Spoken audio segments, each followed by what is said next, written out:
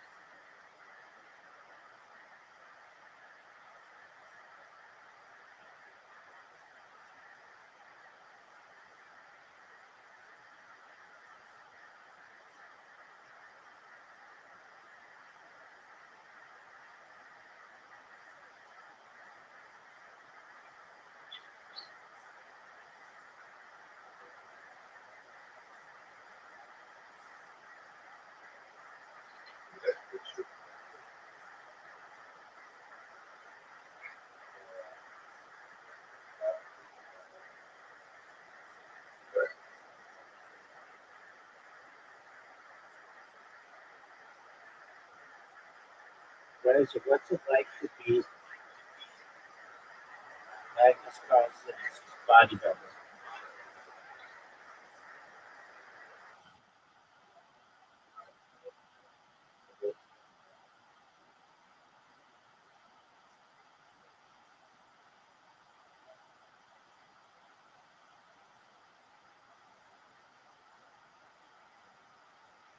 Did he just take your food?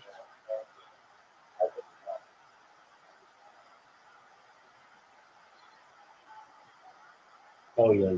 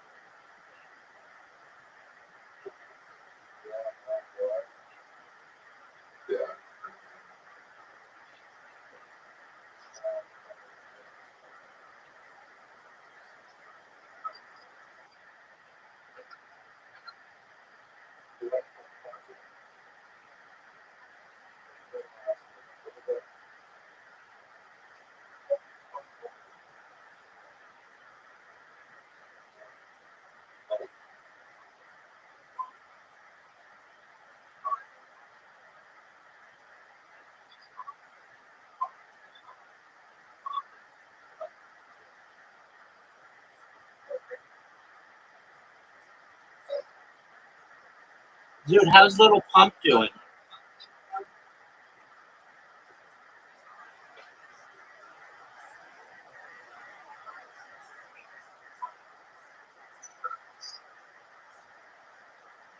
Dude, how is little pump doing?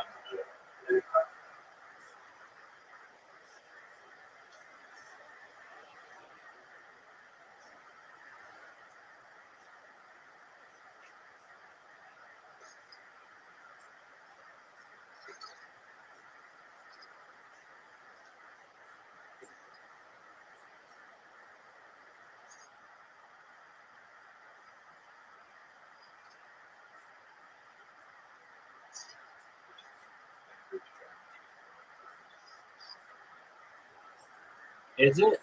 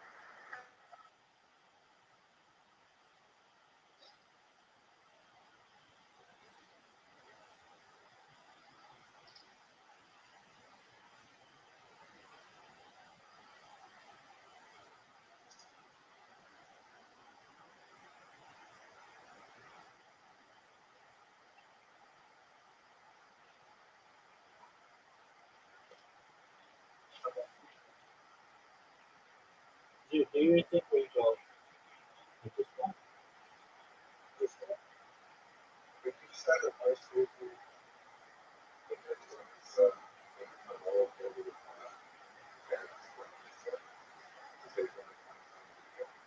Subjective flexibility.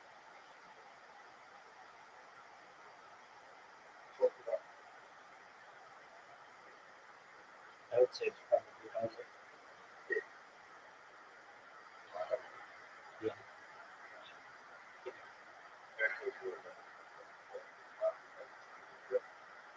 mean, it's subjective. It's evaluated.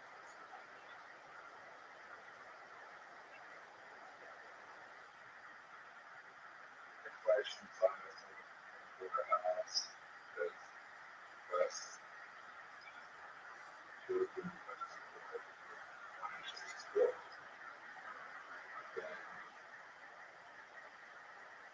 true. Excellent.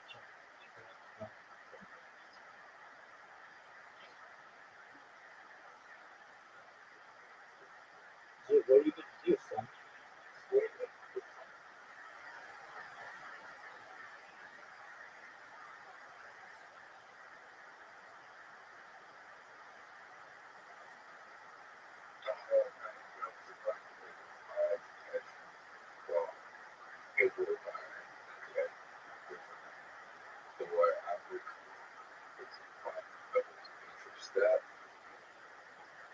Yeah, you're making good points, big dog.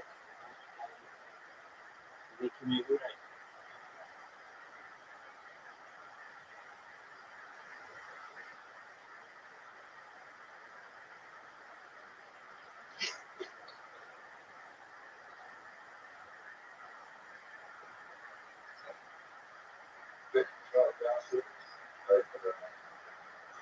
Word, dog.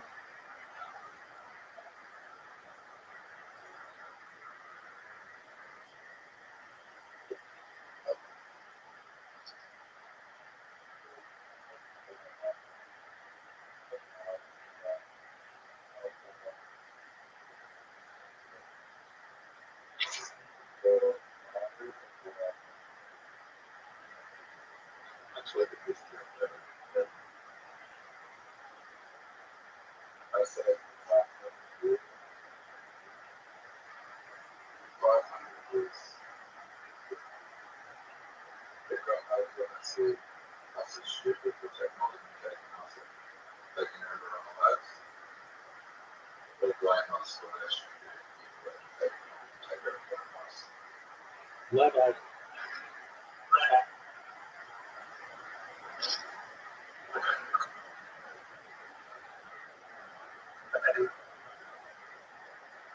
calling all attacks. Rise, you ready.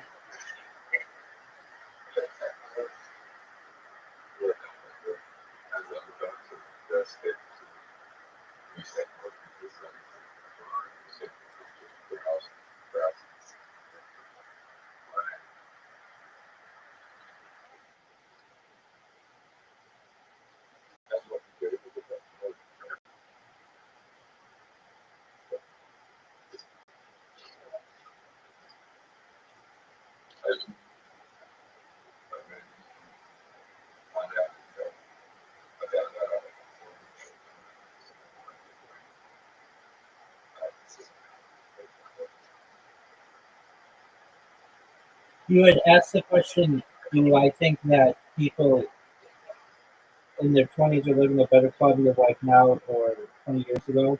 I think it also depends on where you're talking because, like, China has had, like, a billion people, like, an amazing increase in quality of life in the last 20 years. Same with India, same with Africa. And that's like half of the world right there, just population. So I think it depends on who you're looking at. But if you're looking at the Western world, perhaps your comments ring true that it's more difficult to get ahead.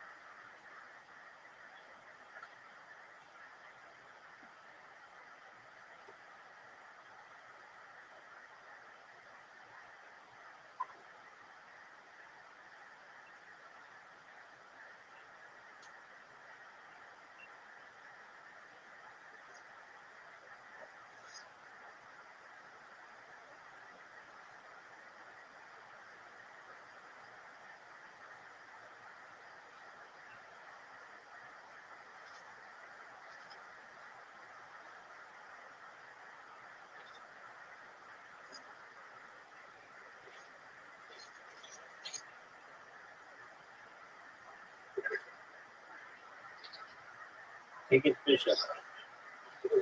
Take it, Bishop. No, not like that.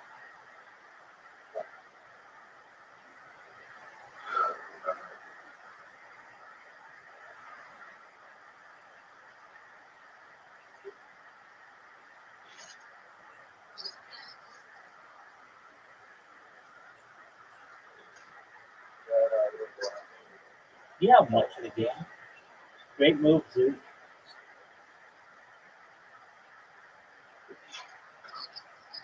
No, terrible move. He's gonna get you with his bishop. Why the fuck would you do that? Dude, that was absolute dog shit. Sorry.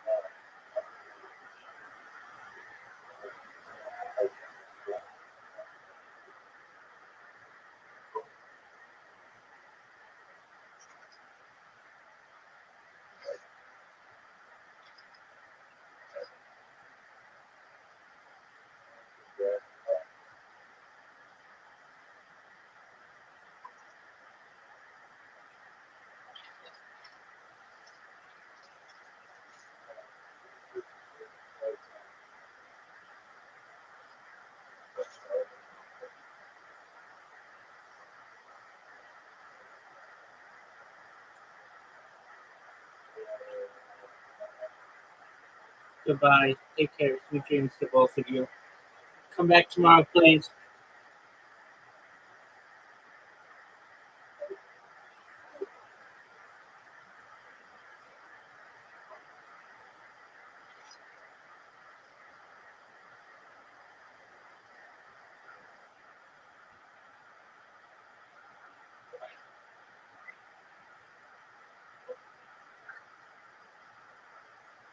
Dude, 3 days until stand up. Are you ready? You're going to record it, right?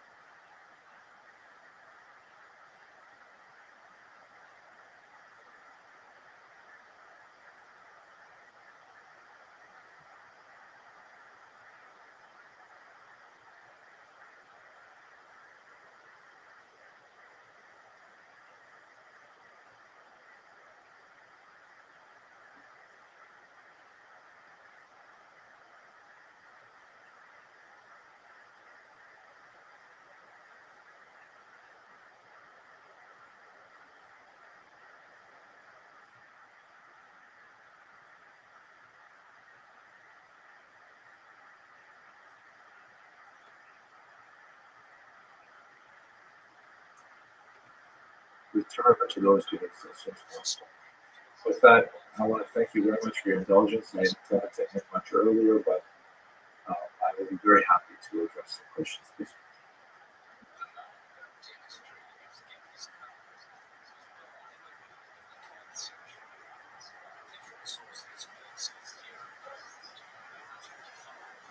I thank you so much for joining us again. This material is very, very difficult, very challenging, and controversial for me. But it is obviously the issue of the day for Jews and non-Jews of Israel and Palestine. My goal, like last week, is to stay within the 1 hour parameter that I can set for discussion. So there is a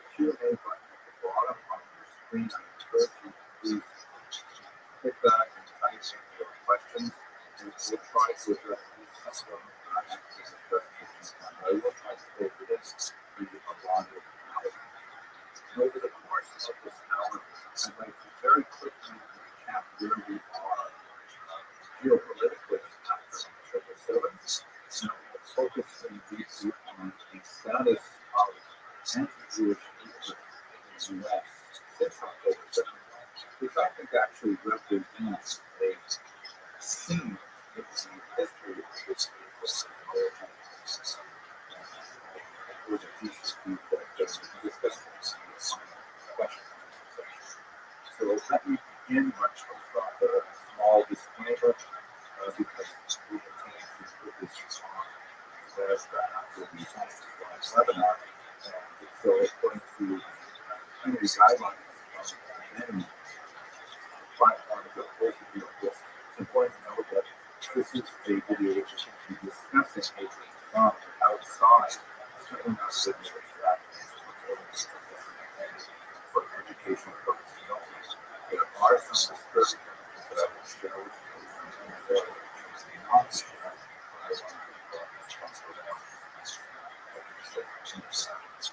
Before October 7th, there was certainly not stability in the Middle East, but there was a certain level, perhaps, of complacency in some circles, partially because it seemed that Israel managed to contain the threats of Hamas in Gaza and terrorism as general, with vigilance, but also with tremendous technology.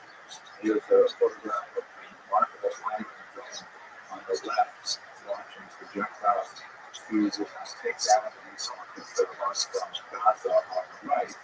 And it's an amazing, remarkable piece of technology that is compared to bullets dropping bullets out of the air. Phenomenal. But, it seems that many of us in Israel have found strategies that were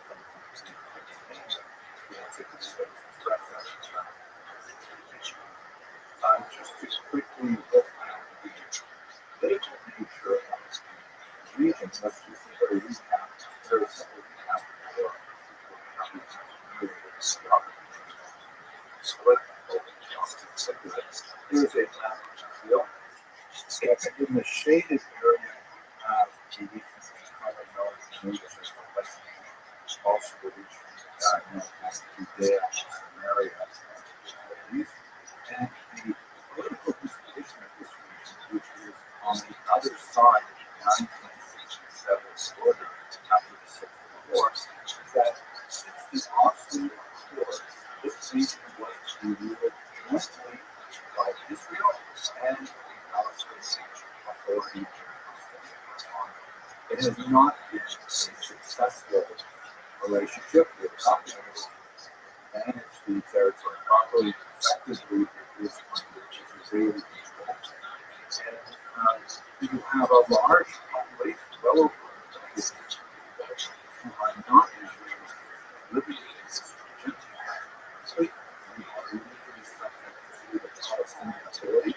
So it is not technically an apartheid because it's a separate state within the boundaries of Israel, but in terms of the legal experience, it's definitely a very distinct separation between the way Israelis were treating and so on, and Palestinians were subject of the Palestinian Authority, relatively.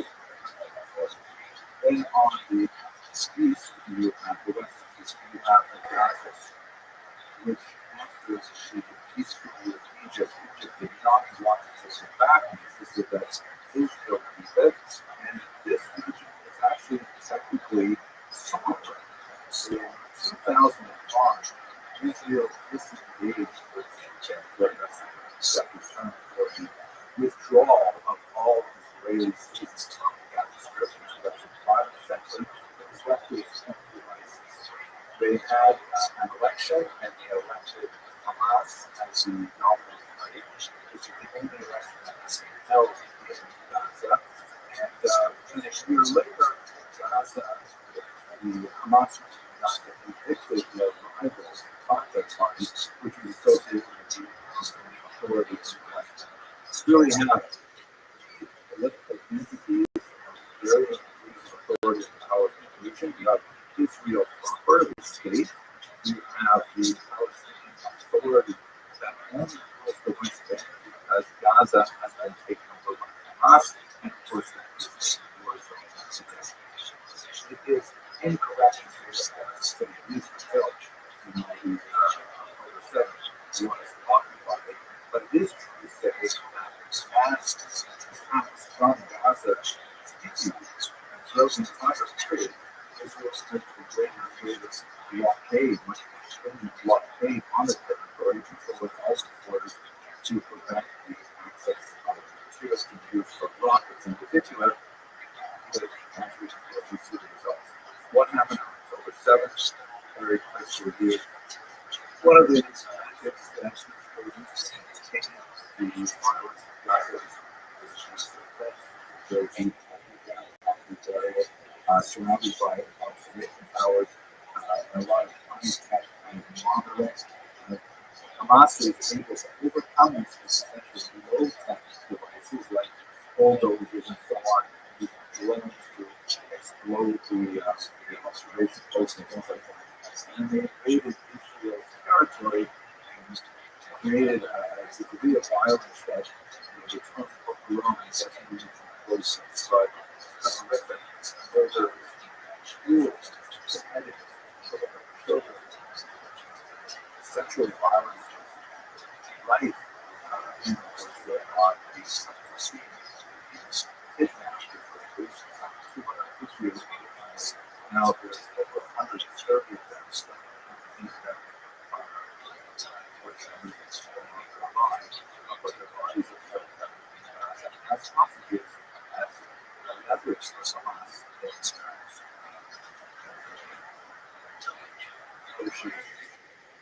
That basically brings us to where we are today. Now, in terms of the history of the 70s, I mentioned last week that we've had a very, very high period where there's world sympathy towards Israel, but it's not really specific attack on October 7th, but it didn't last terribly long. Days after that attack, we begin to see the first statements that emerged from some of the elite institutions of higher education in this country, and including this statement, which was signed by the conservative student groups in Congress, that begin the statement with the phrase, speaking at the Chinese school organizations, hold the Israeli regime entirely responsible for all unfolding violence, and referring to the conditions of siege, essentially, that Gaza was under while Israel was holding its borders. They referred to Gaza as holding their prisoners. Therefore, the implication that October 7th violence was somehow justified as some kind of retaliation, or as we perceive resistance. These are instances of wrong. And the contribution of these times is today is another from Columbia School of Social Work, refers to October 7th counter offensive. And you can see the tutorials we have today towards rules for this, how a lot of School of Social Work is wrong. And there's no question that anti-Semitism needs to explode. Here is a chart from anti-discrimination that records the number of discriminations that are reported over the last few years, and these are all, of course, concentrated after October 7th, which is one of those psychologically very bizarre things that men who use our time to work around provides emphasis for others to look at that as well. But anyway, you see the chart here clearly is the explosion of violence, but it's somewhat steep for this period. Very talented young girl candidate who just stayed about second. This really is the same umbrella of Lucas Campiero. And this is based on reported incidents of anti-Semitic attacks in Canada. And as you can see, the dots indicate the actual number, and the gray line indicate the prospective progression. So since 2002, anti-Semitism seemed to be on the wane. But then all of a sudden, there's this outliers in 2021, 2022, and of course 2023. There's some in the circles there. And he has a lot to say about the COVID surge of anti-Semitism. single question that there wasn't just for the subject that was contributing to the surge, as if there was a preparation as part of this research that COVID allowed for the expression of far more. So this should all be fairly obvious for all of us, especially those of us who are following these carefully, experienced. Exclusively, but also one of the most bizarre phenomena of the period was the strange news many, especially young people, who somehow deface or erase posters associated with those views who were hidden. Sometimes arguing they are propaganda used to justify the Israeli attack on Gaza, which, in a sense, is certainly true to be on Gaza. The main goal is to get these kidnapped out of Utah from Gaza. Another goal, very easy, is to destroy our ability to ever launch like this again.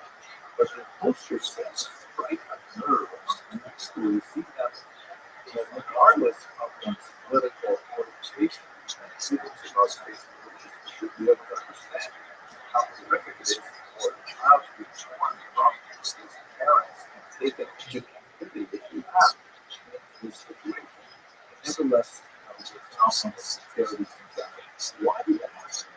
To come back towards the end of this lecture. But let's look at the actual statistics. So this is from the Harvard Harris poll. It's a very well-respected poll that comes out honestly, where they ask a statistically significant number of Americans what they think on a wide variety of issues. It tends to be predominantly political.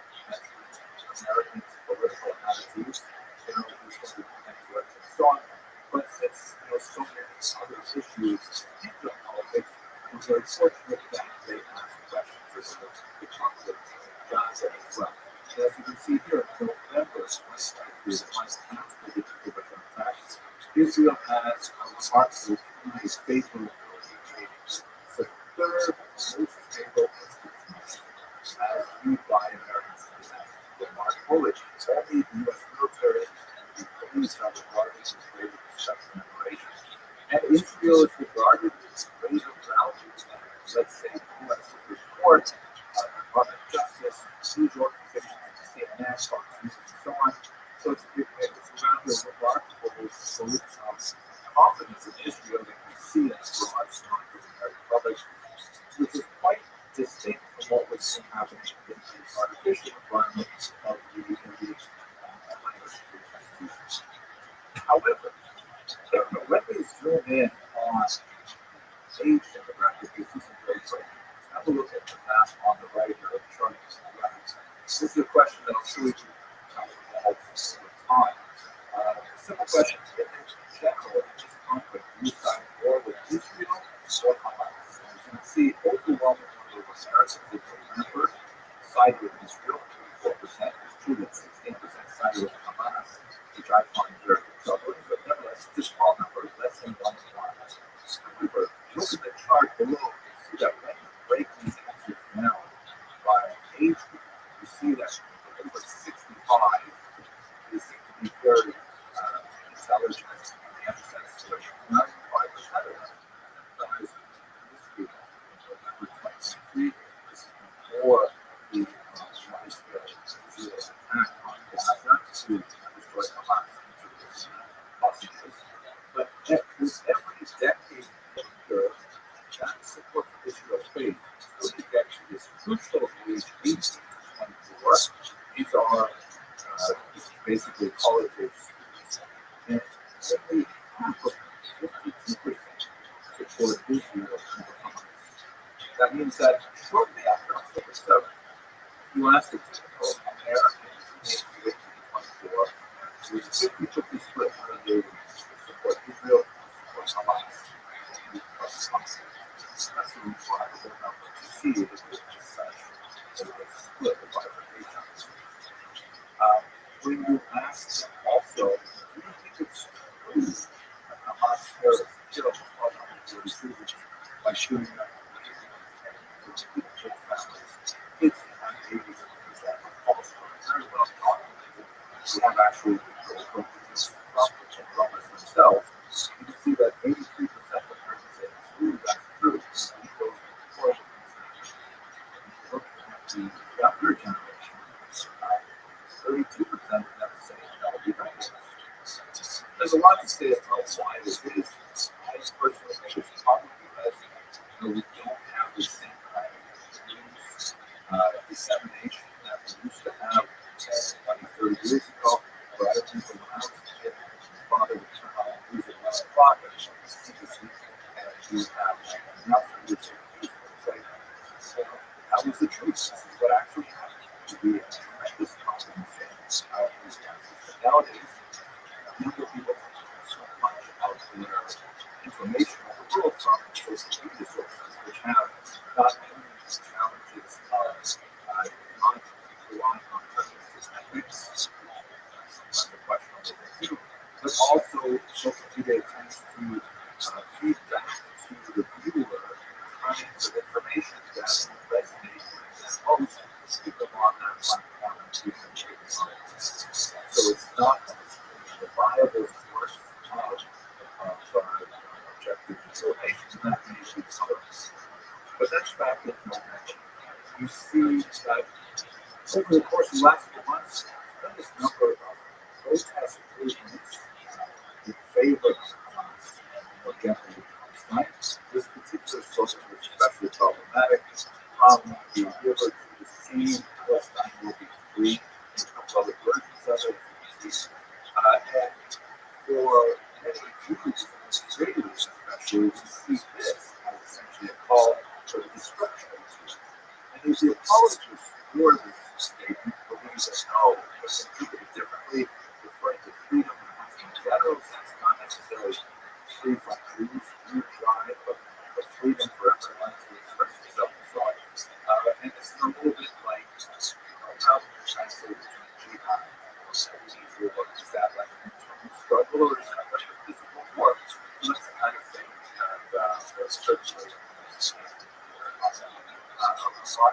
scholars on California actually found that after survey of students, and it turns out that actually most students were counting this with very good geography.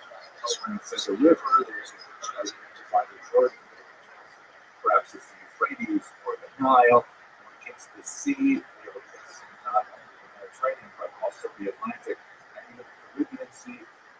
Once the geography was explained to them and how this idea from the river to the sea meant embracing the state of Israel, that actually many of them changed their views of that particular channel and revised them accordingly. And they are supported by the people who are, those who are protesting are supported by a wide network, a very disparate network. I also received this from Mr. Caballero. He sent me several links to organizations that will allow you to download posters that you can use in protest, and there's also many organizational materials and systems 101 that provide coaching for young people to participate in this kind of adventure. And there's a certain element to this that seems grassroots and legitimate, but there are also some very troubling elements that suggest that it may have some outside sources of funding and organization. Just have a look at this, for example. This comes from the Wall Street Journal, the visualization of the number of protests after the killing of George Floyd. And as you can see, there's an eruption in the summer of 2020, shortly after the video of this killing was circulated. And then, with time, the amplitude number of those protests slowly decreases, and especially as you get to the winter time, they drop off to zero. And that's, that looks like a human pattern of people who are spontaneously outraged and express that outrage, and slowly, life moves back to normal. But when you look at the protests that we have been doing lately, amplitude that's on the bottom of the amplitude is very different. It's not a surge in it's pretty constant.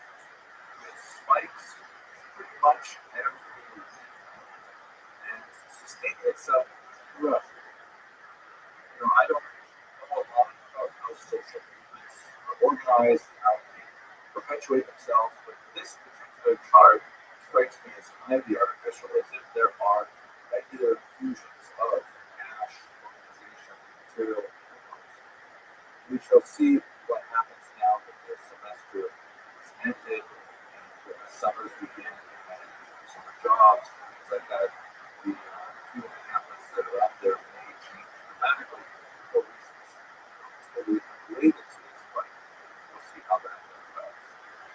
At any rate, if we come to the most recent arbitrary poll, the April poll that was released just about a week ago, on the left, you see the question we've been tracking: do you support Israel or Hamas? You can see that the younger generations seem to have been picking up their studies a little bit, and support for Hamas has dropped from 48% to 43%.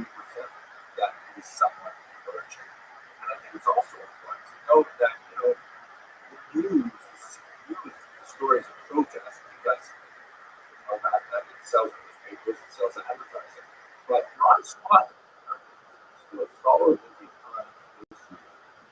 This particular chart, which asks Americans back in April, do you think that Israel should invade Rafah to find the last hostages there and to eliminate the Hamas terrorists who are hiding in the tunnels? 72% of Americans and 57% of our youngest generation say absolutely.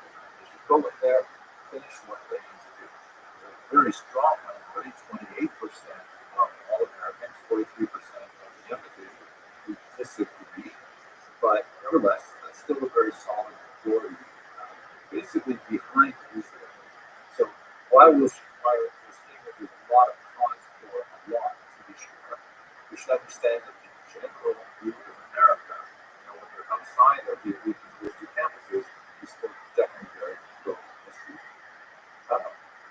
But we are still public body in almost especially. We're going to focus on that a little bit more. At this point, what I'd like to do is to go back a little bit in history and look at the history of anti-Semitism as ideology, as a kind of dark theology, and try to understand how it has evolved over time. Scholars have identified four really basic periods where anti-Semitism adapts to the changing cultural, political, religious, social values of the societies in which it lives. And we can really see the four big chapters in this history. I would like to tender for your consideration that we are now, fortunately, on the cusp of a fifth possibility, a fifth variant. But let's go through the four historical versions. On the left, you see a photograph of Jean-Paul Sartre, a very important French existentialist philosopher. After World War II, he wrote this book that was very small, Reflections on the Jewish Question, which is really, it's a misnomer. It's not the Jewish question, it's the anti-Semitic question. What do we do about anti-Semitism? But he writes in here, si le juif n'existait pas, l'antisémite l'inventerait. Translates as, if the Jew did not exist, the anti-Semite would exist. And Sartre proposes a model of anti-Semitism where the anti-Semite needs the Jew to explain the anti-Semites' lack of success in life.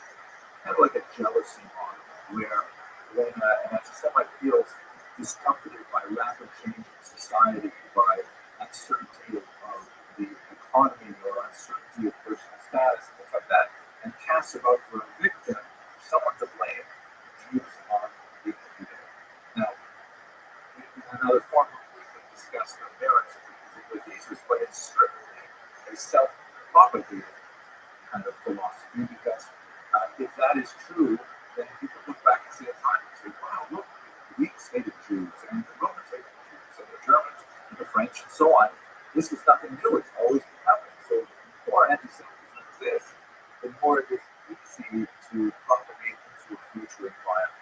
Even in the environments where there aren't any Jews, like in Japan, where you actually have translations of notorious anti-Semitic forgeries, like the protocols of the learned Jews and science. So let's dive into this a little bit. We should begin first of all with the terminology. The word anti-Semitism, especially spelled with an I, was invented by this man, Wilhelm Reich, who was himself an anti-Semite, and he wanted to find a more polite alternative to the popular terms Judenhass and Judenfeinde, which is German for Jew hatred. Now, those are very crude, vulgar terms, so we said, wait a second, I'm not a Jew hater. It's just that the Jews are involved in this world conspiracy, which we'll call Semitism. He borrowed that term from the linguistic theory of in the late 19th century. And I'm anti-Semitism. I'm against this fictitious conspiracy of Jews to destroy the world. This is where we came up with a book called The Way to the Victory of German Jewishness. And because he argued that Semitism was a thing, which it's not, that's why it is spelled in English with a hyphen ironically. It's not spelled with a hyphen, but that's the way the English grammar works. With anti-Semitism, which supposes that Semitism is a thing. Most scholars today have adopted the spelling without the hyphen, because anti-Semitism is a thing of itself. It's not opposition to Semitism. It is a kind of hatred that is just expressed with this bizarre kind of feeling. So that's the term we used, and that's a term that was invented in the 1880s, and it has gained widespread circulation. It may be time to actually retire this term, that this is no longer sufficient to describe what is happening. So let's look at the three earliest chapters and a little bit more time on the modern chapter that is associated with modern portfolio. Classical xenophobia, the term xenophobia means fear of a stranger. Xenos is like stranger or guest in Greek, actually, with an Aramaic term. Aksanya, when you're inclusive of word aksanya, to open up first to praise concrete hosts, so host guests. Guests are all strangers, that's where the servers. Anyway, when you look at the classical Greek and Roman authors, who often have lots of negative things to say about Jews, most of those things are clearly rooted in basic cultural misunderstandings. Like, for example, the Romans would look at the Jews and say, how lazy are these people? They take a day off, one in every 7. How is that possible? That you go through your life not working one day in 7. So they call the Jews sloth. They call the Jews ironically atheistic because they refused to bow down to idols, which was the civic religion of the day. So they are not worshiping any gods, but they must be atheistic, which is hilarious, really, because it's the opposite. They worship one invisible God, which is very hard for the Romans to grasp. So there are all kinds of things like this where the Romans and Greeks felt like we don't get those Jews. They're so weird. So for the activity to them is basically moving very easily explained misunderstanding. This, for example, is the Arch of Titus, the famous arch that commemorates the Roman victory over Judea in the Great Revolt of 66 to 74, the revolt that resulted in the destruction of the temple. And as you can see underneath it, there is this remarkable bas-relief that shows the Jews carting off as slaves the various spoils from the temple, the menorah, and so on.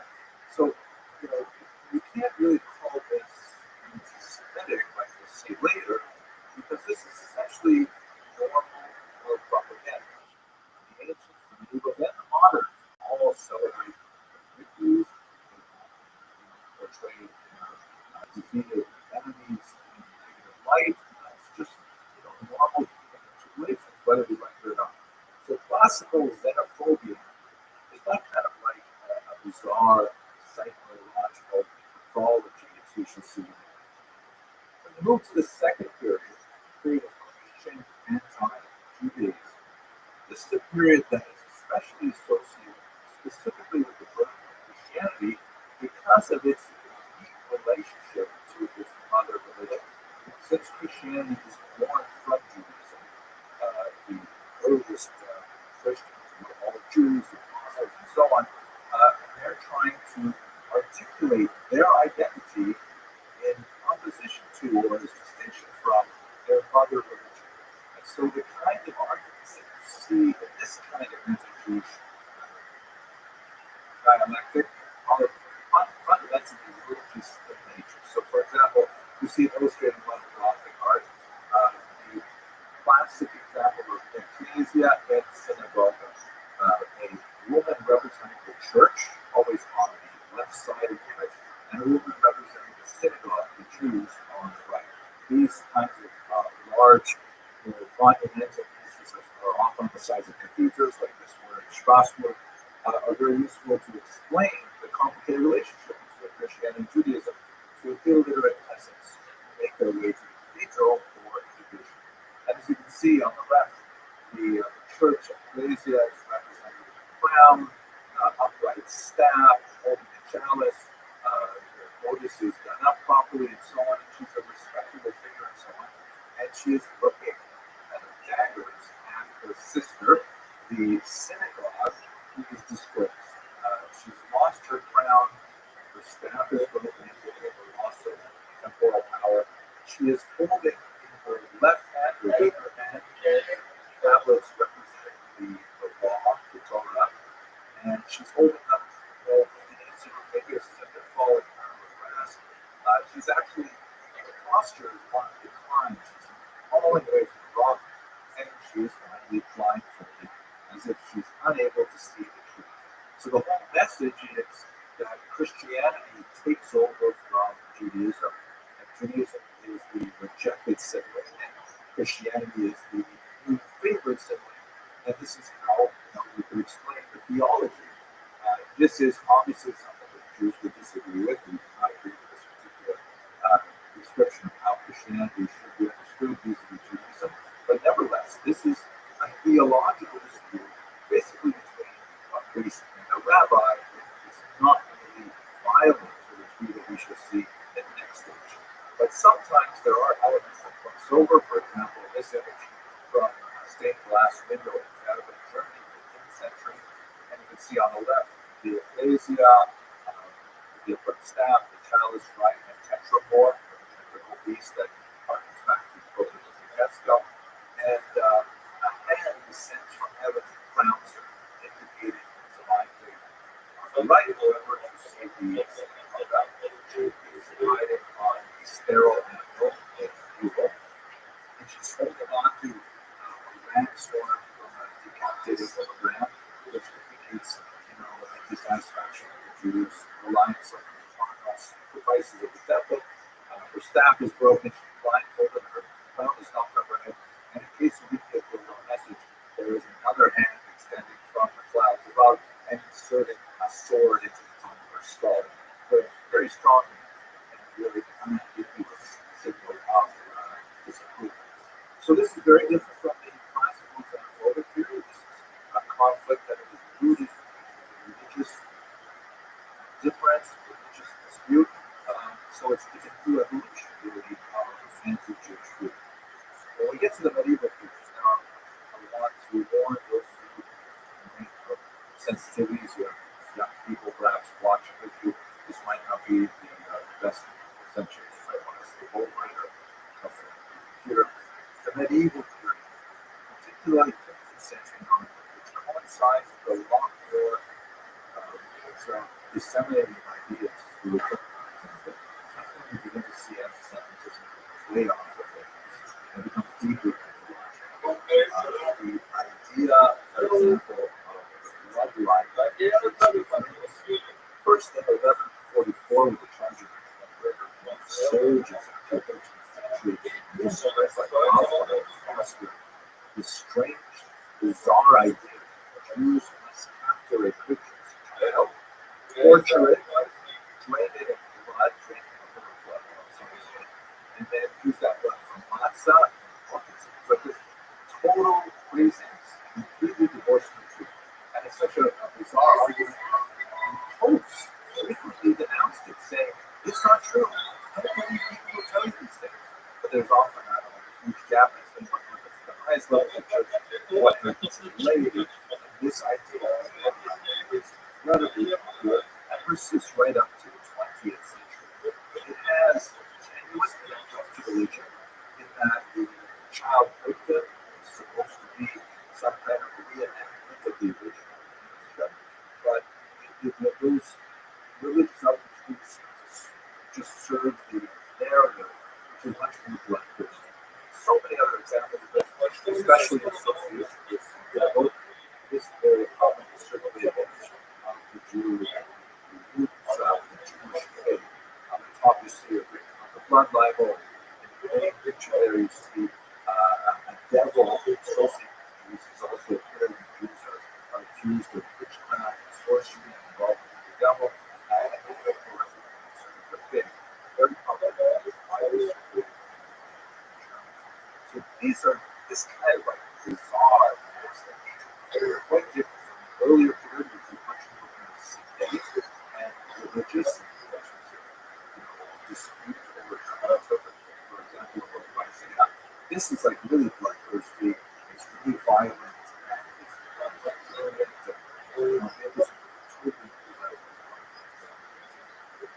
all of these elements, however, do have some vestiges in contemporary English community, such as, for example, the scandalous that was conducted in 2020, which celebrates, commemorates the death of young Simon Trent, which we saw actually 200 years ago, in a hyper-realistic, modern style, and clearly the images of these gleeful Jews torturing this child, one of the most offensive depictions of anti-Semitism in the century.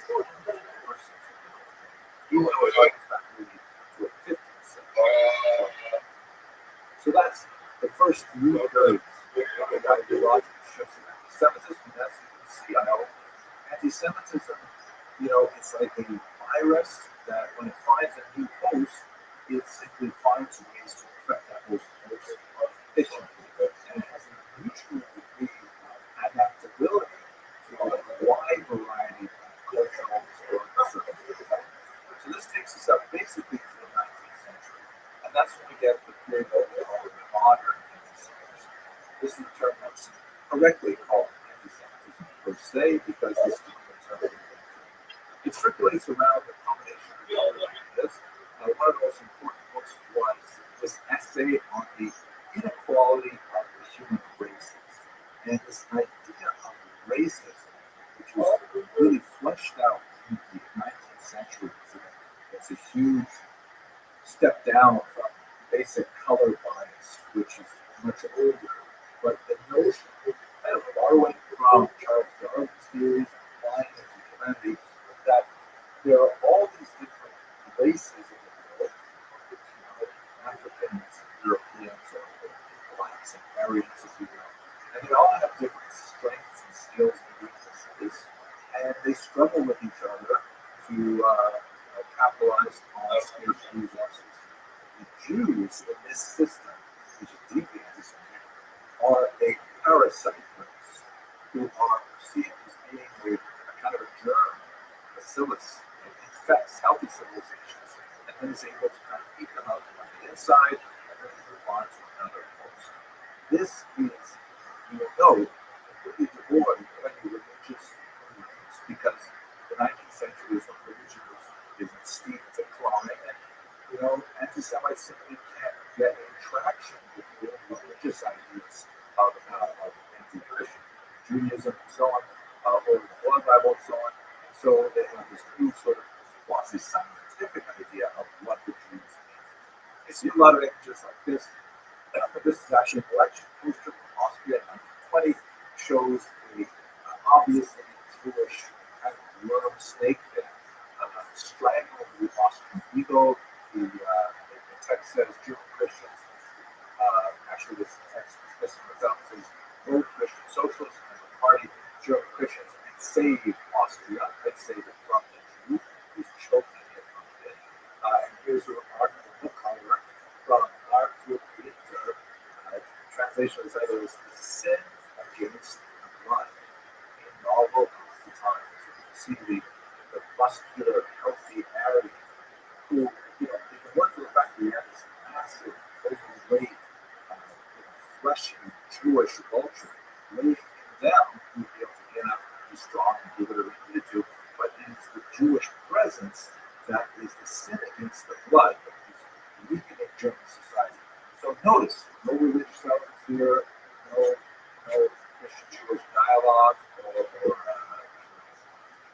apologies, polemics, and one more element, the idea of conspiracy, that the Jews who are racially distinct, often portrayed in this kind of caricature, are engaged in a massive worldwide conspiracy, popularized in particular by notorious protocols of the Zion. I showed you the Japanese translation earlier. This is a forgery that was invented by notorious anti-Semite in the 1700s in the turn of the 20th century. And it posits that Jews are somehow locked into this massive system that has all kinds of things, like he wrote about secret subway tunnels that link to major cities so Jews could move around freely and go in. On the right, you see a typical example. This is Mexico 1930. It translates the invisible world government, the Jewish program to subjugate the world. The wealthy capitalist Jew, see the monopoly man here as well. He's gleefully squeezing the globe to all the blood out of it with his claw-like hands. And this is essentially a message of modern anti-Semitism that we have to the present day. The Nazis were especially notorious in developing this vicious group of racism and conspiracy theory. Here's terrifying children's book, propaganda for preschoolers. It's called The Poison Mushroom Poster. And the full message behind this book for children is that, hey, Jews look just like regular people, just like mushrooms and toasted mushrooms can be edible, delicious, and poisonous. They look the same too. He's an expert to explain to you who is postal poisonous, whereas he was a Jew, even though they look like regular people. Racism, conspiracy theories, all kinds of examples of this highlighting which differences supposedly between Jews and non-Jews and Americans. And we're all linked to some of these kind of imagery that shows the Jewish compact, the Jewish conspiracy with all these Jewish names, obviously, every fleshly, Semitic look at this individual and how they're all connected to one another. So that's how the Nazis took this modern anti-Semitism to modern history. We have, unfortunately, pulled us into the 21st century. The book extremely right. March of 2017, where the chat was, "You will not replace us." Right? The whole idea of the blood, the infiltrating society, taking away the rightful place of the parent, and so on. Sides of jealousy theory. There's interesting kind of spins on this. COVID in particular, that COVID is somehow brought to show off large numbers of Aryans and so on. I mean, these things they would be funny.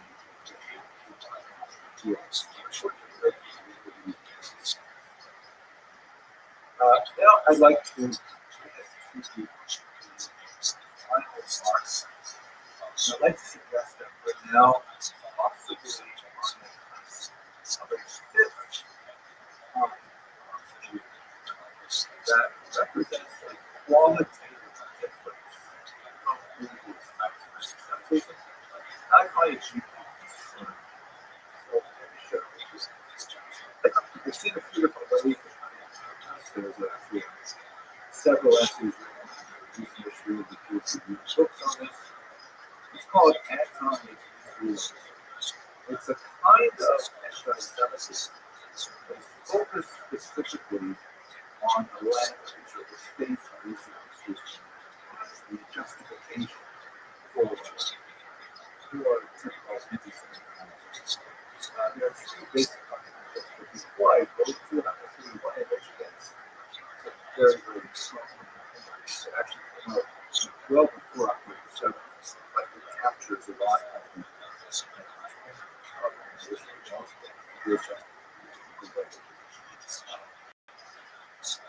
this image, which portrays an Israeli soldier stabbed a child in the heart, clearly evocative of the blood libel, the trend that we saw earlier, but is divorced from obvious religious foundations and is pursued with political conscience. Now, this kind of image, perhaps the person who subconsciously see it, and not blame all the Jews, but scripture blames Israel in particular, and it's hard not to see how the blood libel elements could seep out into the broader sense, call it truly anti-Semitic, larger sense of that very profane, vulgar, I would say that anti-Israelists possibly fit this type of anti-Semitism as three basic fundamentals. I guess we can on this and study it more. The first one is the basic idea that Israel is a illegitimate state. So they like to refer to it, for example, as the Zionist entity, which they don't want to say the word Israel. It may be illegitimate for a whole host of different reasons. One of the practical things about this is that it doesn't have to make sense. It just has to kind of loosely come together on a group. It's not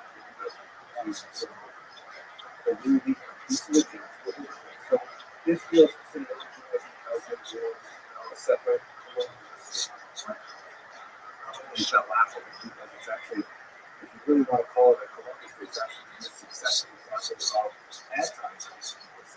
The reverse of Columbus was the return of indigenous people and taking away their country from the ultimate colonial power to the British Empire.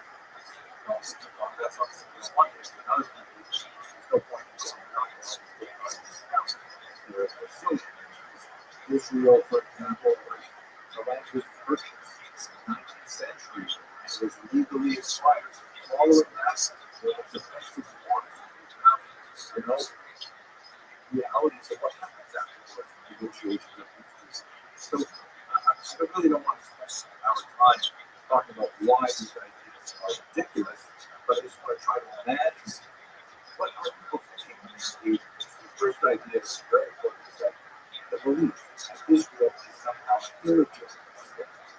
Secondly, because it is illegitimate, anti-Israelists argue that the race and this historical anomaly of Israel is justified, often by including attacks on non-Israeli Zionists, which means the vast majority of the Jewish world was then thought as Zionists who consider Israel.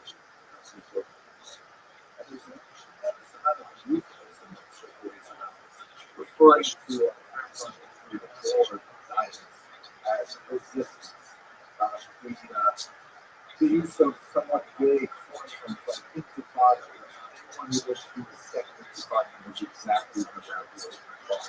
So this is like the second fundamental, the idea that if we accept the premise that Israel is somehow illegitimate, and I would like to see anyone show me a legitimate state by those kinds of measures, that a race is somehow justified, and furthermore, very childish of people who have never had the skill to do what they will likely say this, but they feel to be wiped up from that and stay more people. Third, especially the participation of Jews in these movements, this anti-Israel movements, lends legitimacy to the movement. Kind of tokens but nevertheless, it's very common. It's amazing to me how much we see various Jewish individuals and organizations at the forefront of who plays that, who does that. One of the countries one example I saw last week that I found deeply sad. This is a professor of the Capitol. You can see several members of Congress in the background that's really pleased with the speaker. He is a 19-year-old student with Rothschild University, Richmond area, and she speaks. She actually goes to the store website and listens to the speech. She speaks about how, as a officer, she had no access to an anti-Zionist synagogue. Take it that way she will. There are able to but very few that are truly many that are not Zionist, but anyways, because of that, she felt deprived. She was never met up in Boston. She was never able to do that. But at the encampment during Washington University, where she was demonstrating, not only did they have Shabbat services, they actually had a rabbi come to tour school, and there, in Shahada Square, which is what they renamed that quad, she had her plans. So she was proudly described and discovered her Jewish identity and her Jewish roots in the center of this actually construct. Why did I say construct? It doesn't take much strength to find Hamas statements. For example, she referred to where she had a practice as Shahada Square. This was what the protesters named why Shahada means martyrs square of essentially recognized of course of suicide bombs. And the Shahada is also the 5 pillars of Islam. It is a sentence that proclaims Muhammad's preeminence as a prophet. And it's actually the core of the conversion to Islam practice. So much so that you see it in many contexts. This is actually the Shahada written. They see the green background familiar because this is actually the Hamas flag. So it doesn't take too many levels of separation to get to that level. And what does it mean that a young person would find their Jewish identity specifically in this time? So I'm very proud of myself. I've actually kept myself on time, so I'm going to conclude. But I'd like to take myself just a little bit outside of my comfort zone, if you don't mind. I normally prefer to speak only about things that are firmly in the past. I'm a historian, and it's not my comfort zone to address current events. Nevertheless, I was asked by Rabbi to speak last night at the Queen's Jewish Center, and he specifically wanted me to address, okay, what does history teach us about the Hebrew right now? History is stubbornly silent on what we're supposed to do about the future. History just sits there. Historians, on the other hand, may have something to say. I try to eschew that particular practice, but I feel that since what my co-host asked me, I would make an attempt at my personal you get something to this.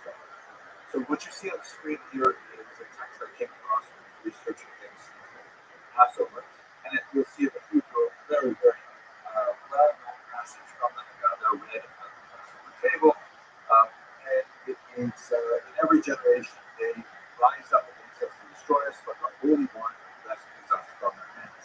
However, under Russian censorship law, no huge text could be published without censor's approval. So in Gilman's 1959, the censor insisted on adding a couple of things to the circle right there in red. He put the rising up against us in the past tense. Right? They used to rise up against us, but now we live in the paradise of Tsar's Russia. That kind of thing doesn't happen anymore. No more anti-Semitism. It's like gorgeous here. And then he changed the divine rescue from the present tense, meaning God is still there always protecting us, back then, even the person who walked around the guitar, therefore we don't always need current protection. That was the censor's attempt to make this acceptable for people. But if we look at another text of this period, I find especially important for this context. This is also, by the way, 1953 is a that's of course a passage through all of it, very solid, offers the solution of repentance and probably what Shiva is in small letters to start. Prayer to love, and tzedakah diminishes their religion. But this is kind of like a description. So looking back in history, I see three really important things that we can speak upon and find out what is true is the progressive evolution. First of all, one of the most awful periods in history is undoubtedly which is characterized by incredible accusations. So fighting between Jews in 1969, why Titus didn't reach the walls of Jews was horrific than what they ever did. Zealots attacking zealots, burning each other's homes, and obviously that meant horrific destruction, terrible tragedy. But at the very same time, this is the tale of Joseph. It is the oldest that have survived. It comes from the first century, probably the first century. And it is everything on Hashem black. The earliest thing that happens is a black. That's the Joseph, paid towards about paid for the plumbing, things like that. And this Theodosius purchase Jews and responsibilities come together and work together. I was especially moved in this context by something that is organized. This is Rabbi first century reform rabbi who has incredible courage to speak just a while ago. Sermons are taken socialist. And he asked this difficult question: why are so many young Jewish programs, graduates and alumni of reform synagogues, use good things? What did Jesus talk about? And most importantly, what should we be doing now? It's still in our life, the core Jewish value of if you define Jewish love, responsibility. Now, I'm not including these issues who I put here, not about my church, anything like that. But I'm saying that the Lord stands because He raised up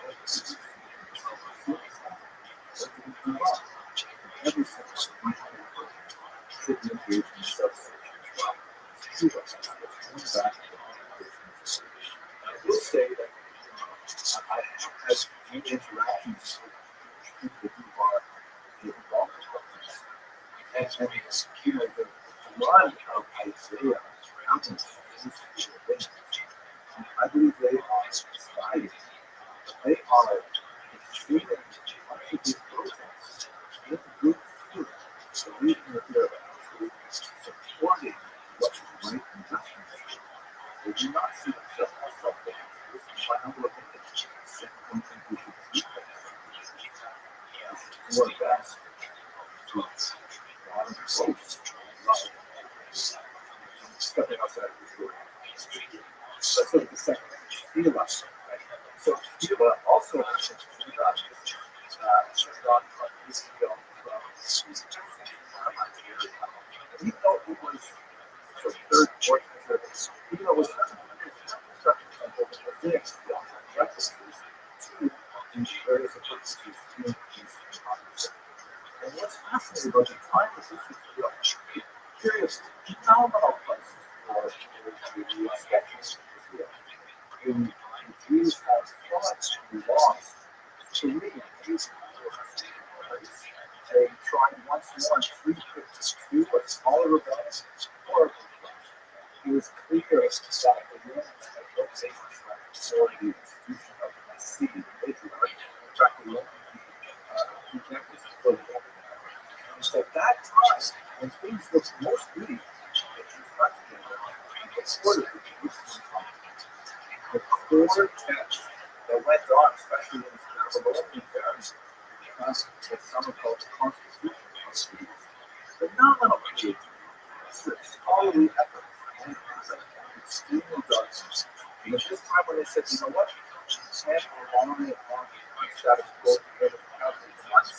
It's now time to fix this mathematical calendar that we don't have to fix. So let's really come together in Cuba and come together in prayer and synagogue to find incredible reserves of strength and creativity to solve problems that survive the Jewish conscience. Finally, the last thing about that online, that's fairly obvious, but I think that it makes me think about my own Ashkenazi roots. And the Ashkenazi, even though it's an incredibly powerful way of Jews of sources of the last 500 years ago, to go back to the roots of the 8th, 9th, 10th century. Tiny little houses living in northern Germany. And they basically have to figure out how to solve their problems on their own. They did not have good rely on technology for centers, and so they developed many major institutions like the ULA as an internal support system that was supported by mandatory taxes on every Jew. It was considered the responsibility of every Jew for every other Jew settlement, and they acted on it, perpetrated the Jewish people, allowed them to survive through series. So these three ideas, Shuva, Tzedakah, my humble opinion, for what it's worth, comes from a historian, not a rabbi, Rothschild, how to use. With that, I thank the community project for the opportunity to speak with you all once again. Food and explore. Thank you very much for your attention and your successes. I'm not sure if you're able to get on this technical problems. So I have a few questions in the Q&A. Let's have a look at those of you who want to respond to YouTube, but so anonymous right? What is the actual ethno-religious pattern that people currently refer to themselves as Palestinians? If we break that term down ethno-religious, the religious term, obviously, the Palestinians are basically Muslims. There are quite a few Christians as well, but in the northern groups, so I don't think that Hamas, that's mostly financial support, not Shiite, but that's basically what it is. Ethnic background, it's clear that most of them are Arabian stock, which is mostly related to Jews who are Jews, amongst others, but they have a biblical test as well. Isaac and Ishmael go together, but it's very messy and difficult to try and tease out the genetics of these manufacturing. Mr. Wineski writes that my lecture instructors and lecture doctors often offer, and of course, this is my regards. Robert Second, why for the JL immigration, but I am not a lawyer and or administrator, and I suppose it's lucky that I have to do this stuff. Yeah, I deal with them differently, but it's a good question. all of that. That's how life, basically, what's the depth of semitism? So, semitism has an idea. It's never made up by people. It's sort of to describe a made up thing. It's real truth. That's what it is. It's not accurate because Arabs are also Semites, not including the world conspiracy. And there is no world conspiracy, so it's kind of a silly family. We have to for the last 140 years. But maybe it's time to retire it because it's too problem. So, what about the ask again? What word should we use instead? I don't know. Geocases, going back to the past. Hard to disagree with that, regardless of the popularity, which is if we want to do this then the anti-Israelism maybe is better. We should vote for it. The opposite of anti-Israelism because you have people who are pro-Israelite, pro-Israel, and still criticize Israeli government. That's entirely around the discourse, as of course the Israelis exercise that to this day. So it's a complicated job. Mr. Cook asks how close he is back to 46 just from a politics. And then I answer that question. So, the skills from Robert, Dia asks, why does this feel so open to something such as Saudi Arabia? Politics, there's a lot of strange politics that it's not at all to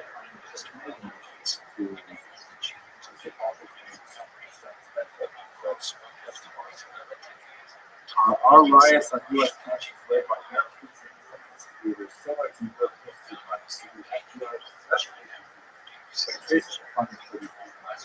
This is quite fascinating. That's coming out of roughly half, sometimes two-thirds of the people who are arrested are not state staff of the university. In some cases, they have identified exceptional lifelong advocates who in organized protests and other cities where they're causing. So there's definitely a certain element of professionalism including a lot of sharing nobody actually see what the FBI do, but this is that's the reducible size of growth. There's money where these people solution to themselves.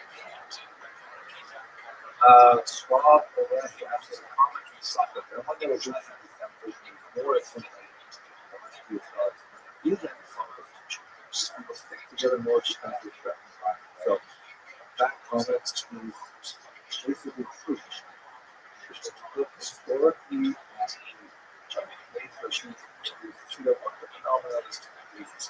that Jews tend to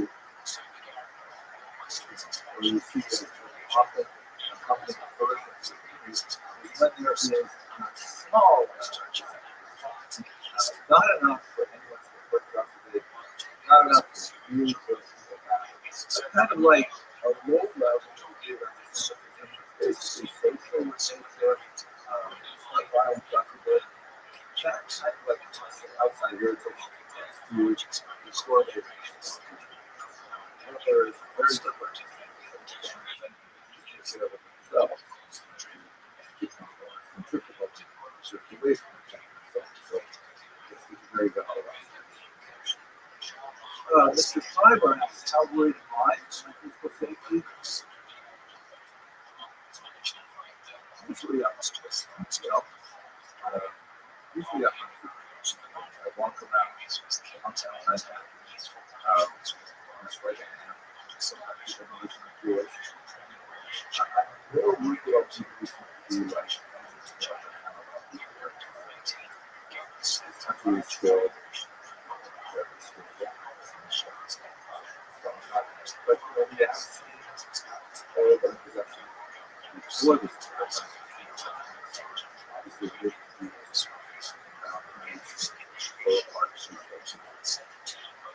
oh, yes, okay. Another thought can be, I don't know if it's the same one, but he or she, and he or she is also took around this group that has done. Also,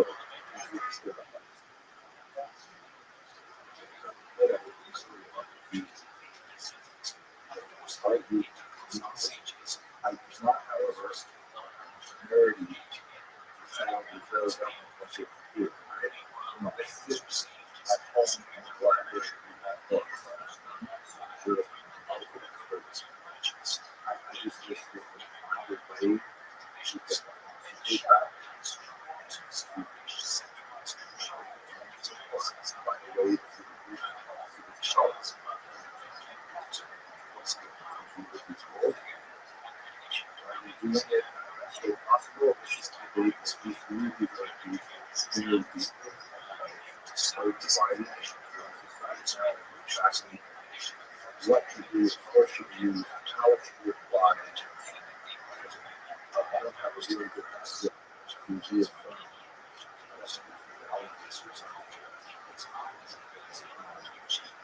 I do the work with the higher power, that's the philosophy.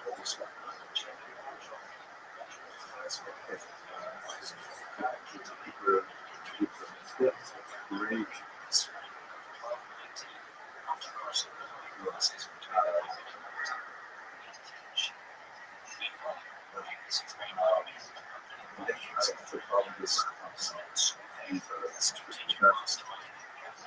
Thank you so much for staying with me so long.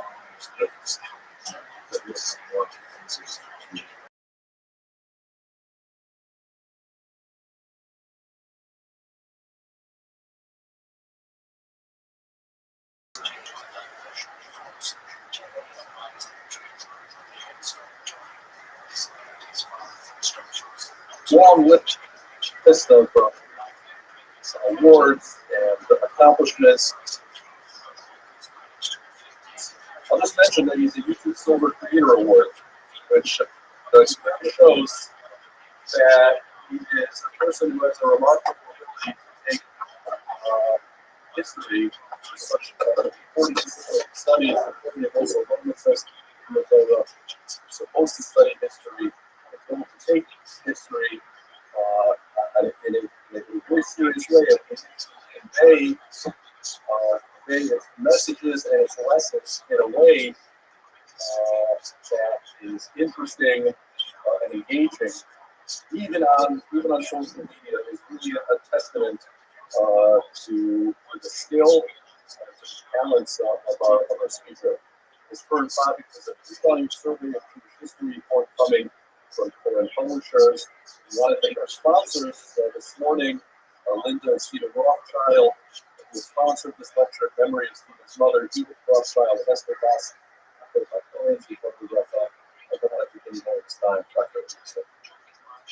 Thank you, Rabbi. I appreciate the very kind introduction. I really enjoy, in a strange way, coming here. I know that the only time I come here is on Tisha B'Av, but your attention and your intelligence and your wise questions are always very well. I cannot push back. You'll have to find the card. Probably closer. That's all right.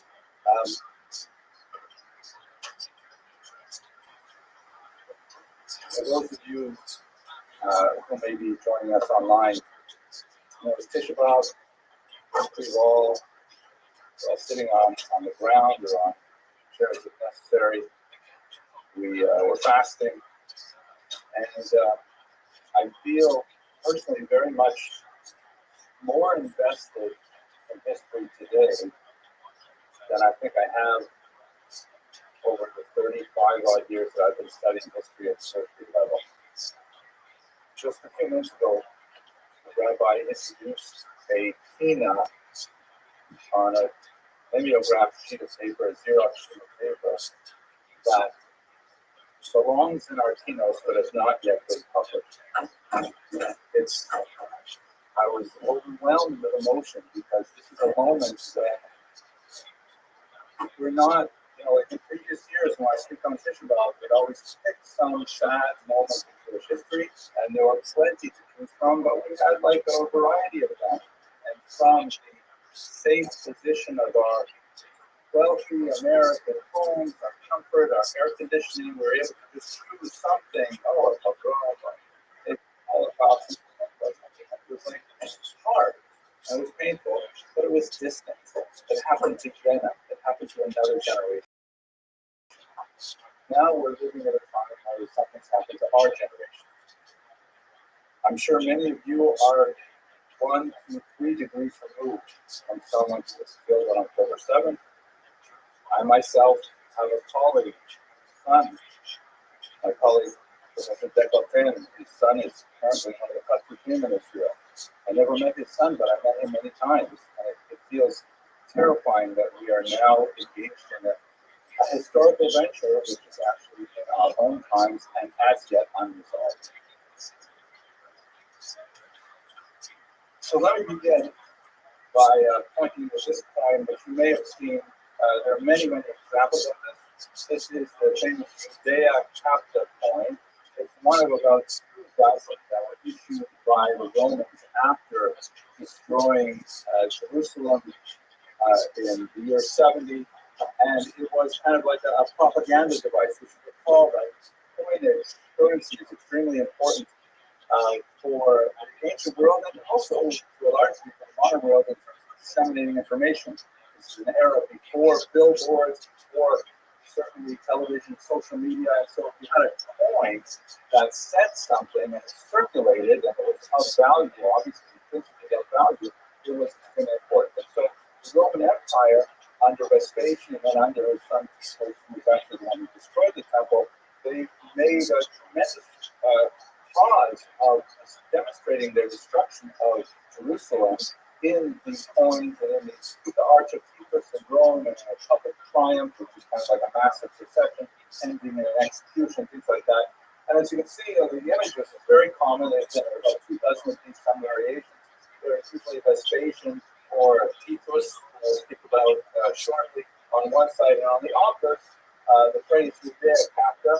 Judea is taken captive with a balsam tree, balsam palm, one of the most famous exports of the region at the time. And there's this looming Roman soldier, sometimes portrayed many, many times the size of this forlorn Jewish woman who represents Judea. As you can see, she's got her head in her hand, she's, as it were, saying compliment. Sometimes she's shown with her hands bound behind her back. And it's all a demonstration of the might and power of Rome, meant to say, as it were, that the Jewish people are finished forever, have totally, brought them to their knees, and they would never again rise up. And this is kind of like famous last wishes have been by many, many tyrants before our past. But what I find especially meaningful about looking at this coin today is a statement that I thought was important enough that I should wrote down at the bottom here. That, when I reflect on what we've gone through since October 7th, it's very clear to me that historically we are the most resilient people in human history. I am hard-pressed to find any comparable people, certainly of similar duration to Jewish people, but who have endured such tremendous persecutions on a cyclical basis over the years. And this oscillation between virtual destruction and then resurrection is something which is deeply characteristic of our people. But that resilience, which we have demonstrated historically, is not something that's passed down genetically. We all, each generation, have to learn the skills that our parents and our grandparents, especially those who survived the Shoah, we have to somehow learn those lessons for ourselves, imbibe them in our breath and in our water, and especially have to find a way to communicate that to our children. As we shall see in today's presentation, our children, in my humble opinion, especially here in America, are most at risk, far more than anyone sitting in this room. So let's go to the material itself. My task for today is really to explore a pasuk that the Rabbi just mentioned a few minutes ago. Supporting also down,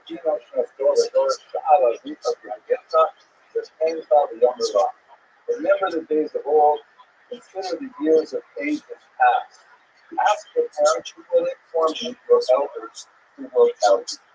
The next pasuk is not really as illuminating as I would want. I would hope the next pasuk would actually say what we're supposed to know, but it doesn't actually reveal it in anything but obscure fashion. But what's relevant about this particular pasuk is that it relates to our existence as a deeply historical people, that it is embedded in our faith and in our government time, that we have to learn history in order to somehow gain meaning from it and pass it on to the next generation.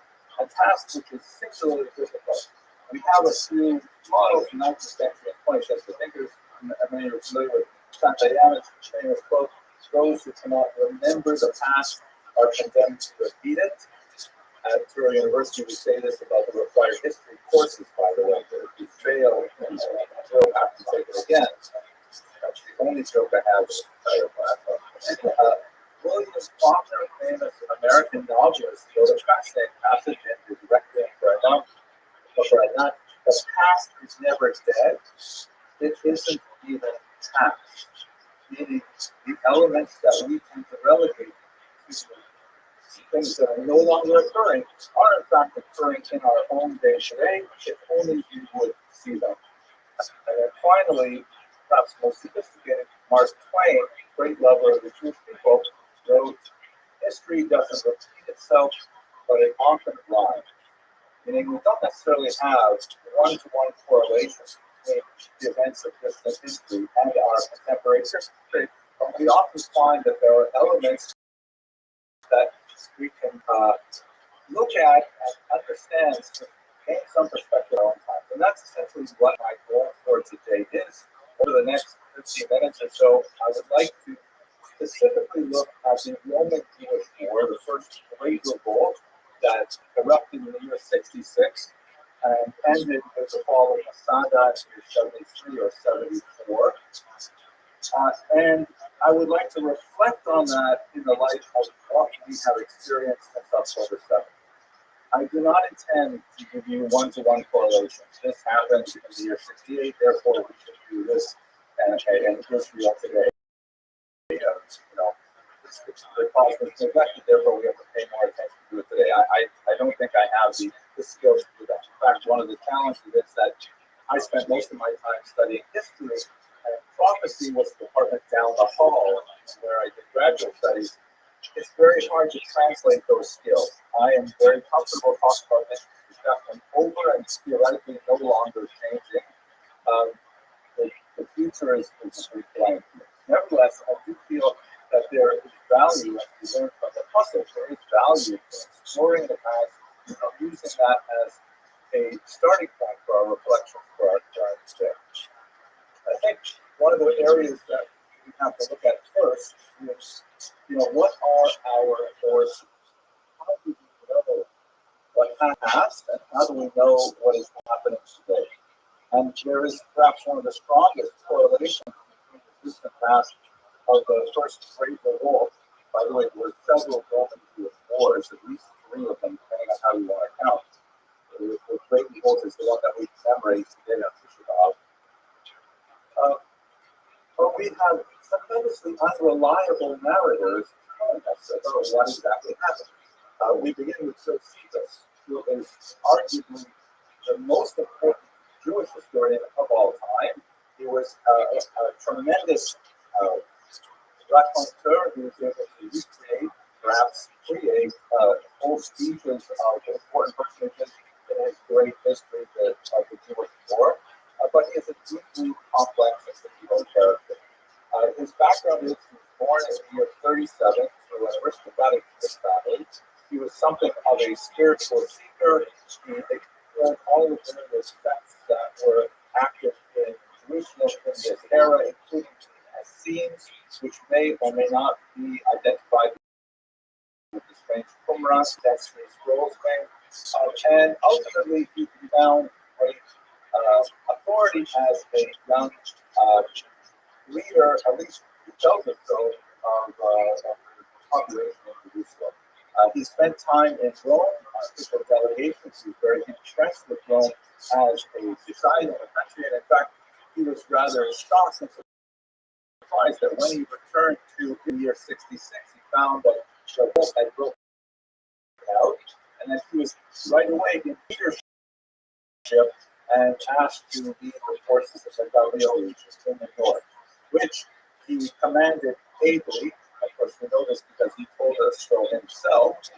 But then, in a dramatic moment, as we shall discuss a little later, in the year 67, he was cornered by the Satan's troops, and he elected to join in a suicide pact with the last fighters that he was with, hiding in some kind of underground cave. They agreed, very much like Masada, they agreed that they would draw straws. The people who had the last straws would, each person would kill his fellow until the people with the last straws would then kill themselves. And then he ended up with one of the last straws. And then he talked to his friend and said, maybe we should rethink this. And they surrendered to the Romans. He ended up becoming sort of like a pet Jew for the Romans.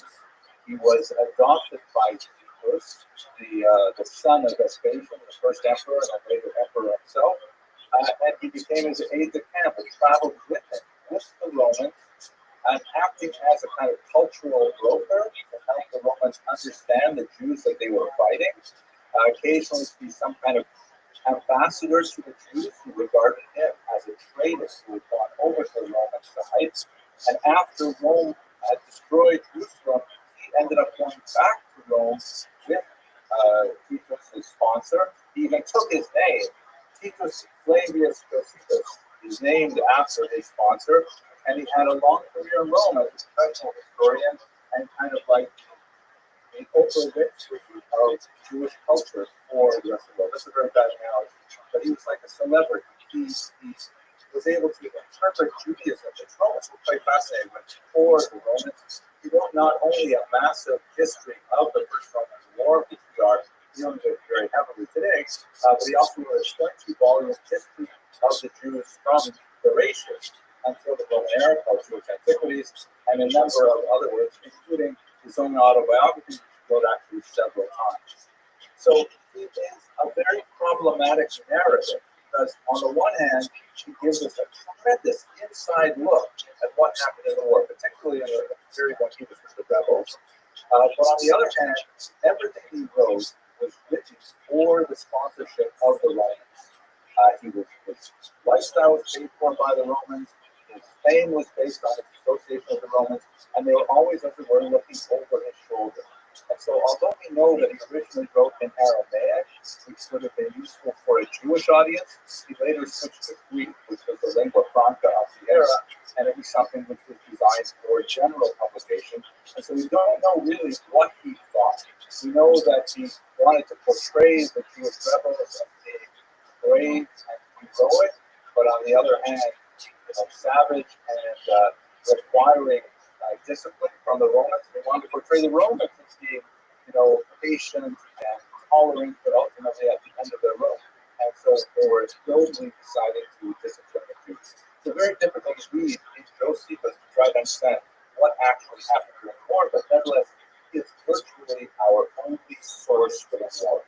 He is a problematic source, but we will rely on him heavily. There's a few other writers, for example, the Roman historians Tacitus and Cassius Dio. Tacitus comes to us with a remarkably anti-Jewish perspective, and Cassius Dio lived some time later, and so is himself very heavily dependent on Josephus. Neither of them offer the same level of detail or perspective as Josephus does, so we're left with this problematic narrative. We also have the church historian Eusebius, also very useful because he's deeply invested in things that happen in Judea, but of course, as a Christian historian, trying to portray a Christological narrative in the history which justifies the destruction of the temple as part of the unfolding of a divine plan, is also problematic for us. But we try and navigate these difficult narratives try to understand what exactly happened historically. Now, if I can take us to our own times, and that's what I'd like to do over the course of this lecture, basically alternate between looking at the ancient world and looking at our own times, we're faced with the same difficulties. We have, I forgot one more very important source, I'm sorry, the Talmud. We have some amazing, fantastic, rich descriptions of the destruction of the temple, of the war in general. The Gemara and Gita, of course, is one of the sanctioned texts that are allowed to be studied on this very sad day. But one of the problems with this particular source as a place where we go for historical information is that it's not a history book. Talmud is not intended to provide us with academic history as a professor in front of a class one night. The Talmud is to edify us, to reinforce our Jewish values, all very wonderful and important and valuable things, but not necessarily the kind of objective history that we would like to get from a more academic presentation. So, for example, in the Gemara and Gita really zones in on one specific cause for the revolt, which is, of course, sinas inam, a baseless hatred, and that's very true. There's no question we can point to real historical sources that identify, episodes that demonstrate phenomenal lack of regard for one's fellow that contribute to the conflict. However, there's so many other factors, political, social, economic, which the Talmud chooses not to discuss, because the element that's relevant for them and for our future is really the sinas inam. So the Talmud, while it does provide a lot of sources for us, is not necessarily the kind of source we need to understand the actual historical reality of the period. But if we move to our time, we don't have such better narrators today. Like, for example, the highly regarded Washington Post. Just recently, and of course, I'm sure many of you are aware of tens of examples of this kind of egregious behavior. They have a headline here on the front page, and the print edition, which thank God nobody reads print anymore. Everyone reads what happens on the Apple feed. Israel hits targets in Lebanon, and the photograph of leaving people at a gravesite. And of course, the photograph is a mismatch for the headline. The photograph is of the Hezbollah attack on the community of North, where 12 playing soccer were killed. And so it's British citizens who were killed in a strike, but the juxtaposition of the headline with the photograph is deeply misleading and certainly only exacerbate anti-Israel feelings among people who just look at this casually. And of course, later they will be caught up and they will issue an apology, which will appear on page 792 and some other text. But the damage is already done. And we can point to many, many examples of these kinds of, one might argue, there are mishaps with the editor, but there's far worse examples, of course, and less reputable. Another one, the New York Times, of course, here in Europe, the explosion at the Al-Asli hospital, I think it was, in which immediately Palestinian sources reported that the Israelis had conducted an airstrike at a hospital, and then it turns out it was actually a Palestinian jihad rocket that had gone awry. So you can see here, within the course of a few hours, the New York Times switches from immediately accepting the Hamas sponsored account, Israeli strikes, kills hundreds in hospitals, now it's going to say, and then backing up, maybe it's not correct, at least 500 dead in strike on Gaza hospital, Palestine. So finally, the most horrors, at least 500 dead in blast at Gaza hospital, Palestinian stuff.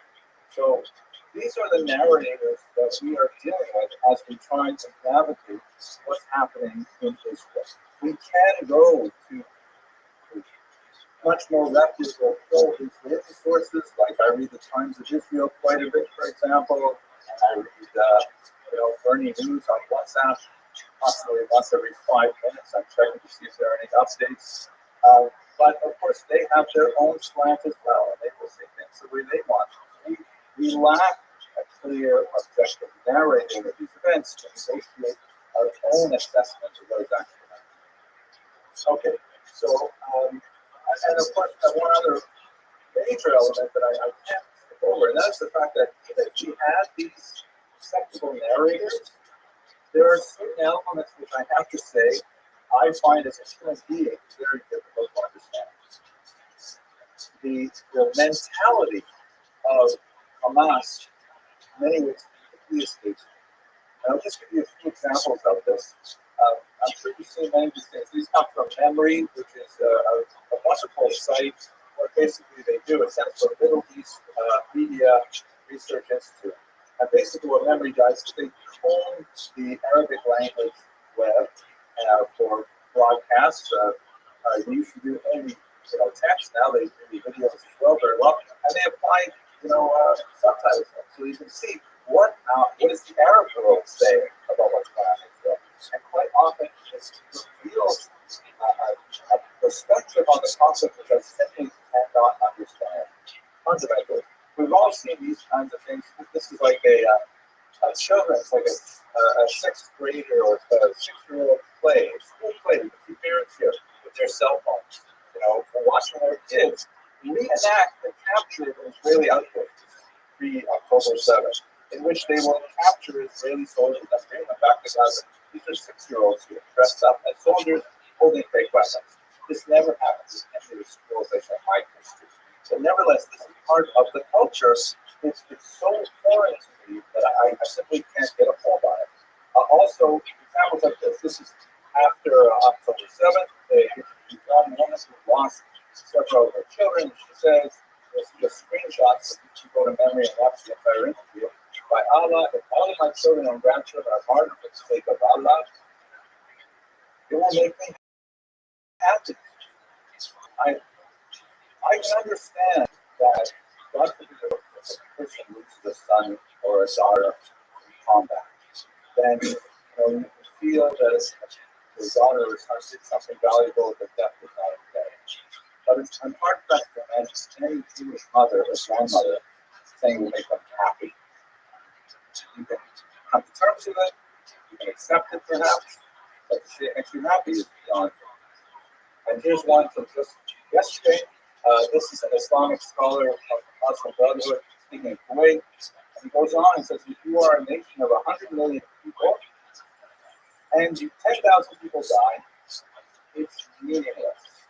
And he pushes further on this. He says, really, we shouldn't be worried about how many Palestinians are dying in Gaza. I simply don't know how to talk to people like this. We don't have common values. And so even if we have a reasonable narrative to explain to us what's going on, we don't know if we're going to get a handle on it because philosophically, he goes on, by the way, to say, and this is just a bizarre point, why is every single person is so precious for the Israelis? Why do we care so much about every single person? He offers this crazy answer. It's because we spend so much money to bring them to Israel. And he has it completely backwards. We may spend a lot of money on individuals, but that's because we care about individuals. We're not trying to hit some kind of geopolitical point. This is the reason there is a war, because they've captured us. Okay, so that's it. That was actually the introduction of the first bubble. We have a few more bubbles left. If it becomes overwhelming, I hope you can just kind of decide to walk out. That's okay. Just probably do it. It's long and hard today. But let's now go to the war itself. So here's what the geopolitical environment looked like at the time of the Great Revolt in year 66. This lighter shaded area is almost all of the Roman Empire. Actually, I couldn't squeeze all of it off the page. It goes up about halfway to the United Kingdom as well. So this is the massive empire as opposed to this tiny little province of Judea over here, tucked away in the southeast corner. And Judea was important in some ways. I mentioned the Balkan Pines, for example, but also as a point, which is kind of like an ancient flyover country where the great riches of Egypt and the connected to the both continents of Asia and ultimately Europe. So it had kind of like the ports as a place of traverse, but it didn't have a tremendous amount of natural resources. And it was a constant headache for the Romans because the Jews were so foreign to them. They worshipped an invisible God, which the Romans had great difficulty understanding. But one thing that they were not was independent by the time we get to the revolt. Many people seem to think, based on a very sketchy idea of ancient history, that Israel was independent and then the Romans came and conquered them and destroyed the temple. But that's not at all true. In fact, the Romans were there from the year 63 before the Common Era. So in other words, Romans controlled Judea for 120 years before Jews rebelled and ultimately resulted in destructing the temple.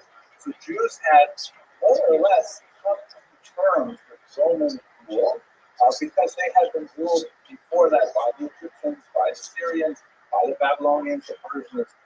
It was definitely not ideal, and the Jews harkened back to the golden age of the Maccabean revolt when they had independence for a short period of time.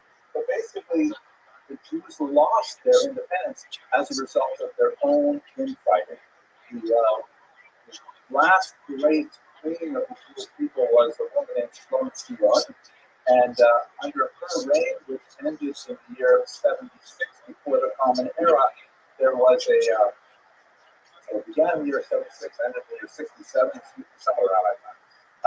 Rothschild had tremendous relations with all the various groups and ideological factions in Israel. The Gemara says that during her reign, things were so good that even the produce were bigger, even the avocados were larger because Rothschild was such a tremendous queen. However, upon her death, her two sons fought over who was going to be king and who was going to be going governor.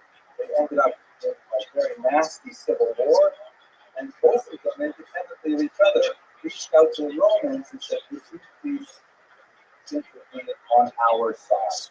The Romans said, "Fine, we'll be happy to help you out." They came in, and in the year 63, under General Pompey, they decided to keep Israel for themselves and incorporate it into their empire. This is a scene that's from the 15th century reproduction of Pompey entering the sanctuary. The Gemara also speaks about that. The Romans were deeply curious about what exactly the Jews were worshiping. He simply could not believe that there was no idol in the sanctuary itself. And so he kicked himself in there and also did some atrocious things as well to defile it. But basically, after that, they left the Jews alone. The Jews had to live under Roman rule with the kind of disabilities of being a subject nation, but it was something that the Jews were used to and could tolerate. So let's look at why did they rebel 120 years after Rome's grip. So there are several things, several factors. One factor that led to the revolt was a tremendous history of Roman misrule. If you recall the map with Israel way out here in the Romans, basically Israel was the kind of place where the Romans today was where Romans send off their second, third-rate administrators, and the expectation was that they would keep things safe, keep things quiet, and they would enrich themselves through various taxes and various strong arm tactics. It was not, the Romans didn't go to Israel with a sense of elevating society and bringing them up to a higher level of civilization, so on, improving their economy. But basically, it was a place where Roman governors go take advantage of the Roman population. And so we have a series of Roman governors who are extremely poor and cruel and rapacious. But that's held that thing as for a good 40 years. We had a very strong Jewish king. By the way, during this entire period, we do have a Jewish king in Israel. The Romans appointed a king as kind of a client king, a puppet king. And the king would have to pay tribute to the Romans, but nevertheless, we had our own leadership under the Romans. The most famous, of course, was Herod, who was definitely a maniac who murdered several of his own children, murdered his wife and brothers-in-law, and so on, and was paranoid and fanatical, but at the same time, he, as it were, kept all the trains running on time as well. He was a very manipulative opinion. He poured a lot of money into public works, building many cities and harbors, both in Israel and around the region as well, to garner regional fame. In fact, it's somewhat awkward because Herod was such a bad guy as an individual. He's the one who renovated the temple, and when we worship at the hotel, we're worshiping at stones that Herod's bricklayers placed there. It's his renovations which have stayed the course of time. So when he died in 4 BCE in a paroxysm of fratricide, killing off his children, his wife, and so on, then Israel lost its strongest client list and went through a period of chaos where we have very, very weak kings. You may be familiar from the Gemara, those here are Agrippas. There are actually 2 Agrippases. The first one was actually pretty good and very pro-Jewish in many ways, but he didn't last very long. He died in 44. His successor, Agrippas II, his son, is actually just a Roman crony who worked with the Romans throughout the entire period of the war and essentially was a complete traitor to his cause, even though he was the king of Judea. So after Herod died in 4 BC, we have especially bad Roman governors who are once again more authoritative than the king himself, imposing phenomenal taxation, not caring at all about supporting public order. So there was a tremendous amount of heavy taxation. There was a tremendous amount of lawlessness among Jews in the north in particular. There was highwaymen, priest-timid, term that's used in the Talmud, and finally their lack of cultural sensitivity, in particular because the Romans simply did not want that Judaism at that time was especially allergic to any kind of image of an animal or a person like that. They had to mint coins separately that the ones circulating in Judea did not have faces on them. They might have rulabouts or things like that. But the Roman cultures would have no problem like putting people in demonstrate Roman authority, and this was deeply offensive to the Jewish population as a whole. The last of the procurators was Ananias Florus, who was especially known for his ineptitude and really exacerbated tensions within the population. Secondly, another cause involves the very ineffective leadership from traditional Jewish aristocracy and consequent growth of sectarianism. The king Agrippas II, who was our king, Jewish king at the time, but essentially completely dependent on the Romans for his position. At times, he attempted to quell the growing rebellion, going into Jerusalem with some of his troops, but finding that he was going to meet with opposition, he simply fled to the north and abandoned his Jerusalem to his fate.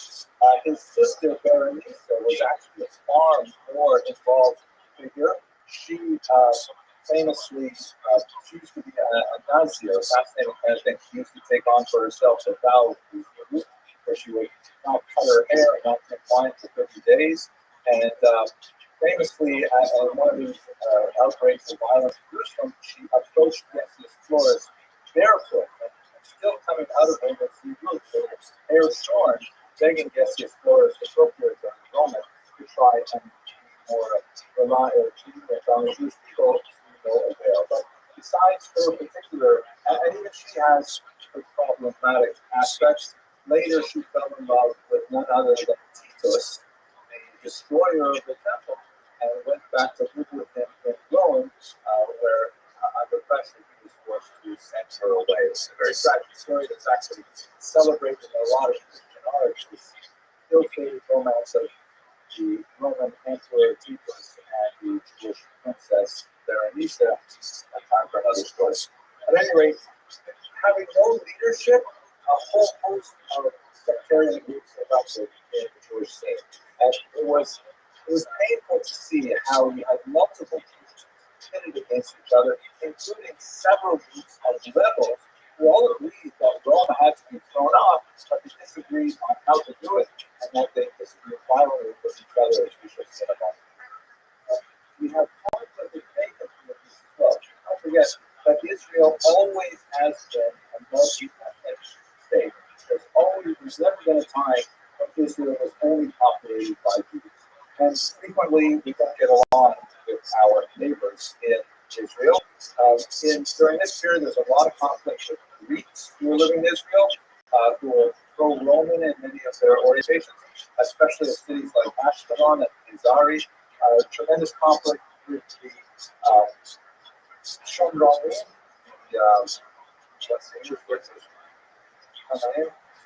Samaritans. Thank you very much. My mind, I guess, must be because I'm fasting. The Samaritans who are, how exactly put them on the Jewish scale is more complicated, but there's a lot of conflict with them as well. And in fact, the sparks that lit the entire conflict was essentially a real estate dispute in Caesarea between Jews and Greeks over the construction of a synagogue.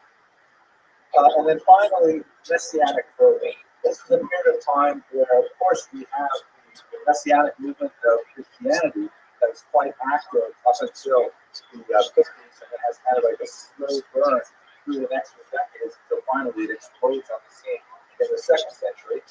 But that was only one of at least a dozen that makes themselves connected.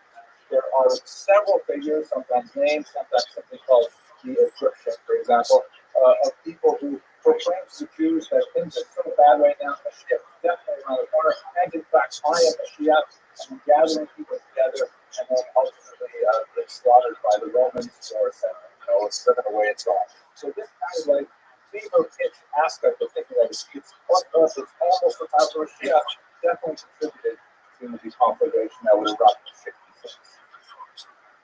Let me take you now to our time and try to understand the origins of the war from Gaza. So I know passing around the room, you look like a very intelligent and learned audience, so I hope this won't be too much of an obvious review for you, but for those of you who are younger, perhaps it will be useful. So Gaza is here, of course, a tiny strip that juts out into the southwestern section of Israel. It's called the strip because it is shaped sort of like that. And its space between 1948 and 1967 was that it belonged to Egypt, located over here. This map, by the way, is the map of Israel in the 1949 ceasefire line, right after the war of independence, 1948-49. This is what Israel looks like until 1967, when in a remarkable 6-day war, they launched a preemptive strike because Egypt and Syria are going to attack Israel, and when the United Nations, which has troops in Sinai, decides that it's too dangerous for them, and Rothschild, the head of the United Nations, decides to remove the peacekeeping forces separating Egyptian tanks from Israel, Israel decides to launch this preemptive strike, which is amazingly successful. It was over in 6 days, even though we're somewhat less because they destroyed the air force of the Egyptians in the first day. Israel expands dramatically. Israel takes over the Golan Heights, which has since been annexed because of its strategic value of looking over to Syria.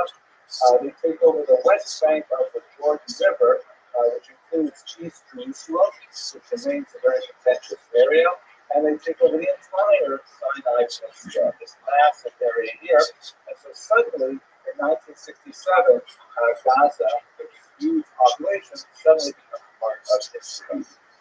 It is, but amazing things happen in 1978 with the Camp David Accords when the president of Egypt and Jimmy Carter, president of the United States, and Menachem Begin, prime minister of Israel, signed a remarkable peace treaty. And it is not an especially warm peace in Egypt and Israel, but it nevertheless has held with minor skirmishes since then. In return for this peace treaty, they look very happy here. Unfortunately, Anwar Sadat would be assassinated by the Muslim Brotherhood in a public stadium shortly after, as he dared to make peace with their neighbor, with Israel. The Muslim Brotherhood is, of course, one of the forerunners of Hamas ideologically. And so what that means is, shortly afterwards, with great protection, Israel ceded the entire Sinai Peninsula to Egypt. There were several Jewish outposts that had been constructed here, and it was very difficult for the Israelis to actually remove Israelis from this region and repatriate them to Israel, but nevertheless, massive territorial concession. It nevertheless did result in a fairly stable peace for the last 40 years. Then, so Israel now, by the way, one point, Egypt refused to take back the Gaza Strip. Egypt says, we'll take all of this desert, thank you very much, but we do not want this massive collection of Palestinians. By this time, they were using the name Palestinians to describe themselves. We do not want to incorporate that into our country. They had a terrible reputation for destabilizing the region. Jordan, Lebanon, Syria all had difficulties with the Palestinian population. Jordan is actually a majority Palestinian. He suffered a coup in the 1970s that they only barely pushed off. And so Egypt said, we do not want the headache of Gaza. And so they left it under Israeli control. It was not annexed like the Golan Heights was, primarily because if Israel were to annex the territory and make it part of Israel proper, they would have to find some way of giving citizenship to the Palestinians living there, which would create a demographic unbalance and would remove Israel's status as a Jewish country. As I'm sure you're aware, Israel struggles with two basic values. It's constantly trying to do two things at once, and many times these values clash. Israel wants to be a Jewish country, obviously, designed as a refuge for Jews, that's the way Herzl thought of it, and it also wants to be a democratic country. It wants to, absorb the values very much like America. It needs one person, one vote. And so the challenge is, if you don't have a majority Jewish population, then it can democratically very much vote to simply no longer be Jewish. And so democracy, democratic values, are sometimes sacrificed to preserve the other value of being a Jewish state. This is a highly problematic challenge that Israel is constantly faced with, and it's really at the crux of the one-state versus two-state problem. So Israel is forced to administer the state. They use the term either as an occupied, sometimes those have good connotations, and a small number of Jewish settlements are set up here, satellite areas. The regions colored blue, Jewish settlements between 1967 and 2005. Some of them very successful ventures like the Gush Katif, hydroponics, and so on were developed in Gaza. However, by the year 2005, Ariel Sharon, the Prime Minister of Israel, decided that it was a demographic time bomb. There was no way that they could hold on to Gaza with its some 1.5 million Palestinians and roughly 5,000 Jews. It's an extremely expensive endeavor, not only militarily and economically, but also socially to preserve it. And so, in a matter of great controversy, but supported marginally by the majority of the Israeli population, Sharon pulled out of Gaza completely in 2005. And so it was a very traumatic moment, much more traumatic than what pulled out of the northern side. But the thinking was, maybe, first of all, someone says we can't keep Gaza because there's too many Palestinians that at some point they're going to demand citizenship. The United Nations will force it upon us. What are we supposed to do with them? We don't want to be jailers. So that's one aspect. And the other aspect was, maybe if they finally have their own region, which from the promise of tremendous investment from Arab nations, from Europe, from America, they will begin to civilize themselves, and they will develop a society that we can live alongside as many of those have like the ultimate utopian hope. The Gazans responded relatively to this, which you'll see. In 2005, briefly part of the Palestinian Authority, which was an organization or an entity set up to try and meet the requirements of the Oslo Accords by giving Palestinians a degree of autonomy in both the West Bank and Gaza. It was primarily engineered very much like the previous photograph with the American president in the middle. Yitzhak Rabbi on the left, the Prime Minister of Israel, and Yasser Arafat, former terrorist who later became the head of Palestinian Authority on the right, for his efforts, like Saddam before him, Yitzhak Rabin was assassinated in 1995. But after 2006, when they had their first elections, the Palestinians in Gaza voted for Hamas. It was not an overwhelming result. You can see from this heat map, this is the West Bank here, you can see the regions where Hamas did fairly well on the West Bank, but Fatah, which was Arafat's party, did better. And here, the main reason they won Gaza is because of their strength in Gaza City and to the north. But shortly after a narrow victory for Hamas, which was a terrorist organization so designated at the time, they had an internal civil war and they drove out Fatah entirely. So the region was, as a result of that, it was entirely controlled by Hamas. And their response to Israel was not the peace loving, we're going to use all this foreign investment and we're going to build up a society. Rather, they used it as a staging ground for a highly ideological war, which was characterized primarily by an incredible number of rockets sent out from Gaza against Israeli civilian targets. Israel was remarkably able to defend against many of those targets with this phenomenal technological treatment of the Iron Dome.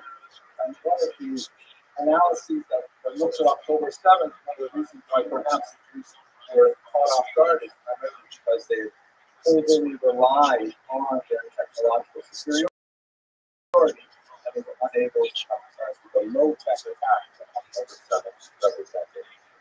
So that basically brings us up to the present day, looking at the eve of the war.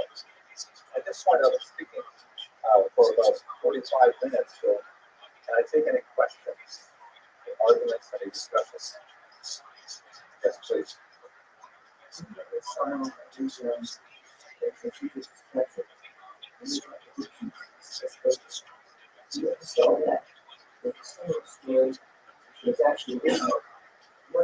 Yeah, Yohanan Ben Zakkai. Right. So, for those of you who may not be familiar with the background of this sophisticated question, Josephus is able to garner the support of his captor. He's not killed immediately because he says, wait, we don't want to kill me. First of all, I am a prophet, and I prophesize that you, Vespasian, are one day going to become emperor. Vespasian is sort of with it. His son Titus was the same age as Josephus, kind of like seduction of this person. He says, Dad, maybe let's not kill him. Why not? Maybe he's right. So he puts him in chains. And Hatava, in a year, Vespasian goes to Rome to claim the emperorship. And at that point, Titus, said, Josephus, you were really a prophet. You were correct that he unchains him, and then that's his career. Almost identical story is told of Rothschild Ben Zakkai in the Gemara, that he is able to exfiltrate himself from the siege of Rome and go speak to Vespasian and tell him the same kinds of things. And have reason Vespasian relents. Yohanan Ben Zakkai three things. He grants him a doctor for Rabbi Sadak, for his field, grants him Yavna and sages. Rabbi Yohanan Ben Zakkai said, you need to have a place where the sages can retreat. And there was a third thing which I forgot which you gave him. So what was the last one? What was the wonderful about Rabbi Shimon? I forget what it was. But he should survive. Okay, yeah. Anyways, the stories are almost identical, right? Vespasian doing this for Yochanan Ben Zakkai, and Vespasian doing it for Josephus. So, in terms of when these texts were written, we know that Josephus wrote this sometime around the Talmud version was probably set to writing 50 years later. So, we say that Vespasian, that the Talmud plagiarized and changed it into purposes. We also know that this was a horrible thing for us. And frequently steals things from several other historians and incorporates them into his own book. And he is certainly not above self promotion. So I think there are arguments to say the Talmudic version is adulterated. There are also arguments to say that maybe Josephus made up the story for himself too. Again, don't forget, he's writing for a Roman audience that doesn't know anything about Rabbi Yosef, that guy. And if he wants to appropriate that story for himself, he certainly has a history of doing such things elsewhere. He's actually, by the way, a deeply unlikable character. He's like a narcissist. He's never missed a chance to knock down his rival and control himself. He was actually not that people's marriages can fall apart for lots of reasons, but he was given wives by Cupidus and they ran away from him. He was nobody wanted to live with him. Anyway, so I don't have a reconciliation for you, but I can at least give you an introduction.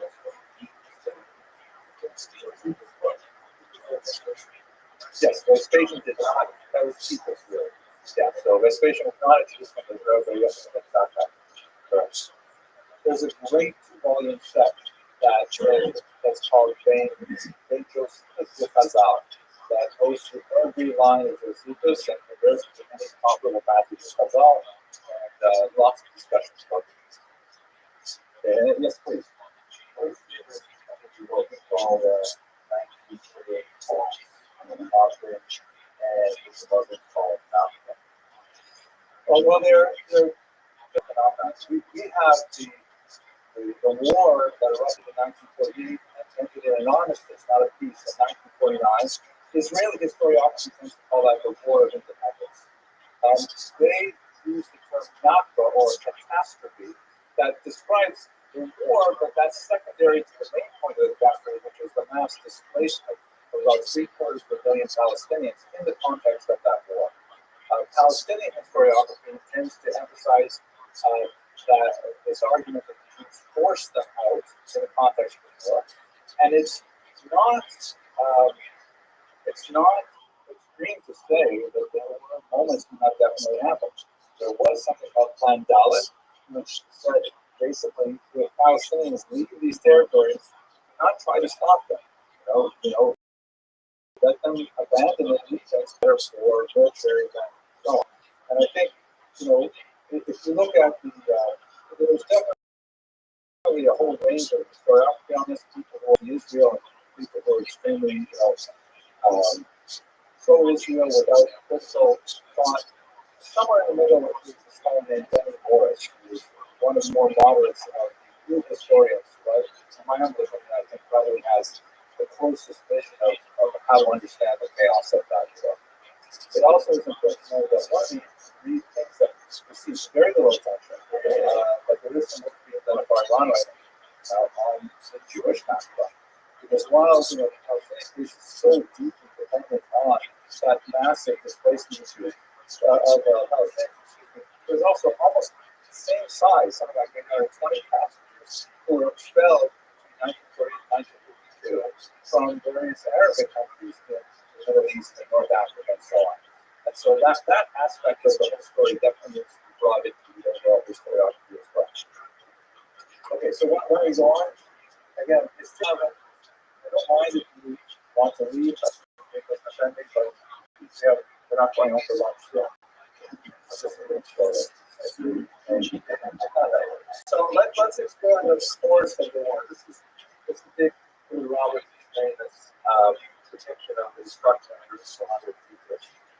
How exactly did the war break out? We should remember that wars in the ancient world are fought in the spring and summer. The summer rains, the autumn rains of October, which is ironically reflected in a lot of the writing about the October 7th massacre as well, really cut down any kind of major military activity. So the war begins in our case in the summer of 66. Gestus Florus, who I mentioned earlier, was one of the Roman procurators, was extremely callous about this one particular property dispute that erupted in Zari. Jews approached him with a bribe to try to support our position. He said, I certainly will. He takes the drive, and then he ignores them. And then violence erupts, and some local Jews set up some Avodah Zarah in front of the shul. They sacrificed some birds in front of the shul in such a way that the Jews would have the Talmud would have to. It was just basically an insult. It's like spraying a squash about the door, and a small fight broke out. They started between Jewish cops, younger Jewish people who were going to fight against the Greeks, and Justice Flores does not intervene at all. The older Jews, of course, to take the sacred Torah out of the synagogue and run away from Mizari because they're worried that the synagogue would be destroyed. Here we get Jerusalem, and the Jewish lives are in a sense with this kind of behavior, and there's protests in the streets. Justice Flores sends troops down to Jerusalem. There's actually violence in the street between his troops and Jewish citizens there.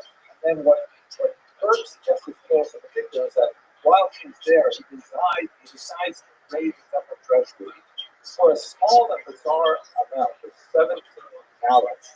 And just the idea, though, of penetrating the treasury of the temple and taking any kind of money from that seems deeply offensive to the Jerusalemites. And he said he was going to repair the damages that occurred in the riots in Mizari. So at that point, this is what really got him out. Some Jewish pranksters walked around the city carrying their hats, saying that we need to make a collection for Justice Flores, we need to build some walls. And this he found deeply insulting, and he chose to strike back with great violence. This is where Lisa got involved. But basically, Agrippa comes down, this is the king, and he's brought some things which is not right. So not totally consider that things are spinning rapidly out of control. And ultimately, what Justice Flores does, he says, I need to call this because I can't handle this violence here.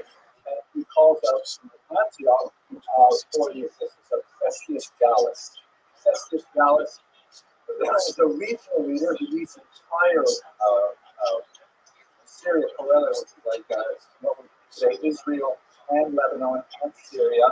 And he comes down from Antioch, 12 things, because obviously tensions are very hot in Jerusalem, and he brings with him the 12th region, the Fulminata region, with perhaps as many as 30,000 troops, that's including the region itself and often ancillary troops. And he makes his way down. There's some that he uses the Galilee region as an entry down from Turkey down to Israel. And then finally, he comes to Jerusalem, but he does not invade or besiege Jerusalem. Now, at this point, there's a little bit of a confusion in Josephus' chronology. I'm following you the analysis of Diamond Plain Rogers and Steve Mason, who argue that basically what he did was he came down to Jerusalem with a show of force, with his massive, terrifying legionaries, and then he felt at that point, okay, he's demonstrated Roman authority. He does not have to actually attack Jerusalem. It's difficult. It is a well-defended city. It has a small but reliable water source. He doesn't want to get involved in it. And of course, it is October. And there is no point in starting a siege in October when the rainy season is about to begin. So he decides, done enough. He's maintained his show of force. It is now time for him to return to Antioch. And at that point, he goes through the Beit Horon Pass, which is a very narrow pass that requires him, because he has such a large train of troops and support, wagons and so on, he regards him to stretch it way out, and he ignores one of those basic principles of Roman military strategy. He allows the troops to separate themselves from the baggage train. At this point, some of the rebels, under one Shimon Bar Giora, who was incidentally the only rebel leader who was later assassinated in a formal execution by the Romans after the war, Shimon Bar Giora takes advantage of their knowledge of the mountain passes, the terrain, and they attack the baggage train. They separate it from the troops, and then one by one they start these harassing guerrilla-type raids down onto the Romans. Ultimately, Cestius Gallus and his vaunted 12th legion was completely destroyed. It was hugely humiliating for the Romans, that Simon Bar actually captured their English standard, which is considered the symbol of Roman might. Jewish rebel, so is considered a huge humiliation. Gestas Gallus himself survived and fled first to Caesarea and then back up to Antioch until later he disappeared from the story. He was probably forced to commit suicide by the Emperor Nero, who frequently did this to generals who displeased him. So the rebels in the fall of 66 have a sudden massive win. They get a huge influx of weapons from all the from the Romans, including lots of striking and piercing weapons, but also things like siege engines and catapults, things like that. And they're feeling really good about themselves. Maybe they can actually, send off the Roman might. If you recall the map before, it's ridiculous. It's kind of like, I don't know, Westchester County thinking they're going to hold on for the rest of the United States of America. It's not going to happen. But nevertheless, there was a moment of euphoria when perhaps they would be leading towards rebels. In Jerusalem, and I put this in a different book times, also before the Romans came to Jews, the rebels form a provisional council in Jerusalem, which is more moderate than anything they ever had. They still have a lot of aristocracy in Jerusalem, the wealthier class who are associated in particular with the Sukkot. They still have some of the early rabbis involved with the leadership. This is before the period of Definitely Zeitgeist speech, for example. And there's this idea of like, okay, look, we did this. What's going to happen now? Oh my gosh, there are rebels who are claiming that we've won. That's it. Rome will never be back. It's just a fight there. And others are saying, wait, we've got to prepare. They are definitely coming back. We've got to deal with it. But they still have a certain level of communication. In the spring of 67, Emperor Nero, hearing about Gestas Gallus's horrible defeat, says, okay, we've got to send someone else out there. Now, Gestas Gallus was known as essentially an administrator. He was not battle hardened. He never had the command troops before. And, Nero said, I've got to send someone that is definitely a much more authoritative leader. Vespasian at the time was a low-born person, not like Gestas Gallus, but nobleman. He was a low-born person who had risen through the ranks as a warrior and had proved himself in many battles. He also offended Nero because Nero, strange stories about him, but at this time in the 67, he was doing a so-called cultural tour where he was going to various outposts of the Roman Empire and proclaiming and performing as a singer and a poet. He regarded himself as something of a pop star, and he was deeply offended because Vespasian fell asleep during one of his concerts and was actually snoring. And so that may have added to his motivation to send Vespasian out, but it was obviously the right choice militarily from that perspective. Vespasian assembles his troops, and he makes the same route down from the north, and he leads a very brutal campaign in the Galilee region. Methodically going town by town, destroying the Jewish rebels up there, which you will recall were commanded this time by Josephus. Josephus describes his extremely heroic and intelligent defensive accounts, which, if you take them at face value, was pretty amazing. Like, for example, at Yotapato, where he was ultimately downfall, in order to convince the Romans to siege in the city that he, in fact, had plenty of water, and they did not, he ordered that they do laundry and then hang the wet laundry over the city walls. They don't even see the water dripping, and they would say, oh, they must have a good water source in there. The siege is going to be much harder than possible. But it is at this point when Vespasian basically is overwhelmed. He has something like 60,000 troops with him. That's including several legions and all kinds of auxiliaries, including those funded by other flying kings, who are only very happy to fight against their rivals in Israel. At this point, Josephus is deeply in a fight with one John of Vishkala, and when Vespasian decimates all these cities, Josephus surrenders, and John of Vishkala makes his way down to Jerusalem, where he would be one of the major rebels after that this time. one other point that I didn't want to really raise, I'm not sure what to do with it, but what I find ironic about this period is that first century, we had no clear leader that we all basically agreed was going to represent us. And I think there are a lot of similarities to our today, especially with Israeli politics, so fractured. And those elections every 6-8 months, that we can't simply decide what do we want as a people. That's an unfortunate parallel that starts to work. Okay. Then in the summer of 68, again, there's going to be a break because you have to take off, no fighting during the winter. In the summer of 68, Vespasian hears about the unrest in Rome. Nero has committed suicide, and now there's a period of interregnum. There are several candidates for the position of emperor, and he stopped the attacks because he's waiting to see what's going to happen. So basically, the Jews in Jerusalem have a period of about a year and a half in the course of this war where they could get their acts together. And instead, they do the opposite. They engage in incredible infighting in Jerusalem itself. There's one, Colossus, who takes over the sanctuary of the temple.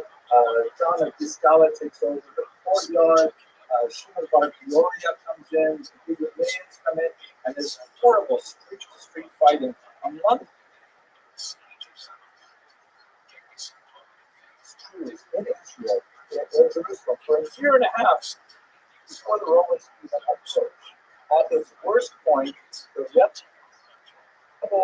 competing with each other actually burned each other's stores of wheat, which was essential for withstanding the siege that they knew was coming. But in their paroxysm of factional fighting, the Jews simply could not unify and agree on a common course of action, and each individual rebel controlling sections of the city literally fighting with the other for control of the population. At this point, Josephus describes some of the most bizarre behavior of these rebels. People were living in tremendous privation and starvation, and other groups, because they had stolen their goods, were living, essentially nightlife with tremendous distractions. And it's one of the most painful sections to read of the Jews who wasted their time for a year and a half preparing to receive. It is this point that the Jewish Christians who are in this city went to Ella, just at Jordan, and they were able to find out the old fighting. In the spring of 70, after the dynastic issues in Rome are resolved, this Vespasian's son, now with Josephus at his side, the race to Jerusalem, and that this begins around Pesach time, by late fall.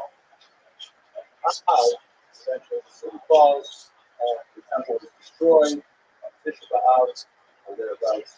And that's basically the end of the war. There are a few rebels holdouts, like a couple of fortresses. The most significant one would be Masada, which falls in the year 70 years. So that's basically the course of the war. There are three main stages of the fighting.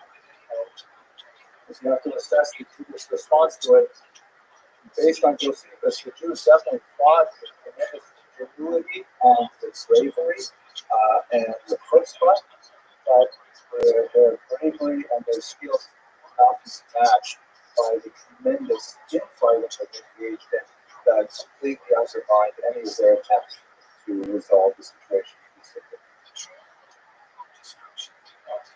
If we look at our time, October 7th, this is one of the most striking photographs I've seen. I mean, I'm not going to show you the horrible graphic photographs that are unfortunately readily available.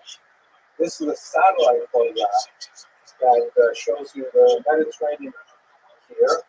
Here's the Gaza Strip. You can see the tremendous congestion that I mentioned earlier. And this is on October 7th, where the fire is burning in the Gaza office. And the police has been attacked on that horrible place. It was, of course, the simplest Torah, and I don't need to know the basics of that. The idea for the day, 20 days later, after a punishing bombing campaign, and there would be one brief pause about the 24th of November to December, where 155 hostages would be released, but there's still well over 100 still living in Gaza, and there's still over 100 in Gaza, of course, perhaps 6 years later. Looking at it from a broader perspective, however, this is not like a one-front war. This is a war where Israel is attacked loudly from several fronts. Not only the violence that erupted for example, in Gaza, but Hezbollah, because all of us, I haven't checked my news since we began talking, but everyone's worried about what's going to happen in the north. Hezbollah has launched over 19,000 rockets at Israel. And then you experience that same split reality where I look at my phone and I will look at Times of Israel or something and I'll see, okay, 30 rockets launched at Israel, and then I'll look at the regular news, there's nothing. It's not important that bombs are falling on Israel. And of course, we have the dramatic drone attack from Yemen that succeeded in killing an Israeli in Tel Aviv, and then the counterattack by Israel on their port. And of course, what we're all worried about today is what will Iran do. Iran has been saber-rattling since Hamia was assassinated. I also have a small personal reflection here. We're all involved in this so much. My son, one of my sons was in Israel at the time. We wanted to bring him home for Passover, and his flights were canceled because Iran launched 300 rockets at Israel. And, it's just weird to me that my life intersects with world history because Iran shoots bombs at Israel, and yet that's the time we're living in. That's maybe not such a coherent thought. I'm not sure how to process it myself, but I feel like we are wrapped up in history today much more than we ever have. Okay, let me pause now that we've finished the questions. See if there are any questions.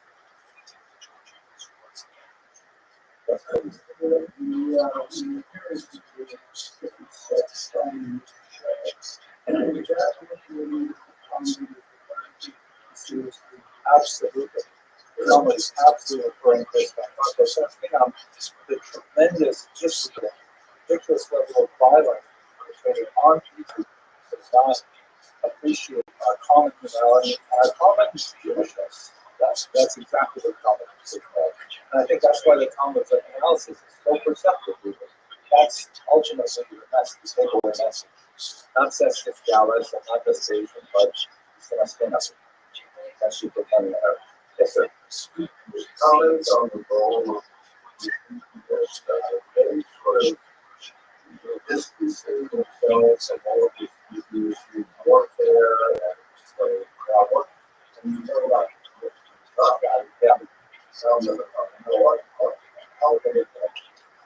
So, as best as we can tell, Josephus himself says he's one of the solutions.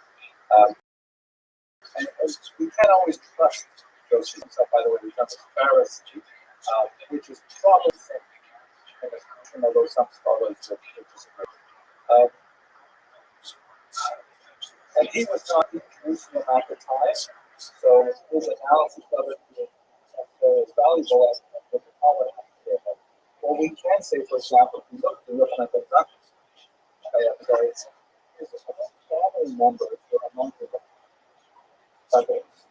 Yonas who tried to stop him from going out of this city, were one of them was his nephew. So this is very much like family politics. Like individual families were divided on many different lines on this, and you can have, especially younger people who are attracted to these hot-headed rebels of various stripes. The Pharisees, as best you can tell, tend to be a populist group who are largely pacifist. Not pacifist necessarily on a principled level, but on a more pragmatic level. We have to deal with Rome. We are not strong enough to push off Rome, and any kind of open rebellion is going to result in disaster. So my best assessment of the Christian is that they're still part of the people. They still have great connections with people. They are not alienated from them, like the Sadducees were, for example. And in the case of the some guys, they definitely have connections with the rebel groups. But they want to cool the jets of the hotheads in this world. And that's why the Christian strategy is articulated by Rabbi is Tanli Yavne. Give us a place. We're going to leave and we're going to establish ourselves there and focus on Torah. Because we can't win this war. That's my assessment. Yes, question.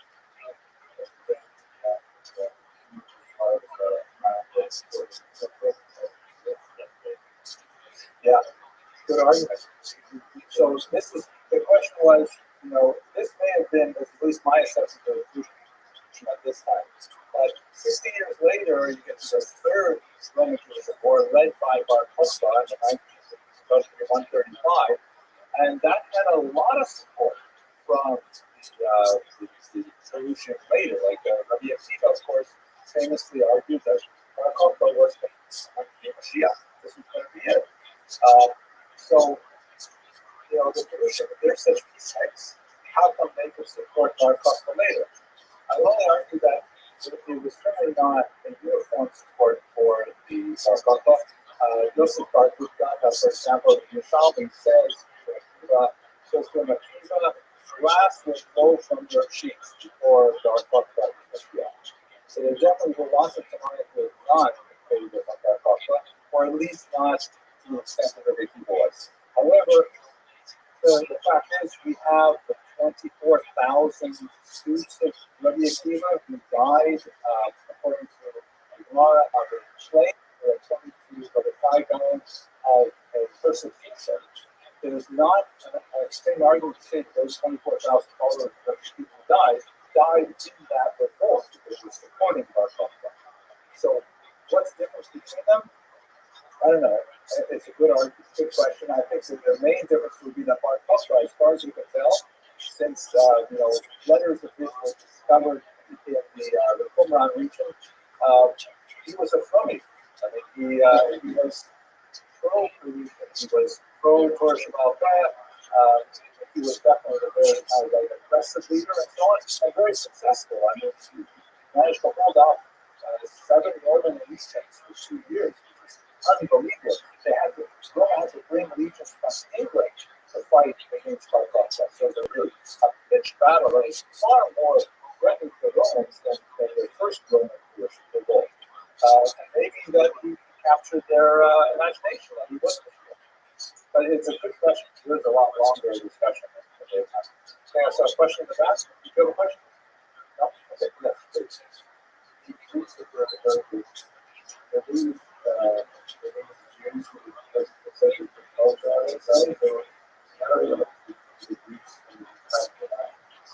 So these are probably not Greeks like from the Peloponnesian region, but local populations that may have originally been ethnically Arab and so on who adopted this culture. There are certain cities like Caesarea, for example, is the Greek stronghold, and the south of Ashkelon also. And they were populated more by Greek Celtic culture, where Greek was the lingua franca, and they had they had idols in the streets and things like that. Not tolerated at all, but they're more like Greek oriented as opposed to the accent Jews. There could be some Jews involved in those as well. I don't know.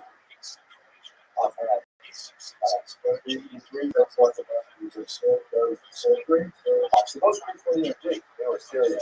So that would be the same kind of example where Greek was so overwhelming a culture that lots of populations focused themselves Greek, ethnically, just like America. It's like such an overwhelming culture that lots of maybe that's not a good example. I'm getting off topic. But let's go back to the material, okay? So here we go to the diaspora.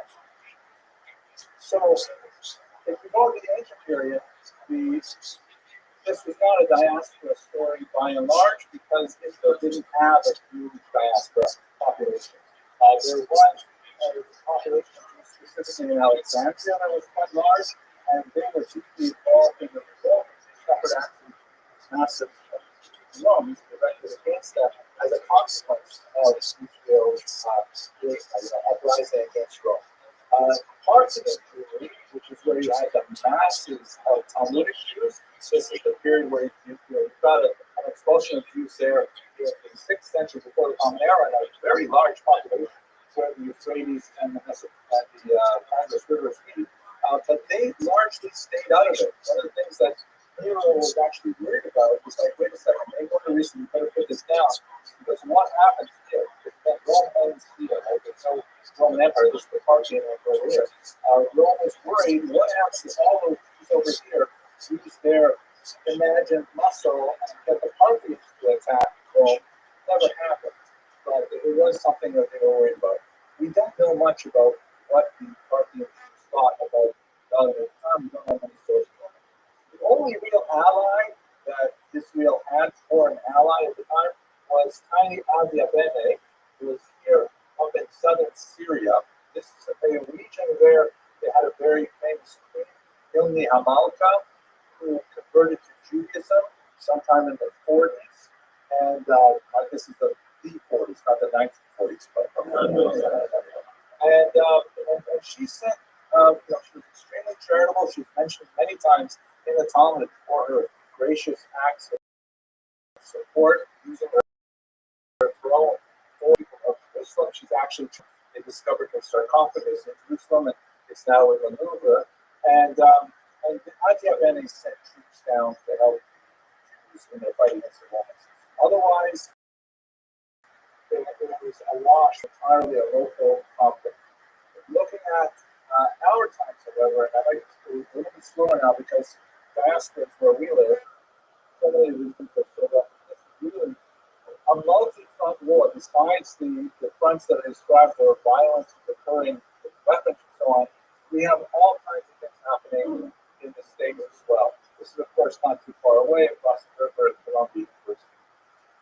I'd like to show you some of these statistics taken from the Harvard-Harris poll. This is a really useful device for studying the conflict from the perspective of Americans. This is a poll that's taken every month. It's a very reputable poll, and it's primarily instituted for the purpose of analyzing American politics. It's got about 60 pages come out, PowerPoint slides, 60 pages on how politics in America are evolving. And the first 40 or so are all about the presidential race. That's just what it's for. However, since this war came out in October, they added, very usefully for our purposes, some questions on foreign policy, how Biden was handling the war between Israel and Hamas. And they have repeated those questions with some slight variations every month. And so we've been able to get a really good sense of what do Americans think about this war. So this is fascinating. This is a new question. How closely are you paying attention to the Israel-Hamas war? And this remarkable number, 59% of Americans say, yeah, we're following it closely. 40% somewhat, and 90% saying, obsessive compulsive like me. That's a really significant number. It's varying slightly, 64% last month and so on. But that means that more than half of Americans are really paying attention. And interestingly, this would be very important in the next few slides. When you look at what ages of Americans are following, it's fairly divided among all the age groups. So it means that across the board, if you talk to any American today over the age of 18, there's like a 20% chance that that person will be following the war closely, 1 in 5. And that's pretty remarkable, given that sometimes Americans have difficulty identifying the names of the vice presidential candidates. So this is a remarkably large statistic. Now, what exactly do they think? This is a question I've asked many times, and the numbers have been fairly stable. In this conflict, do you support more Israel or more Hamas? 80% of Americans support Israel. And that's something we should feel very good about. This number has been very stable ever since October. It's not dropped below, I think, 76%. So even though when we look at the news, we see these terrible demonstrations and we see these incredible numbers of people protesting and blocking streets and things like that, it's a minority of Americans. They're 1 in 5. I don't like the number 1 in 5. That's a very large number of people to support a terrorist group. But nevertheless, we can rely, at least for now, on the fact that 8 out of 10 Americans support Israel more than Hamas. Do you think Israel is trying to avoid civilian casualties? 66% say yes. We think that Israel is trying to avoid civilian casualties. That's actually a pretty good number as well. However, this is the scary part. When you break it down by age, and this has been constant as well, since October, the younger you are as an American, the more likely it is for you to support Hamas. You look at this crucial age group, 18 to 24, 46% of children, young adults, 46% of them support Hamas. That's a terrifying number. 1 in 2 Americans under the age of 24 think that Hamas has the right in this fight. As you get older, of course, that number drops. When you get to like my age range, you're over 90% correct. 65 or 93% correct, or that's that. But this is a troubling number because it's not the kind of number that's going to go away. Obviously, these people are going to get older, and their values are going to be spread up along this lifestyle. Right now, this is the millennials. They're not in power.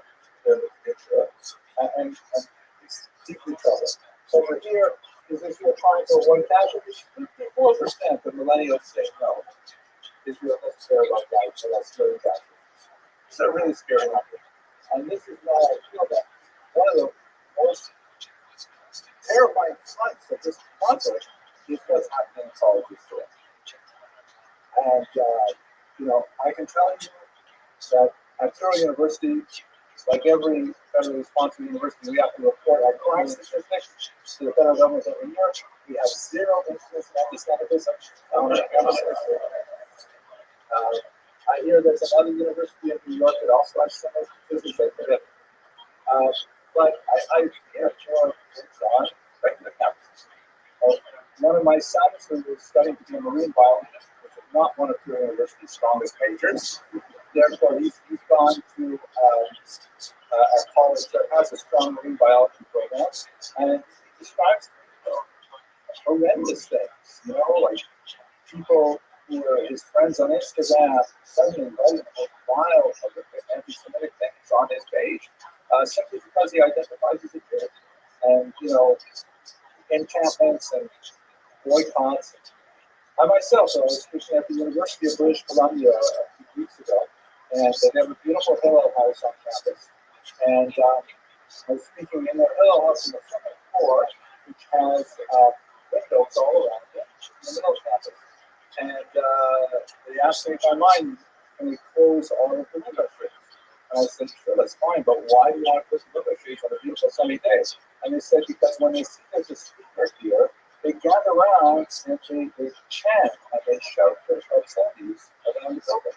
I've never experienced anything like that before, that you can have a spontaneous adoption of hatred just because it was a Jewish speaker in the Hillel house. And by the way, the Hillel at UBC is like extremely, a liberal, easy to be concept as well.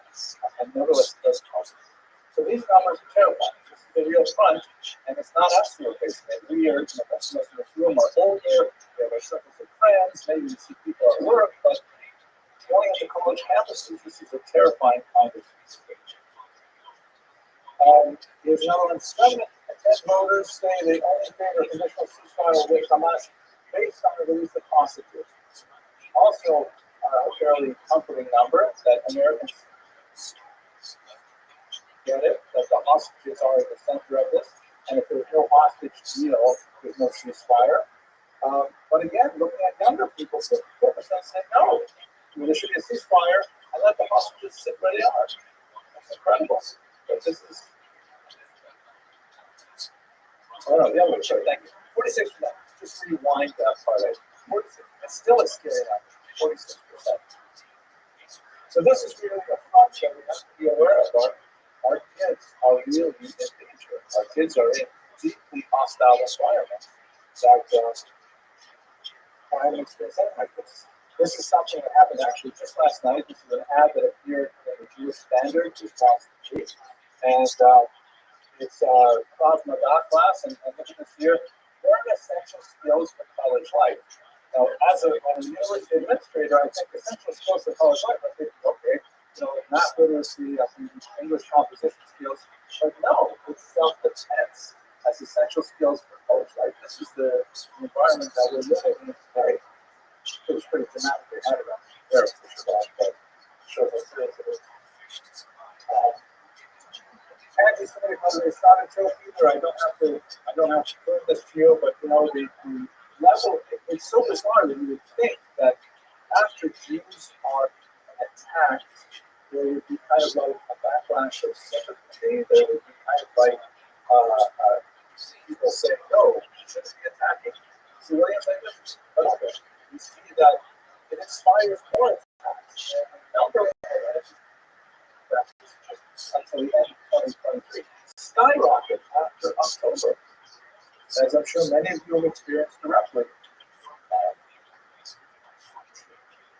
But what I find, I think, most striking about all this phenomenon, I'll speak a little bit more about it in the next slide, is this bizarre as a Jew phenomenon that has really gained tremendous prominence, although I doubt that it has critical depth. The as a Jew term is coined by a scholar whose name escapes me right now. It basically points to the fact that there are many Jews who, looking at this conflict, begin the statement of their opinion with the phrase "as a Jew." And the next part of the section is going to be, I condemn the actions of the state of Israel, Gaza, and so on, whatever it is, but they feel that their Jewish ethnicity somehow, gives them special authority to opine on this deeply complex conflict that has gone on for centuries. And this particular example frightened me very much. This is Dick Fargo, is a journalist who works for the Forward right now, and he covered this. There's actually a video. You can watch it right over his Twitter feed or find it. But it's this young sophomore, I think, at George Washington University in Miriam, and she's at this presser at the Capitol House, with the and things like that. And she describes her experience at the quad at George Washington, which they have renamed Shahada Square. Shahada, of course, is the Islamic proclamation of faith. It's also associated with suicide bombers, and it is actually an emblem of Hamas flag. So they named their quad after the Hamas flag. So it is the protest. Yeah, the protest. Anyways, this Jewish girl, Miriam, talks about how she's so grateful for the protest happening at her college because it was giving her a uniquely Jewish experience of life. Growing up, she says she did not have access to an anti-Zionist synagogue. I think that's a weird term. I guess she didn't live in Williamsburg. She says, I never had access to an anti-Zionist synagogue, which is like literally impossible to imagine. And therefore, I was so grateful, she says, when a certain rabbi came and brought us into Torah and on Shabbos in Manhattan, and she was able to have her bar mitzvah, bar mitzvah, right there in Shahada Square. And she was proclaiming how this was such a wonderful experience for her to be able to connect with her Jewishness. And she identifies her protest over Gaza with her Jewish identity. Now, I don't want to minimize the fact that you can see the holiness of her neshama is really coming out there, because it's I don't mean to facetiously, that she identifies with the suffering of humans. She identifies with the social goals of the prophets, the blood of the Nevi'im right through her veins, Amos and Yirmiyahu, and they're all in her. They're all saying tzedek, and all those things. There's no question. But the thing is, it's so close, it's so mixed up, it's so confused, and so divorced from what actual Jewish values are, that you cannot go but sadness. excellent question. The question is, what do I attribute it to? You know, there's a rabbi in he's on the east side, Rabbi Amiel Hirsch, who's spoken publicly about this. Very, very powerful. And he takes an off-the-thing approach. So basically, in some of the more liberal identifications of Judaism, we have sacrificed too much of Jewish particularism to the concept of universalism. We would really double down on teaching our kids that, we have to respect all humanity, and we have to, and it's not like that's wrong. That's absolutely part of our kids as well. But we're all, family. We have to protect ourselves. We have to understand our own tradition, our own specialty. And he says that it's our fault. We have not balanced our education properly. We've not taught our children. And I think we all have to take a piece of this. It's not just because of this denomination. I think we all have to take a piece of this. And we've not taught our kids enough about what specifically is the value of being Jewish. What is in Judaism per se that we don't share with the rest of it. It's kind of like the Shmini and Sarah's moment as a Christian or something like that. Okay, but I'll present this in 1 second because it's not all bad. Okay, I'm in my concluding bubble now. Thank you for your patience and endurance. I'm surprised so many of you lasted this long. There's something I enjoyed coming across the other day. This is how Rabbi printed in Vilnius in 1959. And this is a period of time when the Tsarist government in Russia was deeply involved in Jewish printing. And I actually have a few volumes in my own home that have at the beginning a little stamp that says approved by the censor, who's usually a Jewish guy who's employed by the Russian government to remove any kind of thing that the Tsar might feel is offensive. And so this one particular zealous censor is looking at the Haggadah, and he said, it's going to offend the Tsar, so let's make some small changes. So the printed version, as Superior Nathan recognized, is a famous passage, I'm sure we're all familiar with.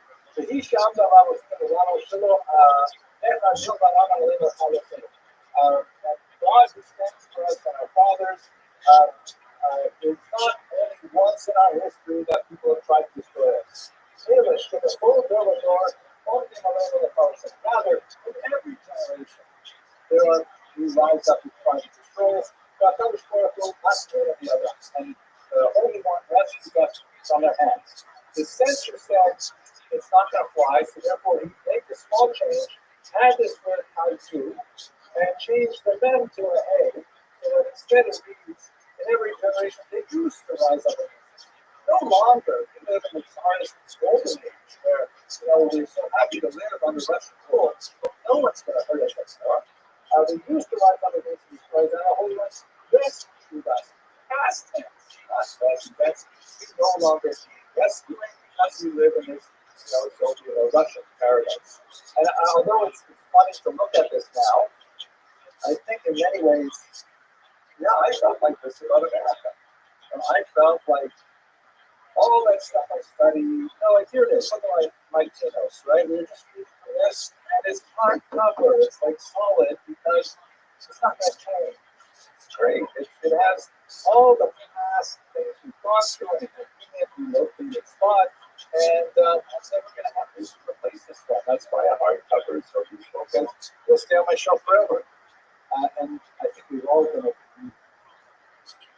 that. Right? We've all kind of had a wake-up moment since up the 70s. What happened in previous generations is very much what was today.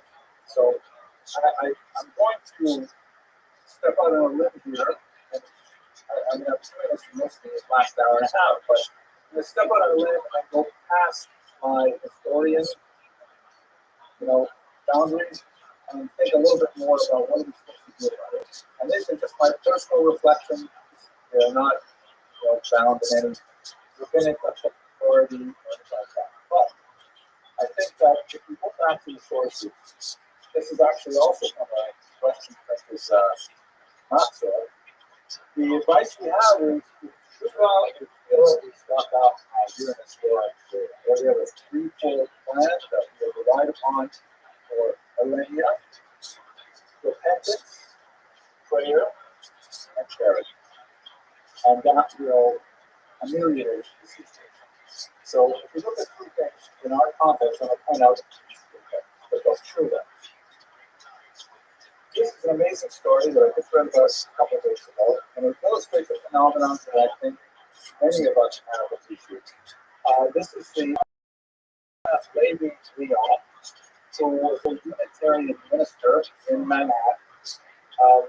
Her parents, who come from Jersey, the survivors, they hid it totally from her the fact that she was Jewish. They didn't change what was name later, which I think would be a giveaway. Like she adopted her family name after later in life, then in fact it was Jewish. But she was raised without any sense of Jewish identity because her parents tried to shield her from her past. But at that point, she also married a Jewish guy, and she married him. They bonded over their shared Jewish tradition, and then he would be trying to Unitarian church. The thing is, she was successful, she wrote a great book, and she was very religiously oriented. But after October 7th, despite having a large congregation, very influential congregation, the congregation started pushing her on issues of making public statements in support of Gaza. And she was offended by the text and disturbed by them. She had to get them to include some reference to the hostages later on.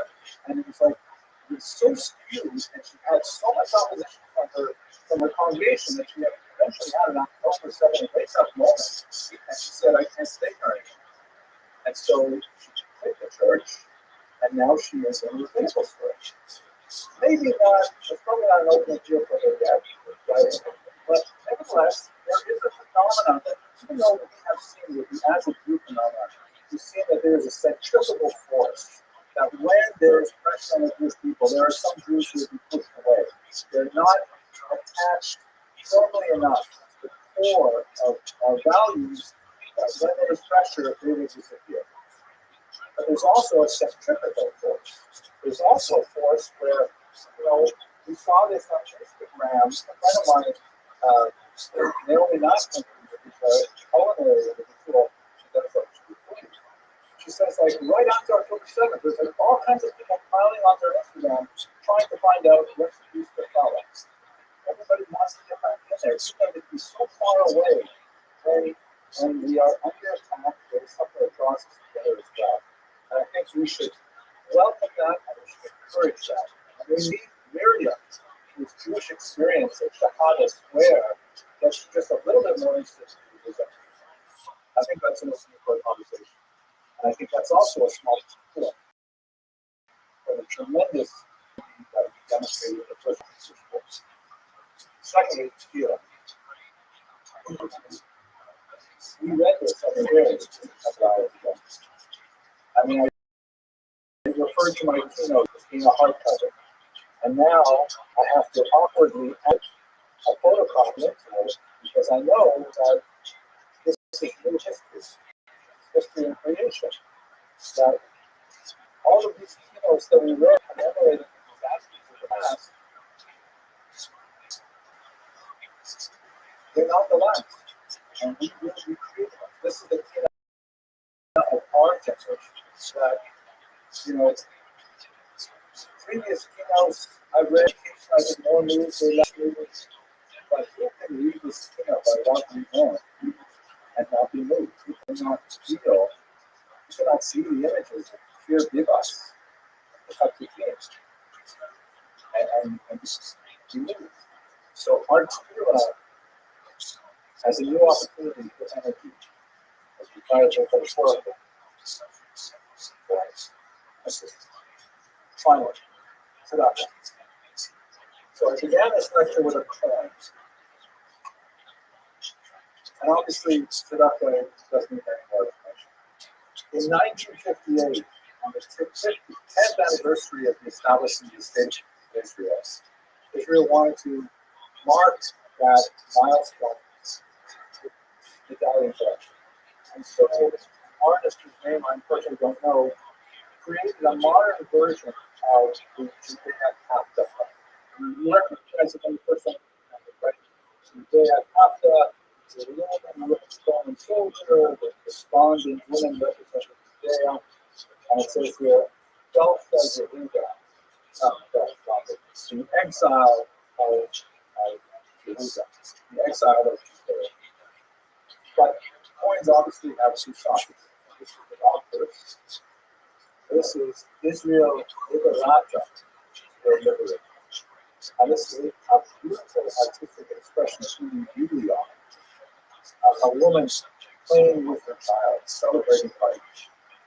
A man, a halit, staying over his house, planting a tree with confidence. And this is, I think, what really represents us. And let us hope that next time that we meet for to start to be in Yerushalayim or Kodesh. Thank you very much for your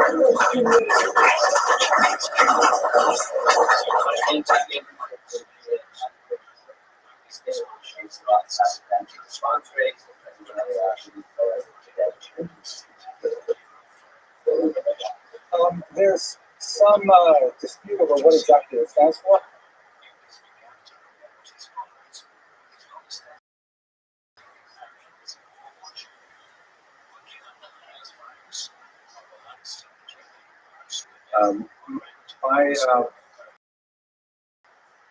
Thank you all for coming. My goal tonight is to provide a brief historical overview leading up to the events of October 7th.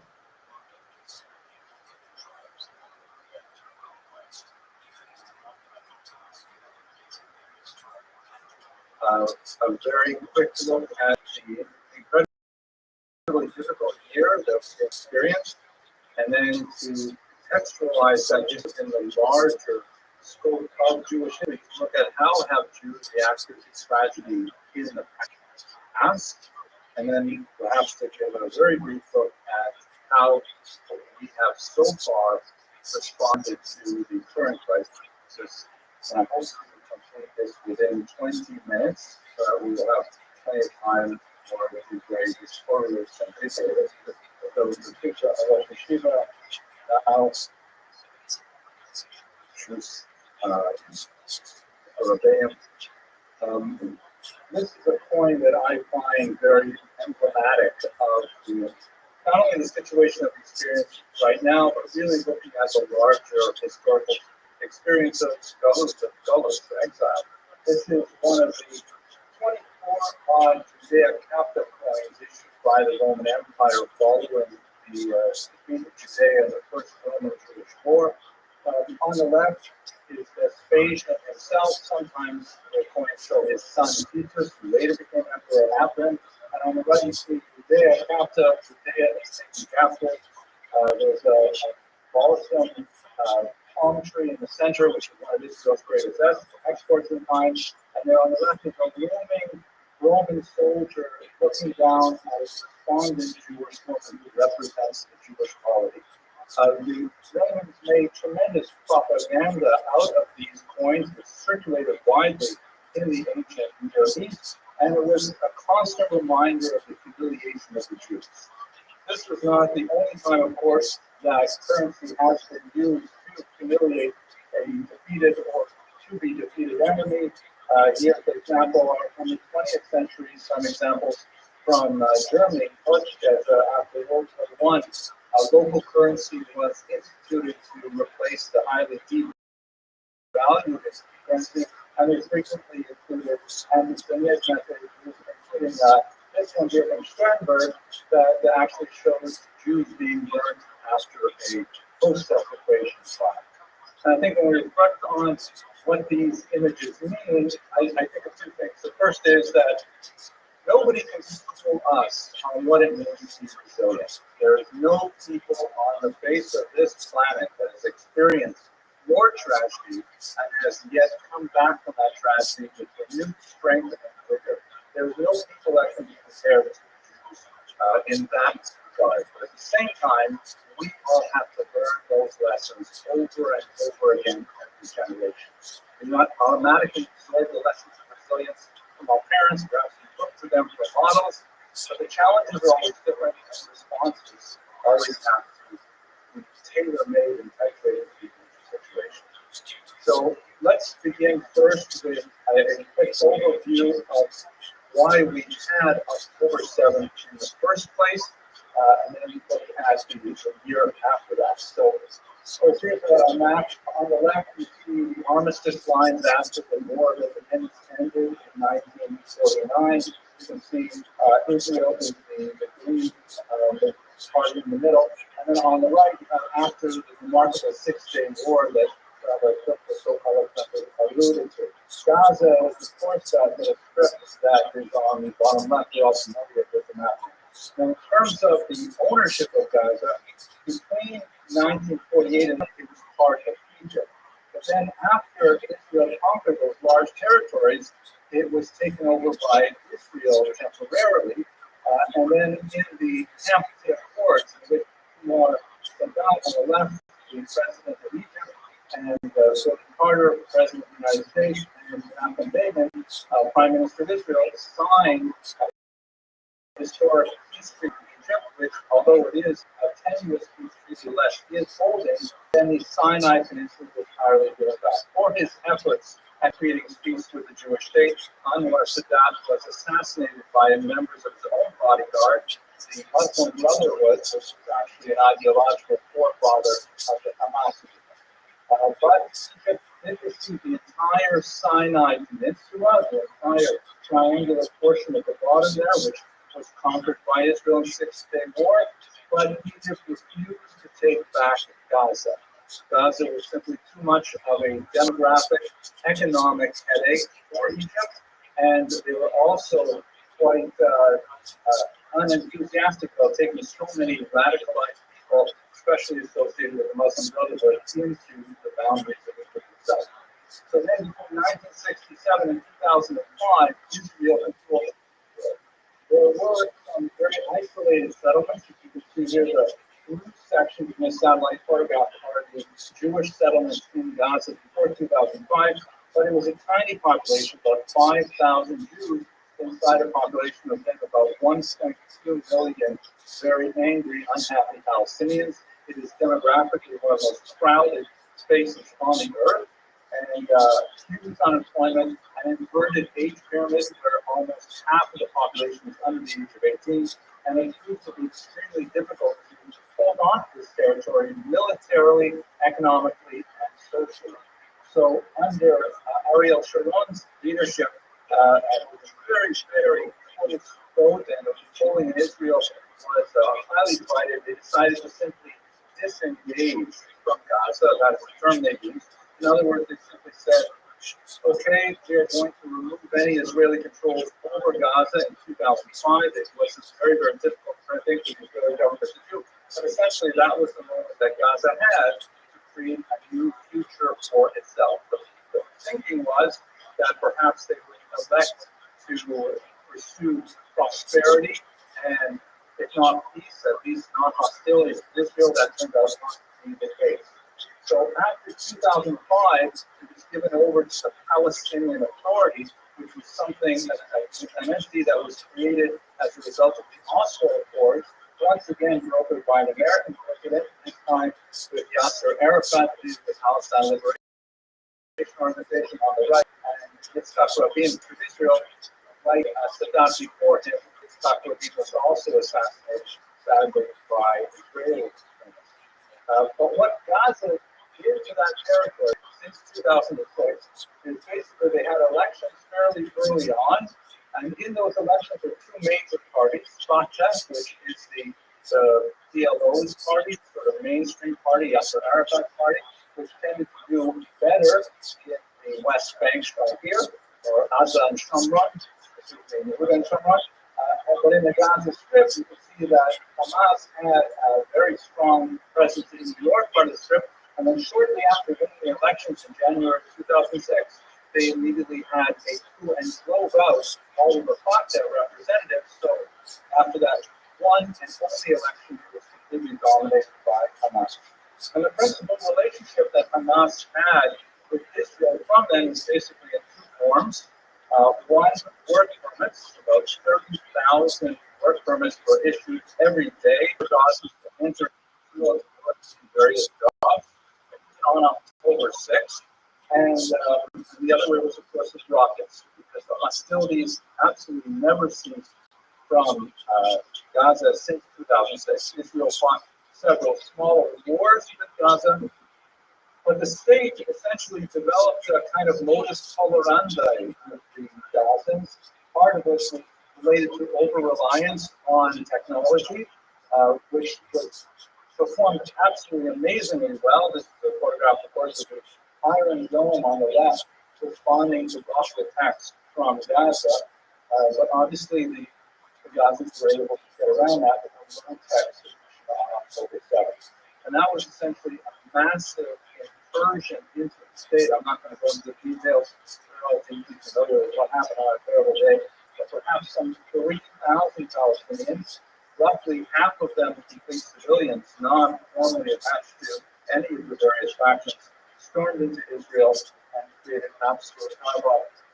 Even using the word pogrom is to limit it, to describe the atrocities that occurred on that terrible day. We're all familiar with this, and there's no real reason to review it further. What we have experienced, however, is clearly directed primarily by Iran. Iran has a very controlling role in this, and it's quite this area. Iran is the primary funder of Hamas, which is especially ironic because Hamas is a Sunni movement, and Iran is, of course, Shia, but the hatred of Israel is far more significant to all parties. They also fund Hezbollah, and Israel is, of course, at war now with Hezbollah in the north. And Lebanon also having factions in Syria and Iraq, and they're also funding the Houthis from far away in Yemen for even launching, unfortunately, for once even successfully a deadly attack on Israel. The Houthis, by the way, and this is their official government slogan: God is great, death to America, death to Israel, on the Jews, victory to Islam. So I think that pretty much sums up their central philosophy and how hate is really at the core of this entire movement. But perhaps more frightening for us here in diaspora is that Iran is behind quite a bit of the international movement against Israel. This is a map, of course, that shows all of the various Palestine protests that occurred at universities in North America and Europe. One of the dogs that does not bark, by the way, is the fact that there's comparatively little against Israel in many Arab states, for another discussion. But many of these protests and other activities conducted by anti-Israel agents are clearly the work of a sister group called Sami, which is considered by many European countries a terrorist organization because of its deep ties to Iran, and they are clearly at the center of funding of many of these endeavors. There's a lot to say about other reasons why people would want to get involved, but we can't avoid the censure of Iran.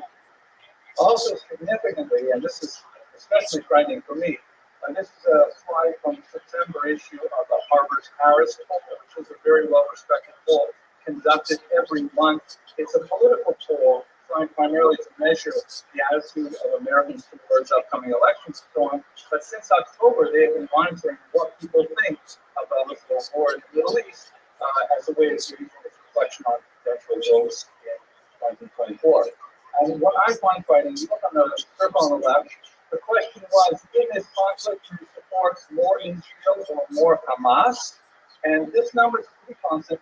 79% of Americans support Israel, which is comforting to some degree, but when you look at it a different way, that means that 1 in 5 Americans actually supports a terrorist organization over a democratic ally of this country. So it's still a very frightening number. That number has pretty much held true for the past year. But if you look at the chart below, which may be a little bit difficult to see, this breaks it down by ages. And people over, let's say, 45 are overwhelmingly in favor of 84%, 93%. But when it's younger than 35, the number drops precipitously. And this is the frightening thing.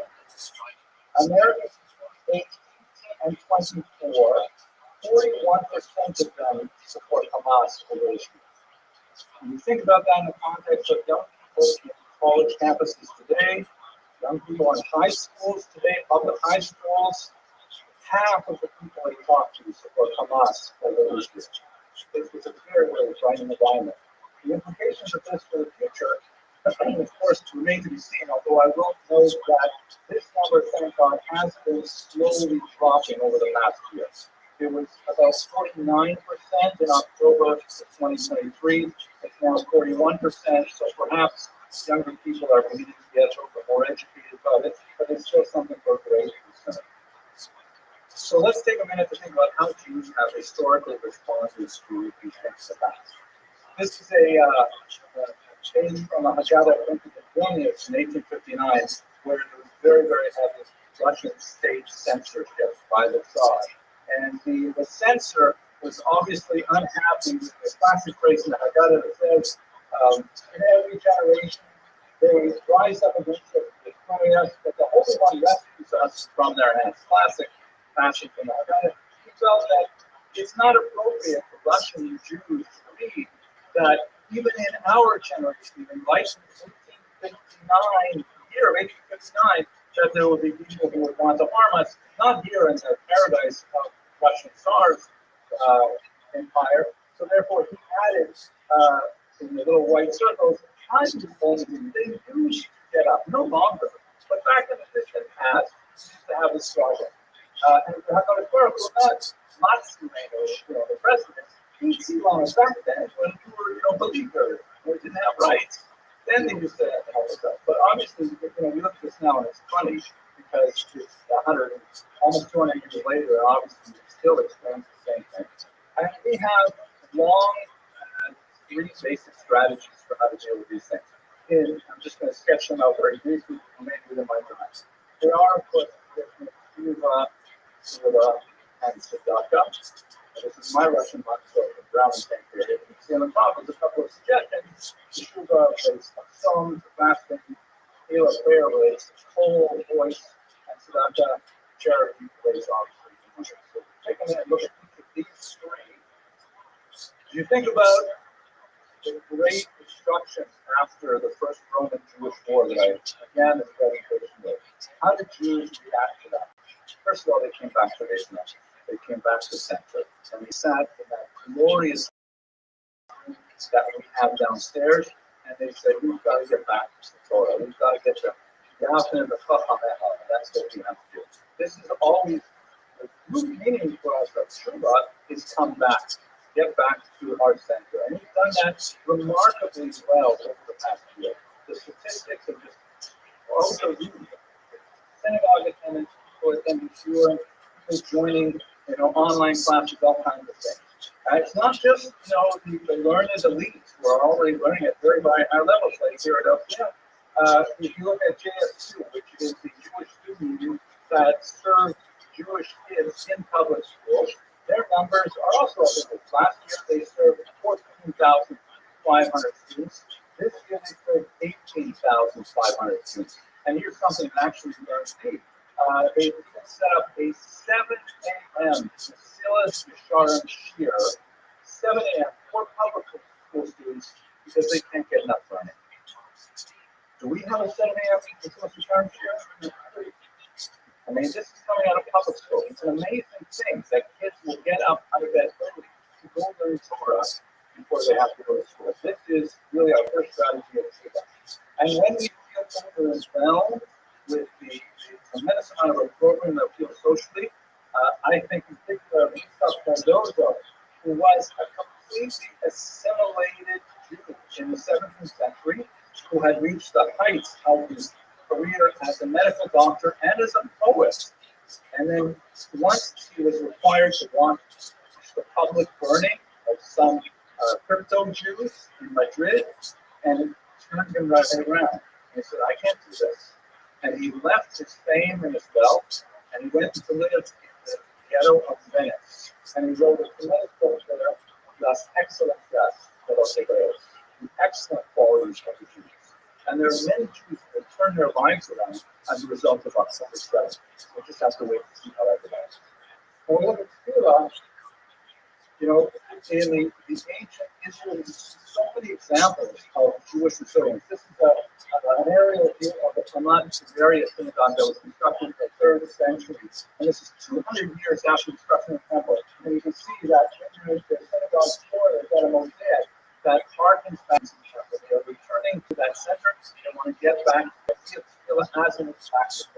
And we see that so many things that people did that we read so many of over Rosh Hashanah, we will read on Yom Kippur. They were also composed in the Byzantine era because the emperor had put bad Jews from studying Mishnah, and so they decided they would try to incorporate various teachings into the Utah, so created as a result of the pressure from the emperor. And in fact, even the Talmud Yerushalmi was composed after a failed revolt in 352, and the result was that the Romans practiced it even harder on the Jews, and as a result, they said you have to start putting these things down on paper, and the basis of what we study every day really comes out of that. And one of the things that I especially appreciate is that we're not calling this the Simchas Torah massacre. It happened on Simchas Torah, but we're calling it October 7th. We are separating it out. It happened on October 7th. We will mark it, but we have these Jews a perennial cheerfulness and optimism. That is perhaps built into our DNA. That even though we are experiencing tragedy now and we are memorializing our dead, we nevertheless have a deep-seated confidence that we will dance again. And finally, in Tzedakah, this area of Jewish activities have been absolutely phenomenal. Projects like Boots for Israel, when all of a sudden Jews in America realized, here actually in the tri-state area, realized that the IDF doesn't have enough boots for all the soldiers that Russian volunteers. And between October and January, they collected 10,000 pairs of boots, $850,000 worth of boots, and shipped them all off. Soldiers suggested they might like fitness, maybe for the first time in their lives. And so seminaries and yeshivas all dived in and all began tying tzitzits on combat greens so that, the soldiers wear them. I'm sure many of you have maybe seen the Instagram clips of soldiers receiving their first pair of tzitzits and literally dancing around their barracks wearing them. They felt like they really had some on them. And organizations like Simcha Points that use innovation to say, we should be collecting people's unused airline points to provide opportunities for Jews to fly and Simcha, as well as the other, life-saving surgeries and things like that. These are all elements of tzedakah, more tzedakah sheba booth than tzedakah sheba mammon in many cases, but nevertheless, this is a Jewish response of tzedakah. So I'd like to close now with just another thought about October 7th, but not October 7th, 2023, but early October 7th. One of the profession of being a historian is that sometimes dates get seared in your memories. When I read about October 7th, 2023, I remembered October 7th, 1944, which was the great uprising in Auschwitz, when a group of the most degraded, most lowly Jews rose up and actually destroyed two of the crematorium. One of those rebels was a man named Roman Radowski. He was a member of the so-called Sonder Commando. These were people who were given the awful task of removing the bodies from these gas chambers and transferring the bodies to Victoria to dispose of. And he did this day in and day out, including to his own family and his own community. And every single night, he'd come back to his barracks and he'd recite Kaddish to all the people that he had to burn that day in, day out. He was also something of a poet. And he decided to write down everything that he had seen in Auschwitz during those terrible years. And he literally, before the uprising on October 7th, he buried them in the ashes of these burned Jews. Because he said, surely archaeologists will come and they will dig up this place to find the truth of what happened here. And they will find my writings. And in fact, they were found. And I'd like to read you one passage from an incident that happened in March the Nazis had brought together a group of Czech Jewish women, and they wanted to launch a demonstration of the efficacy of the poison used to gas them to death. And they had all these young women gathered in a single room, and they all stood there, the Nazis in their uniforms, looking at these women in their last moments before. And those were the words. In the large number stand thousands of innocent women to death. All at once, spontaneously, a song rings out. The superior officers stand transfixed. They cannot understand, they cannot grasp how is it possible that there in the bunker, in the heart of the grave, on the threshold of extinction, in the last moments of life, that people, instead of moaning, instead of weeping over their young lives and ugly stuff, and raise their voices in song. And the women began to sing. The melody did not let them rest. The troubles that shatters the certainty they felt up to now. A new song of faith and courage pouring out of their hearts. The mass now sings the national anthem. They sing the Hatikva. And this is something that the Nazis didn't understand. Hamas has not done as well. We are fundamentally a people of faith. We are a people of Tikva. We believe in the ultimate messianic redemption of the world. We believe there is a plan, and we are following that plan. So while the Nazis are following the same path of that faith of the Judea Capta, I want to conclude just one more medallion. In 1959, on the anniversary, the 10th anniversary of the assembly, the government expected to have a competition to find a design for a coin that would commemorate 10 years of statehood. Someone came up with this design to mimic the Judea Capta coin. And he does a very good job. You can see there's like the Roman soldier there, also fine, and the respondent woman as if she is saying Captain. But that's the obverse. On the front side, it says Israel Liberata, Israel redeemed. And the face of the Roman soldier, the young Jewish woman praying with the infant child. And the face of the respondent woman, that she was like fighting. And that's fundamentally how we would move forward past October 7th. You will remember that we are a people of the future, and it's up to us to follow that trajectory. Thank you very much for your attention.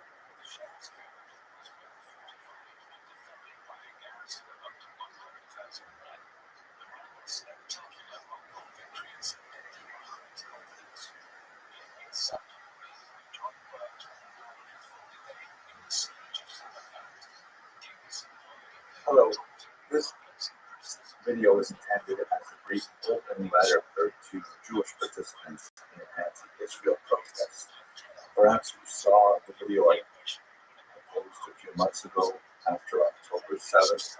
I certainly received a lot of feedback, positive and negative, and I received a lot of messages from many of you who were struggling with some of the issues that we discussed briefly in that video. To revisit some of those issues with you right now, specifically in the context of the riots in Amsterdam, which have been most appropriately called the pogrom. I don't use that word very lightly. Basically, let's take a minute to talk about that, what we've known so far. I'd like to place that within some historical significance, and then I'd like to talk a little bit about the contemporary significance and really what I do and what I encourage you to think about.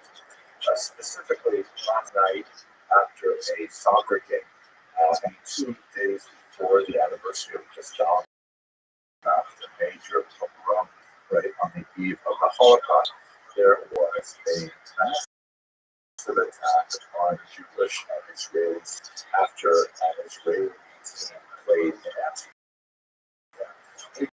European soccer fans are nonsense to engage in profanity and chants against teams they don't like, and occasionally engage in violence. So, in a certain way, this is ridiculous. the culture of European soccer football. That's not a very nice aspect of that culture, but it's one that has been challenged to control for many years. But this specific incident of violence was clearly qualitatively and quantitatively quite different. Basically, after the game ended, gangs of thugs arranged to ambush Jewish and Israeli soccer supporters as they came out of trams and at certain corners and certain industries and things like that. There's some evidence that there was some premeditation, some planning, and perhaps involving people riding around in scooters and identifying Jews who had been photographed at the stadium, perhaps involving taxi drivers. We'll see as the investigation goes out exactly how this came to pass. But in the end, roughly 10 Jews and Israelis were hospitalized, about 60 people were arrested, and Israel even took the extreme measure of sending rescue planes to Amsterdam to bring back the soccer fans that had gone there to watch a game.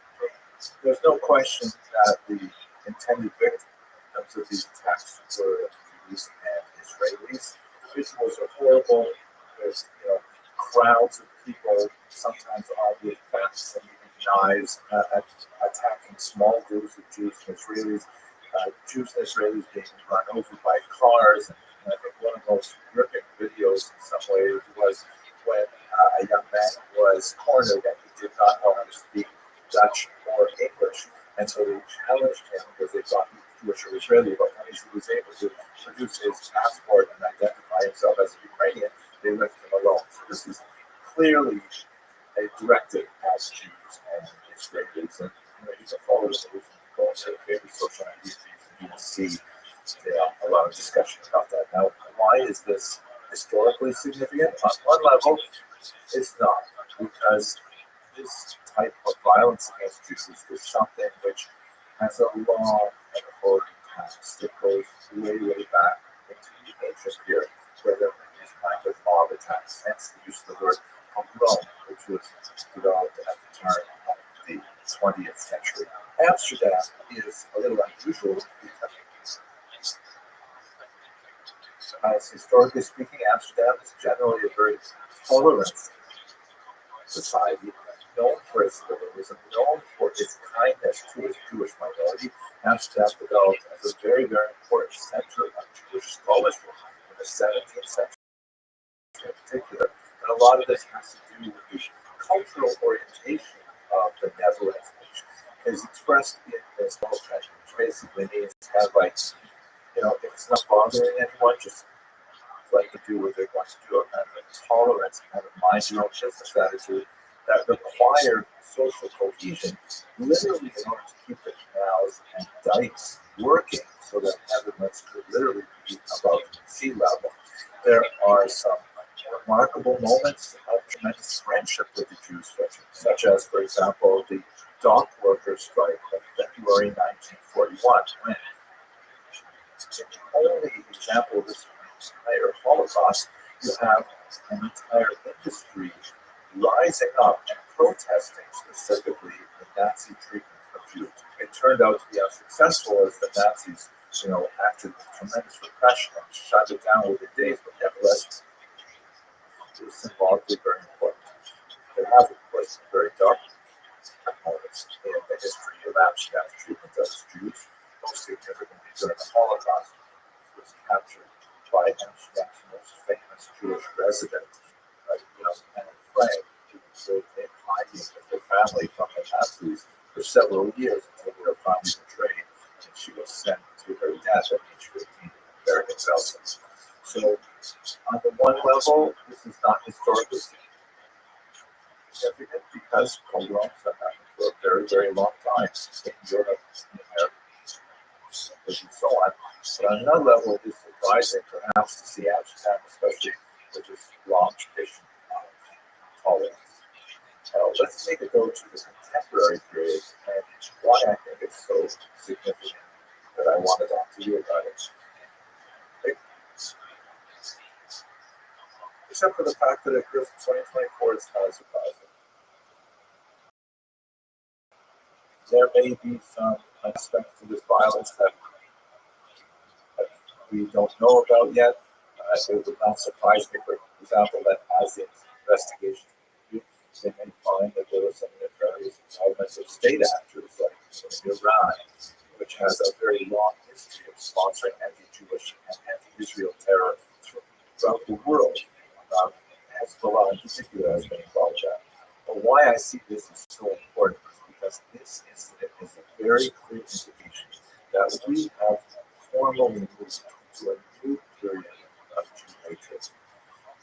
You may have watched some of my other videos in which I walk through the history of Jew hatred as an ideology. It moves from xenophobia in the classic Greco-Roman period and into Christian anti-Judaism during the period of the separation of Christianity from other religions of Judaism. Then it goes into medieval Jew hatred, where you have the development of pathological ideas like the bloodline and so on. And then in the 19th century, you have the shift to modern anti-Semitism, which held sway for a little over 100 years, in which Jews were primarily criticized as being involved in some kind of global conspiracy based on a racial concept of Judaism. And that's basically where we were for really up until October 7th. But now we are in distinctly a new period. It has been percolating for some time prior to October 7th, but now it is anti-Israelism. That Jews are attacked on the grounds that they are associated with Israel. Now, recognize that violence against Jews is never like sort of targeted as, hey, let's just go for Jews. That would be something that very few people of goodwill just get behind. There has to be another reason for it. The Jews killed Christ, or the Jews killed Christian children for their blood, things like that. The Jews are communists, the Jews are capitalists. Those are all the justifications that are used for simple anti-Semitism or Jew hatred. Now, however, the main excuse for anti-Jewish violence is Israel. This is something that has shifted significantly. I happen to be just coming back from France, and I picked up this great book by Delphine Torgelier, who's a very important liberal Jewish thinker in France. In this very brief book, which I really hope to find English translators soon because it is very powerful. The title of the book is hard to capture well. Basically, it says, what's bothering you? Why aren't you okay? Conversations after the 7th of October. And she captures really incredibly prose how Jews have been feeling since October 7th and how things have changed for Jews. It's written in a series of conversations with his grandparents, and she reaches back in history trying to understand at the memory time. Conversations with many other people, again, fictionalized to try and express this sort of malaise. And in one of the most fascinating discussions, which I think is especially relevant to you, she talks with some anti-racists, call them anti-Antifa today, I don't know, but she talks with people who are otherwise very liberal and tolerant and wanting to quash any kind of racial prejudice. And she asks them essentially, what's motivating you to be anti-Semitic, to be anti-Jewish? And the imaginary response is say, oh no, say the good souls, it's not anti-Semitism, it's anti-Zionism. We have nothing against Jewish children. We only have an animus towards Israeli children. And the response is, oh, well, of course, that's different. They are certainly to blame, right? They're certainly culpable, these Israeli children. I mean, do you hear how absurd it sounds? And when we contemplate what's going on in Israel, it is very difficult. It is complicated. There's a tremendous amount of suffering in Gaza, no question. And at the root of it is the kidnapping of people like the Bibas brothers, who were aged 9 months and 4 years old when they were kidnapped. Now it's 399 days into this war, and they're still being held hostage. So what does this have to do with you, and why am I talking to you about this? I want to express that I have phenomenal respect and regard and admiration for you. You are motivated by the same spirit that motivated the prophets Isaiah and Amos. You want to see justice done. And in fact, you are the inheritors of that prophetic tradition on a genetic level, not only on an intellectual and spiritual level. But I want you to understand that the Jewish opposition to the abuse of authority is intrinsic to the Jewish heritage, and it is vigorously exercised in modern Israeli democracy. And there is a place, a very hallowed place, for your objections to Israeli policies, whatever they may be. And in your opposition, you may proudly stand shoulder to shoulder with many, many other Jews and many, many other Israelis, both Arab and Jewish Israelis, because this is the nature of the Israeli democracy. It is certainly not your fault. But please, I would hope that you would take some time to think about where you are standing right now. Who are the people who are on your left and on your right? Are they the people who chant globalized intifada? Because Amsterdam is an example of the globalization. Are they people who say resistance by any means? Because attacking soccer fans is it resistance by any means? Amsterdam and the violence that occurred there is the next logical step to those kinds of slogans and statements. And I'm speaking to you as a fellow Jew. Please reconsider where you are registering your protest. I'm not asking you to shut down your protest.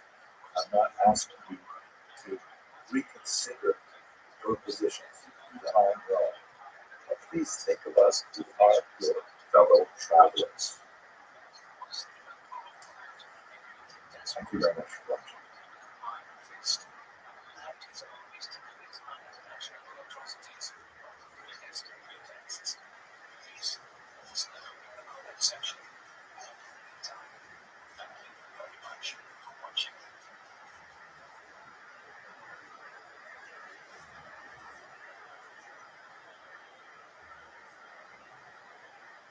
Good morning, fellow students of Jewish history.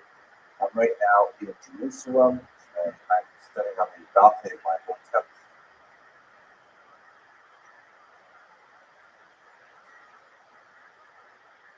In this city. I mean, it's so amazing to be back in this country that was, as Herzl put it, old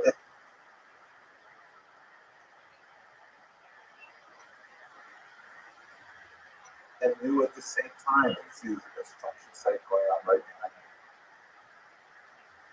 And this is such a resilient society, steeped in an ancient tradition, at the same time rejoicing in a modern future. I'm delighted to be here in my capacity as the Dean of Lander College of Medicine, speaking to many yeshivot about the tremendous value of studying at our institution. Mostly Americans who are returning back to America after their yeshiva studies here. And, you know, what a privilege it is. I've seen so much strength in society here after a brutalizing year of horrific conflict, which is still ongoing. Everywhere you go, you see all kinds of posters and signs demanding the return of the hostages. On the buses, you see the slogan, "Yachad Menatzeach," together we will win. And this is society determined to bring back all of the hostages and to return to a level of peace with their neighbors, especially given the tumult that's happened in the last few days. But I want to say that grateful to the many supporters that we've had around the globe. I want to especially call out Larry Brent, who is at the Kingswood United Methodist Church in Springfield, Missouri, and his grandson Ian, who have been supporters for decades of Israel and of the study of Jewish history. And, you know, we're really grateful that we are not completely alone in these very difficult struggles. But as you can see from the cityscape of the New Jerusalem behind me, this is a country that has a long and storied future ahead of us. Thank you very much.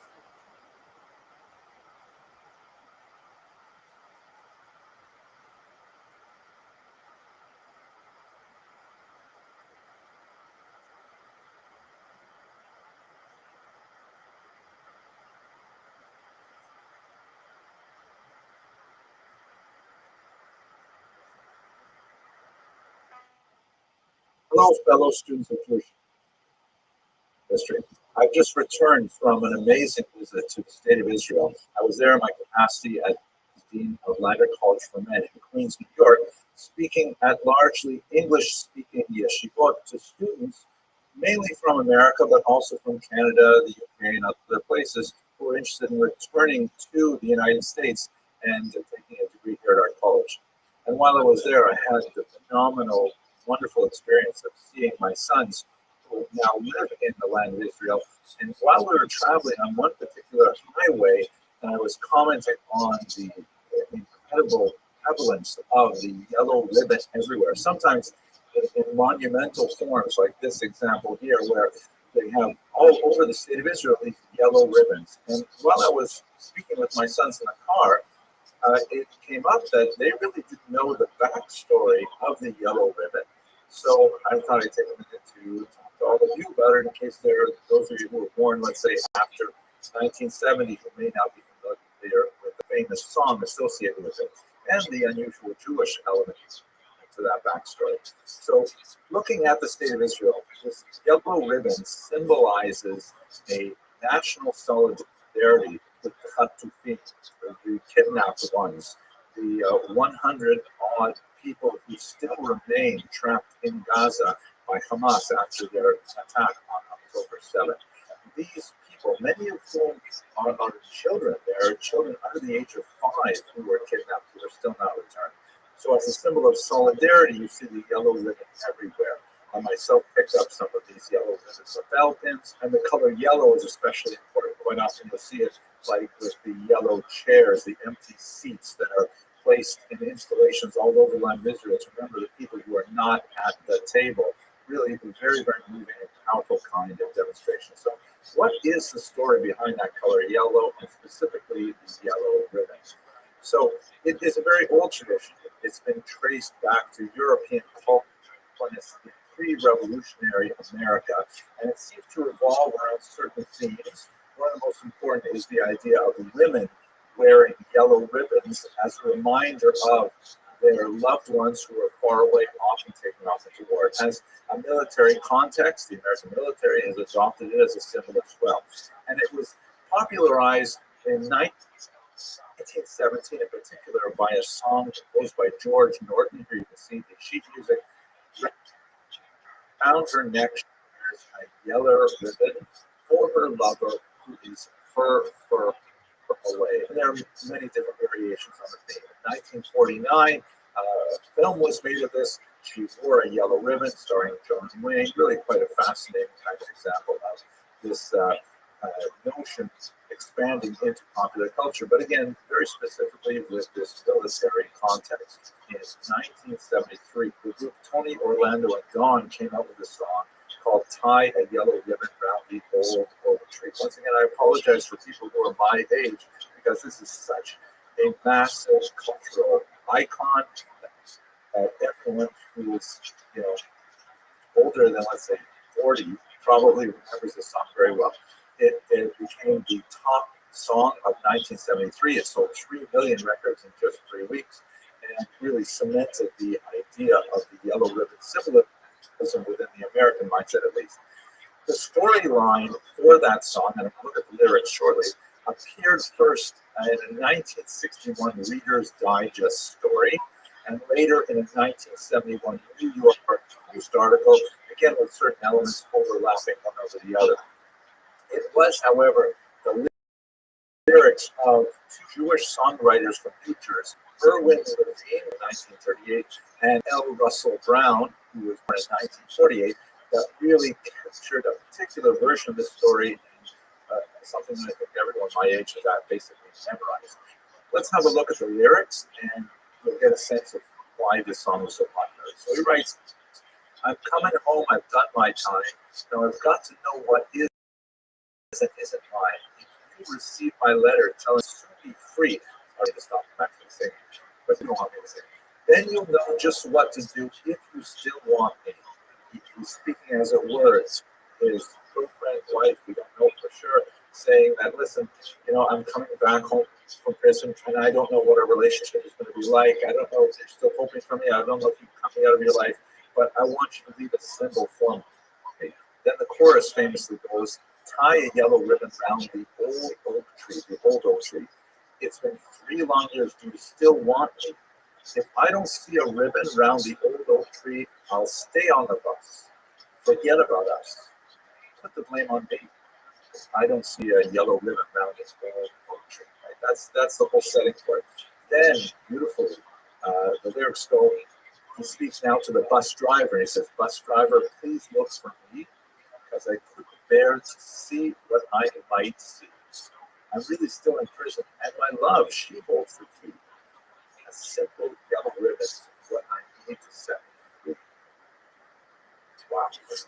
So basically, he can't bear it. He's waited so long. He hasn't heard from his wife, apparently, or his girlfriend. And he's saying, you know what I'm going to see when we get up to the old tree? So he asks the bus driver to please tell him what he sees. Is there a sign that he's welcome after coming back from prison?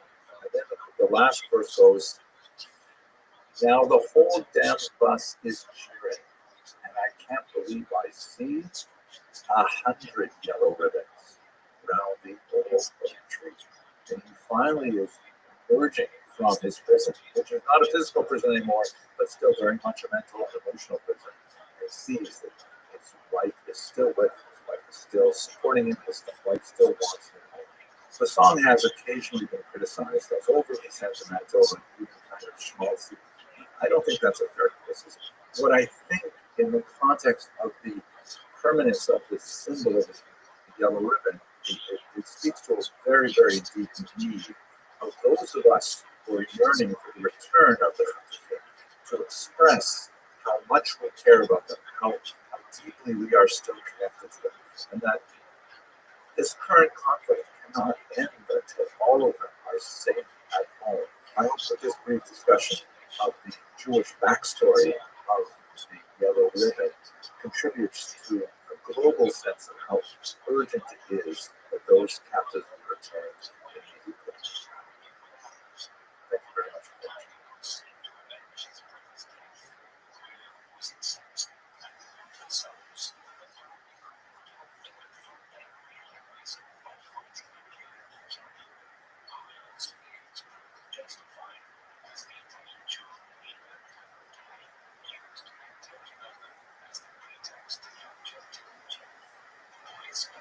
Hello, fellow students of Jewish history. I'd like to take a few minutes to go through a quick review of Gaza in Jewish history. Just kind of very basic sense of the long stretch of interaction between the people of Gaza and the Jews in various areas from antiquity to the present. First of all, where exactly is Gaza? You can see it here. I'm sure you've seen it on newscasts and on the internet. It is a little strip of land just on the Mediterranean coast in Israel's southwest. It's about 28 miles long, or 45 kilometers, and it's only about 3 to 4.5 miles wide, 5 to 7 kilometers. It has a very, very long history. It goes all the way back to the Bronze Age, where it was primarily an Egyptian base and administrative center in the land of Canaan. It is well before the Jews appeared on the scene, the Israelites appeared on the scene. It was, under Joshua, as described in the Bible, assigned to the tribe of Judah, although it really remained under the control of the Canaanites, and then later under specifically the Philistines in the 12th century before the Common Era. The Philistines, the Hebrew, the Pelishtim, are of course the etymological origins of the Palestinians today.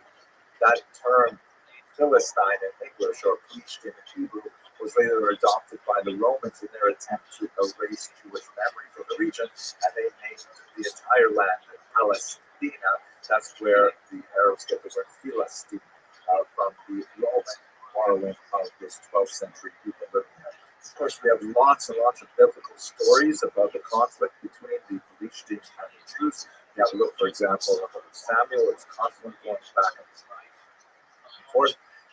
I think one of the most dramatic elements of Gaza specifically is the scene in which the judge Samson is taken captive and brought back to the temple of Dagon in that would be, I guess, Gaza City today. And he is publicly humiliated. They didn't have social media back then, but they blinded him and they strapped him to the pillars of this temple. And he had this great prayer to God that he should have strength one more time. And he pulled down the pillars of the temple and destroyed all of the people who still required reading for Hamas right now. But the region, although it was basically independent from areas under Israelite control, it was briefly conquered by King David, King Hezekiah, King Alexander Yanai, and even under King Herod. But the Talmud considers it as not technically part of the borders of the land of Israel. It's always been somewhat separate and recognized for its distinctiveness. That doesn't mean, however, that Jews did not live in Gaza. In fact, we have a very, very long history of Jews being in Gaza. We have some great archaeological discoveries, such as a synagogue there dating from the early 6th century of the Common Era. You can see that they have actually a representation of King David here, labeled in Hebrew. And it's clear that Jews lived in Gaza after the Muslim conquest in the 7th century. It tended to drop, the Jewish population dropped after the Crusaders entered in the 12th century, but basically began to grow again in the 14th through the 17th centuries. It was only in the 20th century when the Jewish population there finally disappeared. That was primarily because of the uprisings in 1929.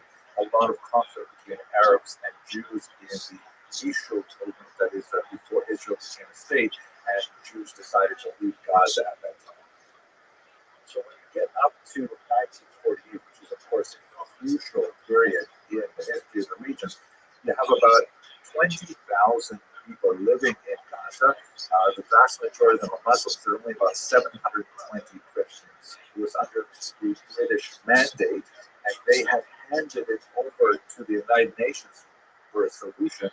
And they came up with this kind of bizarre plan to divide what would become the state of Israel into 7 pieces.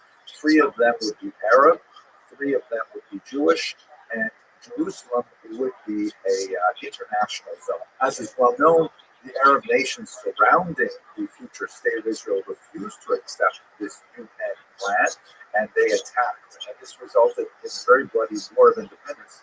Amazingly, the state of Israel was not only able to maintain itself, to not have all the Jews pushed into the sea, but they actually even consolidated their territory somewhat. Gaza, however, was left under Egyptian control. The Arab population of the Gaza Strip expanded tremendously as tens of thousands of Arabs fled the conflict and made their way into Gaza. So it expanded to about 88,000. And then after the armistice, it actually went to 360,000, which is characteristic of the Gaza Strip. It is a phenomenally overpopulated piece of land. There were 8 refugee camps set up in Gaza for these 1948-49 refugees, and they largely remain there to this day.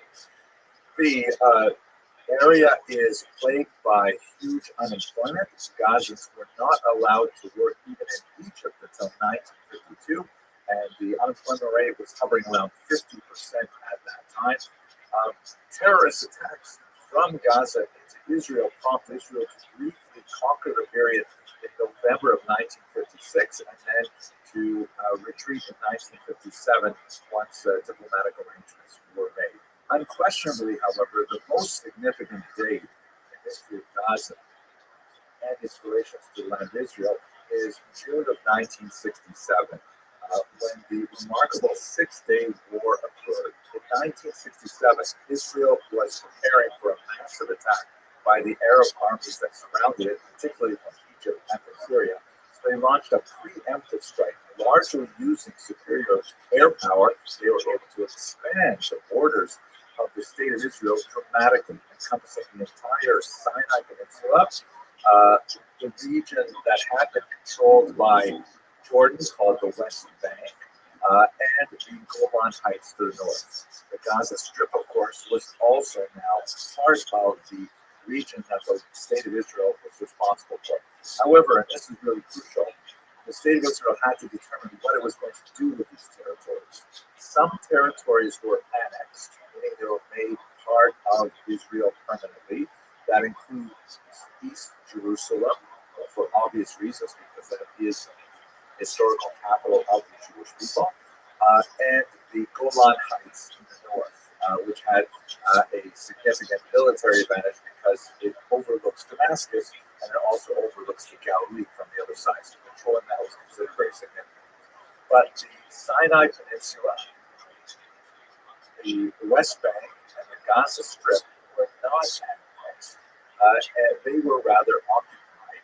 And there was a lot of mixed thoughts in Israel about what to do about these territories. A large body of public opinion felt that now that Israel had really demonstrated that it was here to stay, the Arabs would then come to the negotiating table and they would be able to exchange land for peace. Surprisingly, that did not happen until 1978, when President Anwar Sadat of Egypt made a very heroic gesture and essentially traveled to Israel, met with Menachem Begin as prime minister, and together with the work of President Jimmy Carter, they hammered out the Camp David Accords in 1978.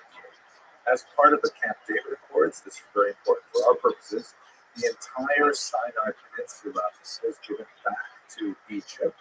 So Israel controlled it from 67 to 78 and then gave it back in exchange for a peace with Egypt, which has basically held. There have been some moments of tension, including in our own times, but nevertheless, it's basically a peace that is held. And the thing is, Egypt did not want to take the Gaza Strip. By this point, in the late 1970s, Palestinian national sensibilities had grown significantly. They were associated with a lot of terrorist activities around the world, towards the Olympics and so on, and the Egyptians simply didn't want to have anything to deal with it. And so Israel was kind of left holding the bag, forced to maintain this piece of territory with a very hostile population, with very poor employment, and with very poor economic prospects. Things looked a little better for the possibility of a two-state solution with the Oslo Accords in 1994-95, when the Palestinian Authority was established, which theoretically gave Palestinians a degree of self-rule within both the Gaza Strip and in the West Bank. However, that has failed to take sufficient hold for reasons which are beyond the scope of this narrow video. Ultimately, however, by 2005, the Israelis had realized that the Gaza Strip terribly simply too costly, and that with the demographic imbalance, because the Gazans have very large families and there's an inverted age pyramid with a very, very young population there, and with continued unemployment, it would simply be untenable. And although there had been some very successful Jewish enterprises and settlements established within Gaza, in a period of tremendous national turmoil, Ariel Sharon ordered a disengagement or simply a retreat from Gaza, and all of those Israeli settlements were removed. And what that meant was, from 2005, Gaza was technically independent. It was not part of Israel, and they could run their internal affairs however they liked. We will get to the blocks shortly. But the Gazans turned around, and in September and January they had their elections, and they pushed out Fatah, which is the somewhat more mainstream Palestinian movement that is associated more now with the West Bank, and they elected Hamas, a organization recognized as a terrorist organization by most Western nations, including the United States, and Hamas has been in power ever since. So now Israel had a very, very difficult kind of situation. They had literally a terrorist state on their borders, a state that was dedicated to the destruction of Israel's very existence. And Israel had to figure out how they were going to have these very, very hostile neighbors. The blockade was intended to make sure that the Gazans under Hamas could not import weapons. And then later, so they could not import secondary materials that could be made into weapons. That has proved to be not very successful because Hamas has taken much of these aid and support into Gaza, humanitarian aid in many cases, and has diverted it to building more and more rockets. And fact, rockets are the primary way in which Gaza interacted with Israel.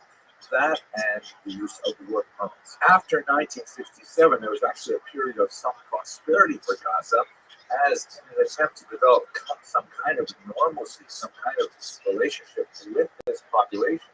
Israel allowed Gazans to work in the country, and they issued thousands upon thousands of work permits. In 1971, 32.7% of Gazans worked in Israel, and the unemployment rate was almost zero.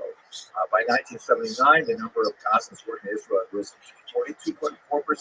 By 1996, it was at 46.1%. It was a steady increase of economic interrelationship between Israel and Gaza. The Gazans were largely working in menial labor and construction and things like that, but nevertheless, there was these funds flowing into the region. In 1987, however, things exploded with the first Intifada, which was kind of a Palestinian expression of disgust at the lack of progress that they had made towards statehood. And Israel, responding to many of these violent demonstrations, began cutting down on the work permits. By 1993, the percentage of Gazans working in Israel had been reduced to 26.5%, basically half what it was in 1986. But suicide attacks increased. In 1994, 1995, horrific bus bombings, things like that, orchestrated from Gaza, meant that the number of Gazans who were allowed to work in Israel reduced to 3.3%. Now, this is the part that I think is especially significant for what we're enduring today. According to what I think is some quite insightful reporting by Reuters, Israel is apparently caught off guard because they were kind of lulled into a sense of security, thinking that, hey, things were getting better. It looked like the Gazans were beginning to realize that, working for a living and building your home is much better than trying to destroy it with barbarism and with war. And in fact, the number of work permits that were given to Gazans was going to be increasing. And so Israel seems to have let its guard down, thinking that maybe we're slowly, like we are with many countries in the region, maybe we're finally getting to a normal kind of relationship, but that in fact was not the case because Hamas was still in control. Hamas, throughout this period, has been launching rockets, particularly at cities in the south like Sderot, and with newer technologies beginning to reach further north like Tel Aviv and even Jerusalem. And although the Israelis countered with the development of a remarkable device, the Iron Dome, which is the equivalent of hitting a moving bullet with another bullet, that essentially blunted the impact of much of these rocket fires. But then the Gazans under Hamas began to use the strategy of kidnapping. In particular, Gilad Shalit, who was kidnapped in 2006, was held for 5 years. And because of the Israelis' vaunted opinion that no soldier should ever be left behind, they actually negotiated a controversial deal of releasing 1,027 Palestinian prisoners, some of whom had been jailed for violent terrorist crimes, in order to get back to Gilad Shalit. And that's basically where we are today, going into this particular conflict. Hamas has clearly learned that the Israelis are sensitive to kidnapping, that Israelis value their population, and that they want to give their people back. And all I can see from a historical perspective is that Hamas worships death and wants to increase the suffering of their population. Rather than pursuing the route of working towards prosperity, it seems that all of their energy is going to more and more bombs, more and more violence.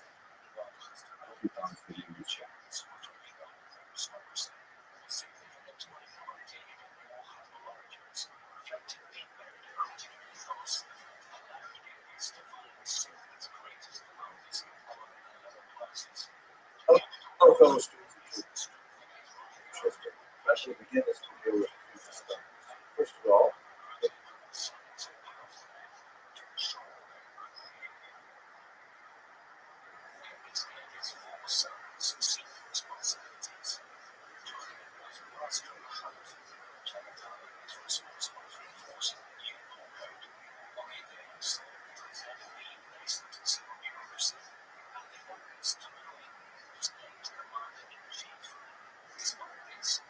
course, with YouTube community guidelines, I want to make sure you understand this is a video of educational content. I'm just trying to discuss a historical phenomenon that happens that it relates to present day in many ways, and it has some graphic and disturbing images and discussions. Secondly, I'm going to do a spoiler alert. If you look at the title, I am going to say that anti-Zionism is basically a form of anti-Semitism, which is hatred. If that disturbs you and you prefer not to listen, then just leave a nasty comment and then go watch something else. I always recommend something relaxing, like kids and the puppy videos and like that. What I intend to do in this short video is first of all to discuss what it is we mean by the term Zionism, what exactly is that as a historical phenomenon. I will discuss some of the legitimate objections to Zionism that were especially prominent at the turn of the 20th century. And then I'm going to focus on illegitimate objections that hide under the term anti-Zionism, but are basically just a veneer for old-time Zionism. I have discussed this in other videos and in much more detail on history of anti-Semitism videos, and I'll try to remember to put some links in the information boxes to where you can find out more of that. The reason I'm going to turn to this topic now, discuss it in more detail, is because, unfortunately, as we have feared, the pleasant and unfortunately violent aspects of harmful rhetoric that is surrounding this division has seeped out into public space. Now, the horrific, sad murders of two young people in Washington, D.C., by a person who was set out to rescue Palestine. And we've also had a horrific attack on peaceful protesters in Boulder by a person who apparently tried to get a gun. Thank God his questionable immigration status prevented him from getting one, but he used homemade flamethrowers and Molotov cocktails instead to shoot 22 people. And since the rhetoric is getting out of hand and is starting to cross over into violence, God willing, that was the end of it. But I think that would be optimistic. So first understand what exactly are we talking about? So let's begin by saying what exactly is Zionism? Well, first of all, it's not secular. On the contrary, it's historically the most pro-indigenous movement ever in history, which is why, ironically, so many First Nations in Canada and the Maori and New Zealand and elsewhere support Zionism as we have seen in social media spaces. Zionism refers to the age-old desire for Jews to return to their ancient homeland. It is, without doubt, the oldest movement of its nature. As I will explain in a minute, the term Zionism, with a capital Z, is really coined in the context of the 20th century when it requires a distinctly political overtone, and I'll come back to that. But historically speaking, this is something that goes all the way back to, at the very least, the 6th century before the Common Era, when the Jews were first exiled from the land of the southern part of, essentially the southern part of what we do today, the land of Israel, to Babylonia, and you see it recorded, for example, in the Bible, all over the place, but Psalm 137 is perhaps the most powerful statement of that miracle to return to the land of Israel. Just quoted in English, by the rivers of Babylon that we sat down and we wept, when we remembered Zion, right? What is Zion? No, it's not Zion, is the hills of Jerusalem, and so it's come in the 20th century to represent the general desire to go back. Very powerful songs. Now, in the 20th century, as I mentioned now twice, that's when Jews, particularly in Europe and especially in Eastern Europe, began to be affected by the nationalist movements that was growing at that time. Many people began to seek their opportunities to express themselves as nationalists. There are lots of nationalities that were subverted within empires. For example, the Austro-Hungarian Empire, the German Empire, the Russian Empire, and all kinds of non-Austrians or Hungarians, non-Germans, and non-Russians within them. a lot of those people, the Czechs, the Ukrainians, the Slovaks, the Poles, so many, wanted to form their own state. And so Zionism represented this movement that took hold of this age-old yearning to return to the land of Israel. By the way, I should point out that the vast majority of Jews were living in diaspora at that time. In fact, had been for the last 15, 18 centuries, that small Jewish population outside of Israel. There was always a small population of the land of Israel itself throughout this entire period. So what also started, Jews actually never totally left the land of Israel. They always regarded Jerusalem as their eternal capital, waiting to actually come back to it. It began to acquire this modern national political tone, particularly under the leadership of Theodor Herzl, shown here, very famous leader of the World Zionist Organization that was established in 1897, had significant success at motivating Jews around the world to contribute in a financial way to purchasing land in the land of Israel in order to eventually come back there. Herzl's particular strategy involved negotiating for powers to try and have some kind of diplomatic dedication of the land to the Jewish people. This eventually was expressed after Herzl's death in the Balfour Declaration, when the British government said that they believed in the idea of the establishment of Jewish homeland. We talked about this when we had this. Now, while Zionism was arguably the most popular of the various political expressions that were happening at this time, when Jews all over the world began, like many other groups, to explore the political expressions, universally approved by many objections to Zionism. And there are three main groups of Jews who legitimately objected to Zionism at the time. The first were the ultra-Orthodox.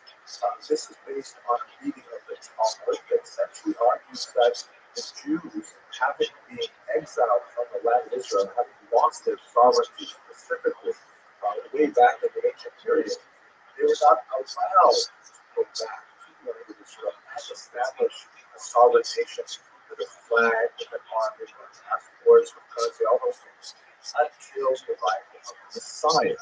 And so there was a good core of ultra-Orthodox Jews in particular who felt that returning to the land of Israel and establishing a state there was inappropriate. Returning to the land of Israel, to live there, to pray there, to study there, very, very beautiful. But to establish a state, these ultra-Orthodox Jews said, no, that has to be for the Messiah. Ultimately, this group was always a minority of Jews overall. Various election results to indicate how Jews felt about this position, but nevertheless, it was a theologically principled argument. Today, we have a situation where half of the world's Jews have already demonstrated this to Zionism by actually living in the land of Israel, and so only a tiny fringe of that ultra-Orthodox objection still remains. We will see them showing up as pro-Palestinian rallies. And they have been doing it consistently for many, many years, not just since October 7th. They're associated with groups like Missouri Carta, or pretty much universally disliked by the rest of the Jewry. You can see them here. This is a German protest. And they have a few non-rabbis, Jews and who stand beside them, carrying signs that say, authentic rabbis are opposed to Zionism. Here's a pro tip, by the way. If you believe you are authentic, you are certainly not going to convince anyone by putting on a sign and saying that you are, in fact, authentic. And it's especially difficult for most Jews to deal with this kind of thing because, as you can see, the other flags that are being represented here include, for example, Hezbollah, which is one of the most murderous terrorist organizations that is dedicated to the idea. As you can see on that flag, they've got like a gun on the flag. They want to destroy Israel and the Jews who live there. It's just very offensive to most Jews to think of Jews participating in these rallies. Enough that they're wearing this kind of keffiyeh colors and things like that. But anyways, that is, nevertheless, the modern vestigial remnant of a theological objection to Zionism, which was more prevalent in the 20th century, but dramatically dropped off after Israel became a state in 1948. There was also a socialist objection to it, and you see this most dramatically in a political party called the Jewish General Socialist Workers' Party, Yiddish as the word. And this is a group that said, no. Zionism is a bad thing because it's going back in time to a kind of bourgeois government, whereas we want to move forward with a social democratic government, specifically kind of a communist government.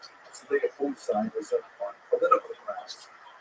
The book basically also disappeared with the 20th century. Stalin got rid of the leftist section of the book. It survived to a certain degree in America as a Jewish working circle and so on, but that was also the principle of opposition to Zionism on the basis that it's moving in the opposite direction of what all societies do. This is why social democrats tend to promote Zionism, and there were Jewish social democrats in the 20th century as well. Finally, much smaller group, but still nevertheless significant in some ways. The so-called diaspora nationalists who were led by Shimon Peres and had some success in implementing their notion of the appropriate form of Jewish political expression in the interwar period in Baltic states of Latvia, Lithuania, Estonia, and also in shortly Ukraine before it was taken over by the Russians. Pilkno's vision of Jewish political expression argued they should in fact be more invested in their own communities around the world and not seek to go and create a state. Pilkno's vision, he felt that existing as a diaspora community actually represented a more advanced form of social organization than statehood, and that Jews live in a unique place and actually express it in the future. So you will see occasionally a diaspora nationalist objection to Zionism. It was especially from the 1920s. It faded away in the 1930s under the influence of secular nationalism and fascism and so on.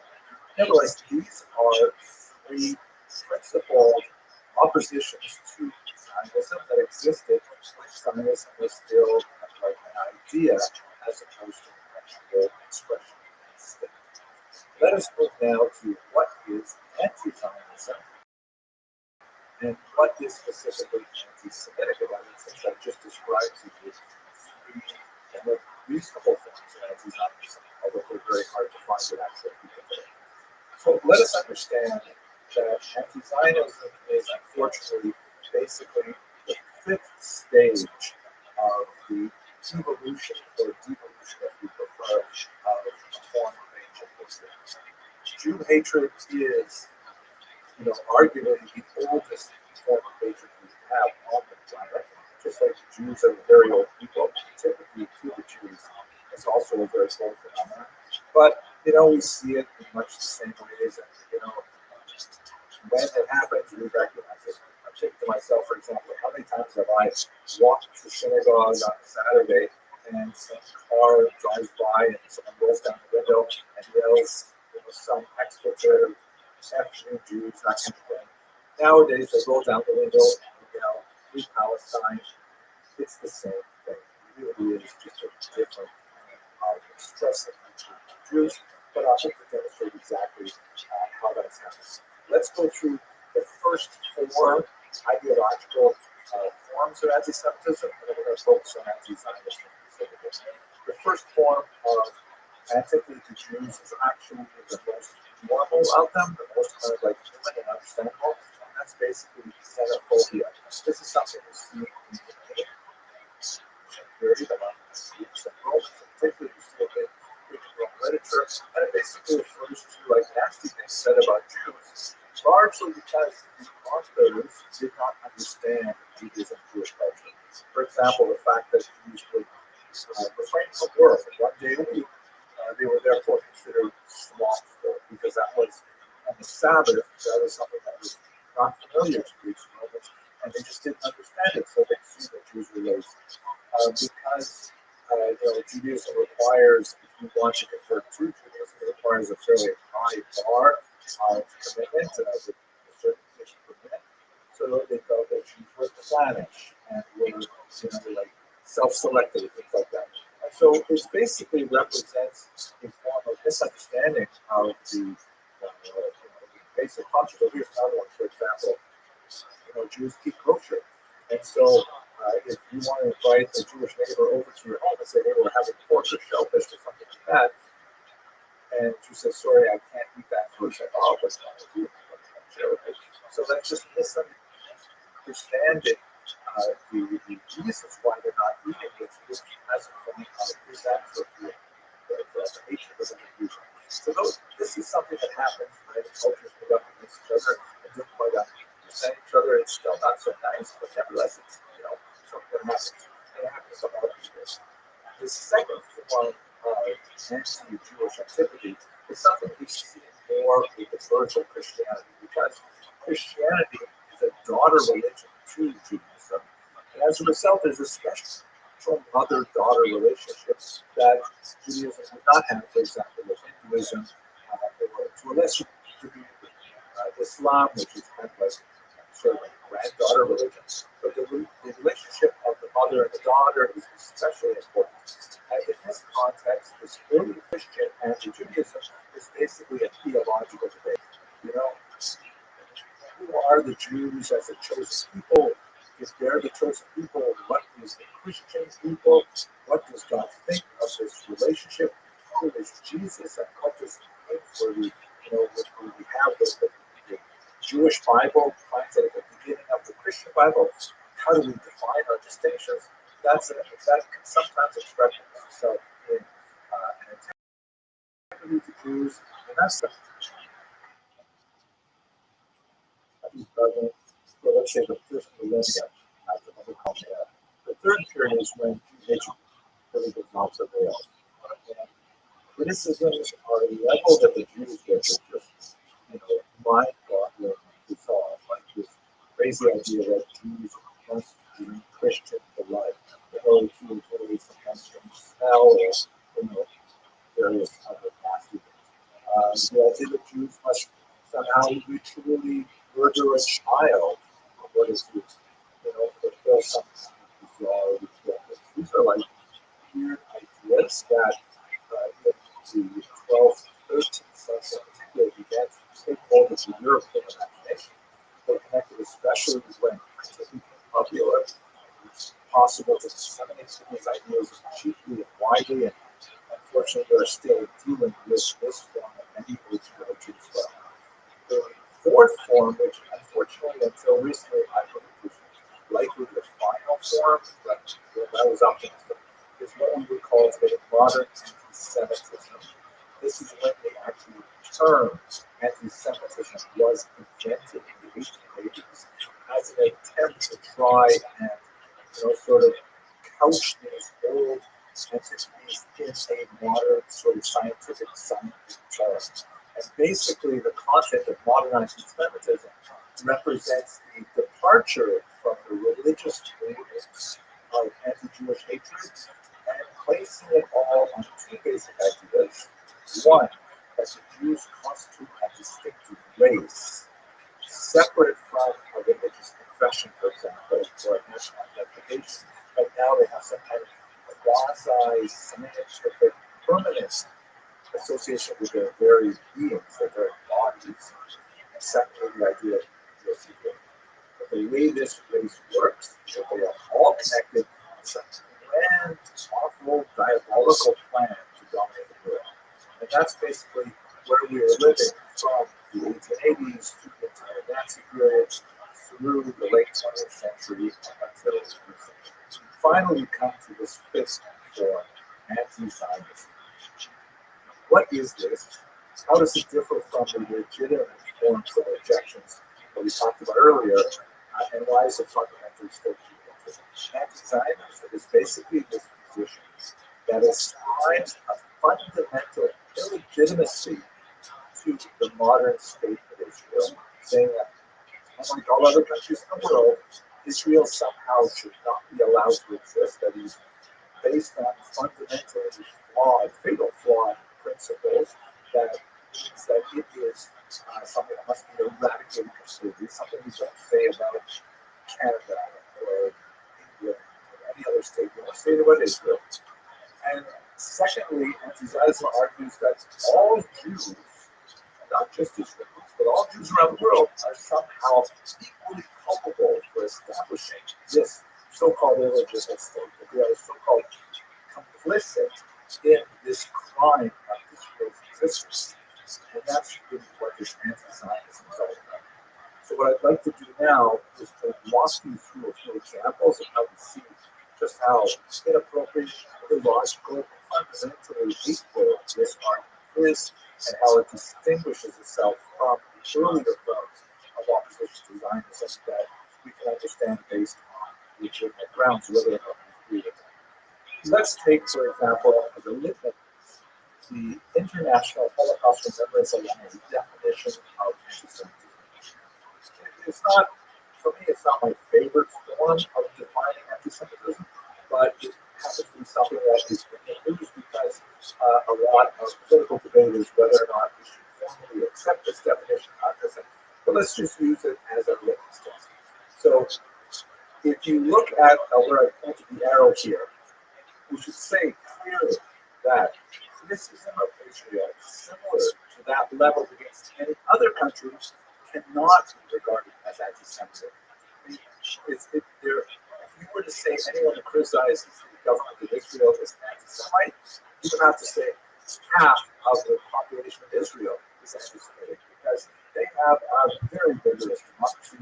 They have protests, they have arguments. It's actually a raucous kind of thing. The Israeli Knesset politics there. There's tremendous amounts of criticism of the government, the current government, previous governments, and I'm sure future governments. So there's certainly no boundary in this definition that says that criticizing the decisions of a given government or political orientation in Israel is offensive. There are, however, some things which go way beyond it, and that's what we really want to fix. Have a look at the second page, which sort of expands with lots of examples of human governance. Let's look at some of the detail and see why anti-Zionism goes beyond the level of appropriate criticism of government and gets into anti-Semitism. First of all, accusing the Jews as a people or Israel as a state of inventing or exaggerating the Holocaust. Right? Sometimes called it Holocaust revisionism, and the reason why an anti-Semite might want to do that is because part of the reason why the need for the state of Israel is present is because of the genocidal attack on the Jewish people during the Second World War that necessitates some kind of refuge for this people. Right? Accusing Jewish citizens of being more loyal to Israel or to the alleged priorities of Jews worldwide than to the interests of their own nations. This is also a very old criticism.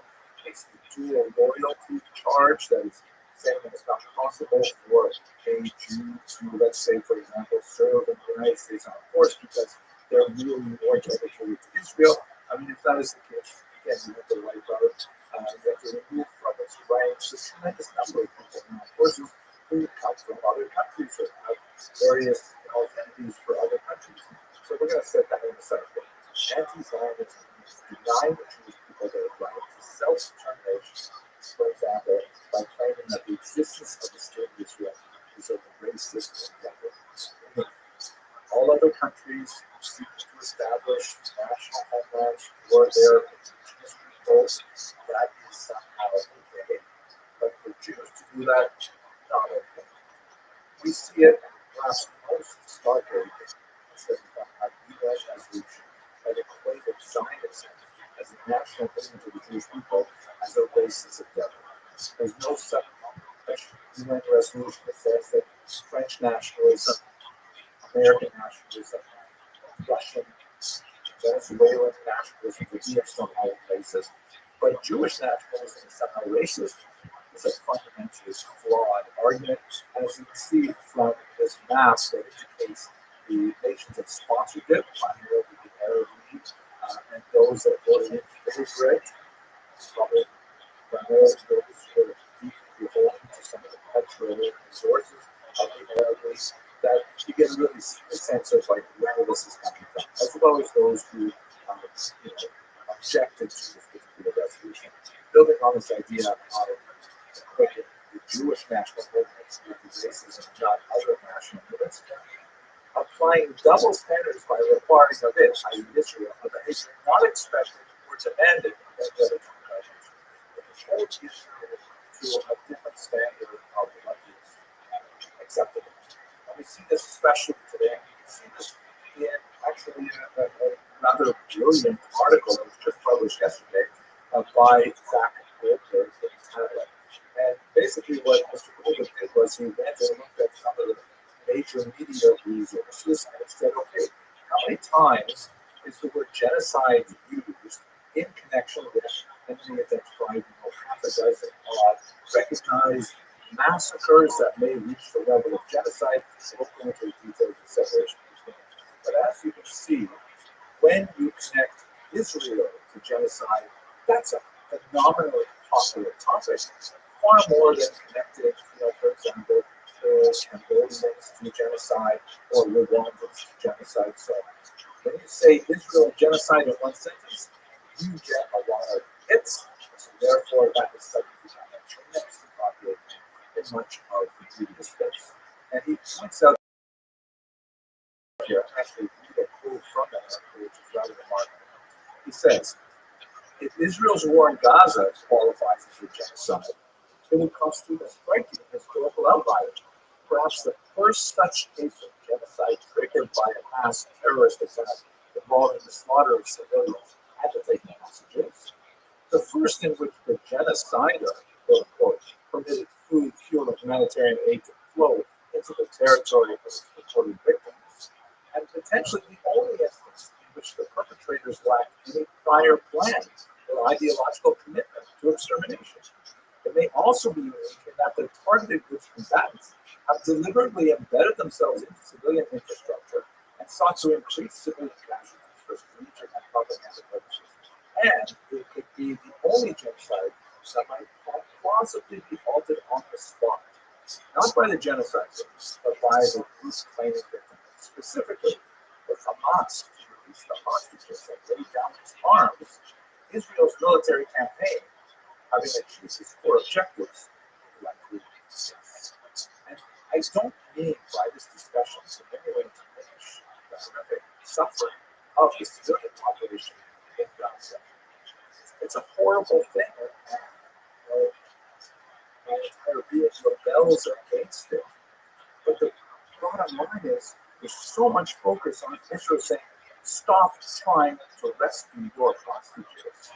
And hardly anyone saying, Hamas, let's go of the hostages. We took civilian hostages, murdered many of them. You still have 20 of them. Why isn't the world screaming at Hamas, screaming at the Arab world that is in league with Hamas and saying, force them to release the hostages, and the violence will cease? That's something that's good.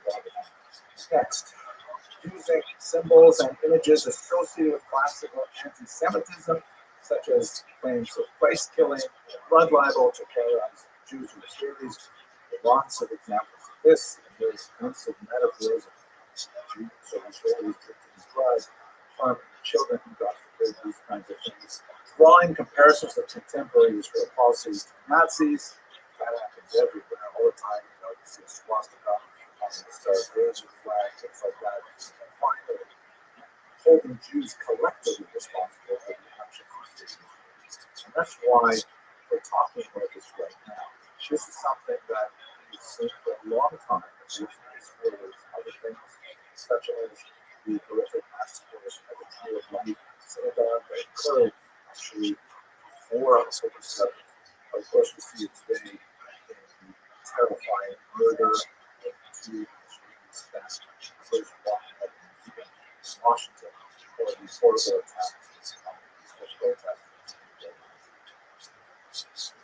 Okay, I hope this video sort of explains what it is fundamentally to protect. So yes, there is a possibility of disagreeing with the policies of the state of Israel. Yes, there are so many people who disagree with how the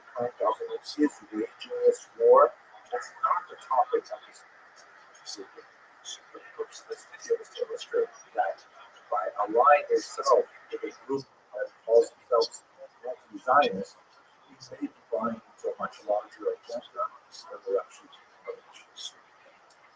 I hope this video is useful to you. That you see the end to the violence, the return of the hostages, immediately the families, and the cessation of all the attacks and suffering. Thank you very much.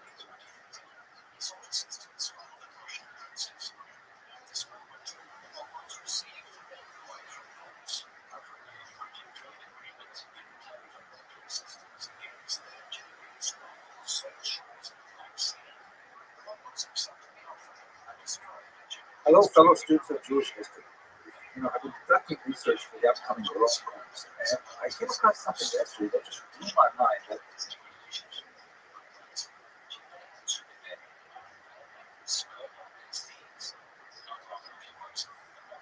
even though it's not dealing with the raw material, it's in a very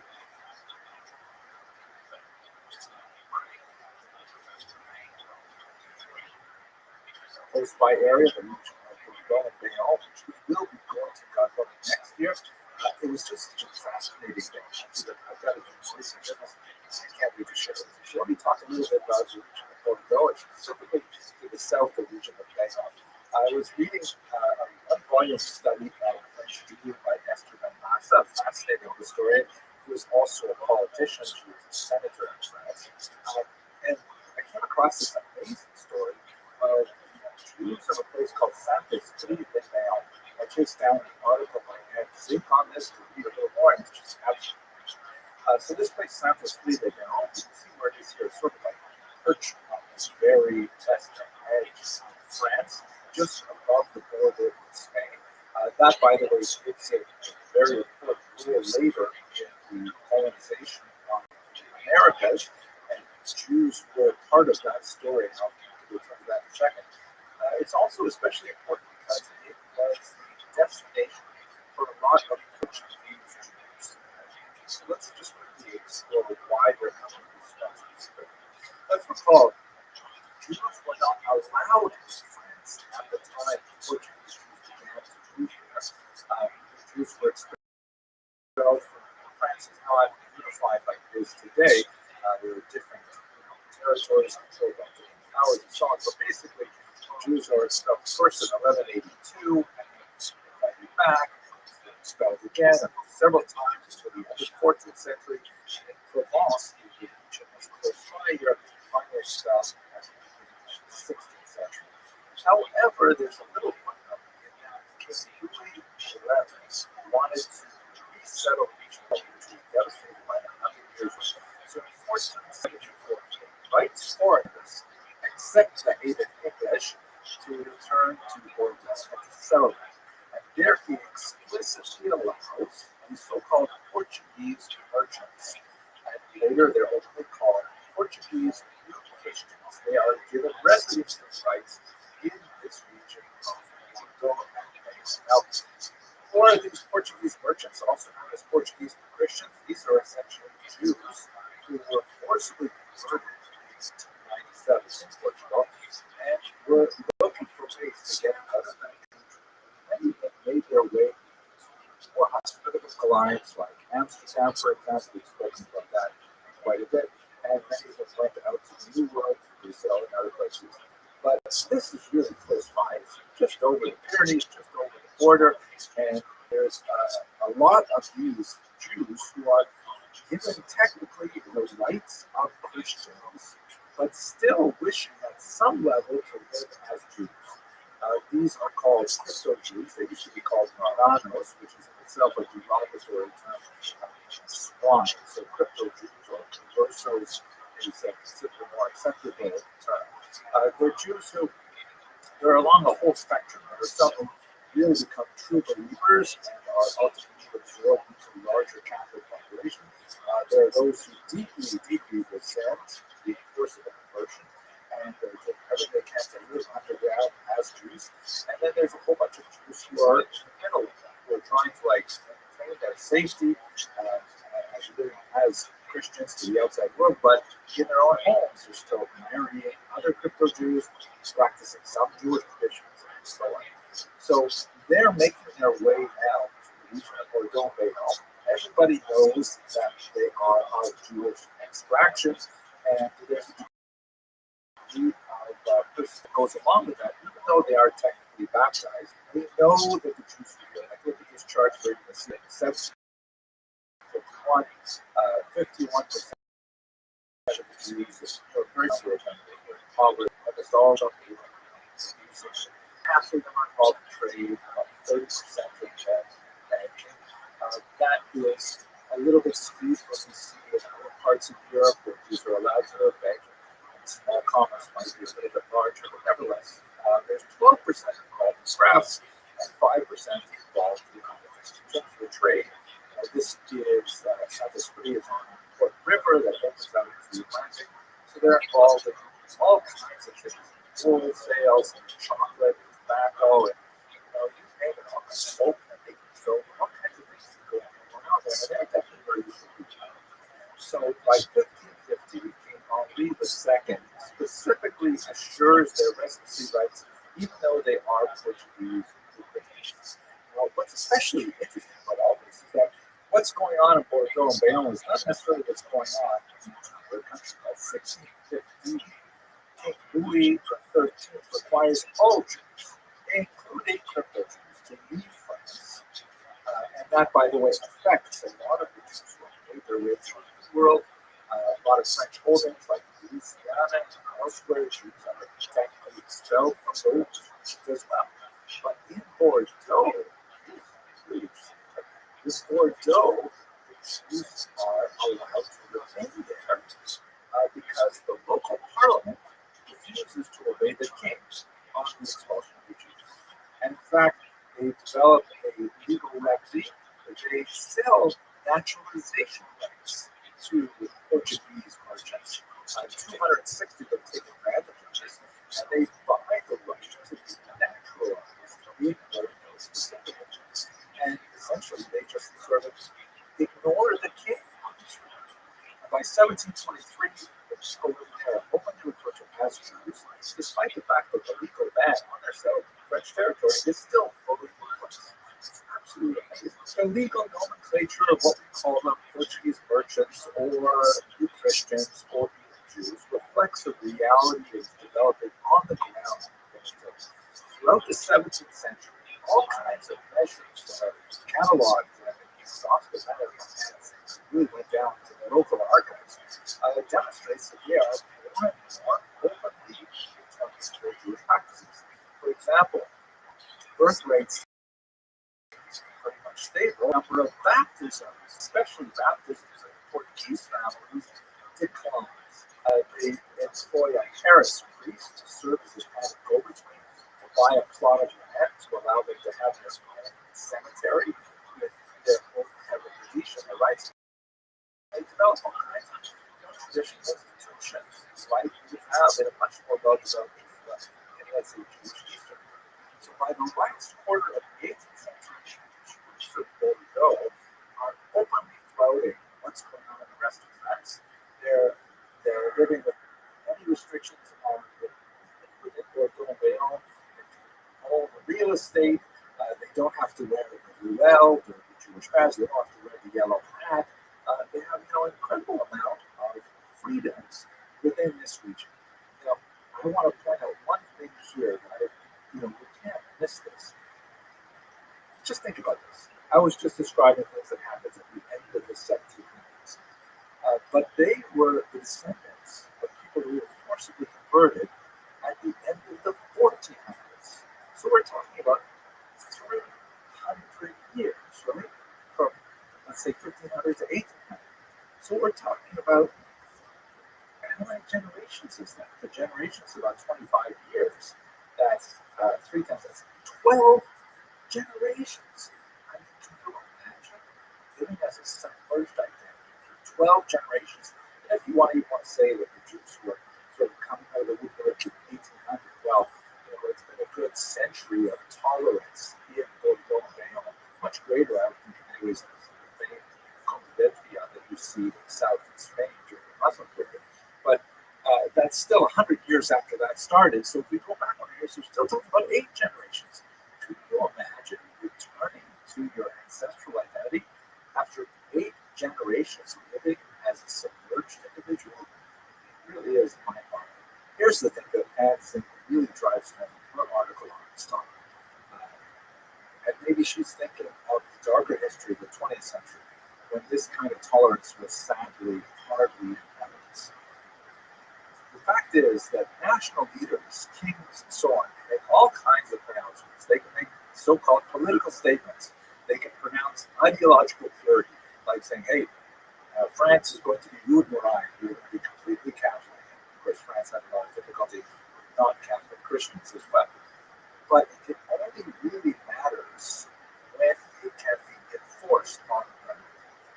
If there is a gap between these national leaders who are playing to all kinds of different agendas, and the people who actually live there together with their Jewish neighbors, if there is a gap, if there's any daylight between those two positions, that's a moment in which real humanity expresses itself. The non-Jewish population of Bordeaux and Bayonne saw the Jews 17th and 18th century as essentially their neighbors. We know that they were linguistically very well adapted, that looking at forensic studies of rental agreements and purchase agreements and all kinds of contracts, that Jews were basically treated like every other citizen of Bordeaux and Bayonne. And so it's especially fascinating to see how these crypto Jews were able to emerge from their submerged identity and they find a welcome place in this corner of France. Well, I can't wait to visit it. Thank you very much for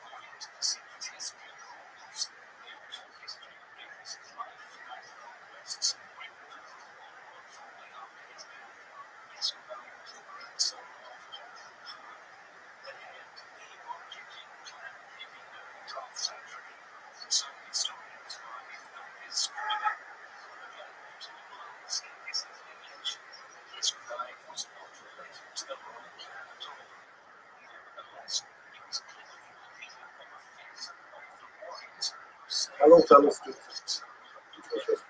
In the course of my research, as I prepared for another course,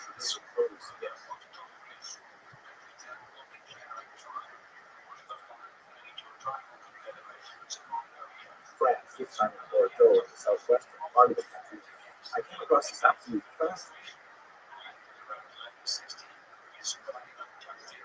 discussion related to the village. Many historians have pointed out that one of the best ways to study Jewish history is to simply look at, consider, the prayer book, because so many events and experiences of the Jewish people are layered into the fabric of the prayer book. And as you peel away those layers, you see a lot of interesting things about Jewish history. So I came across this one passage in which says, he's a phenomenal historian, perhaps the greatest historian, certainly of the Bordeaux and Bayonne region, which he's been studying all his life. His family was originally from Algeria, although he himself was born in Paris. He was a student at the Sorbonne, and he taught at many universities, and now is especially associated with the book that he did. He was a major scholar of French and Sephardic Jews. I found something really fascinating in his 2003 publication, Judaism at Bordeaux, Jews and Judaism. So the first part of his book goes into some of the Bordeaux antiquities, like when did Jews first come to this region? It's certainly lost in the sands of time, because by the time we first get records of Jews, they aren't referring to their settlement. These are referring to Jews that we have lived there for some centuries. Most likely they came in the early first millennium, maybe the first or second century with the Romans, but we'll get into some of the details. We have some archaeological discoveries, for example, in Bordeaux, a gold ring was discovered in the vicinity of streets later called Rua Judaica, or the Jewish street. And if you look at this amazing ring here, it was first published by Camille Bidel in 1890, who presumes that it was an engagement ring of a woman named Esther. If you look closer at it, you can see that in fact she does have the name Esther, which is in fact a woman of the name Esther. So that this remarkable first century epitaph that was set up for Claudia Esther, who's one of the slaves who was taken from Jerusalem in the first century to Rome. It was put out by her husband. But looking more closely at this particular image, why would you think that this master is definitely a Jewish marshmallow? Because obviously the representation of the menorah on both sides of the ring. And that's a classically Jewish seven-branch menorah in particular really goes to the heart of Jewish symbology. It's very, very good. It's very popular in the first, second century. So, whereas Junot argues that it was an engagement ring, now Holmes says that's probably not the case. He says it probably belonged to a man named Asterius.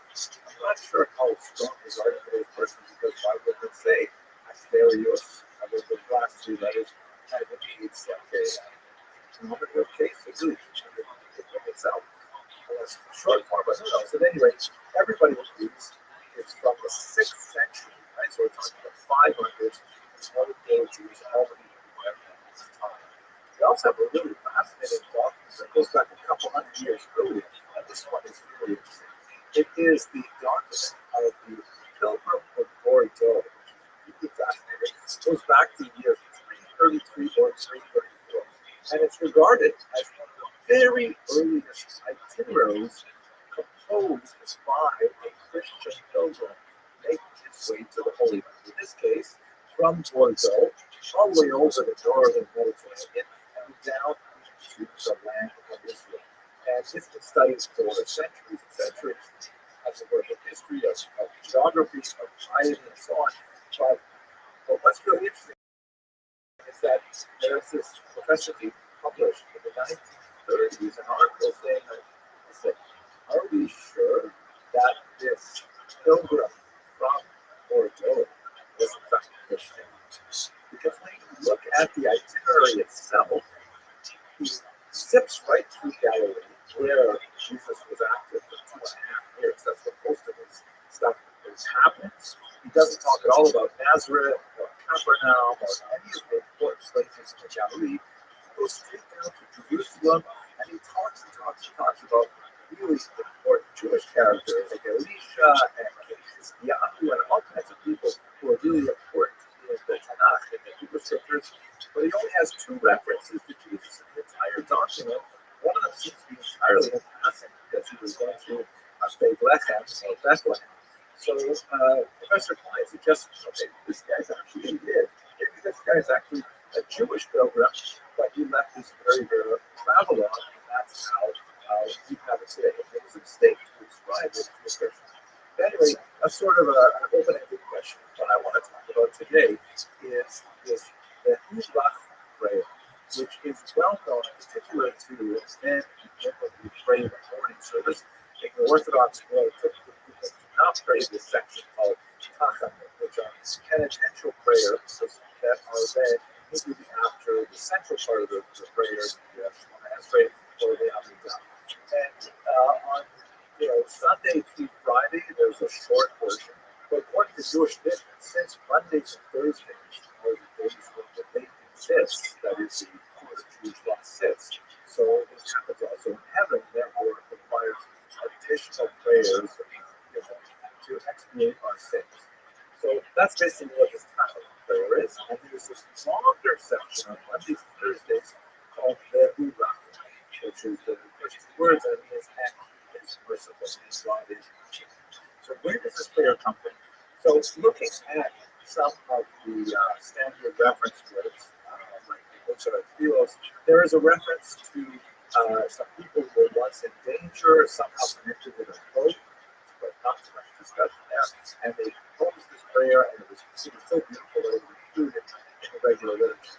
What Professor Gerard Mahon brings forth, however, is a 1407 manuscript from Troy, elsewhere in France, where it's true that Rabbi name, the Yehuda Barelius would speak, records the actual story, but it occurred much earlier. So we're definitely now talking in the realm of legend. This is something recorded in the 15th century, described as something that happened in the first century, but it happened in Bordeaux. So the story goes, as we've discussed previously on this channel, there's a legend that the Vespasian, as part of his peak with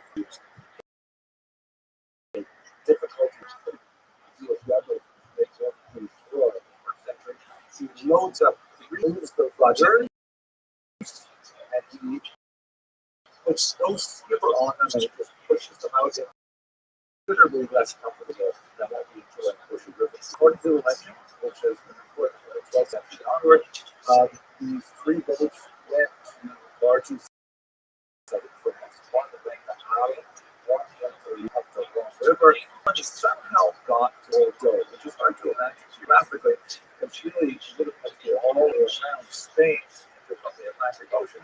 But nevertheless, this is a legend, and the Jews disembarked there and established really early settlements in what is the Roman Gaul, within the Roman territory. So according to the legend recorded in this 1407 manuscript, there was a king of region of Bordeaux, and originally he treated the Jews very well, but then he died. And just like we have in the book of Exodus, a new king arose, he turned on the Jews, and he began to persecute them. So there were two brothers named Joseph and Benjamin, and a cousin of theirs named Shmuel. It's interesting that the specific names Joseph, Benjamin, and Shmuel adds a degree of this to the story. But at any rate, these three people get together and they each compose a section of a special prayer. They recite this prayer to God, and then the king forgets about persecuting Jews and decides to die as a horrible thing. So this prayer was so successful, and actually it is very beautiful. So I will tell you that we tend to rush through it because we like saying time. It's very sad kind of prayers, but it's very beautiful. So actually, it's plenty of time to double. This prayer spread throughout the entire Jewish world. It has been incorporated into both the Ashkenazic and the Sephardic rites because its great antiquity of predates the separation of Ashkenazic and Sephardic culture. And it is included and appreciated to its very roots. So it has its origins, apparently, as according to this legend, in Bordeaux. I hope you found this interesting, and I hope you'll be able to join us on this fantastic cruise. It's really a unusual part of France. We're going to discover a lot more Jewish history along the way. And if not, I really look forward to sharing these with you. Thank you very much.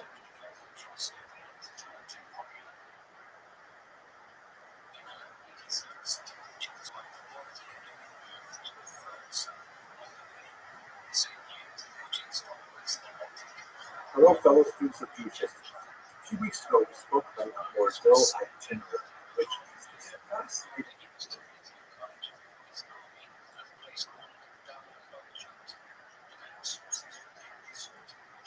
for travel law, taking pilgrims from Bordeaux, France, all the way to the land of Israel.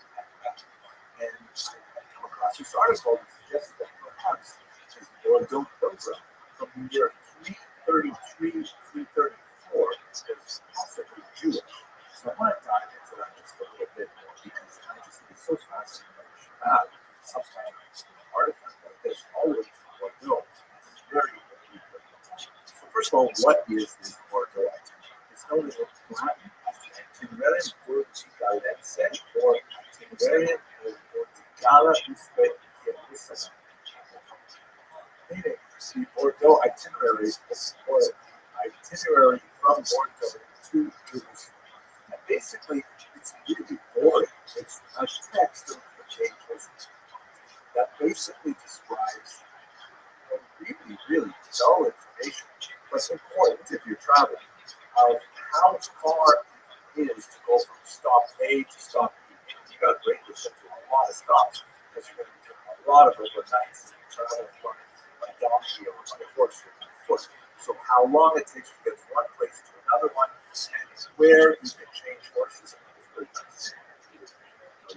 Horses. There's versions of this document that exist today from the 10th centuries, and there are four of them. Two of them omit most of it except for the section in the land of Israel itself, which is especially relevant for people all over. But two of them do describe all the way from Bordeaux to Israel. And here you can see a map representing the Bordeaux itinerary, both there and back, and several stops along the way. The text itself, however, looks something like this. Change at Stomatae, weeks, change at Sayone, weeks, City of Astates, each day. Most of it's pretty boring until you get to the land of Israel, which is a lot more detailed information. So I want to see and connection to the Bible and things like that. So that's basically what this really early pilgrimage is, and it has lots of fascinating things. Now, there are a lot of questions for scholars. For example, are the actual sites as they are described, meaning can the sites described in Bordeaux itinerary to the events actually described in the Bible?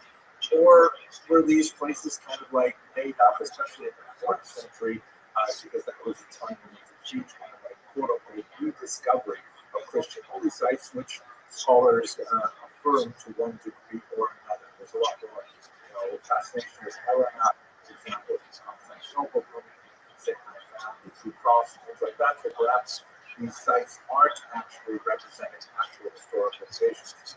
There's also some really interesting literary discussions of, is there a subtle and there's tradition here? Is this fitting into church father writings around the same time? Perhaps criticizing Judaism by the contrast of various holy sites. These are all great questions. We're going to look at one set of questions in particular, which was advanced by a scholar named Shmuel Klein. He was born in Hungary. He moved to Israel in 1929, where he was faculty members of the Hebrew University of Jerusalem.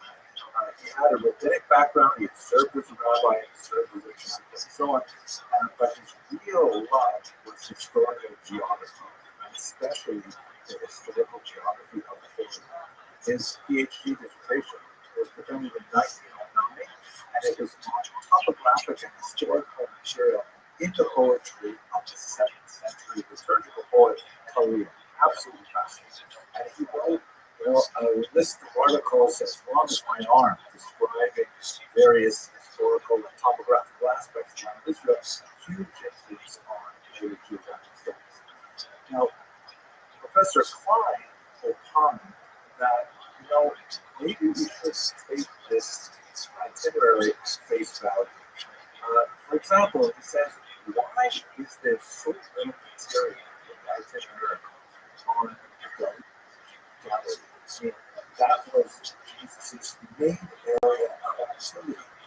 Why is there no reference in the itinerary to Nazareth, Capernaum, Magdala, Cana, sites that are so prominent in ancient scriptures? Why does the pilgrim spend this huge trip making his way around Israel and then just skip over all those things, just go straight to the coast and then spend time in Jerusalem? Important question. Second one, why are there so many references to Hebrew scriptures, especially events that occurred to particular kings as described in the Book of Kings or the Book of Chronicles, and like lots of things which are fascinating in Jewish history, but they're not really that closely followed in Christian history. Some scholars, preceding Klein, and he quotes in his article on this topic, suggest that perhaps it was a Jewish Christian or a Christian Jew, maybe someone who was part of that generation, who was of Jewish ethnicity, but was practicing Christianity. And, there's something to be said for that argument, but it's really quite late for that. We're already in the 4th century, and the split between Judaism and Christianity was pretty profound by the time we get to the 4th century. And then finally, perhaps most fascinating, there's lots of references in this text, not to the Old Testament, Hebrew scriptures, but to Jewish legends. Both materials that are discussed in rabbinic literature, but a lot of material that appears to be like local popular lore that is not exactly agada in the technical sense of things contained in the rabbinic text, but nevertheless tradition handed down.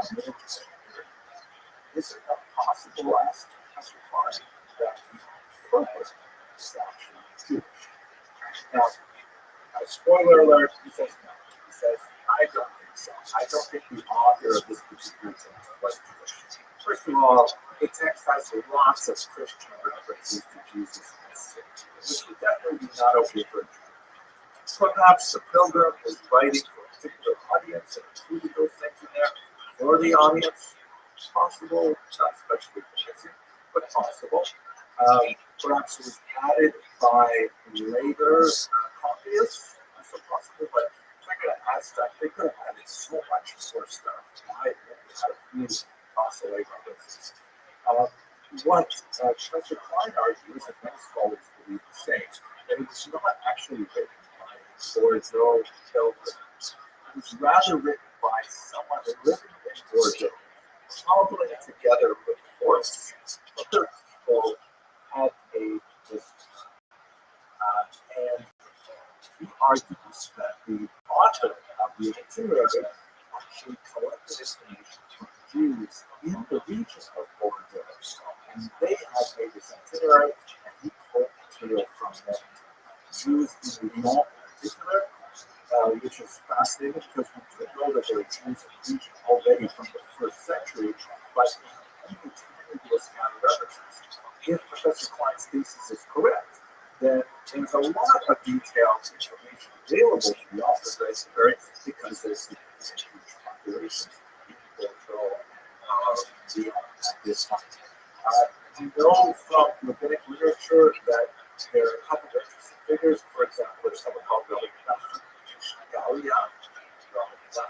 man of Gallia, that is, of course, Roman France. That's mentioned in the Sector of Turkey. There's a Rabbi Yudan in Gallia, Rabbi Yudan from Gallia, who's mentioned in 6 rights of Allah. These are all very old texts, which suggests that, yes, that there are some kind of quasi-rabbinic accusations there, and so much so that they would produce at least these 2 figures who were cited in very, very ancient texts. So this is actually Professor Klein's contribution to this, and I think it's really quite interesting that the pilgrim who wrote this text did not actually make the journey himself, but most likely cobbled it together from lots of other sources, including from this one Jewish source who traveled to this region from Bordeaux. Thank you very much for watching this short video. I'm so glad there are other people who are so interesting.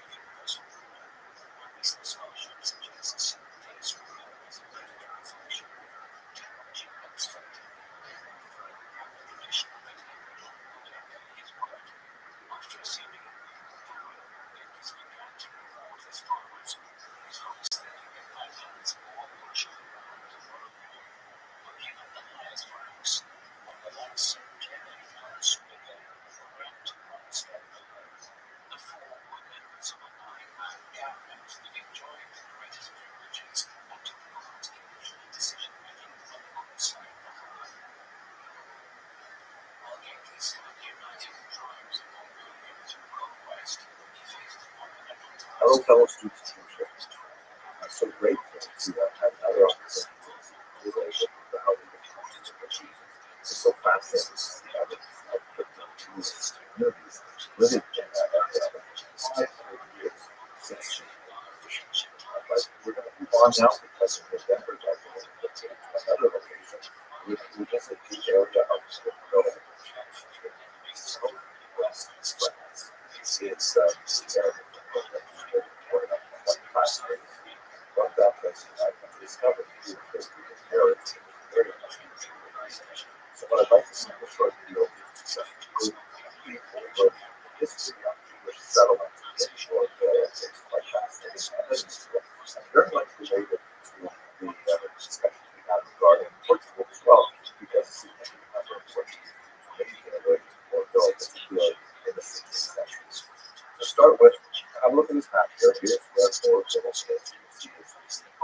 waterway that opens to the Atlantic Ocean. It's like many sites of Jewish civilization. It was mercantile center. Of course, the entire region is wine culture, and I learned a lot more about that. Before I go there, I understand for this wine, but for today, it's just what it's selling. So we have a medieval legend that speaks about three rudderless ships being cast adrift in the Mediterranean Sea by Vespasian in the first century after the destruction of civilization. These rudderless ships wandered throughout the Mediterranean and landed at the city of Tyre, located at the mouth of the Roman River, and made their way upstream to the Gaul, so further on that river.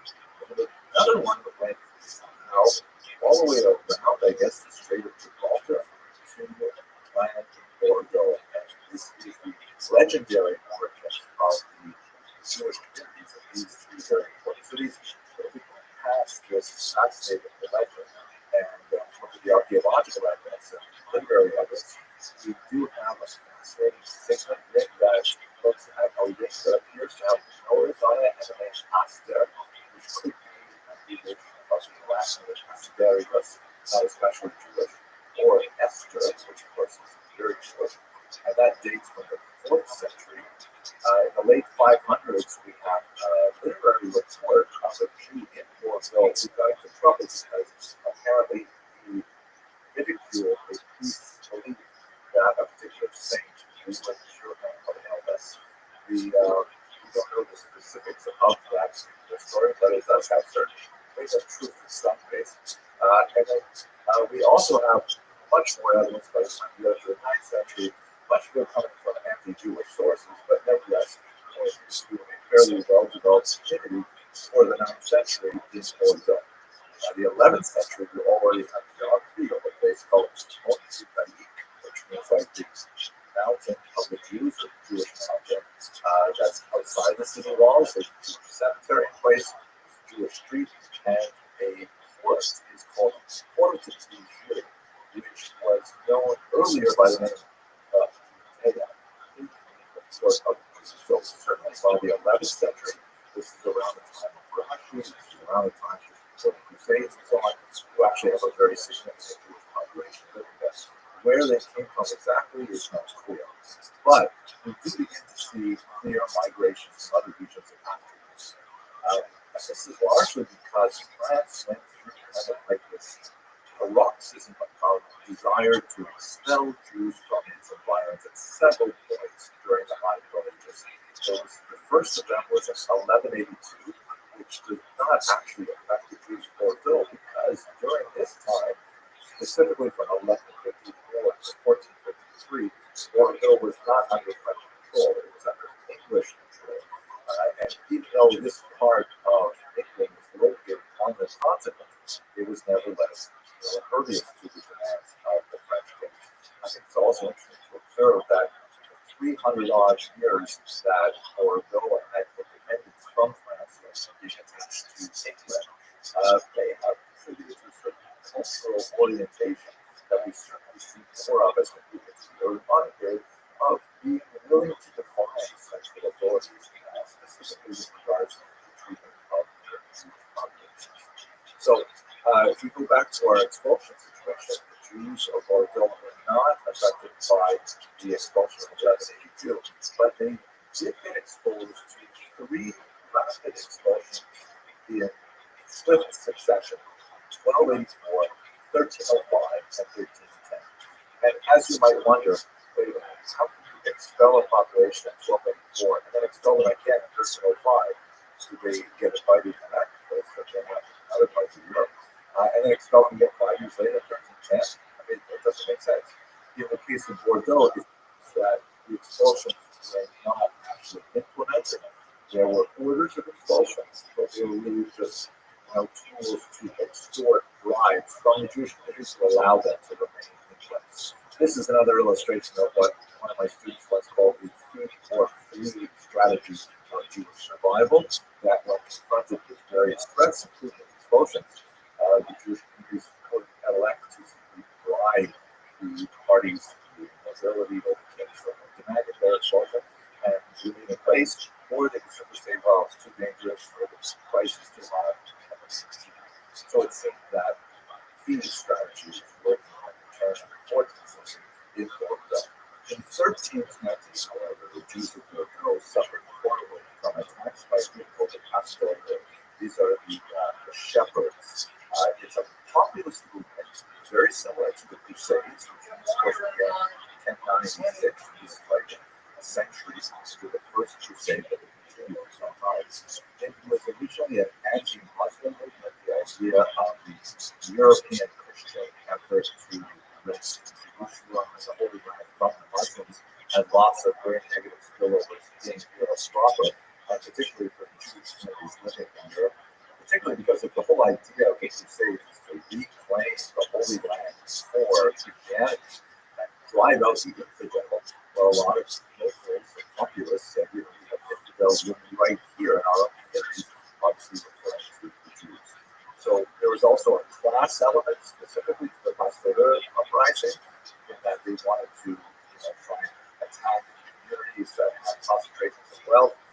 The Jews were unfortunately an ideal target because they were concentrated in urban centers like Bordeaux, and also they were more openly associated with cash-bearing industries like money lending, like minting, brass, silver, goldsmith, things like that. And so they were a favorite target of the Pasteurs and the Second World War in 1920.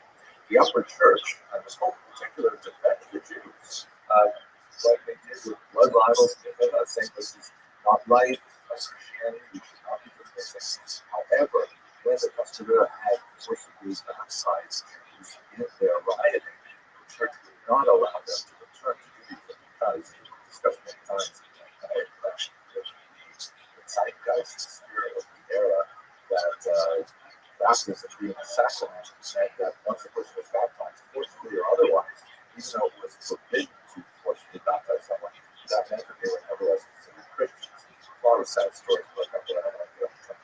So at any rate, 1453, Bordeaux returns to French control, which was technically at this time Lutheran because there had been a major expulsion of Jews in 1306 from a large amount of French territory, and it's not certain if this decree was imposed on the Jews of Bordeaux. What we do know, however, is that there were significant populations of Jews, and especially crypto Jews, who had been making their way up to Bordeaux from the 15th century and on. Yet you recall that in Spain, there was a massive wave of Orthodox and Protestant Christians that gave the status of new Christians. And as I mentioned a second ago, they were officially Christians, even though they did not necessarily want to regard themselves as Christians. But they had the privileges of being moved as Christians. There would be attempts to lock this down by both Spain and especially by Portugal, where a lot of these Jews fled. But in the 15th, 16th, and 17th centuries, there was periods of time when this was relaxed. And a lot of these nominal Christians, these so-called new Christians or conversos, sometimes called Marranos, which is the derogatory term, they made their way out of that Iberian Peninsula and looked other places to live. Amsterdam, Hamburg, very prominent sites. The New World, Brazil in particular, and also just across the Pyrenees, the region of Portugal.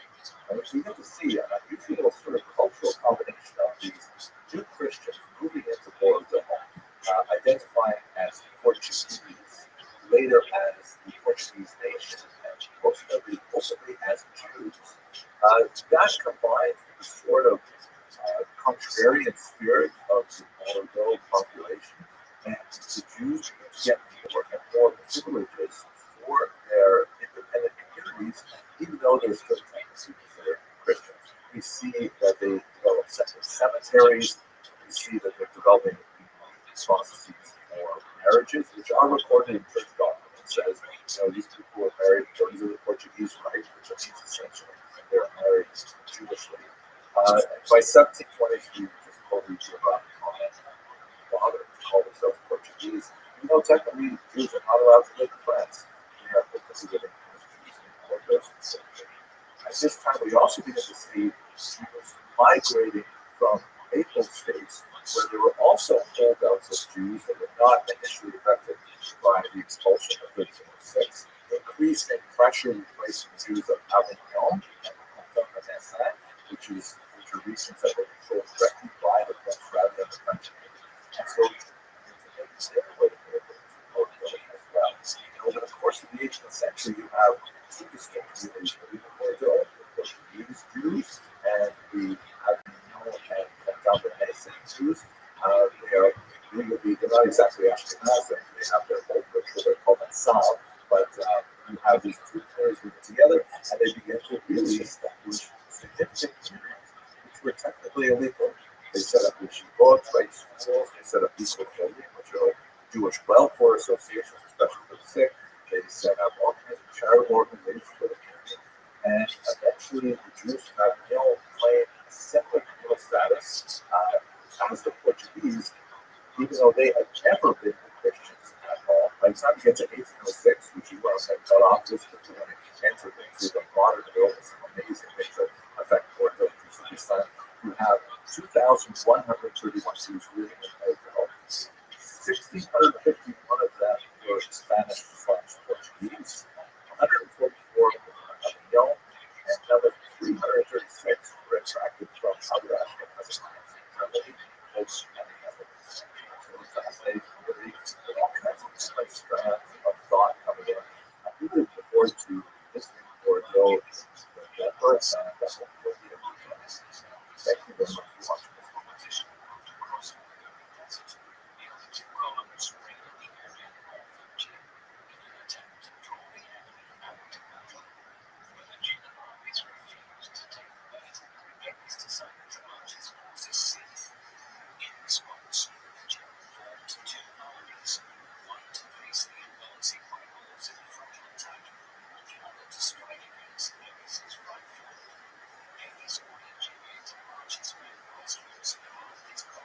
Hello, fellow students. I just want to tell you about one really interesting moment in the year 1755 when a great scholar named Rabbi met another remarkable scholar from Rothschild. It's a really fascinating story. It's got a little bit of humor. Here it is. So first of all, who was the Rabbi? That's an abbreviation for his name, Rabbi Chaim Rothschild Azubai. Incredibly important scholar who lived in the year 1724 to 1806. I've actually studied many of his books, and one of his books I've actually read multiple times. Great encyclopedic scholar, tremendous special interest in manuscripts and fascinating. Now, for the reason that he's especially useful for us, because in the year 1753, he was in his 30s, he was asked by the community of Hebron, he lived in Israel, he was asked by the community of Hebron to make circuits through some of the larger communities, particularly in Europe, to collect money for the struggle. And so he did this. He went and he became like a shulach, that's a messenger to collect funds for the yeshiva in Hebron in particular. He ended up being especially good at it, and he did it for about 2 decades.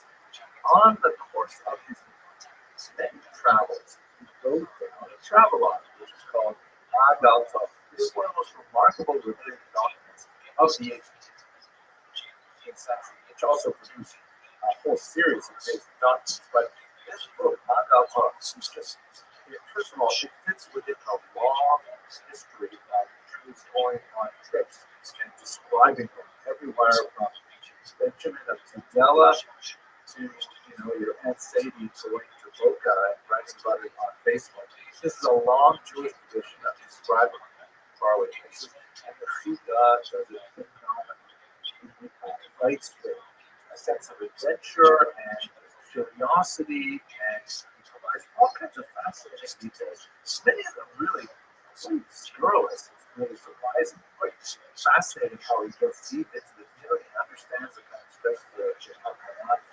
It's a remarkably important source for understanding of the nature of Jewish communities throughout Europe in the 18th century. He also has a really basic sense of humor, which you would never know from reading the standard rabbinic books, but in Agal Tov, this really comes up on. He went to Bordeaux several times. That's the reason for this particular research was preparing for the kosher room book for Bordeaux this November. And there's a lot to say about Bordeaux specifics, but I want to talk about one encounter he had with the remarkable Bordeaux. Jacob Rodriguez Herrera, also known as Herrera. He was born in 1750, a rough contemporary of Rodriguez, and he lived until 1780. This story is, like many Bordelais Jews, he came from Spanish Portuguese roots, especially after his father died. His mother picked up and fled Portugal and ended up in Bordeaux, where they readopted Judaism. Jacob at this time was 6 years old. He was circumcised and he dropped his baptismal name Francisco, and that's when he became Jacob. He had a brilliant creative mind, and it was a lot like the Suda, although obviously without all of the religious background, he didn't have the advantage of that kind of training. But he invented all kinds of fascinating things. Right? He's considered one of the fathers of modern computing because in the 1700s he invented an early calculator, mechanical calculator. He had people from Tahiti who had traveled to Bordeaux for college sport, and so he wrote a dictionary of the language of Tahiti. He was an engineer, designed a method to allow sailing ships to dramatically increase their speed of transit after voyages. Really fascinating. He was an educator, and he's also not only a tremendous advocate for the Jewish community in Bordeaux in particular, we'll talk about that in another video, but he also believed in public education, and he taught the poor children of Bordeaux for free, giving them basic life skills, vocational training, and so on. He was a well-regarded, well-revered figure.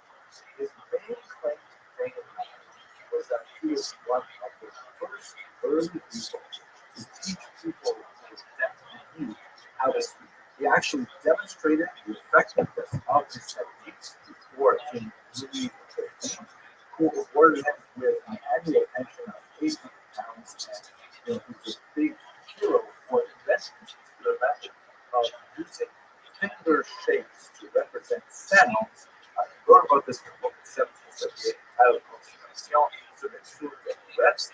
It was published by the Académie des Sciences, Observations on those who are deaf. Absolutely fascinating. Now, in his travels, Suda went to Paris and arranged for a meeting with this individual. They met on the 12th of Av in the year 55, 50, which corresponds to July 20, 1755. And Suda was just overwhelmed with this. You can imagine that personality-wise, they probably have a lot in common, very curious, very eclectic, and so on. And now, I'd like to read from this passage of their meeting. Really quite fascinating. I should mention that Magal Tov is really quite an amazing book, published many times in Hebrew original. It's very, very hard to find English translation, which of course we have at Total University Library. The translation by Dr. Benjamin Zimmerman, published in 1997. Now listen to this.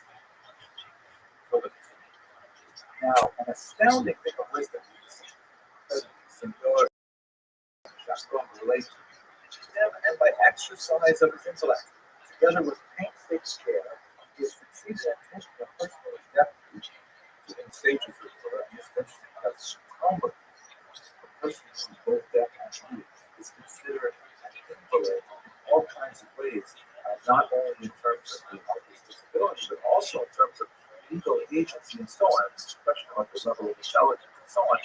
And Mr. Pereira really changed that trend. Let's go back first. He could not hear and could not speak from the womb and some perception, meaning he never was able to speak from birth. And bring him to a state of speaking whereby he could reply with his mouth orally to something they would ask him in writing. For yes, yes, and for no, no. He could also write with his own hand in the French language and in the Holy language. He's teaching Jewish and deaf youth kids to be able to write in Hebrew as well. His mouth, he read books in both languages. And he could understand Tanakh, he could understand the Bible. And he, Rodriguez, was also competent. And he gave the signs on the joints of his fingers, right? And each joint he made as a sign for one letter. And when he wanted to speak speak with him. With great celerity would he take and move the joints of his fingers, indicating the letters for the word he desires, and the mute person, after much practice, straightway understood his question. And now with my own eyes I saw in his house a lad who they said was a mute, neither hearing nor speaking, and I saw him talking to me in the holy language and in French. Now here's the funny part. My eyes watched Senor Jacob indicating his fingers to his mute, and repeatedly would he indeed reply to his question. And as I was making a jest, I did make some signs with my fingers and ran the match. I decided to like, hey, I'll try this out too, and started making gestures with his fingers. For I did not know the signs which Jacob had selected here. I was just making it up. I didn't know that the system was on off. And I saw that the lad was perplexed by the sign and was upset that he did not understand. Then his master said to him, right, Professor Rodriguez said to him, oh, don't be upset, for the rabbi did not mean to send that finger. Right? So that is actually what it sounds like. This phrase, send the finger, I looked it up in the Hebrew, the original here, Shalach Etzba, the literal translation. Of course, the Chidah, which is tremendous erudition, is quoting a verse from Isaiah 58:9, which has that phrase there. And the commentators explain, the Tuba Stomach says that this phrase to send the finger is like to dare Adam, like people who are arguing, one man the other has finger.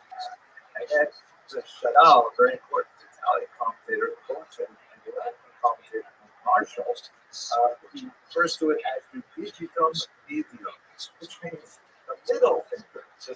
So essentially what happened was the Chidah, in attempting to communicate with this person, or at least jesting, joking about it, accidentally made an offensive gesture, which caused the person consternation, but because of this was able to assure him that the rabbi did not understand. You really get a sense of the humor that the Chidah records on the screen. At any rate, the Chidah is clearly very interested in his description of his visit to Professor Rabbi with the phrase, Baruch Chodei Adam. Blessed is the one who gives knowledge to one of the nations called. Welcome them to teaching people definitely. Jacob really is amazing story. Thank you so much.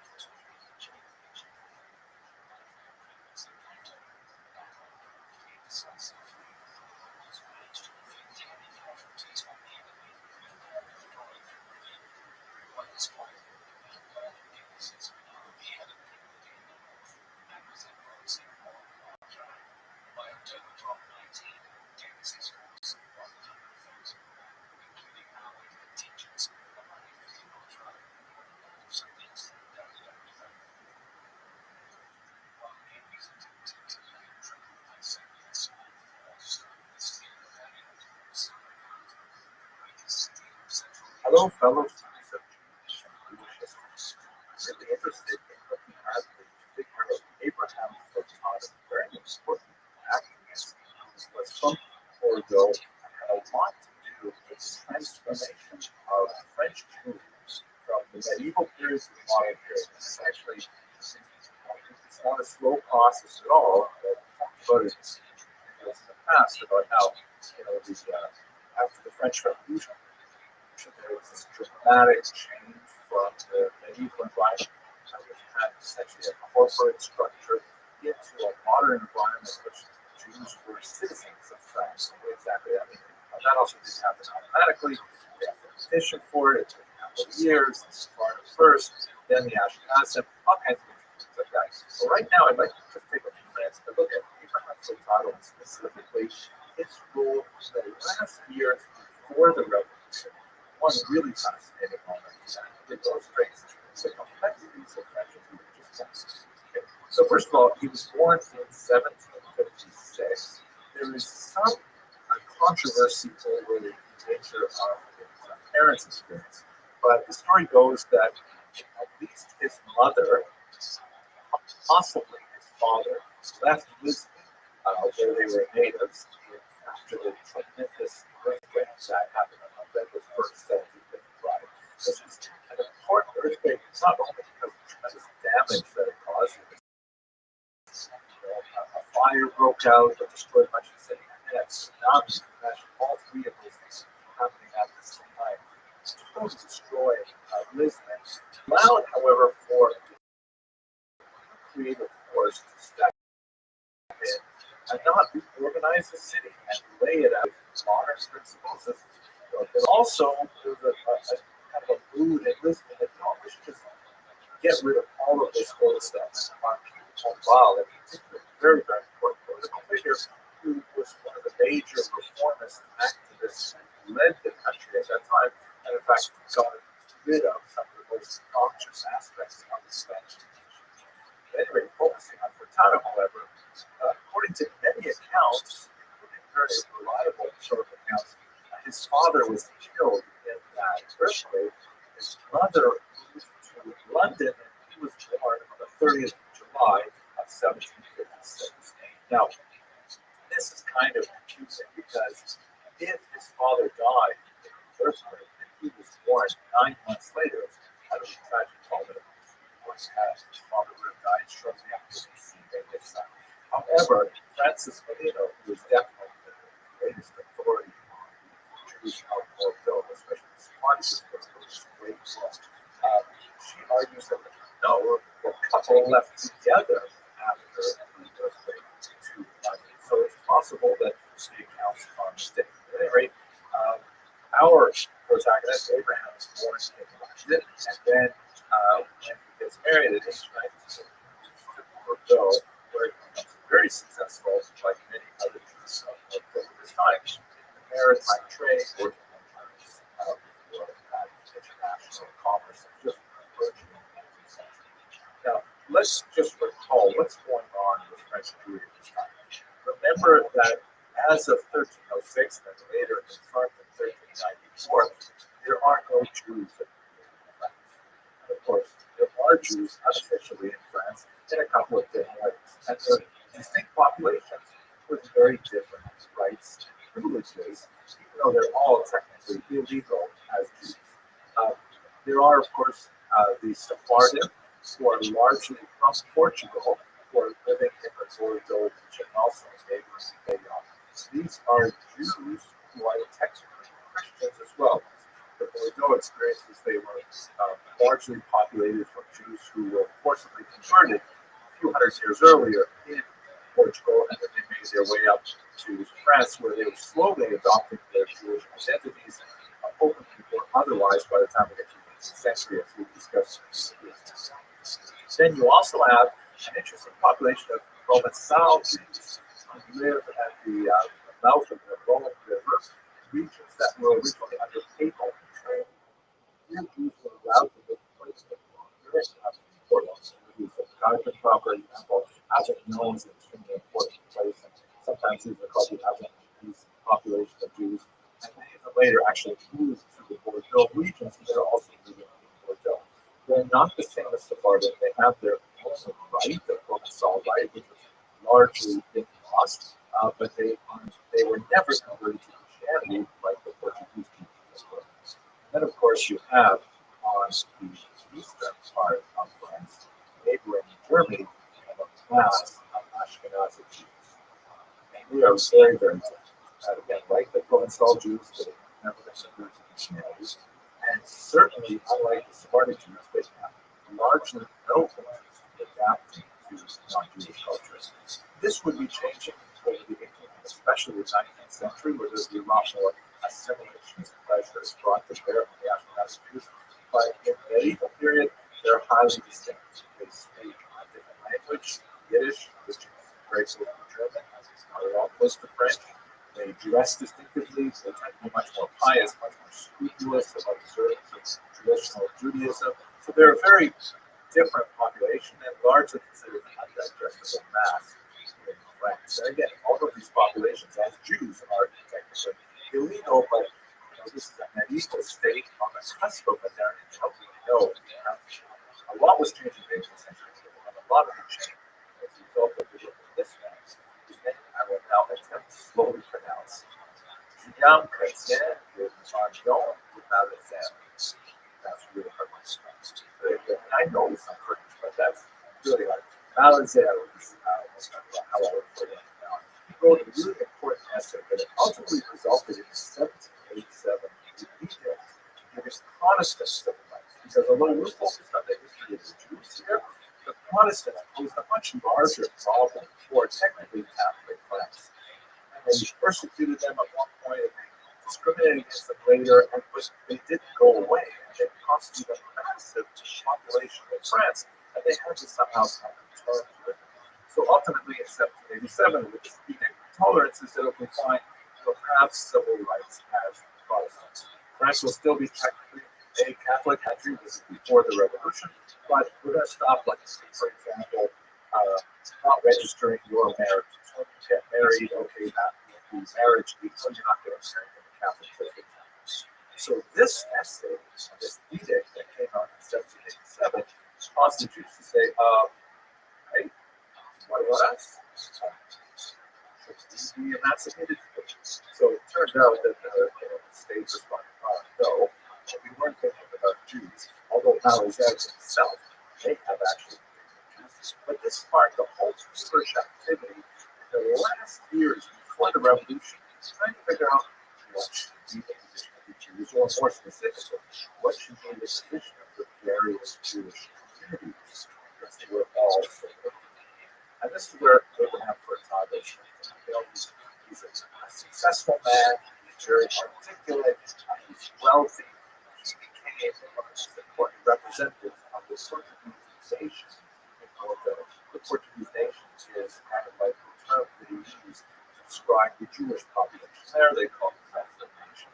So in 1780, he and another man named Rothschild went to Paris to argue for the rights of the Portuguese nation. They met with Malazan, and they explained, how they felt that they should have some kind of rights. Now, let us recall that because they were technically Christian, because they had been converted, even though they were identifying as Jews, they still had their Christian driver's license, as it were. They could go anywhere they wanted, they could attend universities, things like that. But they basically wanted to make sure that all Jews would get increased in rights if Malazan's project would be advanced. They did not, however, have the imagination to think of all Jews as equal, all French citizens or citizens that would be subjects, but they didn't quite think that far. They wanted to make sure that the Sephardic population specifically was protected in its rights, and they're thinking maybe some advances could happen to the other populations. Now, we can read this in a couple different ways. It does seem, as Molino was prepared to argue, that the Portuguese, who enjoyed already much higher status, wanted to preserve that distinction. And they didn't want chaos to erupt where they lost special privileges, but they definitely did approve of this general direction that Malazan was proposing. What they did was they hired a historian named Rothschild. He wrote a 150-page memorandum defending essentially the uniqueness of English Sephardi. Let me read one page here from Rothschild, which is in which Furtado and Lopez direct write a little commentary on top of it. It says, a Portuguese Jew is English in England and French in France, but a German Jew is German everywhere because of his customs from which he deviates there. Right? So essentially, it's like a Portuguese Jew and a Sephardi Jew. Sephardins said they're able to adapt to the civilization in which they live. They can culturally mold themselves to the cultures in which they live, but not the Ashkenazi. Thus, one can look at the English and the Germans as brothers who, although sharing the same mother, have nevertheless developed characteristics which are absolutely different. They use the same compatibility. And it says the English Germans have brothers with the same mother, the brothers are very different. The same. We are not like those people, those Ashkenazi.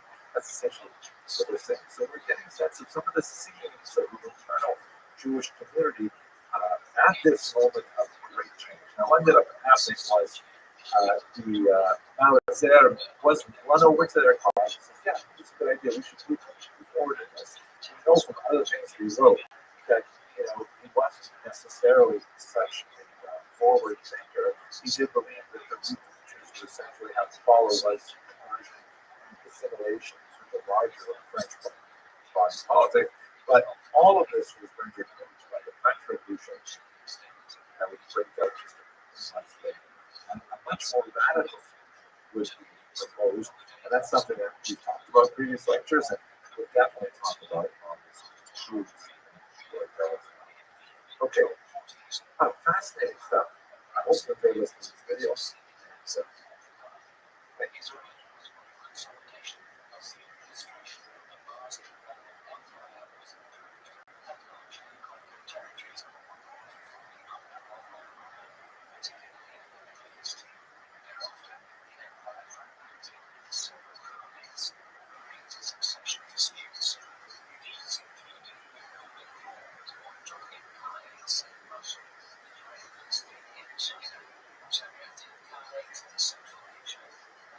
A lot of those speak for Jews. One of the reasons why I'm so fascinated with there's no rate here, as Bordeaux is a very recent part of the changes that affected the Jewish community of Europe and brought them to speaking specifically about the movement towards emancipation, which occurs primarily in Paris. That's where most of the debates and discussions were held, and the rates and mentioned, we'll talk about in a second, was convened and so on. But the transition from the modern state to the medieval state, modern state, is so development all around the world. American Jews, Canadian Jews, Australian Jews, we all have to look back to what happened in Paris and in Bordeaux in these decades that traversed the turn of the 19th century to really understand how do we get to where we are right now. So let's just talk about this for a second. I want to define this emancipation change to the term emancipation. It's kind of a weird term that was decided on towards the end of the 20th century by Jewish historians to describe the shift from modernity to modernization. It's not precisely the right term.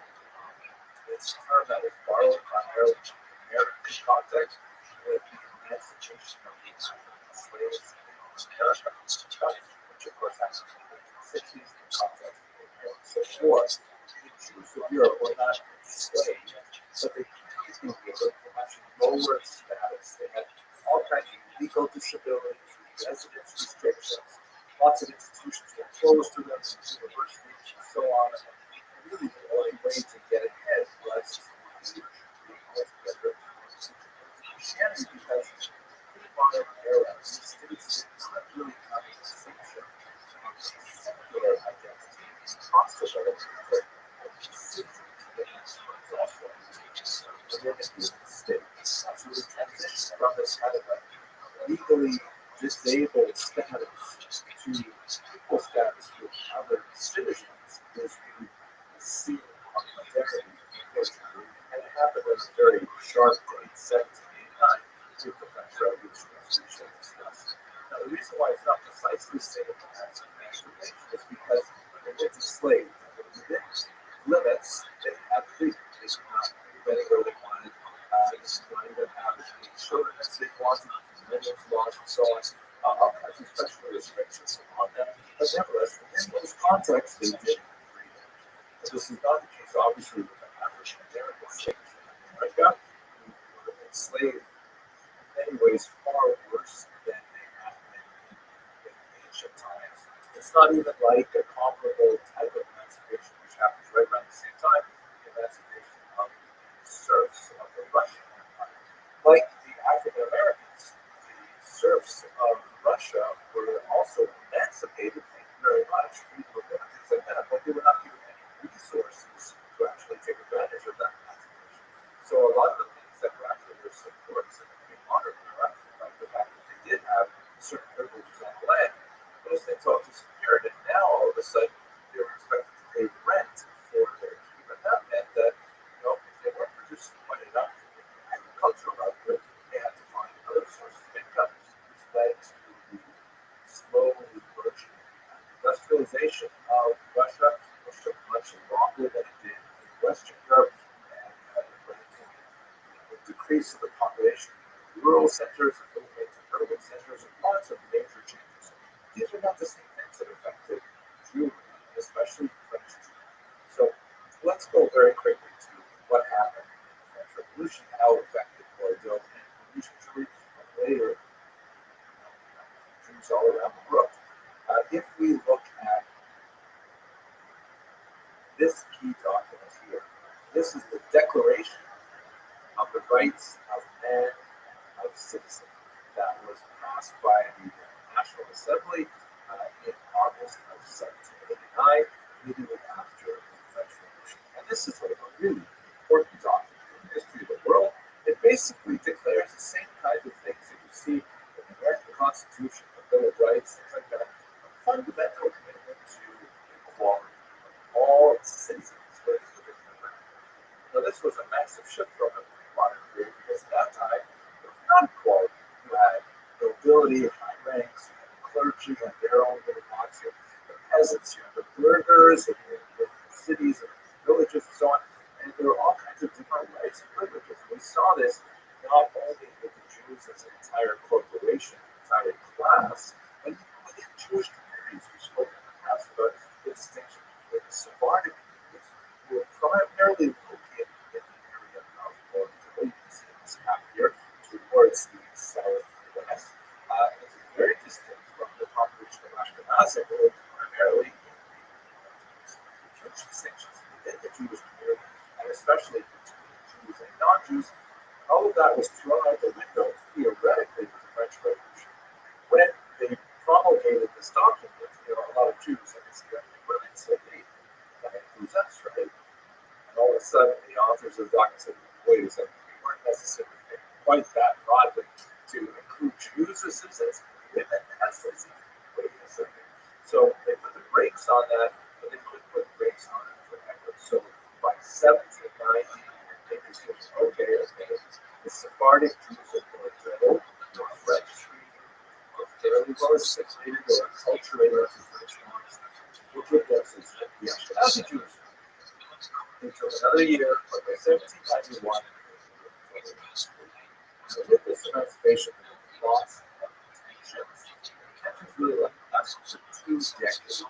As these Jews were having mental health with all kinds of artificial restrictions, suddenly found that they had a program.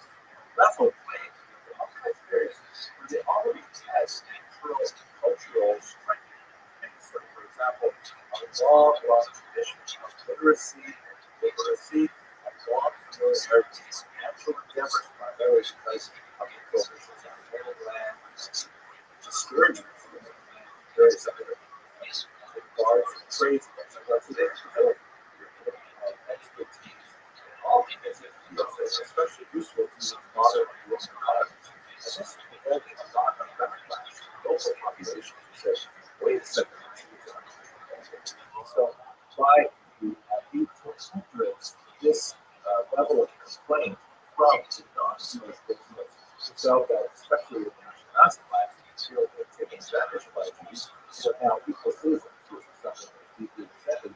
They eventually Napoleon. So Napoleon tried to figure this out for us. Napoleon is characteristically large way of thinking. Says, okay, fine.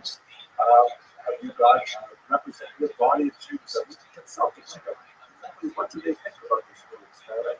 And his advisors and brothers, they call this Sanhedrin, but it has to advance. It's really fine. Let's bring out the Sanhedrin. So he assembles massively enthusiastic group of Jews from all over Napoleonic Europe to come together in Paris and to answer a few questions that Napoleon had for the Jews. And he posed it to the Sanhedrin saying, okay, you guys see the entire body of the jury. Obviously, The Jews themselves had different opinions as to the authority of the church. But they did have a very important figure at its head. The respected scholar Rabbi David Simpson, who was amazing to serve as the president of the church.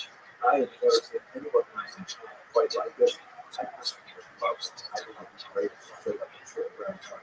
But anyway, the Sanhedrin, which had a lot of controversies, obviously, in a short video, I won't go into detail about it, but ultimately, Assembly of Notables, which was the predecessor of the Sanhedrin proper, had 12 questions posed to a Bible. These are the, first of all, two Jews believe in the that was a pretty easy question for instructors for us.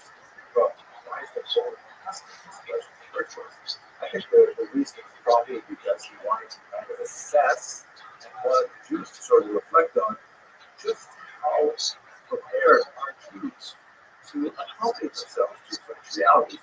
Now, in the Jewish tradition, of course, if you have any familiarity with the Bible, then you would have, you know that Abraham, and Jacob had two wives and so on. And one of what we today is interesting to know the degree of Jacob. That's 60,000 more or less. The Jewish Europe, the Nazi in particular, had already banned polygamy. It disappeared for like 800 years by that point. Polygamy was still practiced in African Jewish communities, Eastern Jewish communities, but not at all in European Jewish communities. They could simply say, but not as no divorce. Of course, the Catholic Church did not get divorce. Some call it annulment, which has some common features. But he wants to know how officially Jews were divorced. He asked about do Jews intermarry with non-Jews. That was probably one of the questions in the Sanhedrin had the most difficulty answering. And they basically kind of fudged the answer and said, well, you know, wow, look at the time. It's already trying to really distract audience representatives from the answer, which is that basically it's marriage. But if it happens, don't really have a lot of tools to prevent it. Of course, this is important because he's thinking, okay, how long am I going to have this problem? How long am I going to have this cyclical mass? The friends who don't necessarily regard themselves as friends. So then he goes to the harder questions. Or strangers. What kind of answer we want? Of course, we consider a Frenchman our brothers and sisters. Is there a double standard? So what kind of question is it? No. The Jews born in France consider this their country? Will they defend it? Will they obey its laws? This is especially important because the Nazi Jews went right up against Germany. They lost the Jews as well. What would happen if France went to war with Germany? They do with some regularity. So if French Jews side with France or Nazi Jews with Germany. Then he delves into the last 6 questions. Focus on how do these change. Question 7 is, what's the balance? Question are Jews bound to their civilization? It's not like to have a state with a state. So the Jews have their own legal system, that is itself their laws correspond to countries. So the rabbis, this is really what we see about the Greek identity. These Jews essentially did have their own legal system. They did have their own enforcement system, which was typically supported by the state.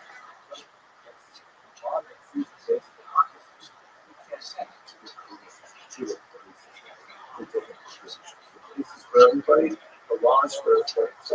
So they come to answers that satisfy. Then he asks economic questions. Are Jews required to engage in usury, which is of course kind of a term, are Jews forced to engage in that? What happens if they want to pursue different occupations?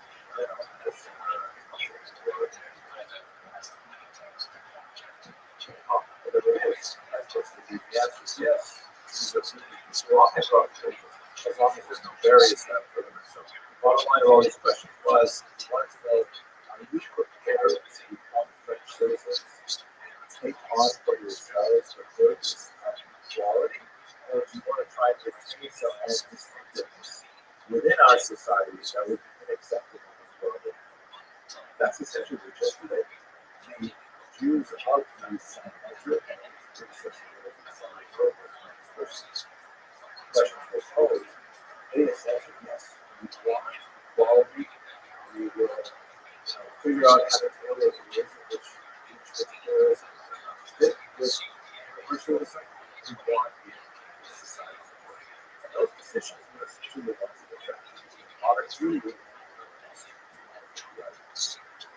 Now, it's really interesting to try and think back on what was the history of the Jews making these mindsets.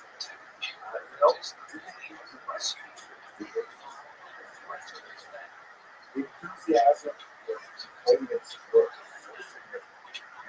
They were so disappointed by some of the things he did out in that village. Reinforced certain strategies. But you wanted a sense of the somewhat slavish admiration that these Jews had for them. Again, shared university. The Jews in Israel were quite hesitant to do this. Sure. Let's have a look at this molecular medallion, which was called by the military to specifically celebrate the achievements of the Sanhedrin. That's, of course, you see the profile of Napoleon himself. It says essentially, and the king. What you can see Napoleon actually delivering the 10 commandments to secret genocide, which essentially is basic. Napoleon just Moses by God.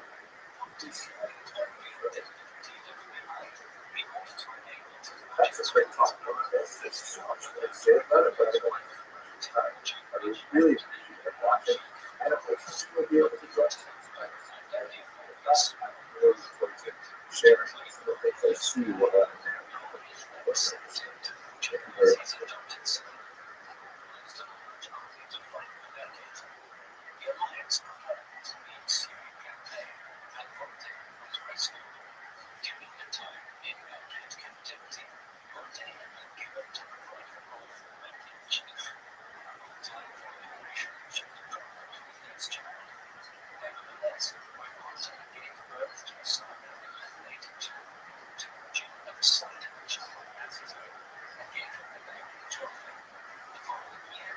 Hello, fellow students of Jewish history.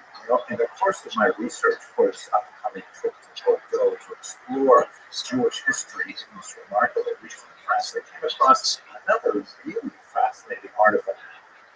And what I'm speaking about now is the imperial decree, July 20th, which was concerning Jews with no fixed first or family names. This is a pretty bizarre thing.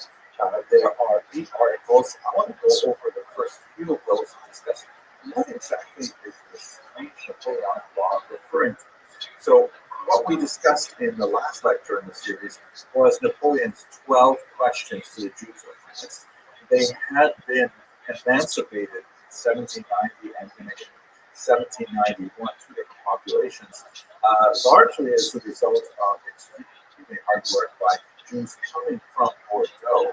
And then when Jews had been emancipated, there was still a backlash from our society. And Napoleon had this really strange kind of difficult challenge of threading the needle with allowing the Jews into a rapidly modernized society, which was something that he cared about very deeply, but at the same time curbing the ridiculous necessities of the terror of the period immediately following the revolution, that had a huge backlash as well.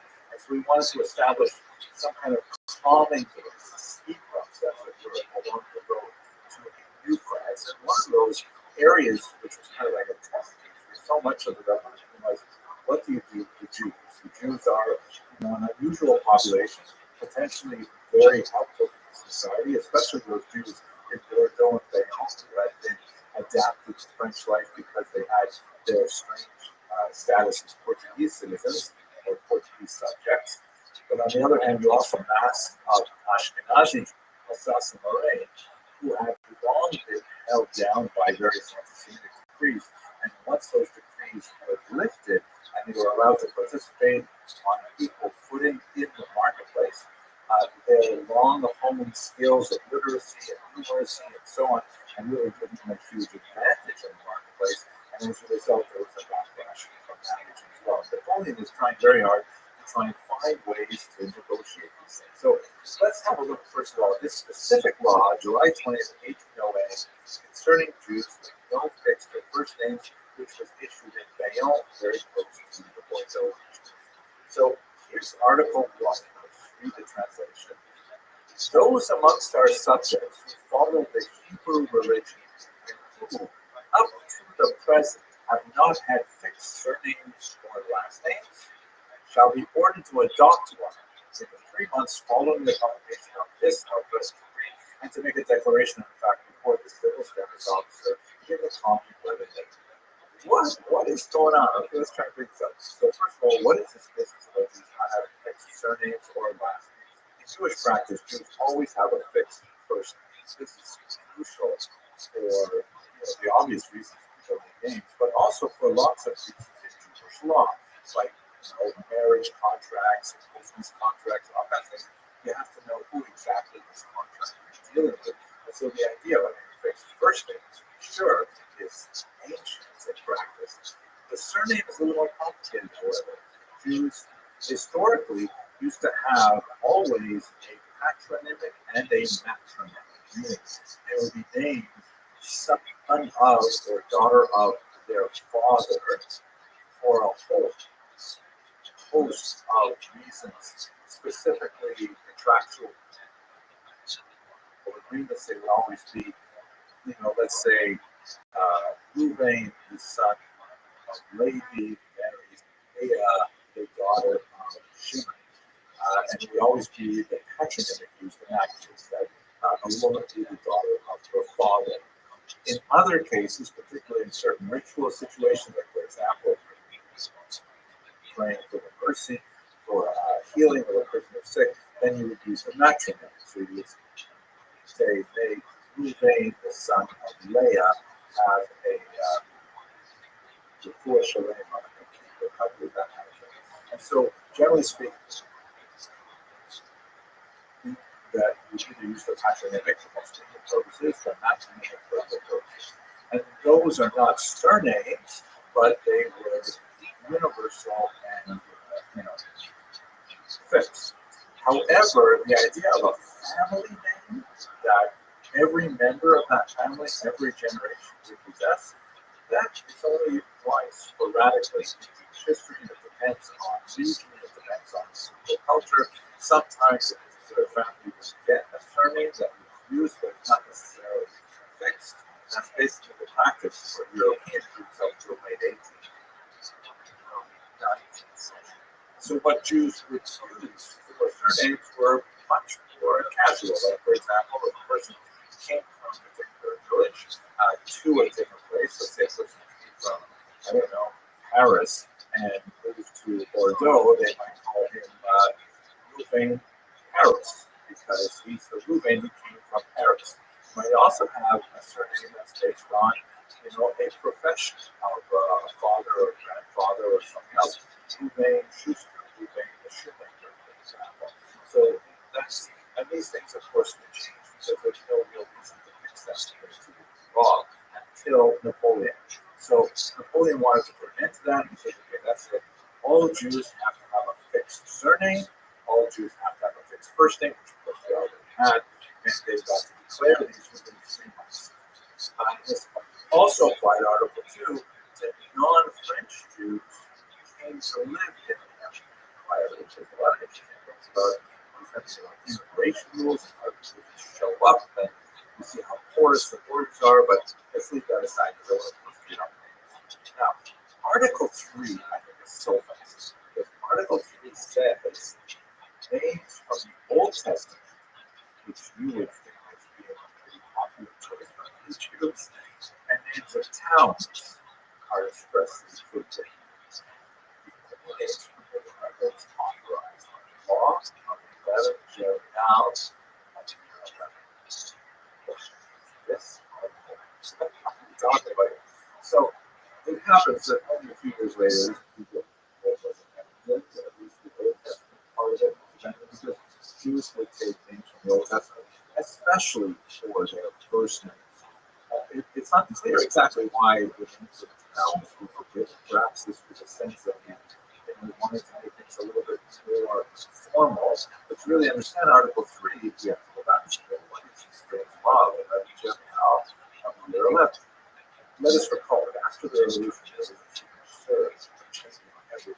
Not only are we changing government, we're going to change every way we measure things, the metric system, we need to change the way we measure time. So a new calendar, a Republican calendar, which was metric, except that it had 10 months, and it had 10 days a week, which we catalog, of course, on a Sabbath service, and all of the names of the months would change and things like that.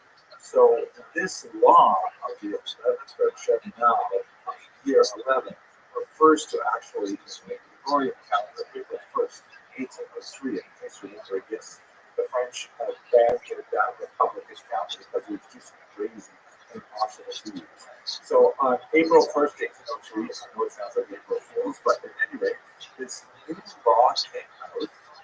This law of 11 Sheminah outlawed all unusual names for French people.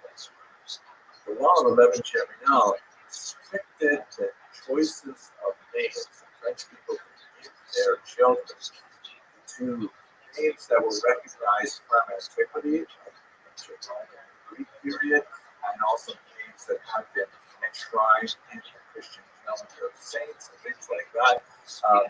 But they could not use, for example, very popular names that had been adopted during the Revolutionary period, like names of particular heroes from that revolution may later have been discredited, or names of particular battles, or even the names of the months of the year under the Republican calendar. All of those names were considered way too strange, and the Pope said, no more use of those names. You got to focus only on a list of names, which apparently was never actually published. That the idea was that by giving people names that people recognized, this would develop stability, this would develop kind of like a flow through from the pre-revolutionary past and things like that. But it left again because what about the Jews? The Jews are not going to typically choose names of Christian saints for their children. How do we deal with that? So hence the idea of the law of 1808, which was to impose the same kind of stability on the Jewish population as the law of 11 the French population. I read a really interesting article on this issue by Pierre Bernbaum, who is a professor emeritus at the Sorbonne, and he says that unfortunately there's never been any good study done of how this law was implemented. Apparently, many of its provisions were abandoned shortly thereafter, but it definitely was a transformation that was effected on the Jewish population. Women with names like Yido became Judy, Rachel became Regine. All kinds of names were transformed as a result of this law, and it leads to the long-standing practice of Jews having really two separate names. It's fascinating to see Napoleon's attempts to regulate the Jewish community, which really could only happen when Jews believed in the overall project. And in general, this was the case for much of the 19th century. Jews adopted French names with enthusiasm. It was only with the Dreyfus affair that we really began to see the reversal of this trend as Jews began to wonder, was emancipation really a success overall? I hope you found this fascinating as I do. And look forward to speaking with you in the future. Thanks for watching.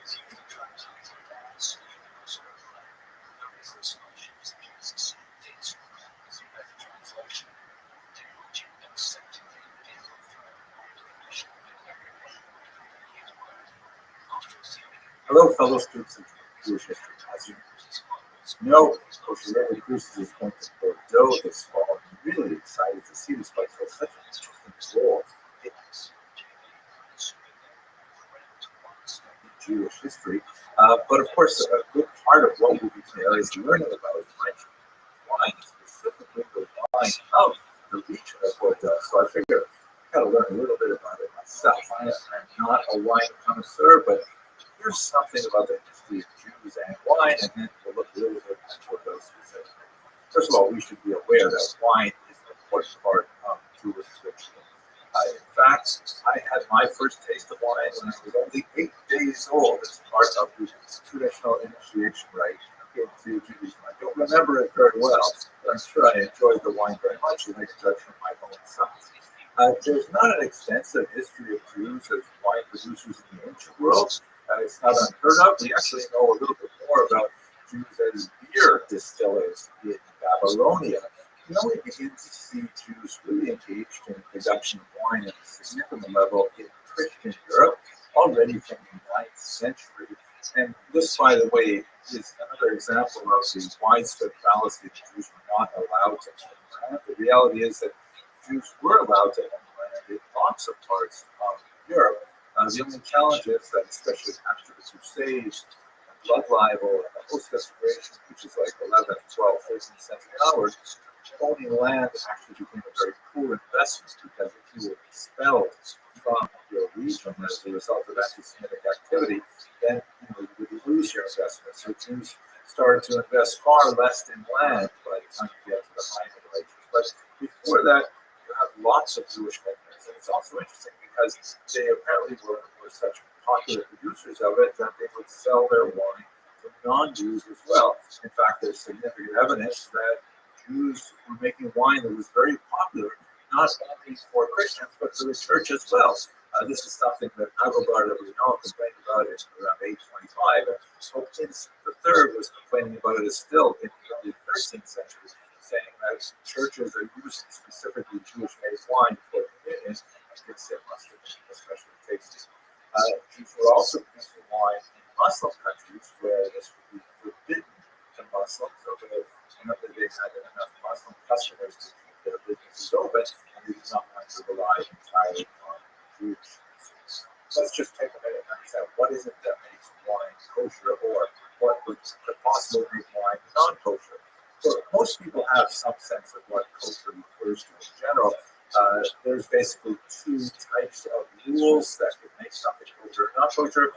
The type of food itself, like for example, pigs, not a kosher type of food, shellfish, not kosher types of food, and then there are kosher and not kosher mixtures.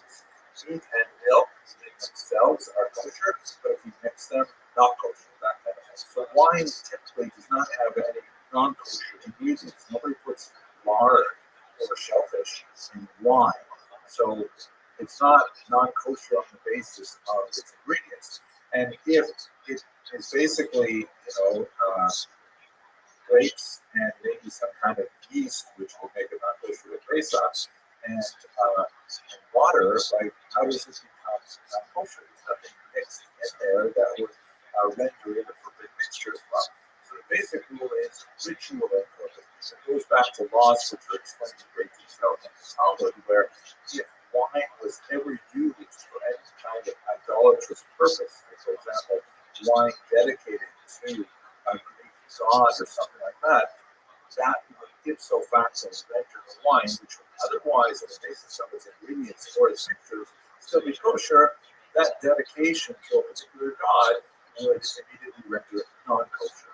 So it's really not kosher in the same sense as the other types of food. It's really like forbidden, but for specific reasons. So the rabbis came up with a rule that said that in order for wine to be consumed by Jews, it had to be supervised all the way through its process by Jews, so that nobody could somehow dedicate it to a foreign god. That's kind of like short and somewhat distorted view of it, but that's basically what it is. So in other words, wines are kosher in terms of what they contain, but not necessarily kosher in terms of ritual law. So that's why Jews have to be involved in the process in order to make sure that the wine will be kosher. There is a significant shift from producing wine to trading wine around the 15th century, especially because of the reduction in arable lands under Jewish control for reasons that I just mentioned.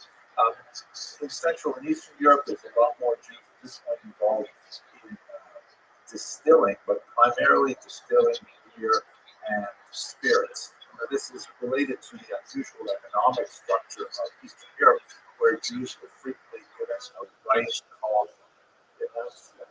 called it a privilege, where noblemen would give Jews the monopoly of producing alcohol in exchange for the tax or tariff on the sale of alcohol. So as a result, you've got a significant number of Jews involved in the alcohol trade in Eastern Europe.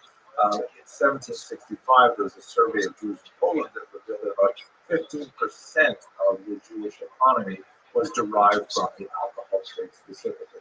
But that's not so much in wine as it is in beer and in alcohol.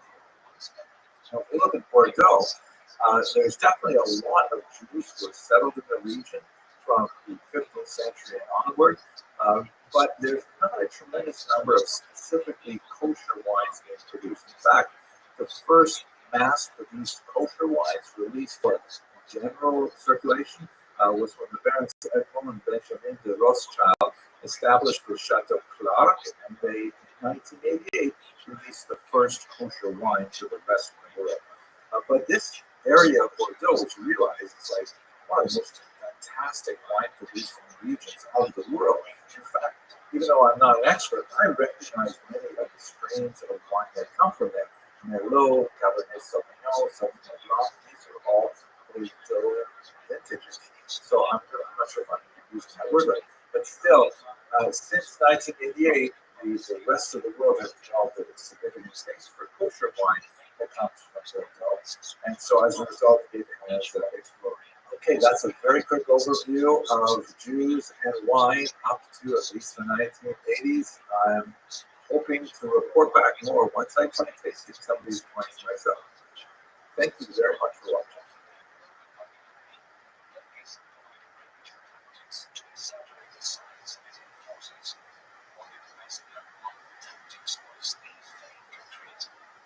Hello, students of Jewish history.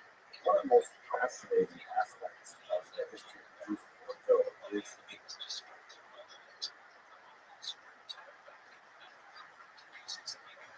influence on modern Jewish. And today I'd like to look at something that I didn't understand until I started building my belief associated with the garden seems amazing. So, Judaism in Bordeaux, specifically the role that Bordeaux Jews played in the alliances there, Rothschild, which is one of the most important and longest and lasting, the first international Jewish organization defended specifically Jewish rights all around the world. So let's talk about that. Alliances of Rothschild, which was just called the Alliance, or the translation, just like it sounds in French, the Alliance of Israelites, that's universal. So Israelite Alliance. And Israelite is like sort of like another term. In some languages, particularly in the late 19th century, the term Jew was considered slightly derogatory. I don't know why. And so they preferred other words like Israelite or Hebrew. We see that, for example, in Russian, the term Jew is definitely derogatory, not necessarily so in Polish. So they prefer the term Yahweh, which is like Hebrew. In French, the trade is not nearly as shaded as it was in the East, but nevertheless, they prefer the term Israeli, meaning that of the host of Israel. So, anyways, this organization called the Alliance of Israel was founded in 1860 in Paris. The motto was Kol Israel Haverim, all Israel are colleagues, all Israel are comrades. It also has an allusion to a very famous passage in the Talmud that says, Kol Israel Haverim, that's Haverim, not Haverim, which is part of a larger sentence that says, all Jews are responsible one for each other. And this really encapsulates the idea of this particular organization, which, as I mentioned, is, I believe, the oldest international organization currently still in existence that is dedicated to Jewish causes worldwide. Its principal activities are Jewish education, vocational training, things like that, and it has some diplomatic efforts especially up until the Second World War, when it was severely depleted by, of course, politics. And it's on it. Here is a look at the logo of the Alliance. You have the globe that captures international aspect of it, the shape of the hands, on top of it, the two tablets of the law, and the word Echad, God is one. Fascinating kind of mission statement, right? I want to get right to the story. The two major international events that sparked the idea for the alliance, which was born in the mind particularly of one individual, Jules Carvalho, who's shown here, in the 1820s, I think, one of the founding members of the alliance, and he was from Bordeaux. He was one of the first to really raise the idea that two international organizations could defend. One of the major events that really brought us to the fore was the Damascus affair and the Mortara affair, 1840 and 1858 respectively. The Damascus affair was this terrible story where in Damascus, a separatist monk and his Muslim children disappeared in February 1840. And this crazy idea circulated that somehow the Jews of Damascus were responsible for the disappearance as a recrudescence of that bizarre medieval over blood rivalry. This is something that at first appeared in England in the 12th century and then rapidly spread throughout the world. This insane notion that Jews somehow stealing the blood of Christian children for various ritual purposes. Absolutely ridiculous libel lie that has been perpetrated too much in the history and has no basis whatsoever to it. But nevertheless, it's stuck in their minds. Very hard to control myself. The Nazis were a big deal about stuff. 7 Jews were arrested. They were accused of this blood libel and were exposed to horrific torture. 2 of them actually died while in custody. One converted to Islam in an attempt to avoid torture, and the remaining 4 issued a false confession, much like under the tortures of the Spanish Inquisition. The tortures extended beyond these 7 individual Jews as well. 63 Jewish children were arrested in an attempt to coerce their mothers to divulge information as to the whereabouts of Thomas and his servant of heart. No information was ever found. Absolutely horrific, awful. Medieval revival in the 19th century is the era of the telegraph and things like that. The Jewish world was absolutely shocked that this would still be happening in the 1840s. Now, it happened that one of the arrested Jews was Austrian citizen. And so this helped a lot of European powers get involved and say to the Ottoman Empire, what are you doing there? Moses Montefiore, a very important wealthy British citizen, traveled to the Middle East and he demanded, together with other prominent Jews, including Adolf Hitler, very important Jews, his case be transferred out of the official center of Damascus to a much more advanced Alexandria, where the case could be tried properly and of course he was released. In fact, what happened when Moses Montefiore pressed on this, Damascus ultimately had to admit that this was just a sham, and they released the prisoners, and so they were able to shamble out of prison after this war. The Damascus affair subsided afterwards.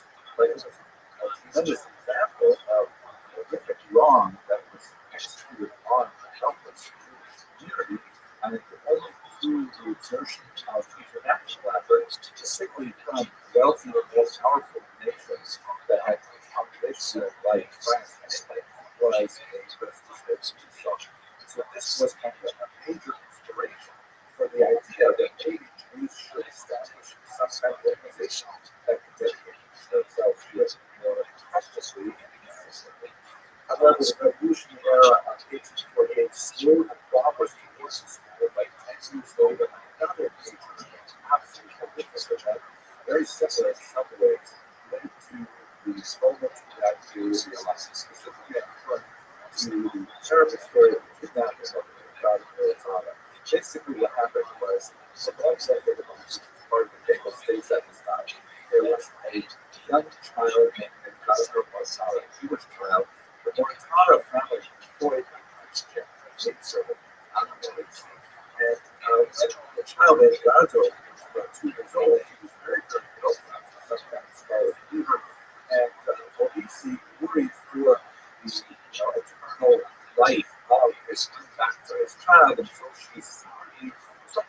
to be baptized without then for employers, the parents know that the child was now officially part of the church, albeit not with him.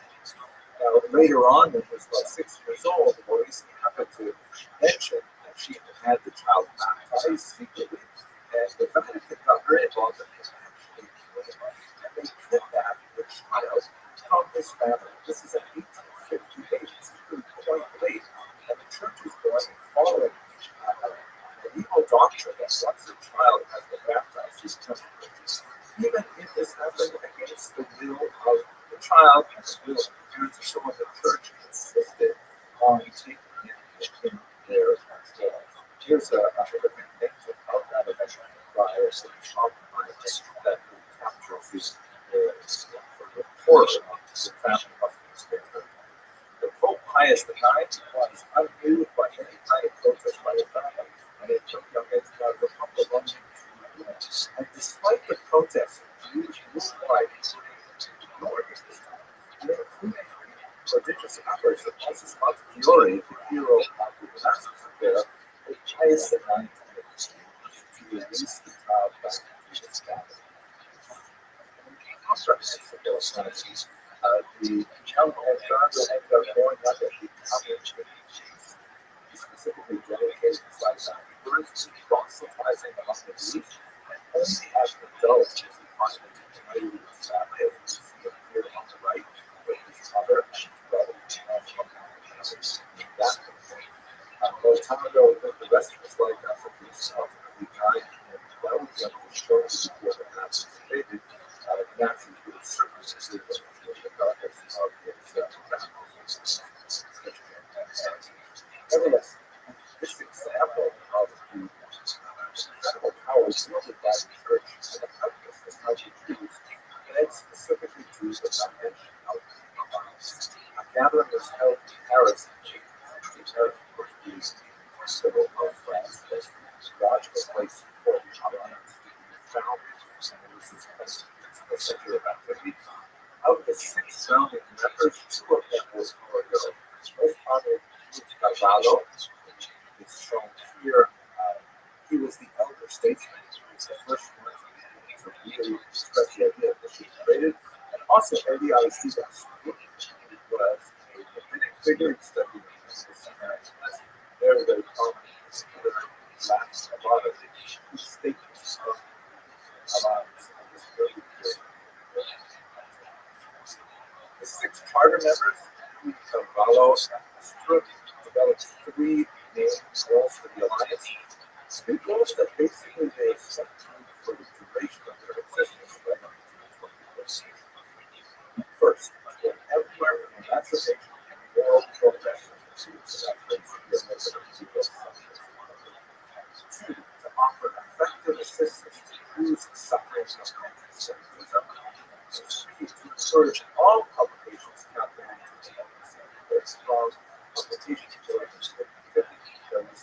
Central Library. The alliance was especially active for 6 centuries and a half in the Middle East and Africa, areas of influence was much more small in general, as a set of schools, mixture networks, North African Muslims, the Middle East, Persia as well, and they were especially for promoting education. They were also quite active in helping migrant Jews, teaching persecution in the Russian Empire and so on. And their history was really the last half of the 19th century into the early 20th century. The Holocaust was supposed to be but the alliance nevertheless continues to be active. If you look at their website, you see, although it does offer a English option, which is very much actually on the website, but they have a relatively active channel, specifically library and things like that. They being in this unusual space where they are promoting understanding and Judaism that faith with ambition, like tolerant, open to modern world, and they continue to do a lot of good things all around the world. At its core are 2 Jews of Bordeaux, Cavallo and the elder statesman came up with the idea of allies. So I hope you'll be able to join us on this trip to Bordeaux. I look forward to sharing with you some of the research that I've done there, and hopefully some videos from different parts. So, thank you very much.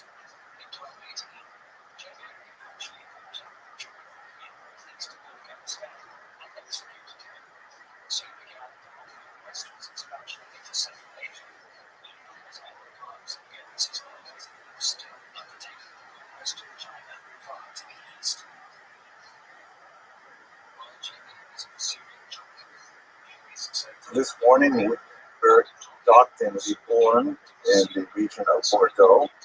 Beautiful, much more rural area than the city of Bordeaux, which we left last night. And we're going to be visiting a vineyard in this region of Saint-Emilion. This is the beautiful river as it enters into the Gironde estuary. And you can see the city or it's really a town of Libourne. It's rush hour now, morning rush hour, so you can see quite a few trucks and cars and things on the road. And we're going to head up to the synagogue, which is up by the church. It's not at all uncommon to have synagogues near the churches, sometimes cathedrals in large cities, because of the settlement of Jews typically in the oldest parts of the city. Since they tend to be the oldest residents, I think this particular town is especially fascinating to illustrate a widespread phenomenon that we don't study very much because we tend to focus our energies on larger centers where you have a lot of Jews concentrating, and you tend to have like great minds involved in creating something amazing.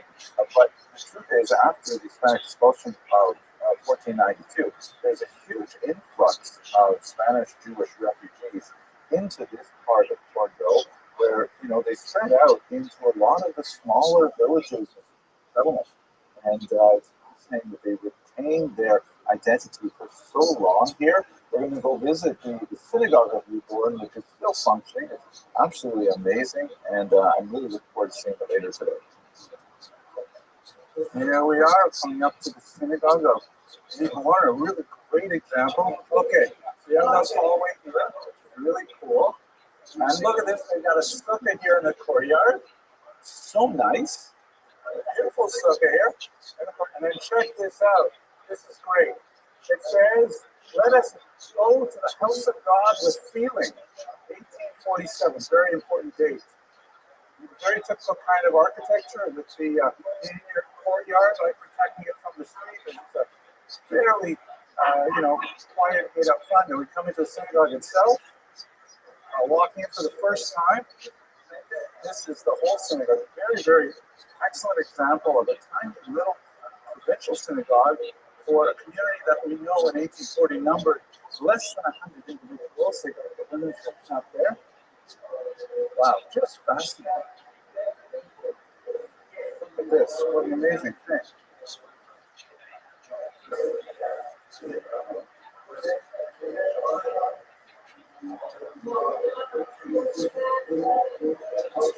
Miguel, est-ce que je peux ouvrir le Aron Kodesh? Okay. Okay. And now we're going to look inside and see the Aron Kodesh. Ah, beautiful. Well, Sephardic and Ashkenazic style synagogue. I really enjoyed this beautiful little synagogue. People, just such a great illustration of what it must have been like to live in a small community like that in the 18th century. It's important to know synagogue actually existed much later to that, but in a private home, and finally they were able to build that modest little structure that lasted for centuries now. What a wonderful little visit.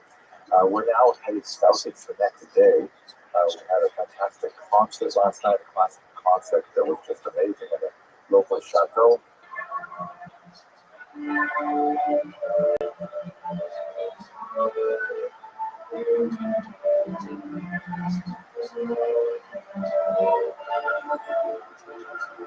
now we are headed to Bordeaux, where we're going to see a synagogue that contrasts tremendously with that tiny little sort of like French steeple. Now we're going to see the grand synagogue, a phenomenal expression of the cultural might and power of the Jews of Bordeaux. I hope you found this video useful. Thank you very much for watching.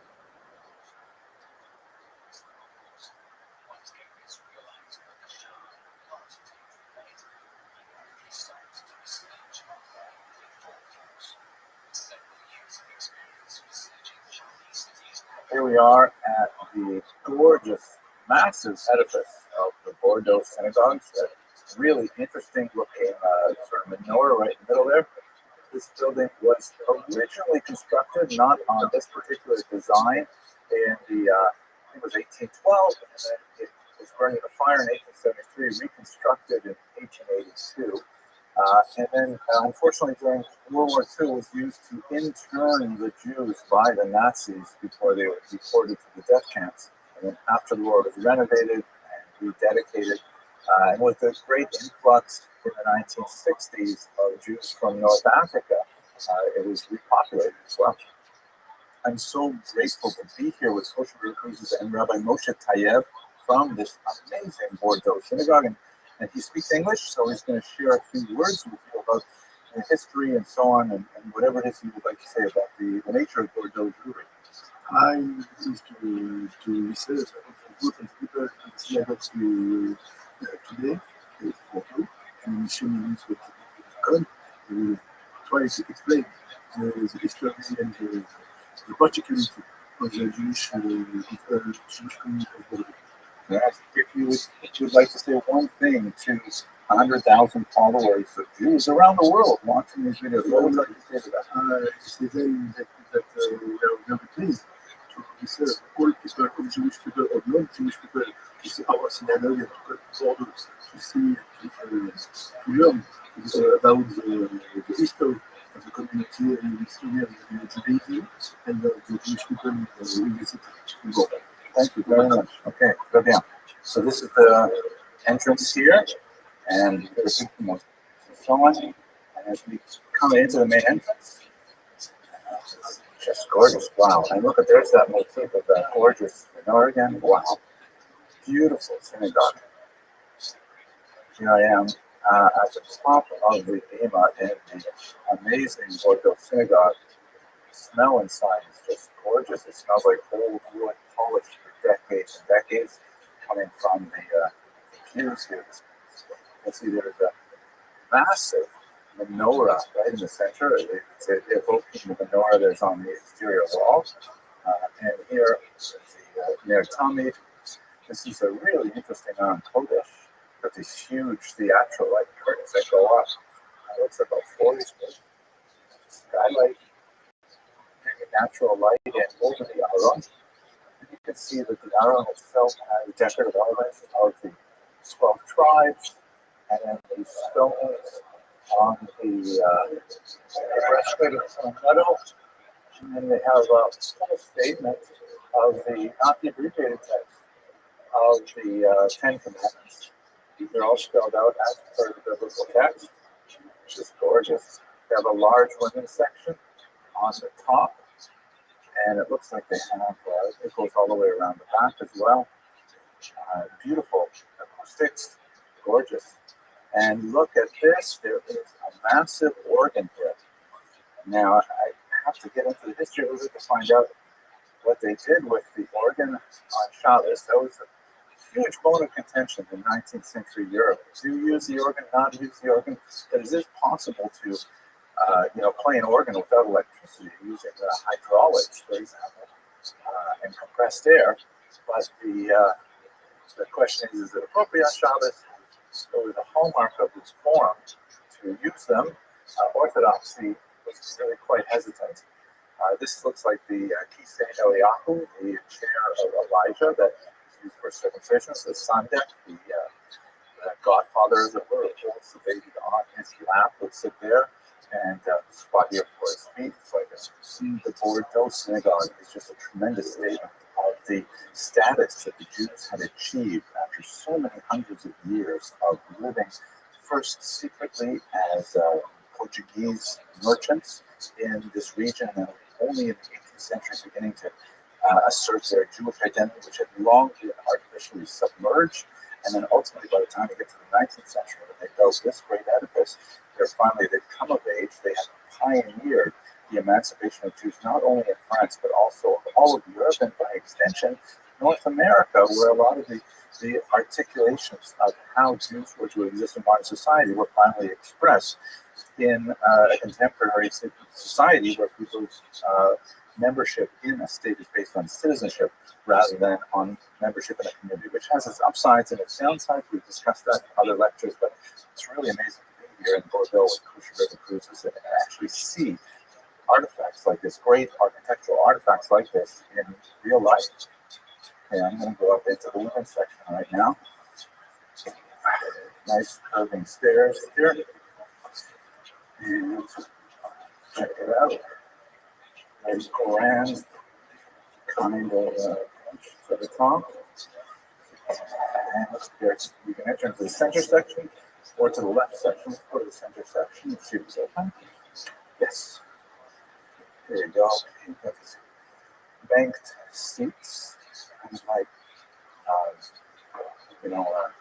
with a bleacher style. Not terribly big, but this 19th century people. Once you can see it's actually used, people have a sitter here.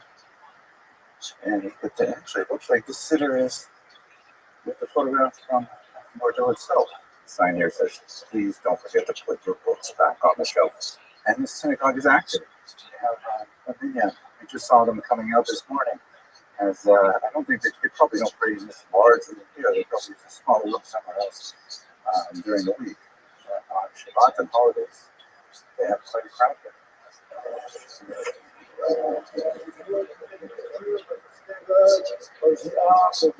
That's beautiful.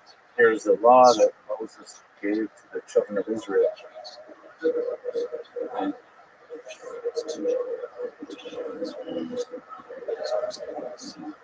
most of the original sacred Torahs were actually thrown in the river by the Nazis. But several were saved by the community and hidden away and later returned. And there are also, of course, new ones that have been added since then. So immediately behind me, you see there is a plaque that memorializes the 1,600 Jews who were actually interned in this synagogue during World War II.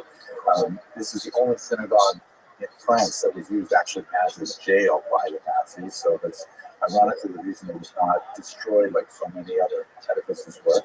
But the Jews of Bordeaux were all held here until they were later deported to Dulce and then from there to Auschwitz, their deaths. And someone pointed out that it is a sad irony that on the wall over there we have a memorial to Jews who were interned in the synagogue during World War II. And on the front doors here, we have photographs of some of the hostages who are still being held in Gaza as I record this video. It's a tragic reminder of the historic adage, plus ça change, plus c'est la même chose. The more it changes, the more it stays the same.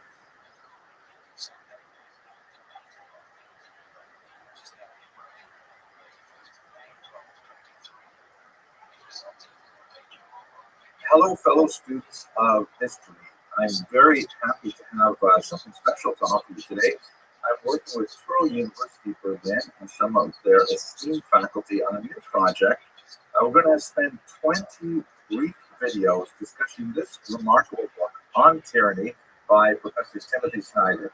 Professor Snyder is a professor with a tremendous amount of expertise in 20th century politics and history in particular. And this happens to be a really fascinating book that looks at both the historical devolution of politics in the modern era and applies it as well to our current situation in some fascinating ways. Perhaps controversial, but I'm really looking forward to having these discussions with the faculty of Touro University Berlin. In particular, we want to highlight the really creative and important work that's done by the Holocaust Studies and Tolerance Studies faculty at Touro University Berlin. And today I want to invite Dr. Stefan Leinstein, who is going to speak to us about the first chapter. Welcome, Professor Leinstein. Hello. Okay. Do you want to give us a very brief précis of what Professor Snyder says in his first chapter? So this book is basically a manual how to prevent or how to deal with tyranny. And the first chapter is called obedience, and it basically means don't be nice to dictators, don't have them become dictators. if you're not forced to do so. And this obviously makes a lot of sense. And on a general level, it means you should pay attention to the things that are happening around you. But on the other hand, it comes up with some historical examples from the history, especially of Nazi Germany and the Holocaust, but also with a smaller scale, also with examples of the Soviet Union. But these historical analogies are sometimes, they are not, often not convincing, I have to say, or at least this very first chapter. Well, let's go down into those examples. If I remember correctly, and I should because I just reread the chapter this morning, it gives three examples, right? It gives the example of Austria immediately after the Anschluss has an anti-Jewish wave of persecution, which is then, of course, repeated by the Nazis with Kristallnacht. Like Lenin rising to power in 1970. Germany invading with Operation Barbarossa, invading the Soviet Union, and then you have that kind of spontaneous wave, like, for example, in the city of Rabbi, the attacks on Jews before the Nazis even, imposed these things. And I think that's his idea of anticipatory obedience, that it's as if people try to figure out what the new boss wants, and they step forward to provide it even before the boss asks for it. So what do you make of those examples, and why do you feel that they're not appropriate? I think it's worth talking about all of those examples. I think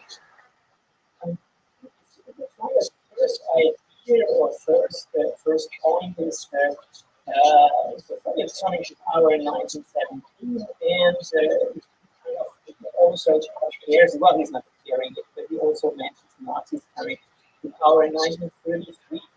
And I think, how those two came to power is completely different. I mean, in Russia, there was a real revolution. There was not really democratic government before the revolution. There was some sort of semi-democratic authoritarian regime. And the thing is, why would that be anticipatory obedience? I mean, actually, okay, there was a lot of, there was a civil war, right? I mean, like, whether they were fighting for a just cause, especially the white Russians that were fighting for Tsarism and were often extreme anti-Semites. This is a different question, but they were certainly not obeying Lenin's wishes. On the other hand, when you think about Germany in 1933, Hitler came to power by democratic election, and you might not like his program. Sure, that's for good reason not like his program, but it's kind of, arguing from hindsight, I would say that as a democratic election, you can be against it. You're not required to write the result, and many politicians and many judges actually didn't like it, and they tried to disobey. But in a way, it's a democratic government, so what would be the alternative? Like going for a coup d'etat, or how might that actually work? And you should not forget that very soon there was an immense pressure on the streets. Like, there were all sorts of the brown shirts, the Nazi brown shirts, the SA that was going out and just beating up everyone who was a real or supposed opponent, and they're beating up Jews and so on. But people tried actually to go to the police, and the police said, well, listen, we can't help you, we don't help you. And if they did, they were stopped by the government. So again, well, there was disobedience, but on the other hand, it wasn't anticipatory. I don't know. Yeah, you would be well advised not to elect Hitler for sure, but this is kind of another question, I would say. Maybe the problem is in the terminology. because I really like what Professor Snyder has to offer here. Maybe it's not that we're looking at anticipatory obedience, because I'm not a sociologist, but I would guess that most people just want to keep their heads down and stay out of trouble and take care of their families and so on. But there is a certain group of people who will engage in anticipatory innovation, meaning they will say, oh, so we've got a new boss in charge. What does that new boss want from me? How can I meet that need and therefore advance my own cause? And I think that's the especially dangerous aspect of that. We see that, for example, in Vichy France, that even before the Nazis implemented a deportation order for Jews, they were rushing to collect the Jews in order to ship them off. And I think in terms of the Soviet Union, you see that with things like Stakhanovism, the whole idea of like trying to prove to the great leaders that we are going above and beyond what you would ask for. So that, I think, is a real human phenomenon and quite frightening in my mind.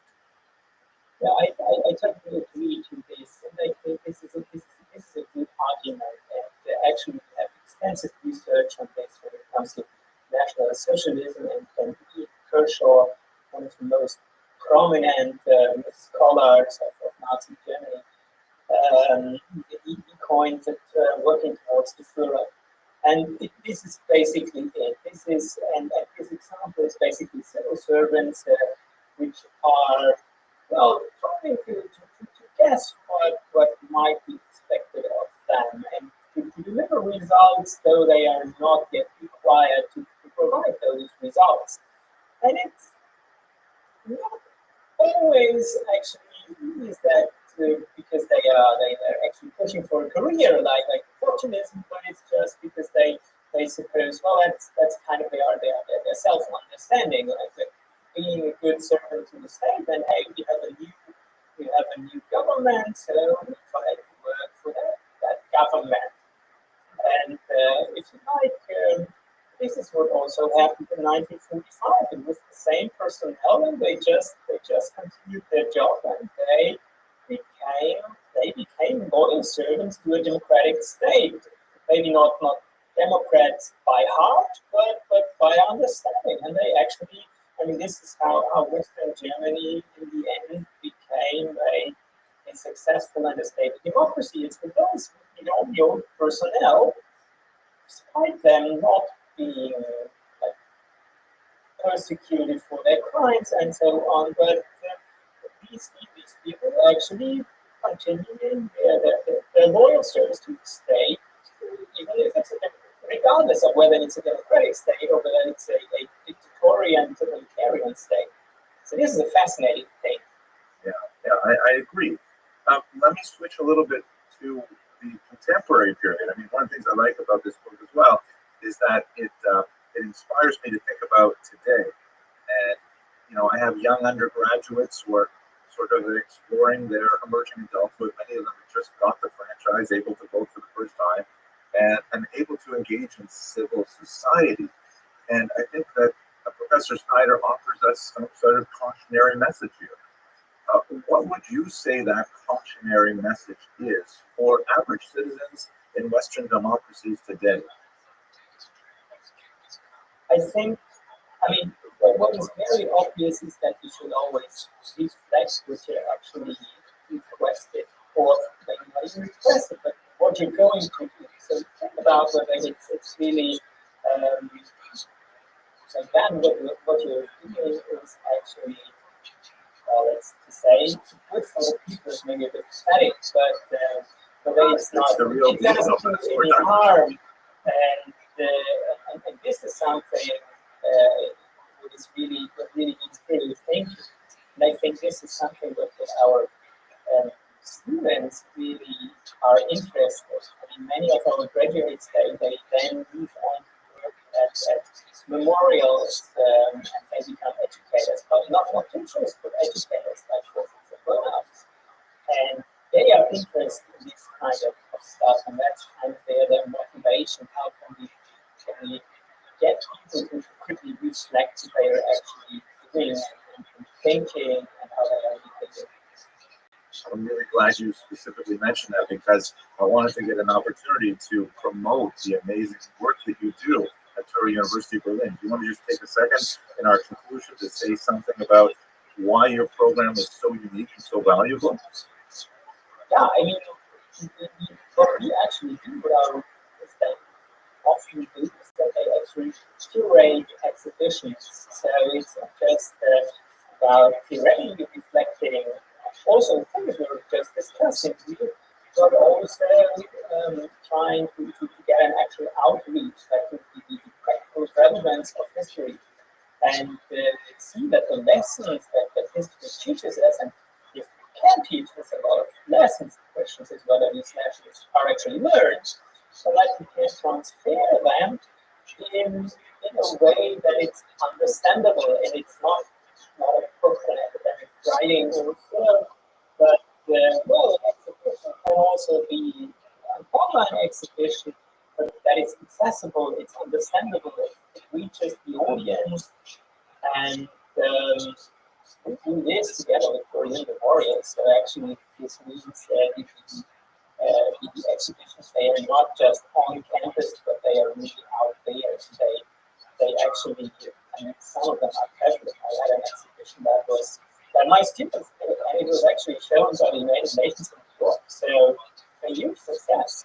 That's fascinating. I hope that we'll have an opportunity over the course of these 20 short videos to speak maybe with some of your students. Of course, I'm looking forward to speaking with some of the other faculty at Torah University Berlin.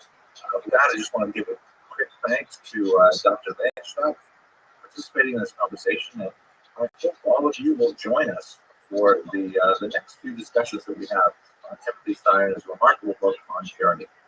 Thank you very much for watching. Thanks for having me.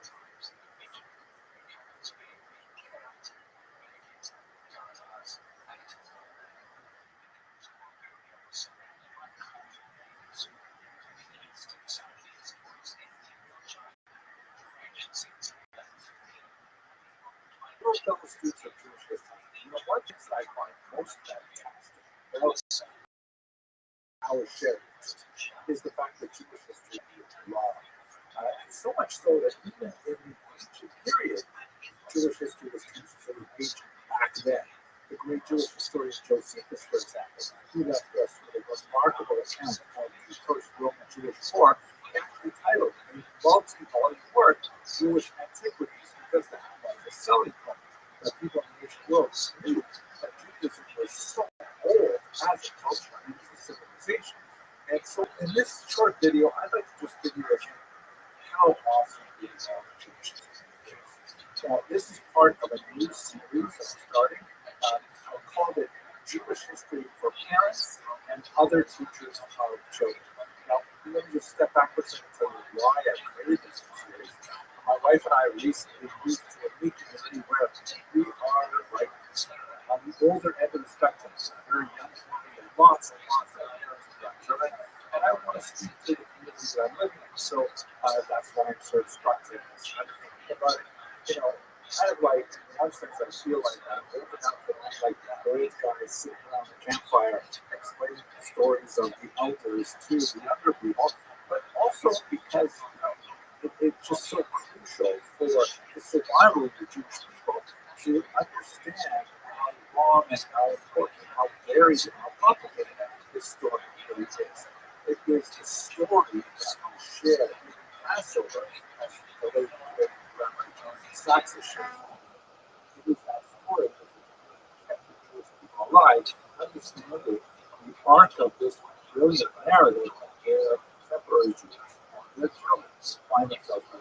And I think it's important to speak to parents and other teachers of children because, it's a little bit like when you take a flight and they explain to you, before takeoff that like depressurization of the cabin, oxygen masks are brought down. If you're traveling with small children, the natural instinct would be, well, I'd better put this on the kid first. But in reality, you're supposed to put it on yourself first. Because only if you're getting oxygen masks, you have to take care of your child's things. This is also echoed, by the way, on minorities, who, if you have a look at this citation here from this remarkable Torah, it's the laws of Torah study of the Torah.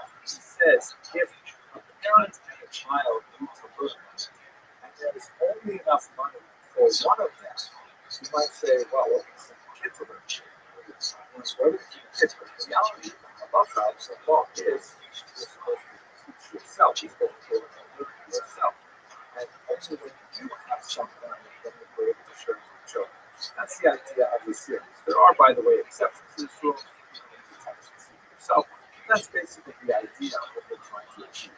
I want to speak to our generation of parents and teachers in the hopes that you will receive the information you need to be able to do your jobs.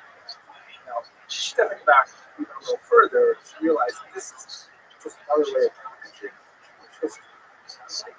Jewish history. I'm so happy that you enjoyed this. We talked about Jewish history, so okay, let's talk about it in this way. It's the same material. You don't have to be a parent or the children to participate, and you'll find this. Okay, let's go to our questions. So, okay, we have to start from the beginning and figure out when does Jewish history really begin. So, the earliest date of Jewish history, there is a certain amount of variation here because the Bible rarely gives us clear dates. We're on a tradition that was codified in the first century, the Blessed Malacca, counting years. But basically, around the year 1750, before the Common Era, we have the important trip of Abraham the patriarch and his wife Sarah from their home to Ur, which was where they married. Look at this map here. You can see that basically he's down in sort of southern Iraq, and he makes this kind of roundabout route to get to the land of Israel, and then he goes into Egypt for a while and goes back in the land of Israel. That's considered the origins of the Jewish people. Now, it's shrouded in mystery largely because the only source we have for these events, and for the first 500 years of Jewish history, really, is the Bible itself. And from a historical point of view, although the Bible has phenomenal historical data, it is problematic in the sense that normally historians like to find stuff from outside of the validate the data they're looking at. But that's, not surprising. Almost every old civilization has its origins beyond the point when they start actually record the data. The Bible, however you want to look at it, was not given to the Jewish people until hundreds of years after the events described in Genesis. So those first 400 years are actually kind of give that amazing realm. What do we know about it from outside sources? The first time we have a reference to the Jewish people in any form is the Baptist that is shown here, which dates from about the year 1209. 1209, maybe a little bit later, but not too much, because we know exactly when Pharaoh lived. This is obviously the conquest, and there is one little nasty comment about Israel in this stealing. That's the first evidence we have that gives to corroborate the narrative that's presented in the text. Obviously, there's a lot more to say about how to understand the Bible as a historical source, and hopefully we'll speak about it in the work in future classes. But looking at it the way Jewish people understand their history, they would date their work back to about the year 1750 BCE, give or take a century. Let me also mention one small point. Those of you who are watching who are more familiar with the years BC, AD, it is not a scholarly convention today to use those terms because they are distinctly religious, specific Christian. The word BC obviously stands for before Christ, and although that may be the actual year we're working with, it has some terms of inaccuracy built in because there's some debate about the actual year of his birth. And secondly, the term AD is offensive to non-Christians because it stands for Anno Domini, year of our Lord. And so therefore, a non-Christian who does not consider the founder of Christianity his or her Lord would prefer not to use that term AD. So the scholarly tradition, which is secular use the letters GCE for the common era, for Gates scoring field one. I like to jump up to field zero, and in terms of common errors, after that time. Okay, so sorry if you're offended by that. Sorry, please don't leave a nasty comment box. Most people do. So go. But anyway, so here we have this early start about the year 1750, which means that Jewish culture is roughly 3,715 years old. If you want to start from the earliest extra biblical evidence from Nephi's theory, that's still 3,250 years, which is a really long time. And I have to say, as a historian, it's really good for me because we get paid by the year. Right? So Jewish history is like full of opportunity. I want to leave as a small public service announcement for those people who consider Jewish history as a career. Like very few other histories. How does that compare to other ancient civilizations? Well, you should note that if we're talking about contiguous civilizations, meaning civilizations that survived antiquity and the medieval period and the modern period to their own period, Judaism is not the oldest civilization, but it's pretty close. Have a look at this chart here, which basically measures how long various civilizations lasted. Now, this is basically a back of the envelope calculation. Again, we're working with the self-reported numbers, like we talked about with Jewish civilization, but also with Chinese civilization, which has the same kinds of time. So it appears that the Jewish civilization is pretty much the second oldest continuous civilization in existence. The Chinese is older. A lot of people make jokes about how this meant that the Jews would have something to eat when they began civilizing, right? There is, of course, very old civilizations like the Mesopotamian civilizations, Assyria, and Babylonian, some of the Egyptian civilizations that are super old. Rabbi, Mesoamerica, all these very good civilizations, but only the Chinese one is extinct. So Jews and the Chinese have a lot in common. They have this sort of neighbors in time for over 1,000 years. But the Chinese have a huge advantage. Look at this chart here, which compares the number of Chinese people alive today to the number of Jewish people alive today. It's pretty easy to say, oh yeah, we've got to continue your civilization stretching back almost 4,000 years. Well, yeah, you got like billions of people to count for it. Jews are we're talking about somewhere around 16 million people, a tiny fraction of the Chinese. If you look at this chart, you see that Chinese people are actually just about 20% of the world's population, 1/5 of the world's population. Jews don't even make a single percent, 0.5%. So that it's a remarkable thing that the Jewish civilization lasted so long with such a tiny population. And that number, by the way, never exceeds 2% of the known population of the world. Jewish people seem to hang on to long things under very, very difficult circumstances and to perpetuate their culture generation after generation. It is really mind-boggling. Another factor besides the sheer number of people is the fact that unlike Jewish people who were exiled several times in antiquity, and especially after the destruction of the temple in the 7th by the Romans, Jews were exiled around the world, but in smaller concentrations. Whereas if you look at this comparison map, you see the size of the historical land of Israel is just so tiny within the geographic scope of the country of Israel. And as this map indicates, Israel is 437 times smaller than China. So again, it boggles the mind that Jews are here, that survive so much in a tiny little territory for which they have been separated for the last 2,000 years until 1948 from its reconstituted as a modern state. So still perpetuating things. It really is insane.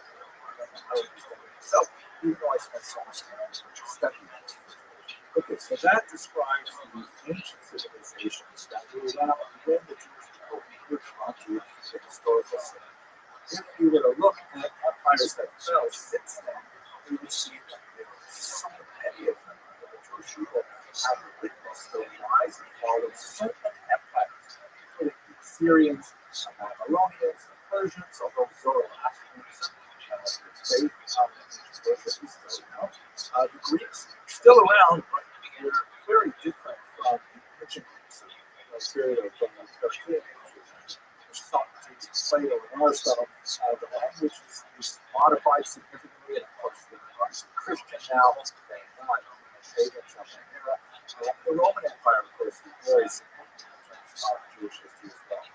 And this is the same thing that's true of empires outside of the land of Israel as well, like the rapid civilization in North and West India, or the Peruvian civilization, the Nazca people, Mesoamerican people, like the Aztecs and so on. They're all gone. All these empires fell. Rome itself, which destroyed the temple and much of Jewish sovereignty in the first century, it falls just a few hundred years later, and Jews see the rise and fall of the Greeks, also empires, assassinated, fight out of the Ottoman, also the Mughal Empire, also Muslim, a whole slew of European kingdoms fall to the modern period. France, Germany, Russia even falls twice, not counting the Mongols. The Jews have gone through all of this I were to deliver a single message about Jewish history to my children and my students, I would really emphasize how Judaism has achieved its ability to last through such range of these knowledge, human tradition, historical circumstances, different cultures, different languages, and Jews are still here celebrating pretty much the same kinds of activities for centuries, engaging in conversation. Rabbis left their thoughts 1,000 years ago, 2,000 years ago, 3,000 years ago. This is all still part of contemporary conversation. I can't emphasize much how phenomenal that is. So if you look at it sort of timeline, the green bar here represents Jewish history. It's very schematic. Basically, I can emphasize spreadsheets. Jewish box for 500 years. So this is the extent of Jewish history. Overlap that with Roman history, you can see that is a big chunk of Jewish history, but Jewish history predated it and certainly postdated it. Compared to other major faiths, daughter religions of Judaism, Christianity occupies roughly half of Jewish history. But there's another half of Jewish history that extends way back before Christianity started. Islam even more so. Just to give it a contemporary feel, the United States has been around for over 200 years. But you want to place that against the breadth of Jewish history, it's almost like a impact on the landscape of history. It's very interesting. Okay, so that's just a very quick look and answer the question just how awesomely long is Jewish history. I hope you enjoyed this short video, and I look forward to seeing you next time. Thank you very much for watching.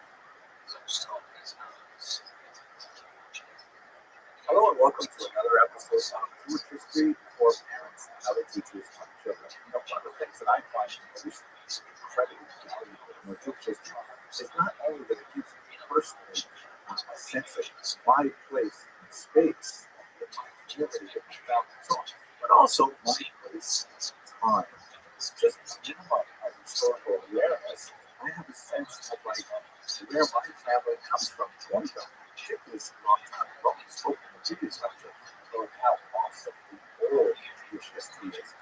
And so, precocious children, they ask the question, how did we end up here? And that's my goal in this short video, to give you a very quick look at the overarching patterns of Jewish migration throughout the centuries and help you answer that question. When you're a child, when your student asks you, how did Jews end up there? I end up here. So let's start with the ancient Jew.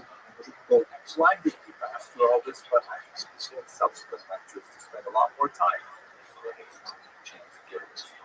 very beginning, as we discussed last week, also the southern Iraq, as it's described in the Genesis, when Abraham takes his family and makes this roundabout journey up the Euphrates River and makes a sharp left down to land Israel with a very short stay in Egypt. That stay in Egypt, of course, extended to later generations, and that's the whole Passover story has gone for our time today. But the end result is the Jews settle the land of Israel. It's got a map that shows you how the Bible describes the distribution of land according to the tribes, and ultimately they come together as a monarchy. This is the kings Saul and David, and then later Solomon in places that considerably. Unfortunately, this doesn't last. After Solomon, there is the split between the northern tribes, known as the kings of Israel, and the southern tribes, known as the kings of Judah. And ultimately, that northern kingdom is going to be taken away by the Assyrian Empire. So in this map here, how there are several population transfers from the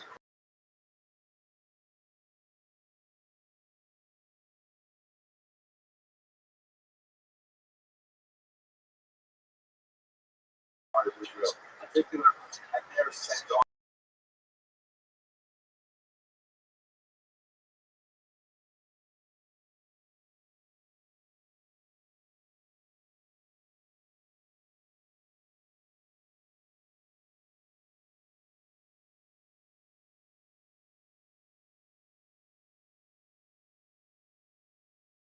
Destroys the temple. This beautiful image by Rembrandt. He himself was not Jewish, but he lived in a very Jewish neighborhood and abstract many Jewish subjects for his art. Here is Jeremiah lamenting the destruction of Jerusalem, very evocative. Another evocative piece in Colorado. This is one of my favorites, showing the Jewish family on the banks of the Euphrates River, retracing that route that Abraham took, and in the distance you can see the Babylonian ziggurats, and they're about to cross over, very depressed that having lost their home.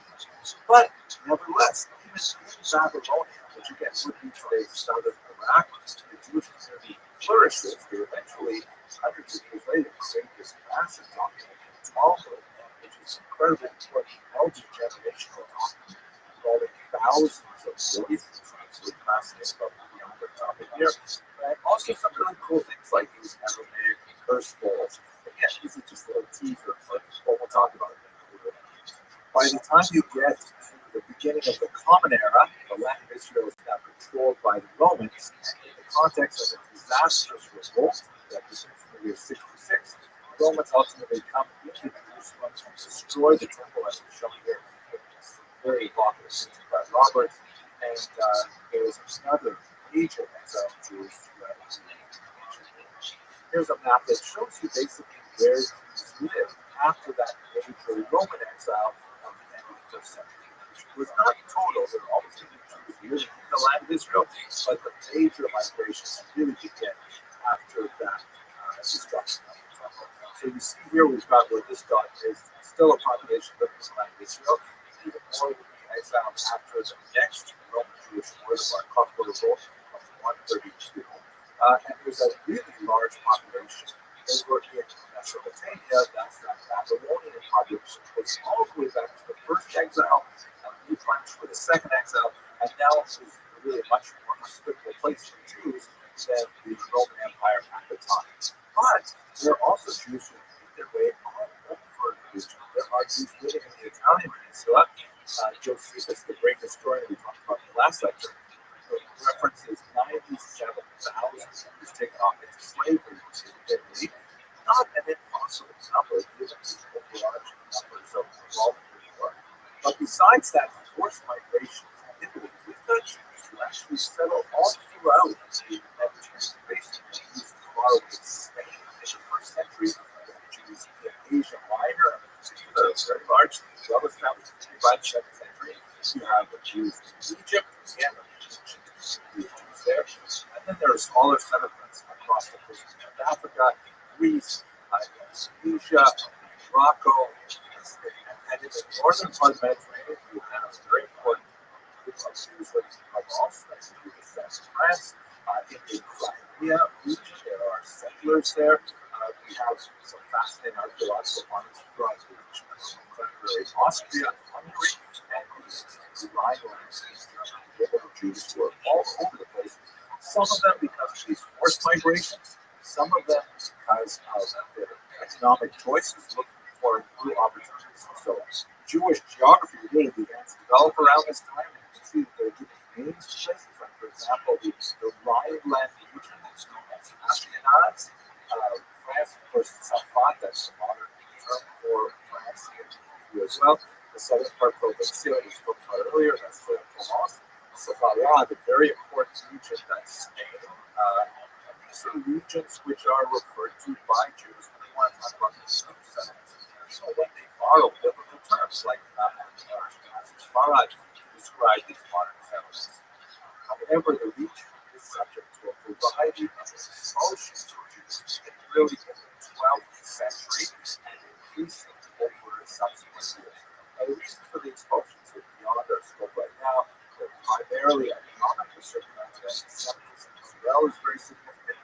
But basically, just to drive Jews eastward. We'll pick that up in a second.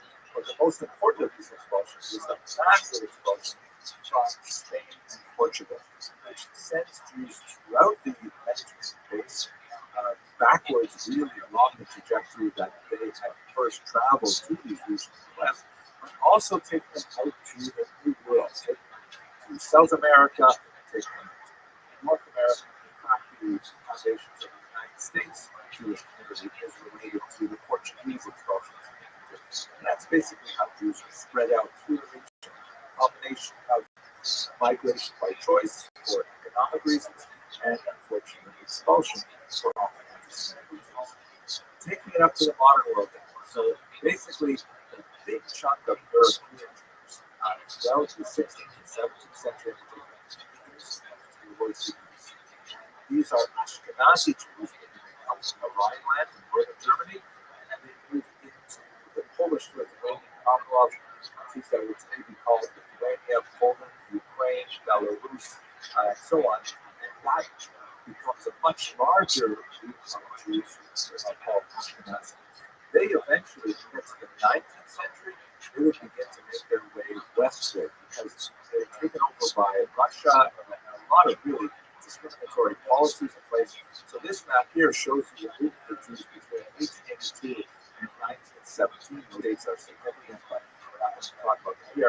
And you can see that from that red section there, 40 million moved to Western Europe, 1.750 million moved to the United States, 70,000 to Canada, smaller numbers to the land of Israel, 45,000, and the same number to South Africa, and tiny numbers to places like Australia.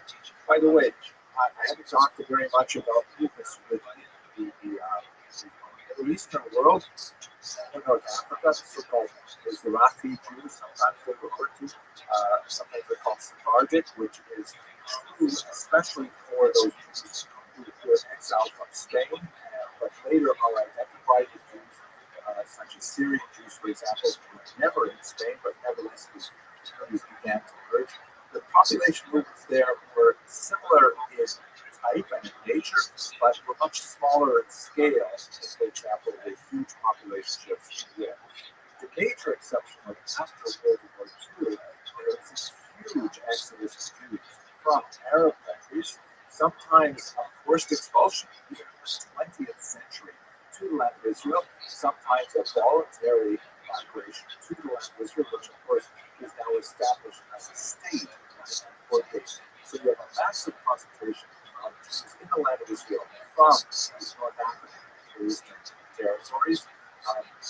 This is something that really is a huge scope, and it altered the trajectory of Jewish communities that had been living, let's say, in Iran and Iraq for 2,500 years. Such those populations reduced to a fraction of their original size, as most of the Jews made their way to Israel. And even today, in this very short video, I can do a very quick overview, but it's impossible to categorize all of the migrations of Jews to all of the places in the world, and it's still happening to this very day. In fact, it's accelerating. It's very exciting to see a lot of communities that are developing differently from the growth of the Jewish population, such as the Jews of Ethiopia, making their way to Israel. It's a very exciting time to be Jewish.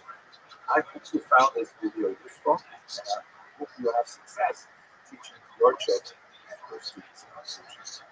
Thank you very much for watching.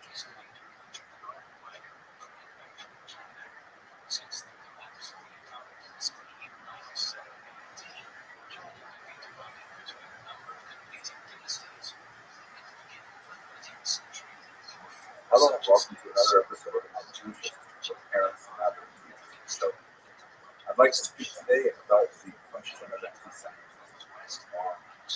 Why let me state from the outset that this entire video is educational purposes only. I will be discussing a very distressing topic of hatred, showing you some necessary images. But my purpose here is to try to understand where this comes from and how are we supposed to cope with it. A larger question is, how are you supposed to interpret this to your children, to your students? It's a very difficult question to answer. A lot of it has to do with how old your child is, how many experiences they anticipate or all they can have, and how eager to do the type shape this information down to a level where. So the goal of this video is a personal introduction of this topic, and I'd like to walk you through what scholars see as the main stages of anti-Semitic thought is what to do with anti-Semitism, when they think Jews. I'm sure you know how that changed over time.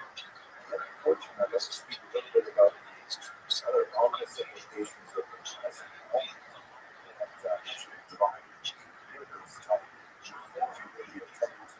Since this series is really directed at parents and children, I was thinking of talking about a lot more positive aspects of things, uplifting aspects of the Jewish experience and history before, not just this topic, but events have overtaken us in scenes that we really have to deal with it now. Let us just remember, however, that this is not the central place their experience of the world. It is an important element of the Jewish experience. It is kind of like an abiding background noise, and noise that sometimes influences the decisions that Jews make and the choices that are forced to respond. But nevertheless, it is a secondary nagging. Judaism and Christianization is very life-affirming.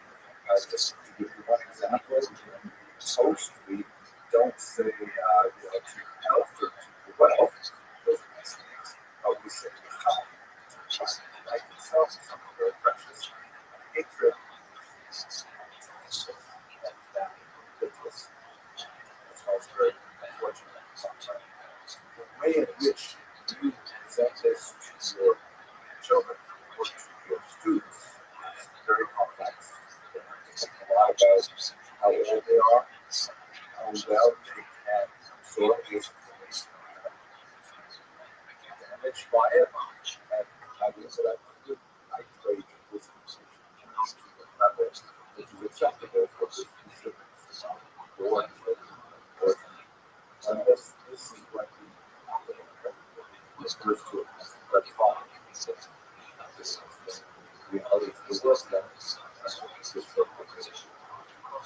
so, let me start with my personal experience on this. I grew up in a very rural northern Canada. I lived there really quite happily. I used my Anglophone and Francophone friends until I was 10 years old, at which point my parents decided I needed to move to a larger community so I could get something of a joint education. My mother went down and lived with me in Toronto for 4 years so I could get a little bit of a Jewish education.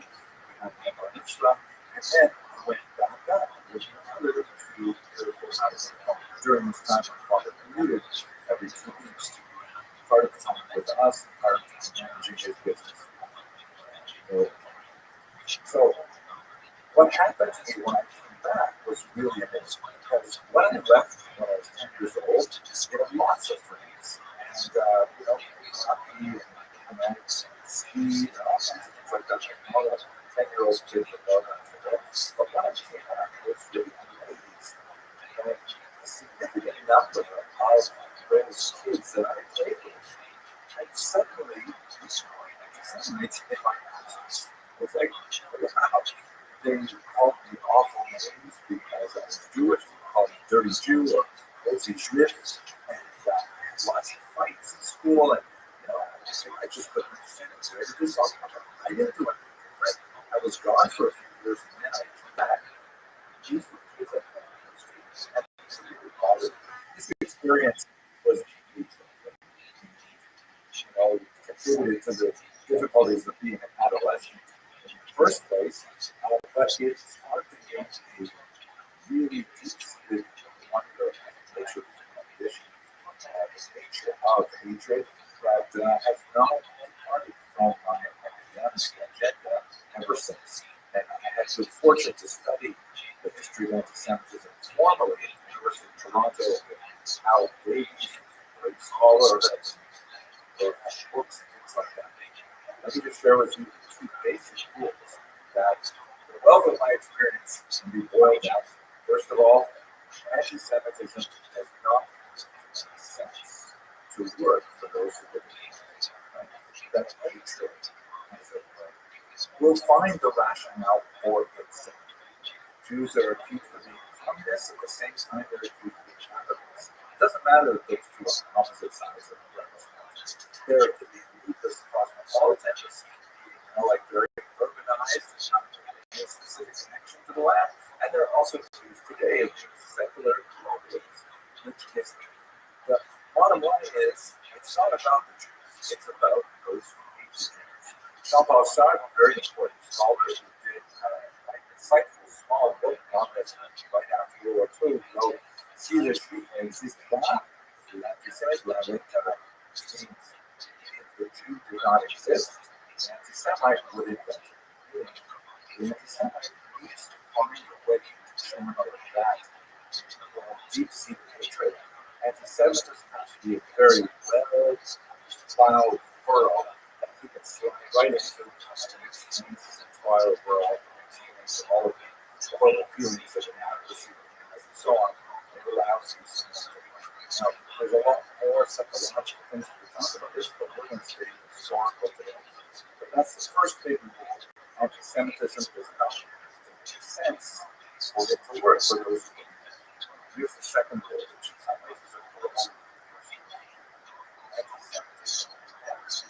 anti-Semitism is great. But that's why do divergent circumstances? Historical circumstances, be sure, but also religious atmosphere, political atmosphere, social atmosphere, economic atmosphere. Anti-Semitism finds a way, the virus, to kind of extend here, expand there, until it becomes relevant to the anti-Semite, no matter where worship may be placed or in one of the most frightening aspects of this hatred that is trying to express itself in so many different forms. So with that said, I'm going to go over the four basic areas of anti-Semitism very briefly. I have a lot of these videos on my channel that goes into greater detail on each of these ideas. But right now, let's just skip over them because I want to focus on which may be so the earliest traces of anti-Semitism that we have in the historical record, primarily from the Roman world. We have, of course, biblical accounts of Egyptian servitude and things like that, but let us focus ourselves primarily on those sources that come from Israel. We don't have, until the Hellenistic period, for example, Egyptian sources on how to deal with the Jews, with a couple of minor exceptions, but we have a lot of writings from the Greek and Roman chronicles. And when they say negative things about the Jews, which is, perhaps pervasive would be too strong a word, but there are definitely very negative things said about Jews in ancient world. It's primarily because Romans and Greeks are trying to come to terms with a society that is very unlike them. It's really a kind of xenophobia, fear of strangers. For example, Jews are accused of clannish behavior because in order to become a Jew, you had to be circumcised with Israel, and that they would only eat kosher food, so that precluded their participation in other rites. They were accused of being atheistic, ironically, because they refused to participate in basic acts of civil relation at the time, bowing down to idols, offering sacrifices to statues, things like that, which were anathema to the Jewish faith. They were accused of being lazy because they took off one day a week to rest. Right? So these are, kind of distortions of the ways in which Romans and Greeks understood the Jews, but they were actually observations of actual Jewish behavior. So it was more of a normal, kind of like two cultures bumping up against each other, not necessarily getting along, and expressing it in like where you might see it, for example, in a graphic format. Here you see of the great arch of Cephas, which was a commemorative arch constructed in Rome after the defeat of Judea in the late revolt of 66 and 74, when ultimately the Romans were able to reassert their authority over the rebellious provinces. And in this commemorative arch, which is really a war monument, they have this one little section which you can sort of see, look towards the bottom right of the arch going through. Here's a larger image of it. It shows Jewish captives carrying away spoils from the temple. The menorah, most famously, the trumpets, the ritual table, and things like that. Now, although some have interpreted this as anti-Jewish comes from the Romans and some kind of anti-Semitism, it's definitely not, a complimentary portrayal of Jews, but it is something that we can understand as like a war monument. That when one country beats another one, they would put up various, public edifices that proclaim their victory. And that's, you don't like it, maybe, but it's basically normal. It's not a logical message. So that's basically the character of this anti-Jewish hatred report. And typically, we see primarily in cultures bumping up against each other, not necessarily liking each other, sometimes fighting each other, but not the kind of cruel sadism that we see to the same degree in the modern times. When we move from late antiquity through, let's say, the high Middle Ages, around the year 1300, let's say, we really see a very different characteristic of anti-Jewish activity that is specifically related to the birth of Christianity. Unlike the regular Romans and Greeks, who were pagans and who were of a different ethnos, they were different people than the Jews, Christians had a funny relation to these Jews. First of all, the earliest Christians were themselves all Jews, but then Christianity grew much larger, adopted many non-Jewish people within Israel, one still retained the consciousness of Christianity as its daughter religion to Jews. So we don't have more to say about how that played out theologically, but basically for a good 1,000 years, and one might say much longer than that as well, Christianity strove to articulate a position that preserved that connection on the one hand, and we can throw especially Christian Bible, the first massive chunk of it, about 5/6 of it, is the same as the Jewish Bible. Section of the end called the New Testament is the Christian Bible. So they want to preserve that connection, but at the same time, they also want to distinguish themselves from it.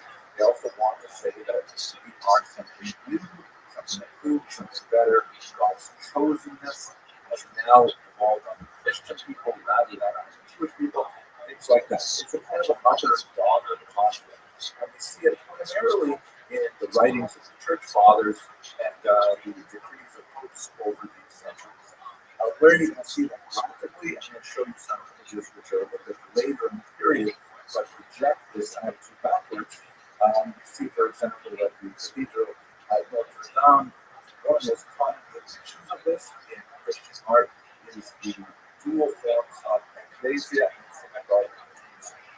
and synagogue. And they're contrasting very often in manuscripts, but more importantly on monumental architecture, outside cathedrals, things like that, which is especially useful when we want to explain theological ideas to an illiterate audience.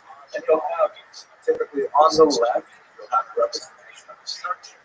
Here, the church is standing upright with a crown in royalty and holding a staff in power, whereas synagogue on the right, which is the less favored with the synagogue as a planted synagogue of Torah, she's got no crown, her staff is broken, she's holding on to the Ten Commandments, but inappropriately, like they're falling from her hands. Her very posture is bowed and inclined, and she's wearing a blindfold. She's blind to the truth. It's the kind of opposition of Christianity and Judaism that's set up over and over again. Actually, this particular one, 13th century, is especially interesting because the synagogue to the right there is shown with a kind of a blindfold, but it's a transparent blindfold. They claim to be blind, but they actually can't see, which makes the whole situation worse. We spent a lot more time talking about these. There are hundreds and hundreds of examples of the facing synagogue. Artistically, it's very different, but mainly between these conceptual things. So, as you see, this is quite different from the Roman Greek pagan activity, which is more like cultures bumping up against each other. This is a special relationship of two cultures that were intimate and then split. That involves a very different kind of dynamic to the relationship. However, it's still basically an argument between the priest and the rabbi. It's still theological. It's mainly in the realm of ideas and it's rarely expressed. Violence. That much more as and we see it especially with this extremely obnoxious charge that is first born in the 12th century. The idea of blood libel. The idea that Jews, because they hate Christianity, which is part of that separation, there's some failure that Jews turn away from Christianity. Because the argument goes that they hate Christianity, they must want to reenact the passion of Jesus, crucifixion of Jesus, which is also another element of this authority charge of theism. Jews are going to kill Jesus. So the argument that blood libel says, well, they must want to reenact this. How do they reenact it?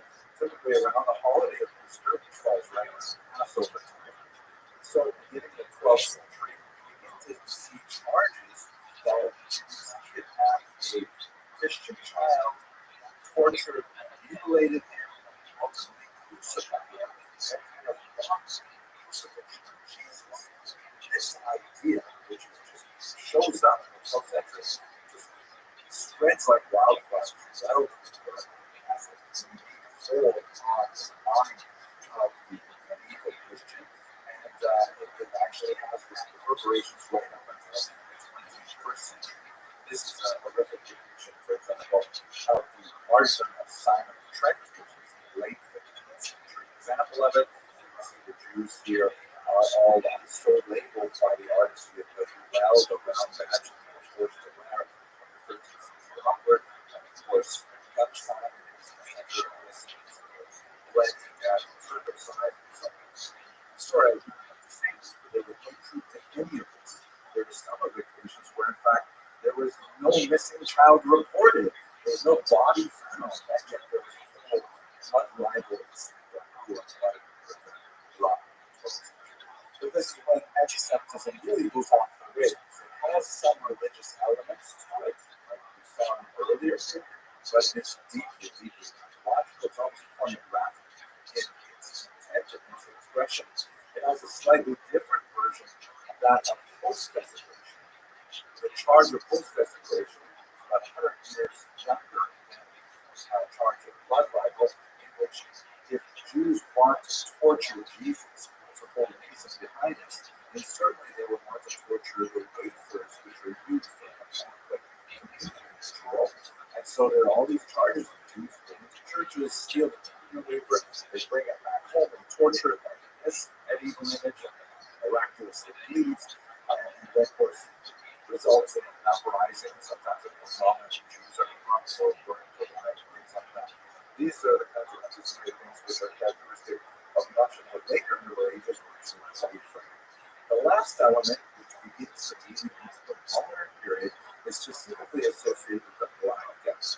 This is a horrific plague that swept across Europe in the late 1340s, and Jews were accused of somehow creating this plague, specifically by being leagued with lepers, and together by taking their organs and limbs and poisoning aquifers of Europe.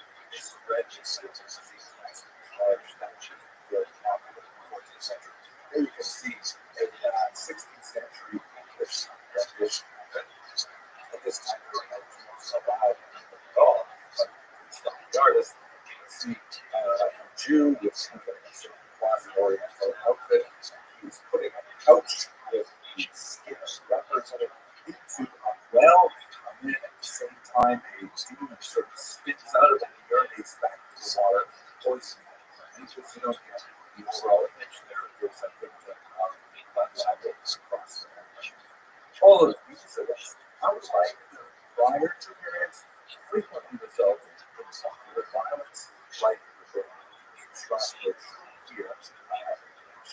So by the time this parade itself with the line,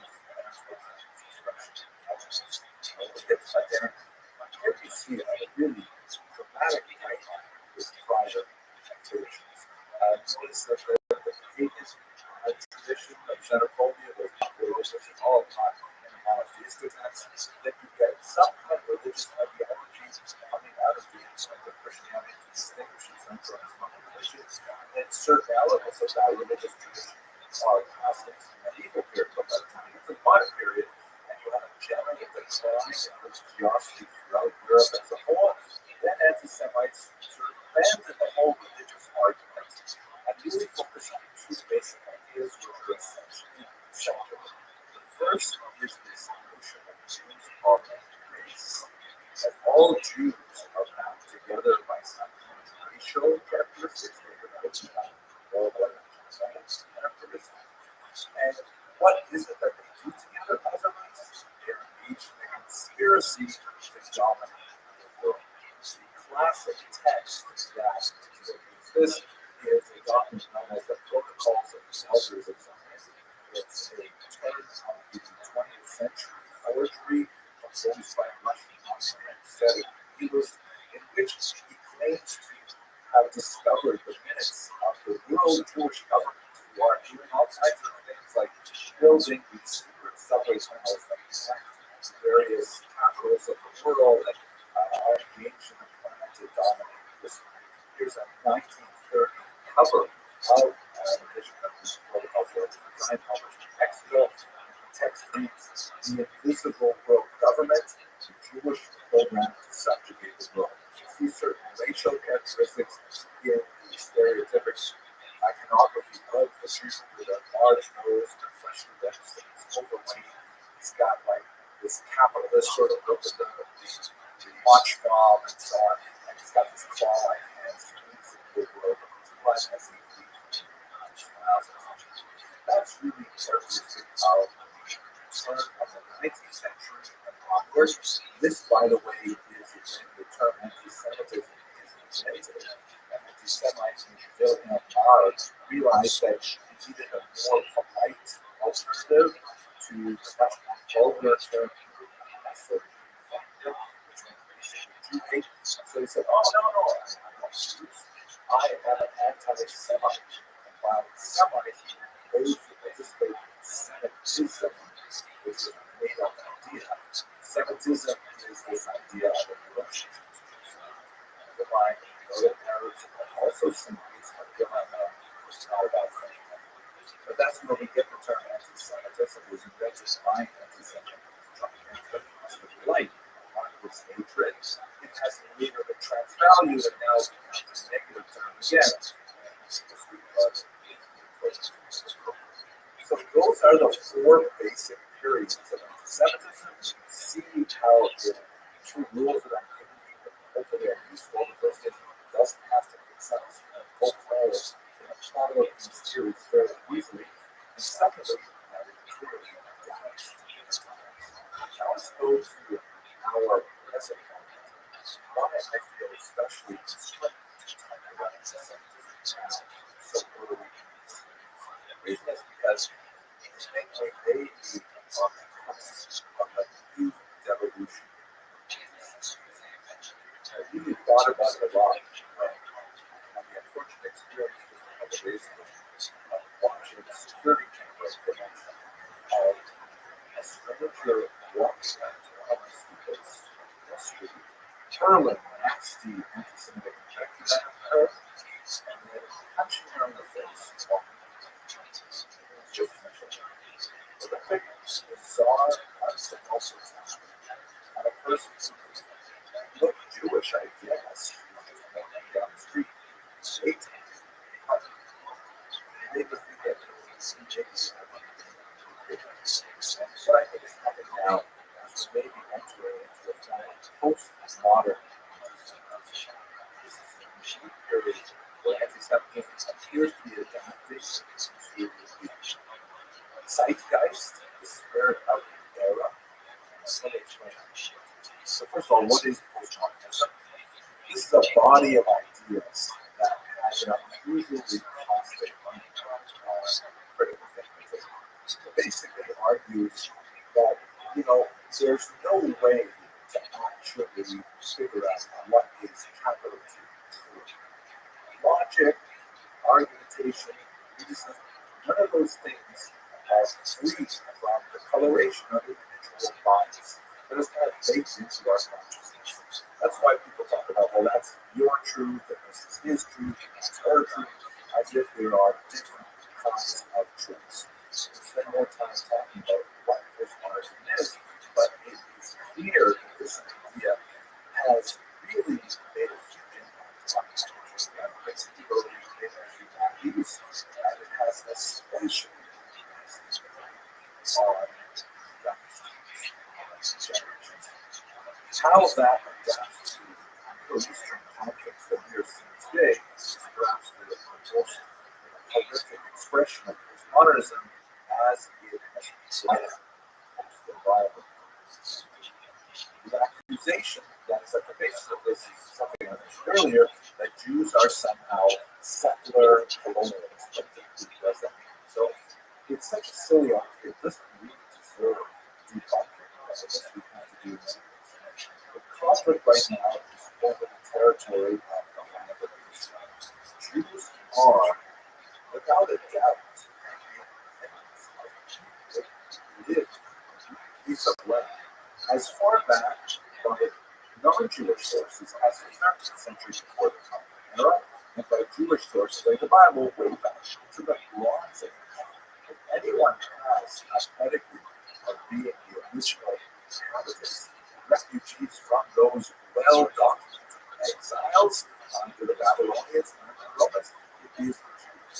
So it's hard to imagine anyone being called secular colonialism, in the sense of being like some kind of foreign inward threat if you're talking about the Jews. So let me just step back for 1 second and remind that our goal in this video is really to track the nature of anti-Jewish. I am not, by focusing on this point, meaning to say that the Palestinian people do not have legitimate claims to me about their residency in this region and about the way in which they have been treated over the last 50 years. They can point definitely without question to any injustices over the last century and a half.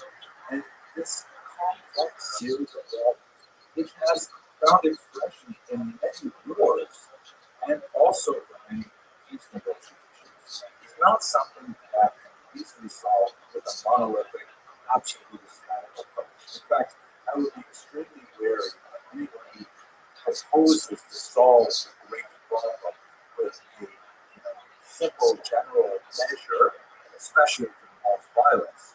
I think those are the kind of things that this is true for us. Focusing more on history, facts, come to terms with a common humanity as we try to work together. So let's get back to what I'm talking about. So the reasons why I think that this postmodern approach to anti-Semitism appears to be gaining ground because there's a certain amount of research. So there is research to support the idea that postmodernism is really just ground among German university youngest adult population of Americans, and it's having an impact on anti-Semitism. Has been shown in a number of articles. For example, this article on radical lumber appeared in the issue of Newsweek that's based on this very detailed poll taken by the Harvard University. This is a chart that shows how Americans react to the question, is Hamas a terrorist group? As you can see, all Americans overwhelmingly say yes, Hamas is a terrorist group. That's especially so for older Americans, 65 and older, but it begins to drop significantly by the time you get to Gen Z. Americans who are 18 to 24 years of age, only about 64% will say that Hamas is a terrorist group. And in fact, if you go even further and ask them, do you support Israel over Hamas? Once again, you see that over 65 years of age, Americans are 95% likely to say yes, and that number is pretty steady. But by the time you get to the youngest Americans, only 52%, half, are willing to support Israel over Hamas. I know that doesn't make sense because we just said that Hamas is a terrorist organization for 64% of them. That means that 12% of them are willing to support Hamas over Israel, even though Hamas is a terrorist group. But still, clarity is clearly lacking among the generation of Americans who are currently in college. This is a worth written for experience. And what can you have sympathy for children wrapped up in this, whether they are Israeli children or Palestinian children? It's absolutely enemy farming a litmus test that separates legitimate political disagreement with a military decision by either the Palestinians or by the Israelis from anti-Semitism. So I'm going to offer two basic tests. First of all, how do you feel about attacks on civilians? Disputes over territory, that's extremely often. And it's either worked out by negotiations or by protests or, in fact, by war. But it is not worked out by the intentional targeting of the civilians and those kind of terrorism. We don't solve political debate. We don't solve a territory dispute by kidnapping civilians. It's certainly not a way out to manipulate horses. And when I videos of Gen Zers talking about legitimate aggressive resistance of Hamas, that's just a Orwellian twist to the English language that is so deeply rooted. That's not called aggressive resistance. That is called sadism. That's called terrorism. Don't be confused by the false equivalency of saying, well, the Israelis are bombing Gaza and children are sadly killed. If a child is kidnapped, someone puts up a poster to raise awareness that this child has been kidnapped. If you feel it is a legitimate political act to tear that down, I think you have to wonder about where is this coming from. That's a litmus test. Second, attacks on Jews. If your political leanings suggest to you that it is okay to attack Jews who are not specifically connected to the military efforts in Israel, that is absolutely anti-Semitism.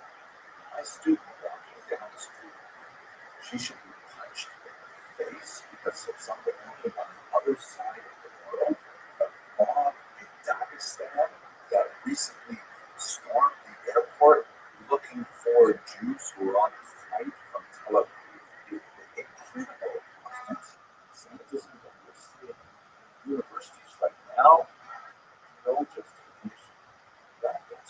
straight up and intercepted. That was straight up hatred, and it is not a legitimate expression of one's political feelings over these. By the way, I expect I'm comfortably close to the opposite, which is something that I try to avoid because I'm a historian for the look backwards rather than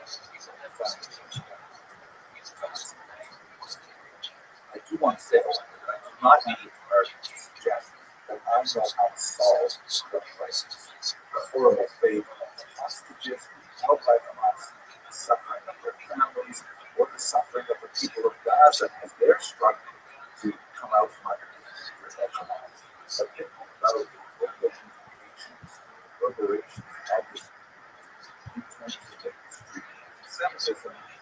I cannot help but see that we may be on a cusp of a horrible nuclear crisis. That we could finally say that Talmud says that blessing requires a vessel. If you want to receive blessing, it's suffering. And there is no vessel that is more properly suited to blessing than a child. God has peace. It's very hard to receive any blessing. And it's so the region so soon peace to prosper all people.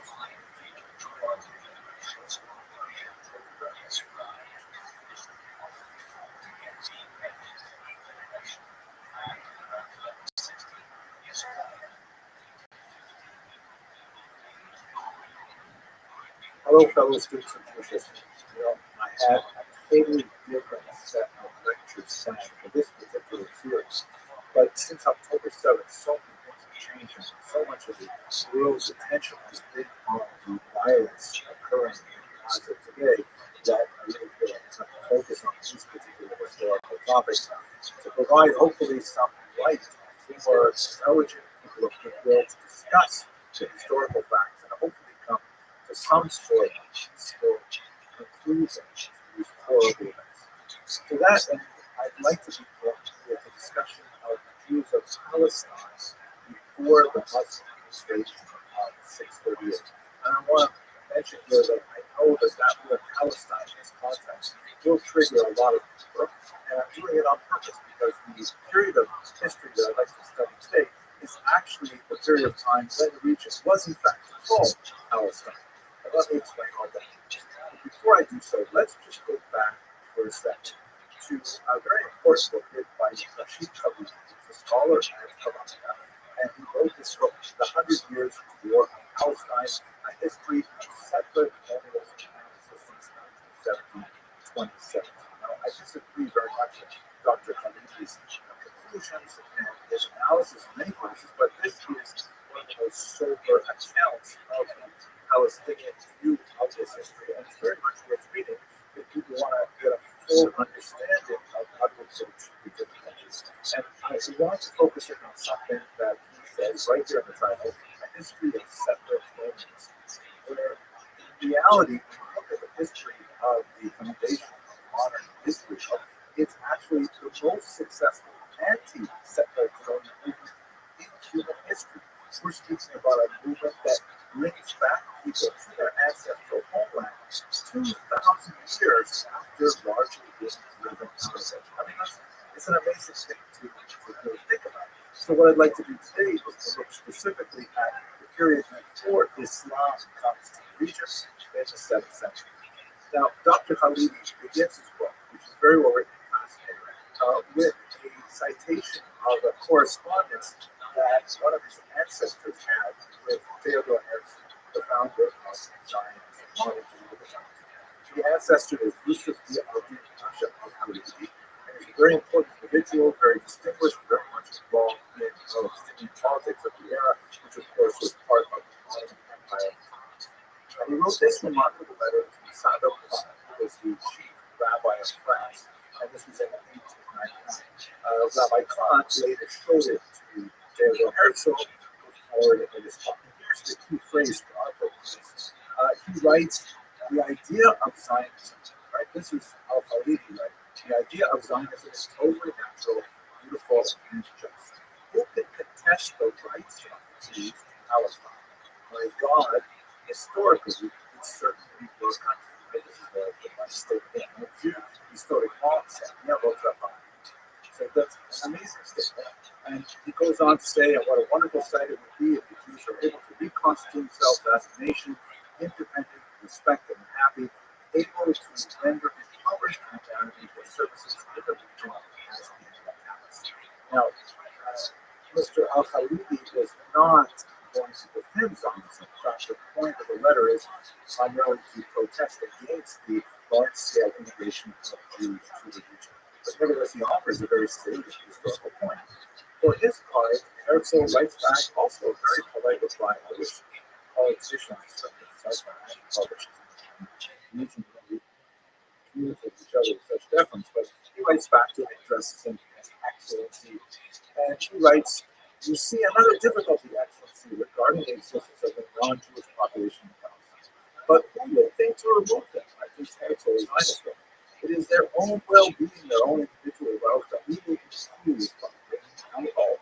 Do you think that an American land or a house in Palestine with a value of 3,000 or 4,000 francs would be very angry to see the price of this land increase in a short time and to see it increase 5 or 10 times the value after a few months? That will certainly happen with the economic. Now, what I think is especially fascinating about this little exchange is that they're speaking beyond each other. Al-Khalidi's objections are not financial. It's not about material gain. And Theodore Herzl thinks that material prosperity will solve all the problems. In my humble opinion, for the next 10 decades, this would be one of the major problems that Israelis and Zionists would have with Palestinians, since they're not speaking directly to each other's concerns. But nevertheless, this is the exchange that I want to share, in particular, the recognition of Al-Khalidi that this is. So, where does the term Palestine from? Let's just use some very quick lists. Obviously, land Israel was the national homeland of the Jews, as described in the Bible. There are biblical references, of course, that go way back to like the 18th century before the Common Era, the Bronze Age. But extra biblical references date from the 13th century. To Staley and others that speak about some entity called Israel living in the region. The presence of the Jews in this region is very, very well documented for the next millennia. By the time you get to the first century of the Common Era, that's when, of course, you have the major Roman Jewish wars.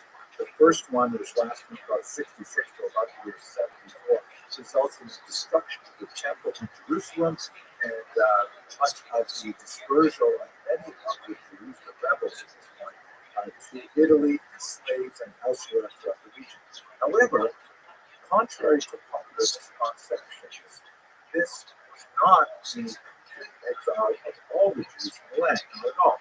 There definitely was a diaspora that pre-existed this destruction of this century, but there were lots of Jews who were simply displaced within the land of Israel. Let's speak about that. In the next 60 years, Jews rebelled 2 more times. First, in the so-called Tito rebellion, and much more significantly, 132 under Larry Bar Kokhba, who actually had, however, about 2 years, significant success.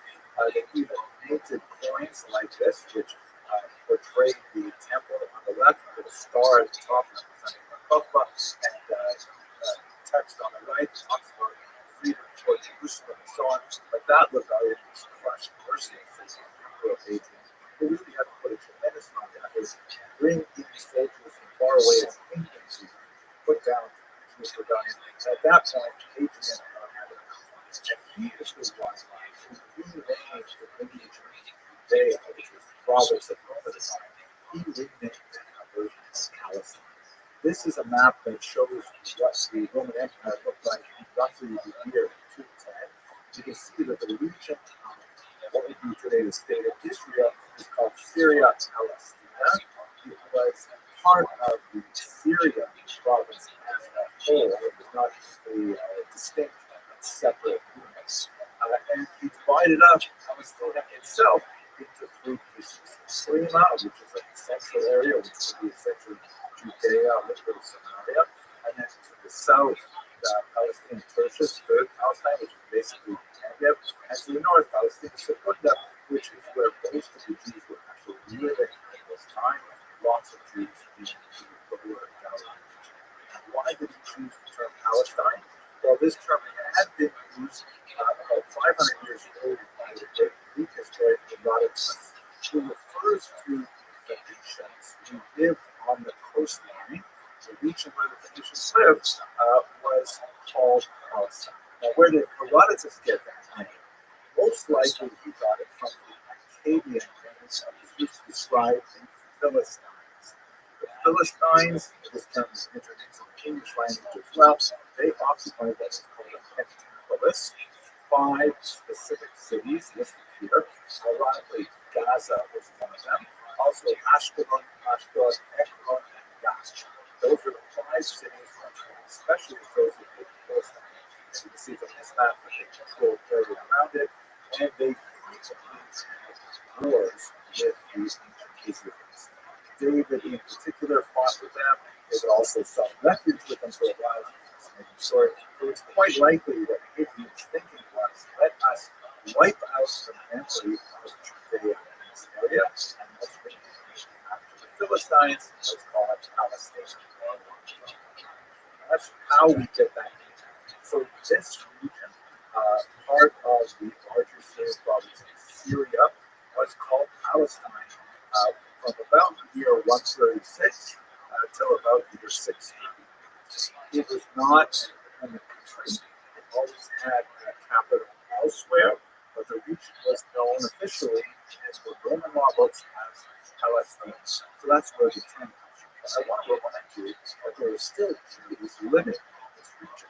They're living primarily to the north in the lower Galilee region. There they have successfully transplanted the core of what would be the future religious resources in particular.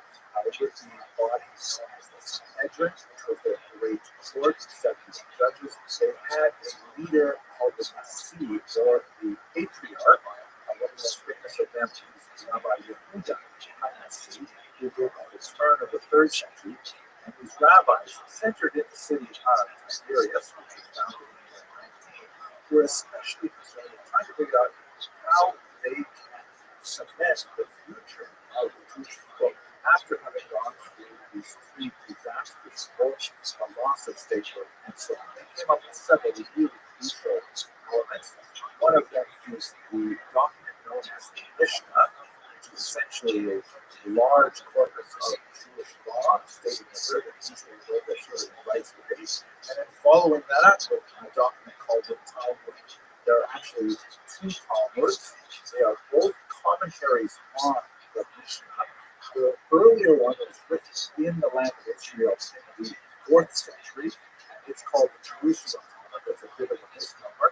It's also known, ironically, as the Palestinian Talmud, but it is really written primarily in Tiberias. Also, a little bit because Jerusalem was actually off limits to Jews for quite a bit of the early period after the So really, that's what's going on for the next 2 centuries. The patriarch is very precise. He has a lot of rabbis surrounding him. They're trying to figure out how to make Judaism survive this post-temple, post-disaster stage. And ultimately, they succeed. Jews did survive, albeit increasingly in the diaspora. Here's a look at the Jewish diaspora around this time. Boundaries of the Roman Empire are shown with that kind of purplish line, and you can see that the concentration of Jews is still quite significant in the land of Israel. But you've got lots of Jews along the coast of North Africa, Egypt, Libya, also in Morocco and Algeria, and you have Jews beginning to make way into the Iberian Peninsula, certainly the Italian Peninsula is the major center, the Balkans, the Greek Peloponnesus, and of course Asia Minor, which is a major concentration. Moving to the east, you have the fantastically large port communities in Mesopotamia, which would later write the Babylonian time. But nevertheless, Jerusalem remains the sort of spiritual center of the Jews as far from that. existence. These kind of stars, by the way, I'm not sure I would design them exactly like this, but they represent the major Christian communities. And I think the starburst is kind of like alluding to the actualizing of which I don't really guess it's a virgins are living during this period of time. Things changed dramatically in the 4th century as the Roman Empire becomes Christian. That changes things dramatically for Jews all over the Roman Empire, and particularly this is the empire. We'll speak about that for a second. Another thing that tells us about the nature of the Jewish civilization or the Muslim foundation is that they're building synagogues. It's a fantastic example of synagogues that they can take. One of the things that's for sure true about these synagogues is, like today, they have plaques. If you go to a synagogue today, you'll know that plaques are a big phenomenon.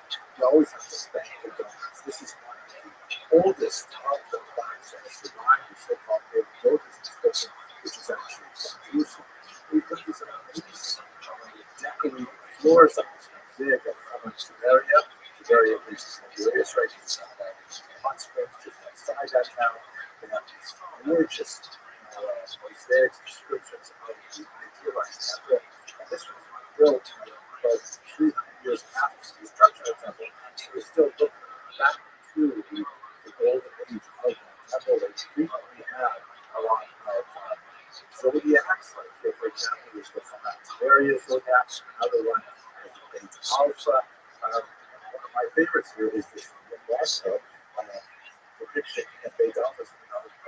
Binding axiom. You see that there's Sarah there on the left, and there's the ram, and it's over with a knife, and Isaac is portrayed here as a little boy, and the names are represented in Hebrew letters, and it's kind of a primitive looking art that's quite fascinating. Jewish civilization is still thriving, albeit in a reduced state by the time we get to the 7th century with the spread of Islam spread dramatically from the Arabian Peninsula through the entire eastern Mediterranean and down to Jerusalem in 638, spreading across North Africa into the Iberian Peninsula, way out to the east as well, as far as Pakistan, and that really is a totally new chapter in history of Islam. But the point that I really want to make is that Jews are always living in a small number, it's a minority, but continuous. I want to have one last sentence. I learn a lot from the comments I receive on my YouTube videos. I really appreciate those of you who say nice things, and I'm especially grateful for those of you who offer useful collectives. I'm not so enthusiastic about the people who say nasty things about evil and religion and people and so on. But it's worth it for the positive sentence. So one of the things that I noticed is that people want to go back to the genetic history of the people who exactly is entitled to live this on a genetic basis. So the short answer to this is it's really the wrong question because nowhere else in the world do we determine citizenship on the basis of a DNA test. But since you're asking, well, you can point to the fact that amazingly, after 2,000 years, the individuals of Europe are connected back to the planet. Analysis of the DNA of Ashkenazi from Eastern Europe, where a big portion of the early 20th century Zionist clearly indicates that they have a strong component of Middle Eastern DNA, clearly heavily intermixed with Italian DNA in particular. You can make a lot of jokes about their choice at this point, but nevertheless, they are genetically linked to the people who are originally there. And that's only talking about these tribes who came from Europe, which are actually the minority of Jews who live in the United today, besides the 20% of Israelis who are Arab, Muslims, and Christians. There are more than half of the Israelis in the land today come from Arab countries. They come from the North African and Middle Eastern countries, many of whom were descendants of those who were expelled after Israel was established in the 1950s. So the whole question of who has the right to live genetically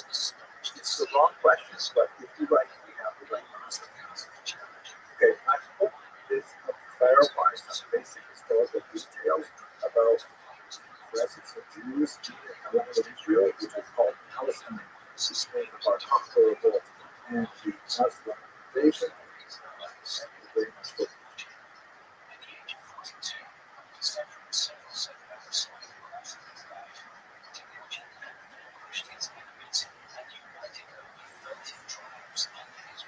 hello, fellow students of Jewish history. I'm so excited to be speaking to you again, this time about a topic that's very good, specifically look at the history of the Jews of Ashkenaz. And I'm delighted once again to be invited to speak to the amazing students of the Ashkenazia, an institute that is in Budapest, Hungary, a little later this summer. And so these videos are kind of my advanced preparation and research for the course I'm going to teach there. Last year, if you recall, if you visit my site before, I gave a big survey overview of the entirety of Ashkenazi history from its origins, let's say in the 9th century, right up until the 21st century. For this year, however, we're going to focus in a little particularly and look at the birth of Ashkenaz. We're going to look at its rise, very, very humble beginnings in the 8th and 9th century, and take it right to its heyday until its decline in the 13th and 14th century, when the Jews of the traditional core region of Ashkenaz would make their way primarily to the east, to the regions of Poland and Lithuania, Ukraine, and of course, there's another chapter in the 19th century that made their way in large numbers to Western Europe and to the Americas. We're going to be looking at a population that was always very small, as you can see from this chart here, after a peak in 1300, there were about 450,000 Jews living in the region of Ashkenaz. These are based on population estimates, very, very rough numbers for this period of time, but they're based on excellent historians, the great Salvo with Navarro and the great Ken Stowe, the alienated minority that took these statistics. And that means that the Jewish population of Ashkenaz was about 1%. If you look a couple of hundred years later, just before the Great Expulsion from Spain in 1492, the Jewish population maybe grew around 1%, so we're only talking about a very tiny fraction of the population, but nevertheless it's very, very significant in some areas. But for our purposes, today we're going to look specifically at the very beginning, try to understand what is Ashkenaz, where is Ashkenaz, and what is it all about. So first of all, let's try to understand where does this name Ashkenaz even come from. So if we look at period sources from around the year 1000, we see that the term Ashkenaz is bandied about. For example, the Shuvot of the Gahonim, this is a collection of responsa written by the great Babylonian rabbis associated with the latest period of the Talmud of that era.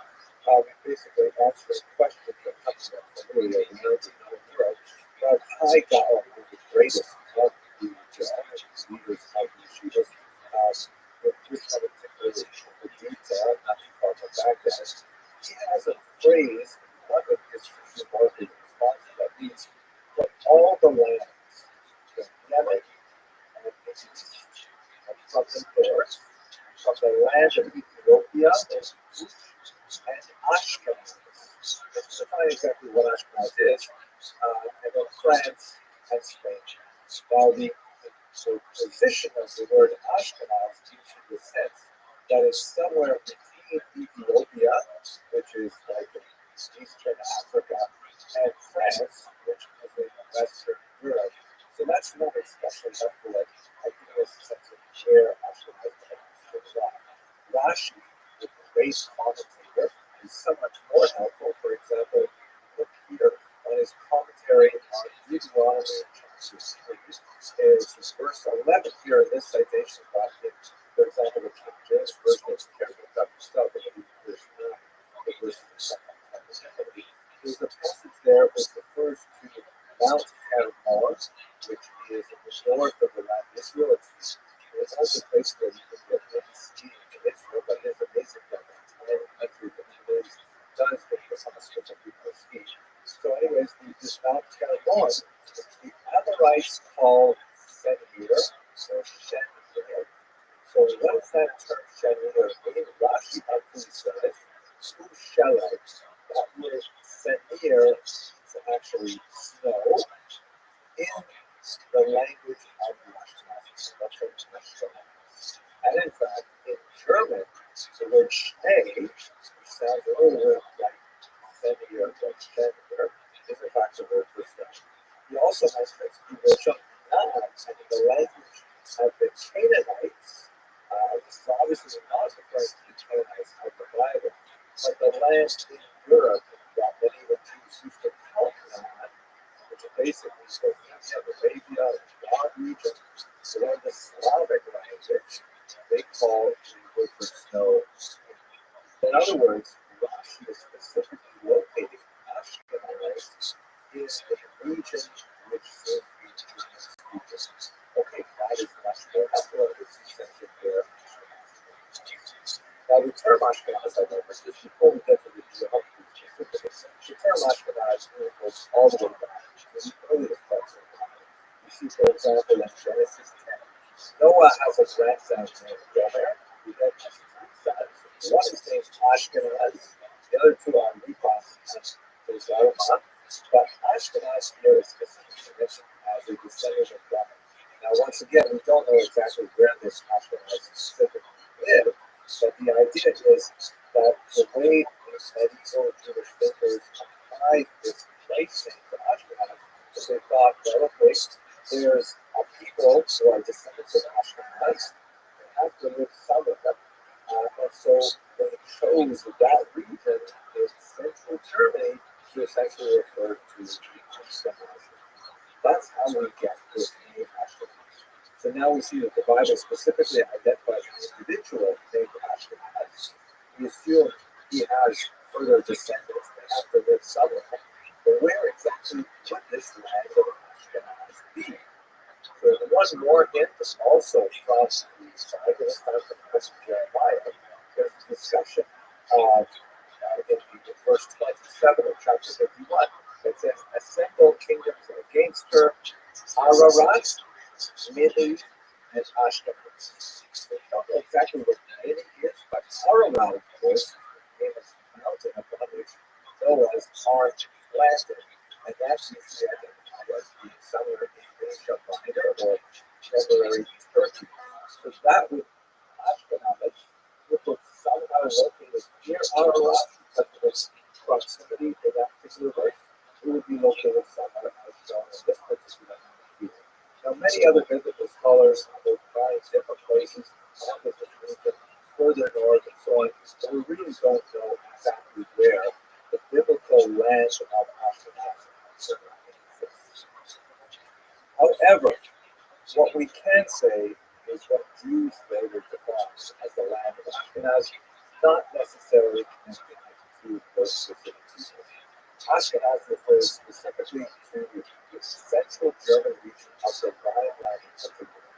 This is a region that you will see beginning really in the 10th century, although there's much earlier evidence of Jews living in that region. We're going to see the rise of a Jewish civilization that would thrive very heavily from Italian origins and before that from Middle Eastern origins. And then they would grow to a significant size of some half a million. Then later in the 14th century, the population was largely moved to the east as a result of both pressures driving them out of Germany and France as well as expulsions and a rise of anti-Semitism associated with blood libel, host desecration, and then riots into the Black Death of 1729. And they will essentially move to the east where there is a vacuum, an economic vacuum joined because their skills with finance and commerce in particular are very much valued by the public of the Commonwealth, and they will find significant results there where they will flourish. Later, when you get to the modern period, they will eventually make their way not only to the land of Israel, which was in the 20th century, but also to Western Europe and to the Americas. That is really what Ashkenaz is. Ashkenaz refers to a people. It's a sub-ethnic group of Jews, and they end up in the Middle Ages ultimately becoming the dominant population of Jews worldwide. But it would be a mistake to think of Ashkenaz as a specific place on their past. Ashkenaz really is a way of living. It is an imagined country to which millions of Jews have belonged over the centuries. privilege over the course of several videos and to a live audience of Budapest later this year that will discuss the birth of this fascinating community and to tell their story. Thank you very much for listening.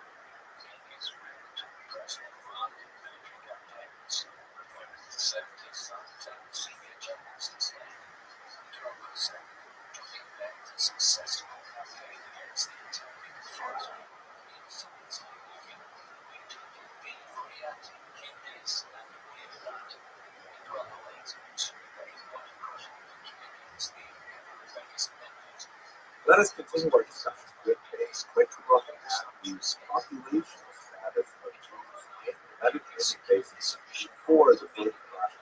So, how about this back here? This is basically what the basin looked like at the fall of the Roman Empire at the end of the 5th century. Right? You've got all kinds of little sort of countrylets filling up most of Western Europe.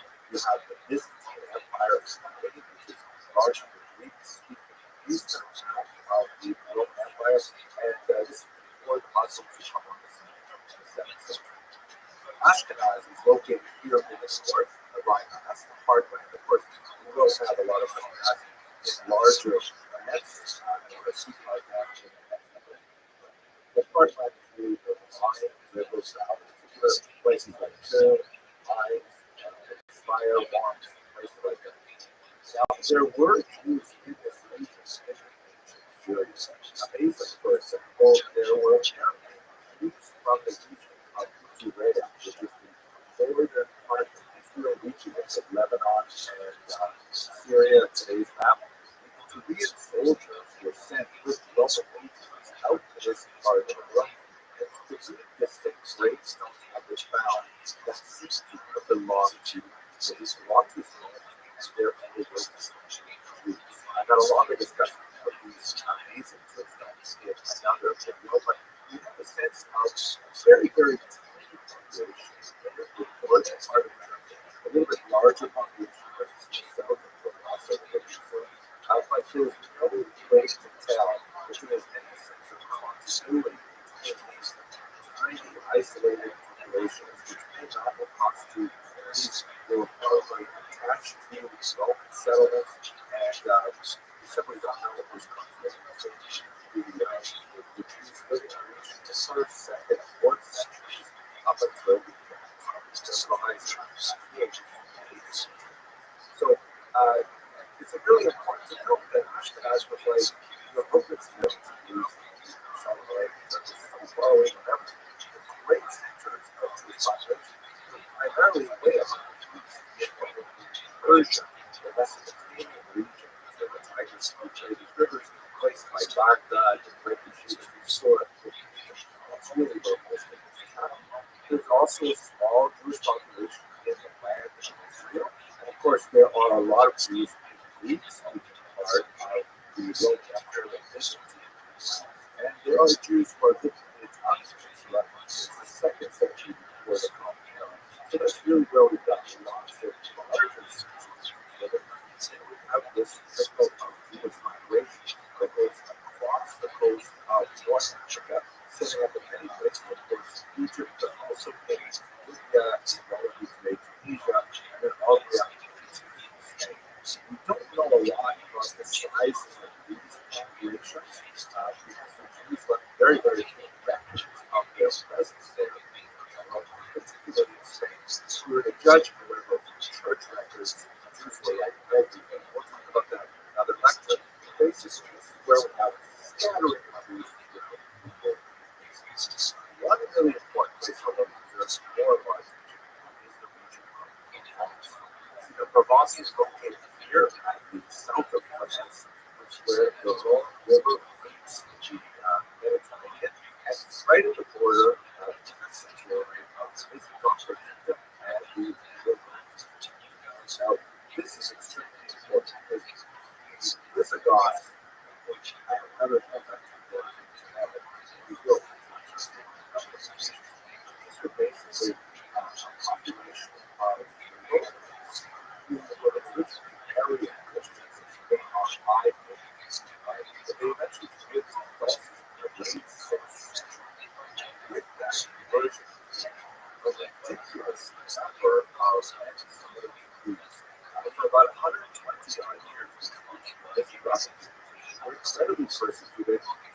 states, out of town, suffer all kinds of forced conversions going on its frequency in the region, and quite a good likelihood that many of them probably don't speak of these Jewish religious cells, but plenty of others, many of them made their way over the Pyrenees and into the Frankish region, into Ashkenaz as well. We know in particular one especially that's actually repeated several sources. So it's may have some basis to it that a Jewish rose in the city of Naragoa, largely because of its instrumental role in holding back the Muslims later on. There are many scholars who feel that the entire episode is legendary, but nevertheless, even if it's a legend, we do get some sense of the complexity of the situation, particularly because of this conflict between Christians and Muslims. So anyways, this is where Jews live, basically. So it's not get this birth of Ashkenaz, and that's what we're kind of looking at the next video. Where do these Ashkenaz Jews actually come from? Thank you very much for watching.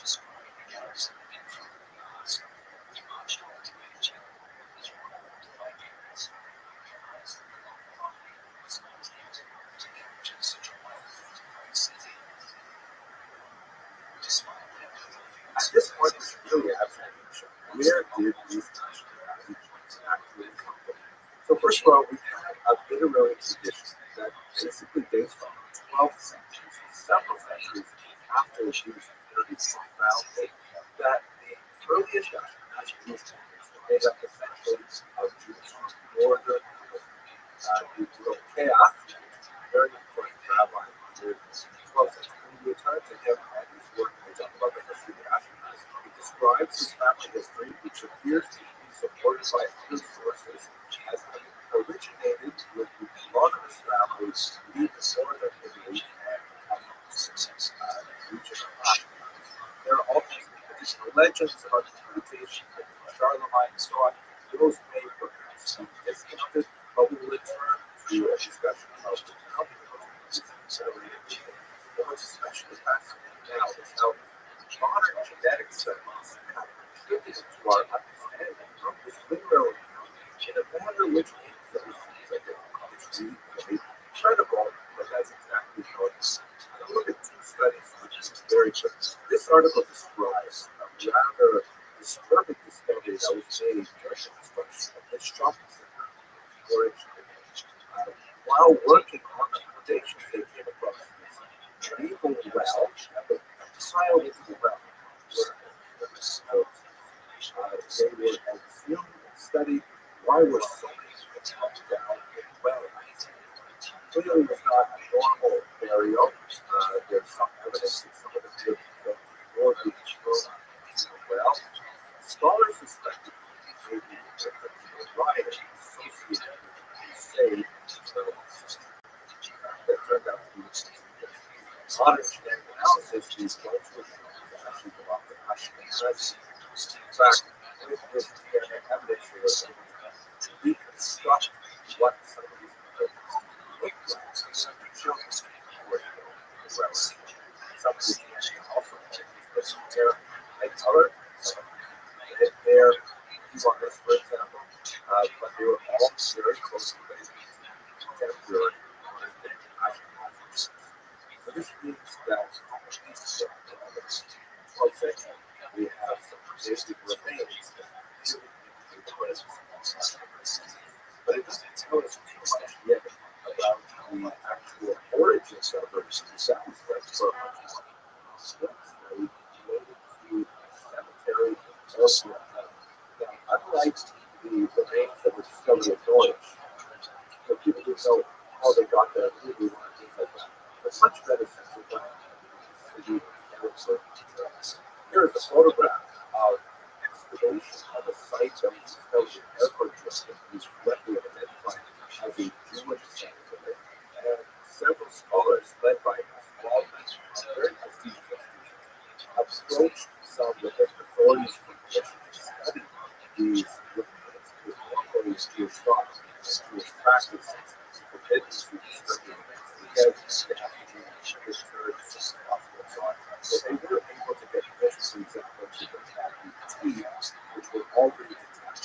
body was status. And they studied these bones of these people very quickly. In the 14th century, German establishment, they were able to determine amazing things with contemporary technology. By the way, an article that appears in 2022 places. And what they were able to identify is that these Jews and Belgians were the product of a genetic bottle, which is something that corresponds quite closely to the literary myths of these animals. This is basically how it works. I'll give you a layman's interpretation because that's really all I understand. So if you look at this particular graph, you see that on the left you have time from the past up to the present. And then at the bottom you have Jews and nations right before the first book of the war, first century. So, and then at the top you have modern as Jews in the 21st century. So how do we get there? Look at the ancient period, you have all kinds of Jews products married with non-Jews or people who are not ethnically Jewish. Some of whom may have converted. We start seeing conversion stories. For example, Jews Boaz. We have more of these events, such as the conversion of the last decade of integrated from the North Shore. These are people who entered the population of the Jews through various means, conversion or otherwise. Then you have a big disruptive event after the first Roman Jewish War. This is the Roman Jewish War. Years 35 where Jews are shipped off to the Italian peninsula in particular. Many of them have families, so they have the founding of a significant population of Jews in Italy. There, you have the same phenomenon of Jews marrying with non-Jews through the rabbinic conversion process, much more likely at this point, but also the natural of relationships. So they're mixing the first South Italians, where there was a very large Jewish population, later North Italians. And then you get to the 9th century, you have that story that we began on Greek history, where the Romans describes a small group of Jews led by the Colossus making their way up to the Rhine. And largely with that small group of Jews, approaching originally from Israel, through the entire peninsula, right after moving through Ashkenaz, that's where the Air Force remains was discovered located to the above the 1350. And one of the most fascinating things about this is that the Air Force did not support the so-called Ansari thesis. This is a rather bizarre thesis that suggests that the majority of descended from a huge mass conversion that is said to have taken place in the 8th century Europe.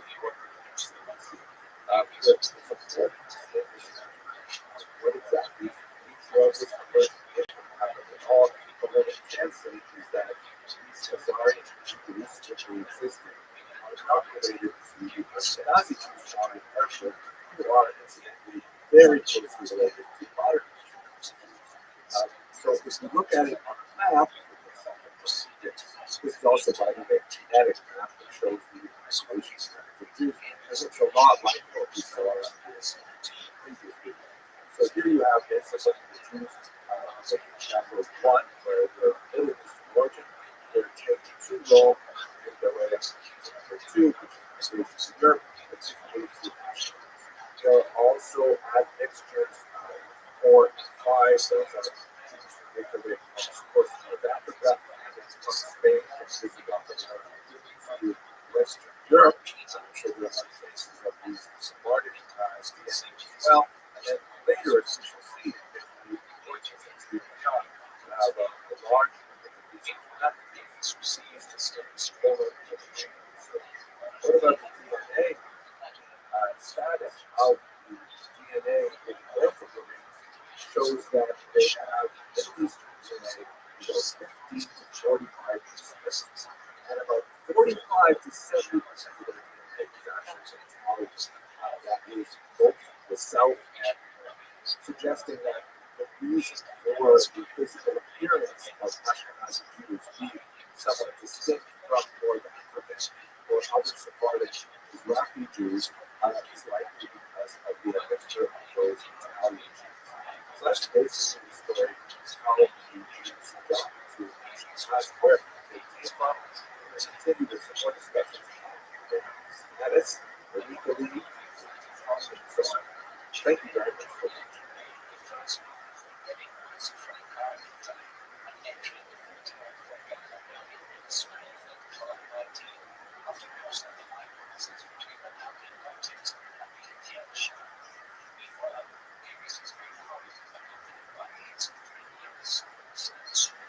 Other scholars use left. I looked at this is not what exactly it's the term that has been used by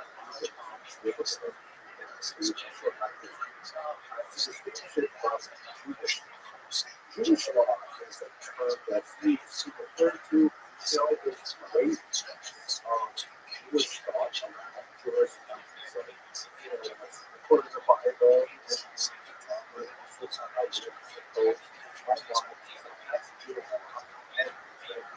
typically Jewish students, a lot of times, read Jewish law.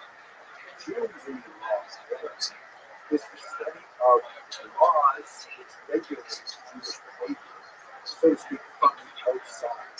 This is an intangible body of law that has some ancient sort of antecedents like universal and stuff like that. But it really develops an aspect of but especially what Jews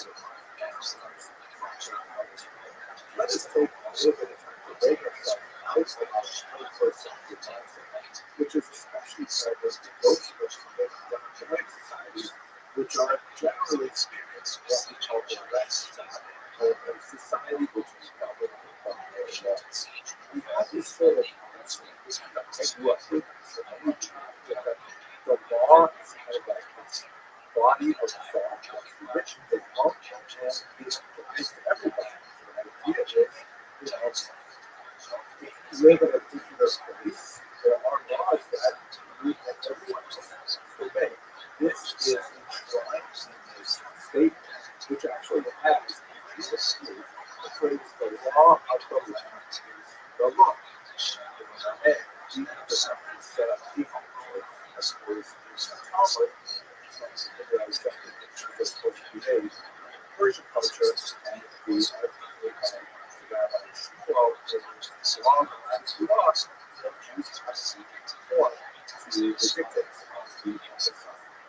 we also have this variation. No one saw that I want to say against very modern democratic countries that when a law is written, whatever exactly is, it applies to everybody. All of this relates to the community. Also, legal law is based not so much on territory as it is on person. That is, the law applies equally depending on your status as a human being. Where do you live? In a society. Are you a nobleman? Are you a slave? Are you a churchman? Are you a Jew?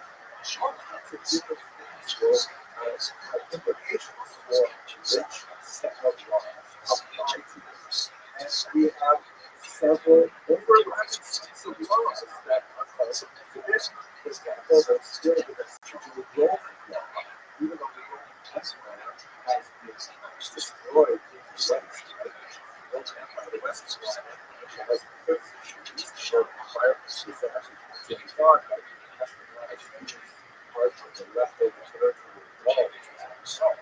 So there's still some sort of this nature of equal to Roman law applies, so that would be the Jews, because from the third century, Jews are in cities. On the other hand, classical feudal law, in which there are all kinds of bizarre things like trials by Bastille, trials by Trump,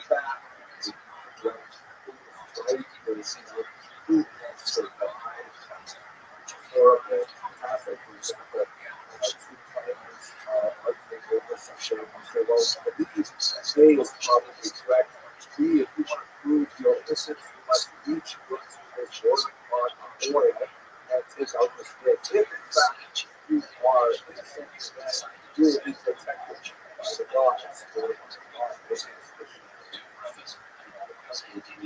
And that will protect you if you do this. Or you don't know who's right, fight it out, and God will protect you.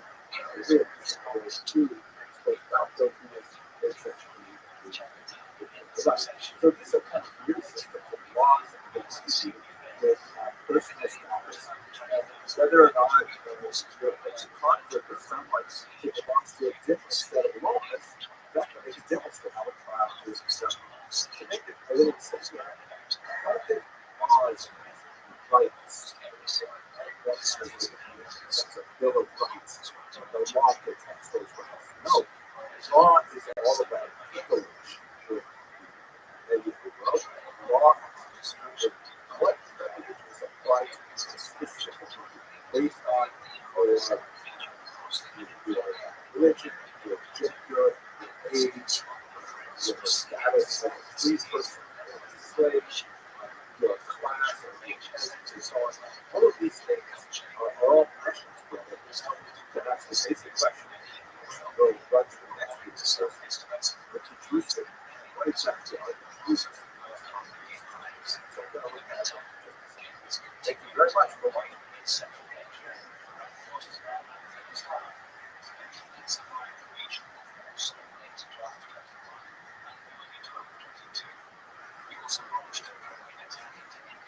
One of the most important things is that the lead society has the intent to understand how we use things. It's the notion that medieval society was incorporated in another year describes through it displaces individuals according to some authority such they reach out get going around the season of modern society of the president if there was able to number of expectations to himself just that's modern society where there's no space the president of the society was but in medieval society people organized it it's sort of like they had mutual relationships with each other, mutual responsibilities, and so with each other. So let's look at a very broad sort of primitive schematic how people would jump. So we begin with is that you have something with the and below you have a series of logos groups and those with and then at the very bottom side you have the peasants or the serfs. Those, by the way, that all these boxes have the same size, but the proportions with people taking really flat lines, which have a massive amount of presence at the bottom and a much smaller size of the peasants. And the idea of people with some, at least the way I'm checking over this is that the way the society evolved was because the presidents, they wanted to farm, they wanted to live their lives, do their ways on the job. But they're constantly being attacked by these nomadics or mountain offshore and things like that. So they needed someone to protect them. So therefore, the whole selflessly submitted for you will be full-time protectors. We will go into harm's way to protect you. And eventually they do. These are not the idea was to become adulterers to do the protection of the peasants. It was essentially their job.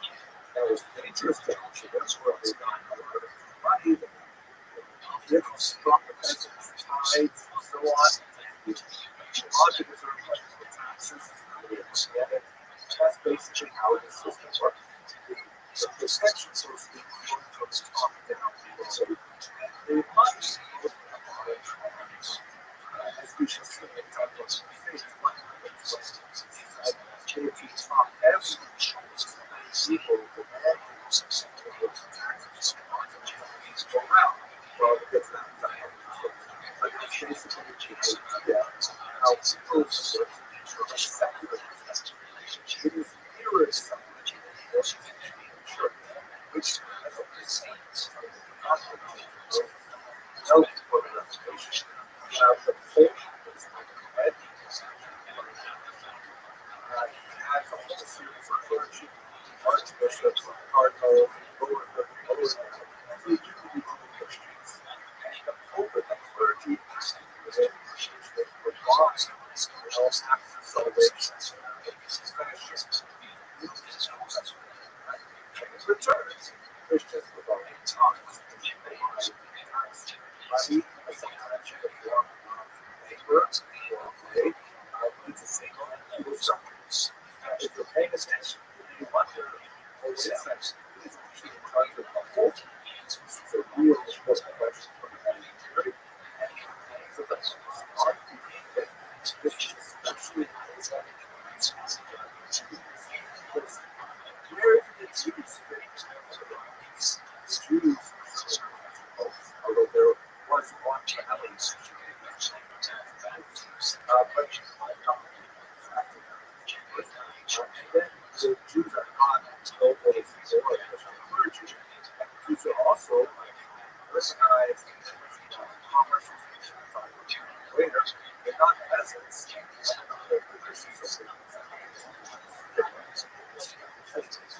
Part of it.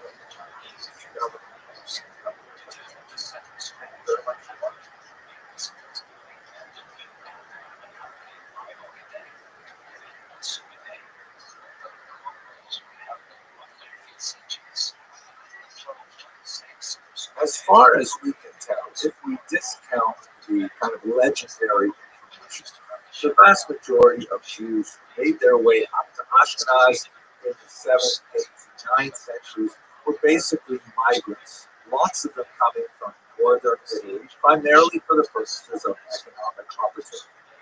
Jews had a unique set of skills, although they were still quite involved in agriculture, and we'll speak about their agricultural efforts in another class. They're very skilled in trade because they are literate, they are numerate, they have lots of contacts with Jewish communities all over the known world. So a lot of reasons why they have a lot to do with sort of the east of trade. They can start trade going, they have lots of often questions and so on. And with their literacy and their numeracy, and also an interesting kind of loophole in Christian doctrine, which we will also explore later, they're able to engage in finance and to extend credit. So there's lots of reasons why Jews would be wanted in a particular territory. But bearing in mind our own discussion right now, which is Jews law, and the idea of the law as privilege rather than a right, what exactly do you do with the Jews? Where do they fit in that feudal structure that we discussed in the last video? So the answer is that Jews were basically given sets of privileges which varied place to place. These were often called charters. So let's have a look at one of those charters, for example, that of Rudiger of Speyer, which is dated 1084. Now, this is probably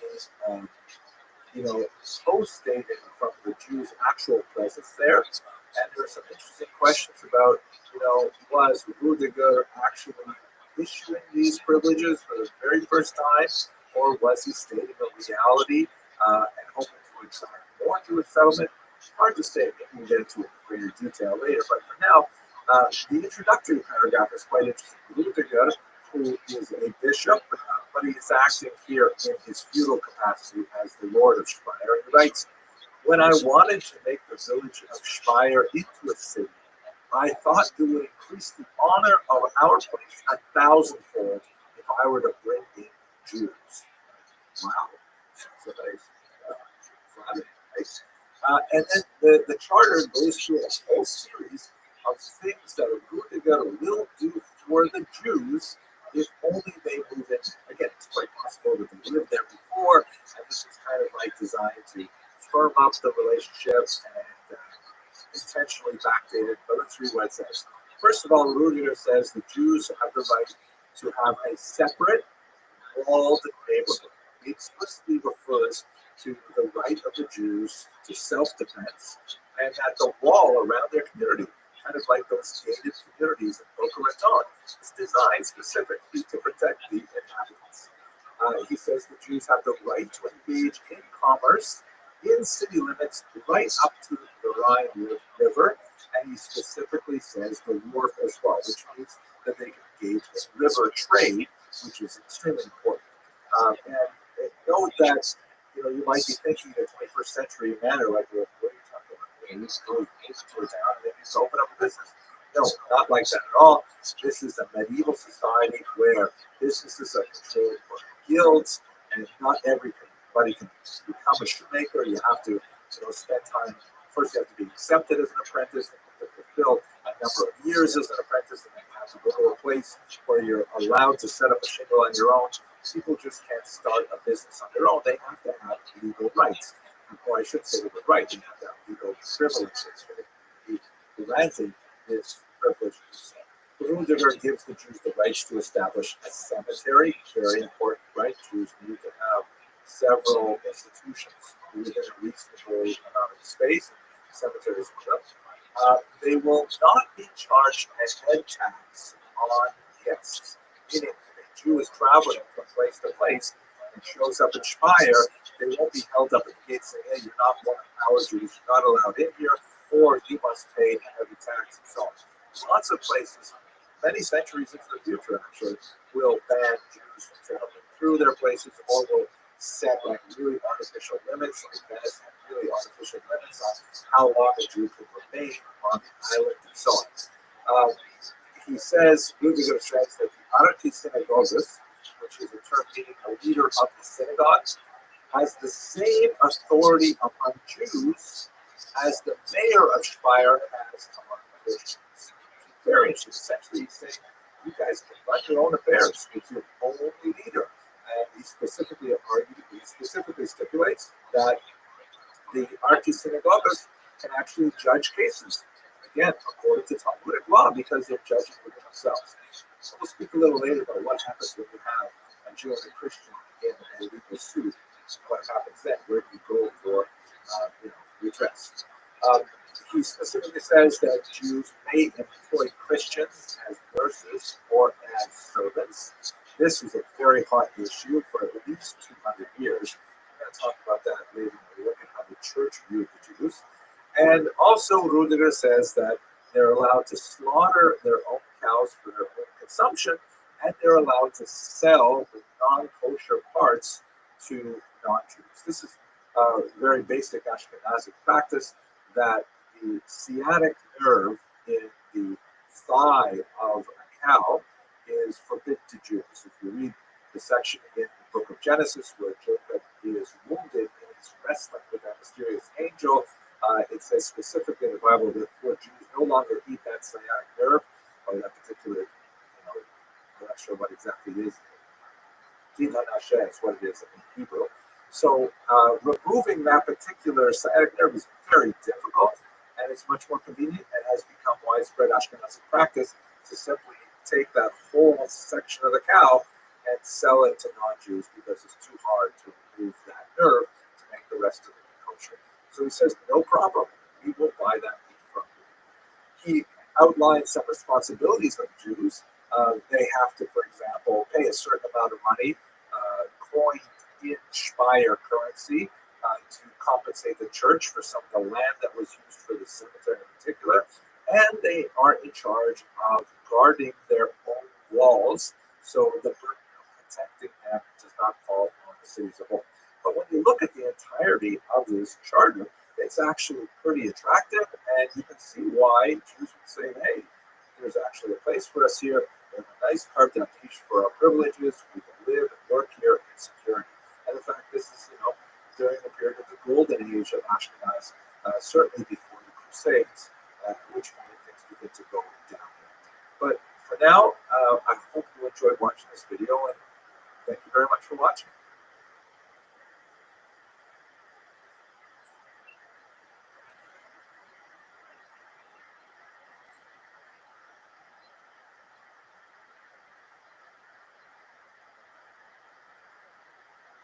One of the most important research on Jewry law. In fact, I believe he coined the term Jewry law. He is the great historian legal fish. Fascinating individual who was born in Prague and he taught at the University of Canada until the Nazis forced him out in 1933. He taught for a little while at the Jewish Theological Seminary in Breslau, but eventually he left Europe for the United States of America in 1935, and that's, of course, how he survived the war. He did tremendous studies of Jewry law in Germany, and we're going to look in particular at something called the Sachsenspiegel, which is basically a 12th century sort of codification of customary law in Germany, which was his life's work for about 20 years. He ended up, when he came here, he published in 1949 a remarkable book, The Jews in Medieval Germany. This is it. It's a brick of a book. It's really quite dense and absolutely fascinating. But I want to point out to you one fascinating thing. This came from page 66 in this very, and it helps me, think about the heroism of previous generations of historians. We really got to just look at this for a second. So, what exactly did Confucius do? So the thing about medieval law is that you didn't have like a single code that was like repeated over and over and over again. People said, "Well, here's our central code." We didn't have some of this in the Roman period. We have the Theodosian Codex and things like that. But what you do have is a very important collection called the Sachsenspiegel, of which there are other versions of it. And it was written in the 12th century, which is writer basically trying to collect what they knew about the customary law of the 12th century, certain parts of both today Germany. It's actually quite fascinating. There's a lot of stuff about Jews, and I hope to spend a little more time talking about it shortly. But as this Sachsenspiegel spread, many municipalities said, "Hey, we really like this. Let's incorporate it. Well, let's change this a little bit. Let's change that a little bit. But we'll basically keep it." And so it sort of reverberated throughout the region. Perhaps the most famous iteration of it is something known as the Magdeburg Act, the law of Magdeburg, which is a particular city that established a version of the laws that were codified in the Sachsenspiegel. And it is a lot of implications for Jews as we shall see in the law. So what Guido Fish did in the 1910s and 1920s is he went all over Germany and went into local archives, local town halls, and showed me your oldest records. And he painstakingly went through all of these old court cases from thousands of them and noted how they were related to the Sachsenspiegel to be able to write up a massive compendium of how law spread throughout Germany. Huge amount of effort. Then, of course, in the 1930s, when the Nazis came to power, they confiscated all of his papers. He just mentions this, by the way, in passing on page 66 of his book. By the way, I worked on this for 20 years, and then the Nazis just took it all away. After the war, he writes this book was published in 1949. He tried to get back some of his documents, but it was all gone. He did know, however, that the Nazis did publish 2 volumes based entirely on his research without any attribution to it because, of course, he was a Jew. So what goes around comes around, however. The entire institute that had stolen all his materials was heavily damaged in the last months of the war, and everything was lost. The entire institute, all of their papers, things like that.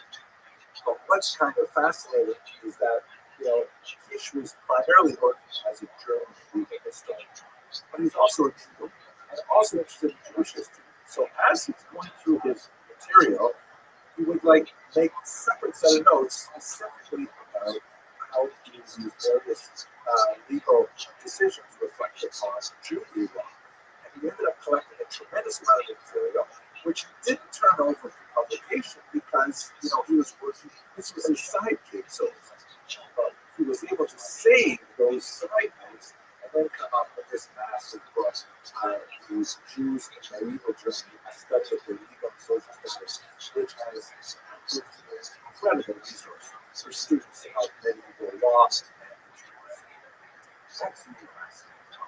Thank you very much for watching.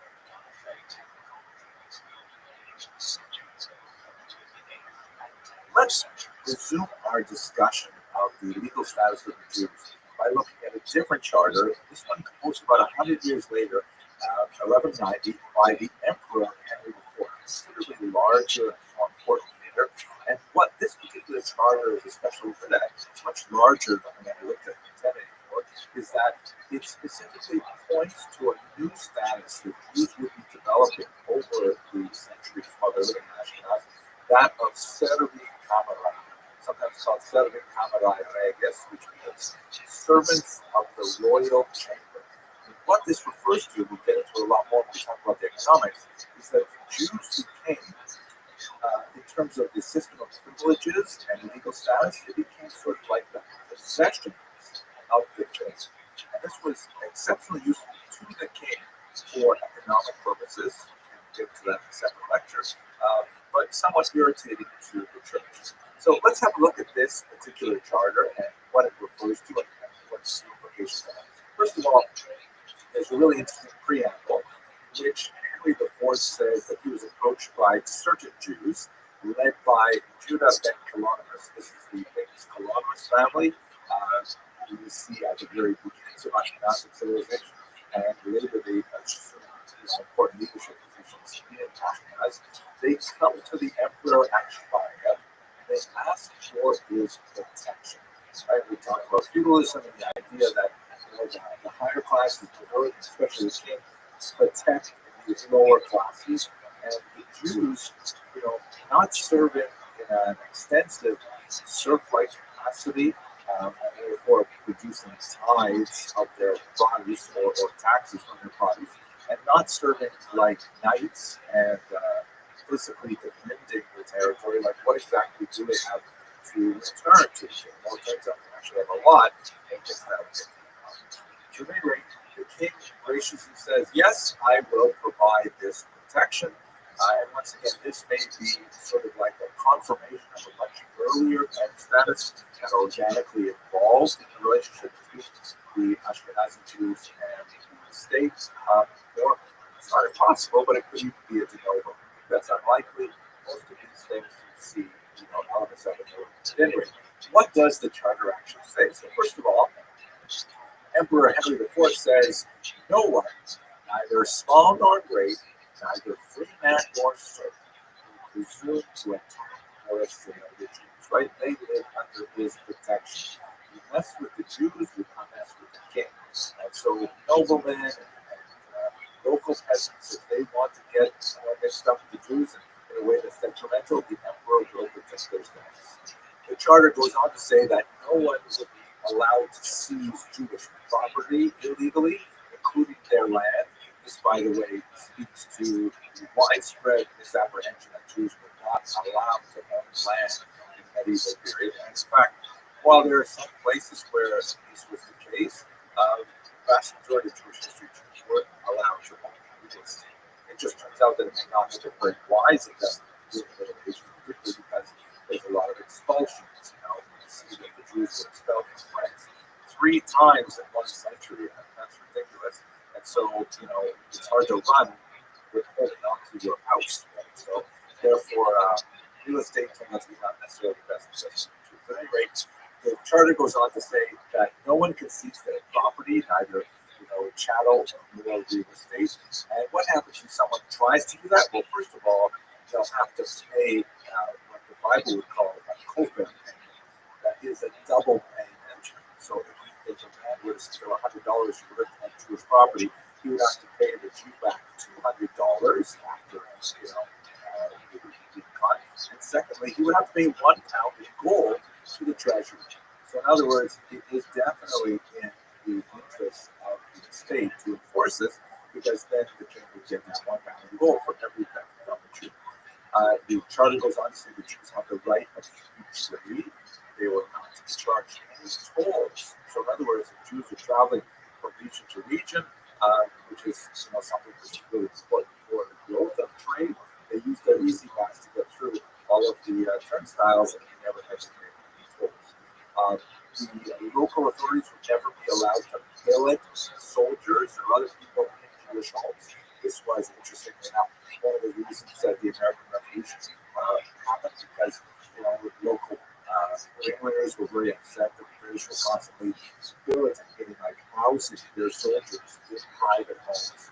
Now, there's a really interesting section here about what happens if a Jew is caught with stolen goods. So this can happen in two ways. First of all, it's possible that the Jew is involved in illicit activities as goes under the offense, right? Where someone steals goods, let's say John steals the household pots from Peter, and then John sells them to a Jew, and the Jew puts them in his store to sell to, let's say, Leon. But before Leon comes to buy them, Peter comes and says, "Hey, these are my pots that were stolen from my home." And so that's definitely not a good thing. We think that the Jew should exercise some due diligence to make sure that the pots are not stolen. At any rate, what happened if he bought it in good faith? John said, "These aren't my pots. I do not steal them from anyone." And he pays for them in that case. So Peter has the right to take back his pots. But here the Jew, actually the Jew, right? Let's call him Abraham. Abraham paid for those pots. So what happened? It's interesting to note that this phenomenon must have been significantly common, that it's narrative is included in the charter. So under these circumstances, the charter says that Abraham, the Jew, who bought these goods in good faith, has the right to be paid for the value that he expended for them. And furthermore, the Jew would be able to take a regular oath to say that, yes, I paid for them based on good faith that John had said they were not stolen. So it's interesting that the Jews' oath is accepted here. A lot more discussion later about specific oaths that were required of Jews to take because they were not trusted. But this particular charter of 1190 seems to give the Jews quite a bit of credit. The charter goes on to a different direction to say there will be no forced baptisms of children. And again, like the last case, the idea that this would be sufficiently common that it would be raised as a concern by Colonimus and others before the emperor is suggested to kind of challenge the Jews. We'll talk about that a little bit more when we discuss the church. But what if it happens? What if a child is taken from his kidnapped and then baptized? So as we shall see, the church regarded those baptized children as in fact Christians. The church, especially the upper levels, like the Pope, Gregory, Craig, and others, specifically said it's not permitted for Christians to forcibly baptize anyone. But if it happens, they're kind of stuck. They are in fact Christians. So what the charter specifically says is reiterates the papal discussion of ban on forced baptism. But it says that if it happens, then the person who performs the forced baptism has to pay £12 to the treasury. There's no word on the status of this baptized child. Which presumes that the state did not want to take a stand in this particular issue, and perhaps we just hope the problem to go away. What happens if a came forward and went for willing baptism, which was, of course, a phenomenon in the medieval ages, as it is today? So basically, there was a 3-day quarantine where the new Christian would be required to be separated from everyone in order to make sure that he really was doing this on his own free will. It's a fascinating discussion here because hopefully we'll get into it. There's also a fascinating discussion with regards to the baptism of slaves belonging to Jews, which is going to be incredibly important to Abba, the bishop.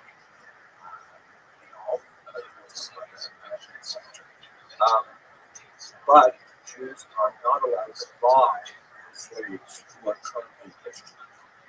If they buy slaves, don't forget there are lots of pagans around at this point. They're captured primarily from sold in the slave market abroad, and slaves are a major part of the workforce, and Jews employ them just like anyone else employs slaves. So they would be eligible pagans if they were to convert to Christianity. The discussion will get to shortly. The charter says that the slaves would remain in the employ of the Jewish owner, and the person who converted them to Christianity would be forced to pay a fine to the treasury. Okay, we're going to continue by looking a little bit closer at this next video. What the church has to say about it. Thank you very much.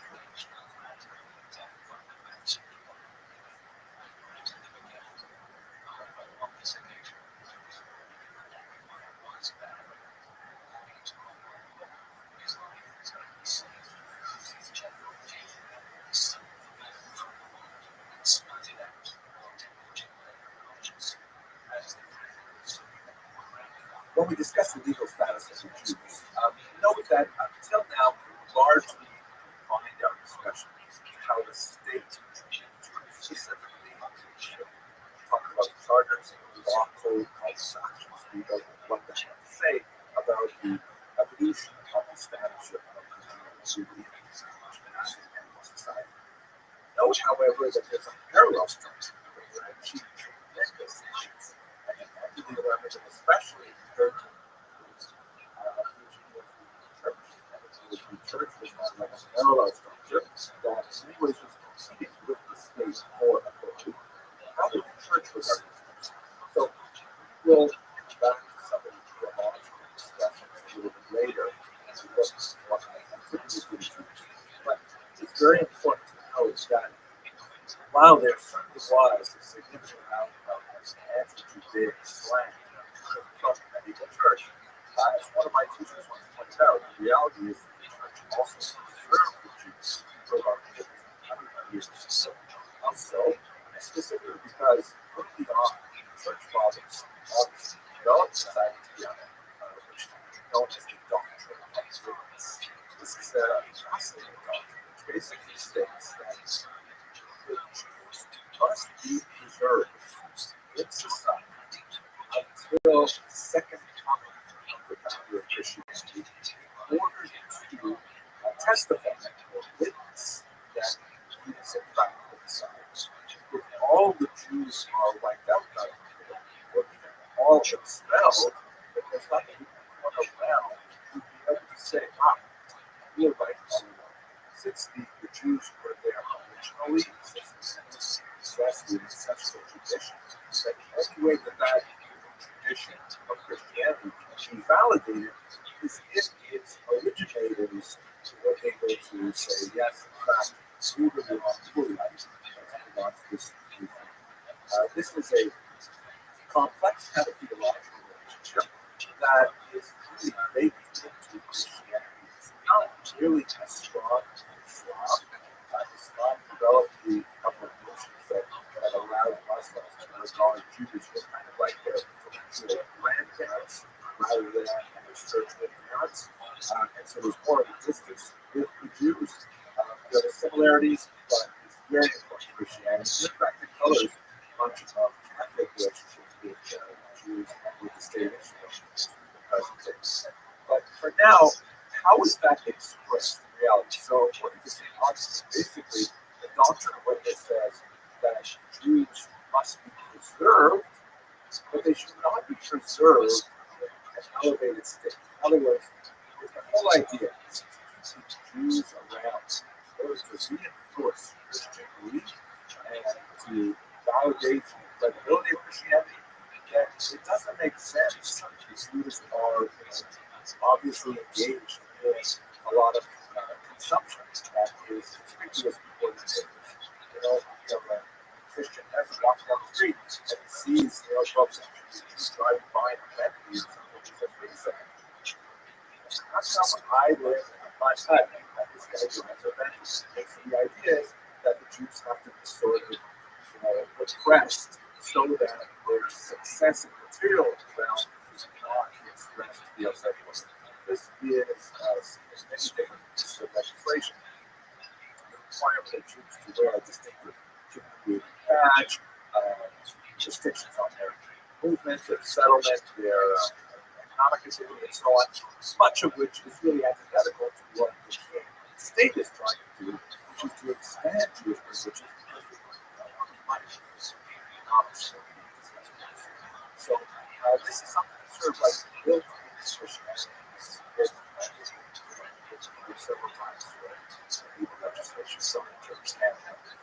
Now, where this is perhaps most strongly seen with canon law in regards to Jews is a whole bunch of legislation that specifically bans privatization between Jews and Christians. You see it in the Council of Elvira in Spain in the 4th century, where the Jews and Christians are specifically banned from conducting meals together, drinking wine together, things like that. Note that Jews, by the way, are also engaged in similar kind of legislation. Senators from the Talmud, for example, the ban on drinking wine and touching on non-Jews. They discussion about that. So the idea was to try and keep them separate in order that both Jews and Christians can maintain traditions. But Christian legislation is very concerned that Jews will, in fact, affect Christian beliefs and erode it in a significant way. So we see a lot of these kinds of self-affirming ideas today that they have to pass laws like Christians are forbidden to attend Jewish religious ceremonies in synagogue, something that apparently was quite popular in John Chrysostom's Antioch and elsewhere. Now, when we move to medieval Europe in particular, besides the fraternization issues, which we see a lot of attention in the 12th century and 13th century as the church goes stronger, one of the things in the early period, especially what we discussed in the last video, is the idea of slave ownership, specifically slaves who become Christians. One of the most important voices on this is the Bishop of Agobard, who was based in Lyon, which is on the Rhine River in France. And Agobard was absolutely furious with the notion that Jews, who are supposed to be like the mainstay, according to the Doctrine and Witness, should own Christian slaves. Now, Agobard was not against slavery per se. You know, everyone owned slaves. He wasn't trying to choose slavery. So he really objected to is the idea that Jews should be a lowly state should own Christians, and they should, Christians should be forced to do what Jews tell them to do. Not in a regular employment arrangement, but in a slave arrangement. So he offered, for example, to compensate Jews for any Christian slaves that they might own, which threatened the social order. We see that Emperor Henry IV's charges specifically prevent this because slaves would say, hey, I'm just going to get myself baptized. Agobard will pay off my debts of Jews, and then I'll be free. This is the Jewish way out. So the state specifically wanted to stop that because they wanted to keep the social order the way it was. They wanted to keep the Jews constantly. And the reason their slaves at a hotel could make a huge difference. We should also note that Agobard's offer was not quite as generous as it sounds because his currency had been devalued in his lifetime. And so he was offering to pay the gold value when the current value of slaves was actually far higher. So anyway, Agobard wrote a lot of things. His disciples wrote more things which tend to be increasing anti-Semitic, and slavery was one of the issues of the Jews. But it's also important to note that there's another phenomenon called oneness, especially expressed in the strange story of a church Rothschild. I'd like to talk about that a little bit. It's just so fascinating. The story is born in 814 to an aristocratic family. He was educated from his childhood in a monastery and then he showed some talent. So he was in the imperial court, very scholarly, known for high honors. And then something here he asked for permission to go on a pilgrimage to Rome because he was given that particular privilege, but on his way he went to Spain, converted to Judaism, grew a beard, married a Jewish wife. The whole thing is absolutely fantastic. But this was like a shotgun. This was like a scandal. And what was even worse is that while he was in Spain, in the Muslim-controlled part of Spain, where Jews had a lot more freedom at this time, he engaged in debate with a Jew who had converted to Christianity. That correspondence has been preserved. So the whole discussion of his conversion is absolutely fascinating. And it points to kind of an insecurity on the part of the church that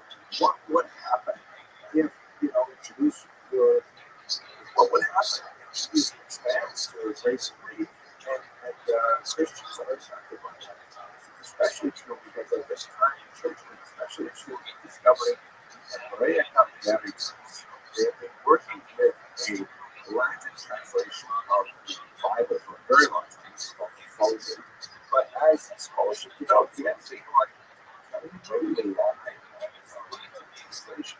It would be nice to know what the actual created original said.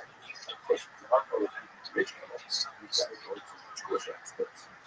And all this content of churchmen and scholarly Jews posed a risk to Christians. This is likely what happened with Bodo, the Bible Western pastor.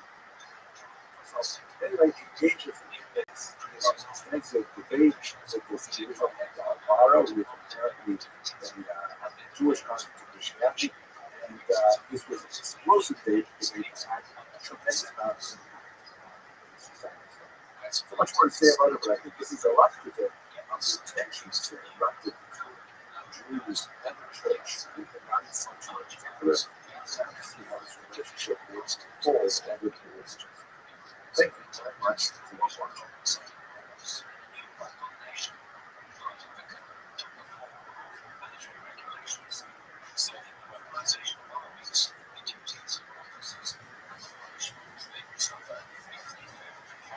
Hello, scholars of Jewish history.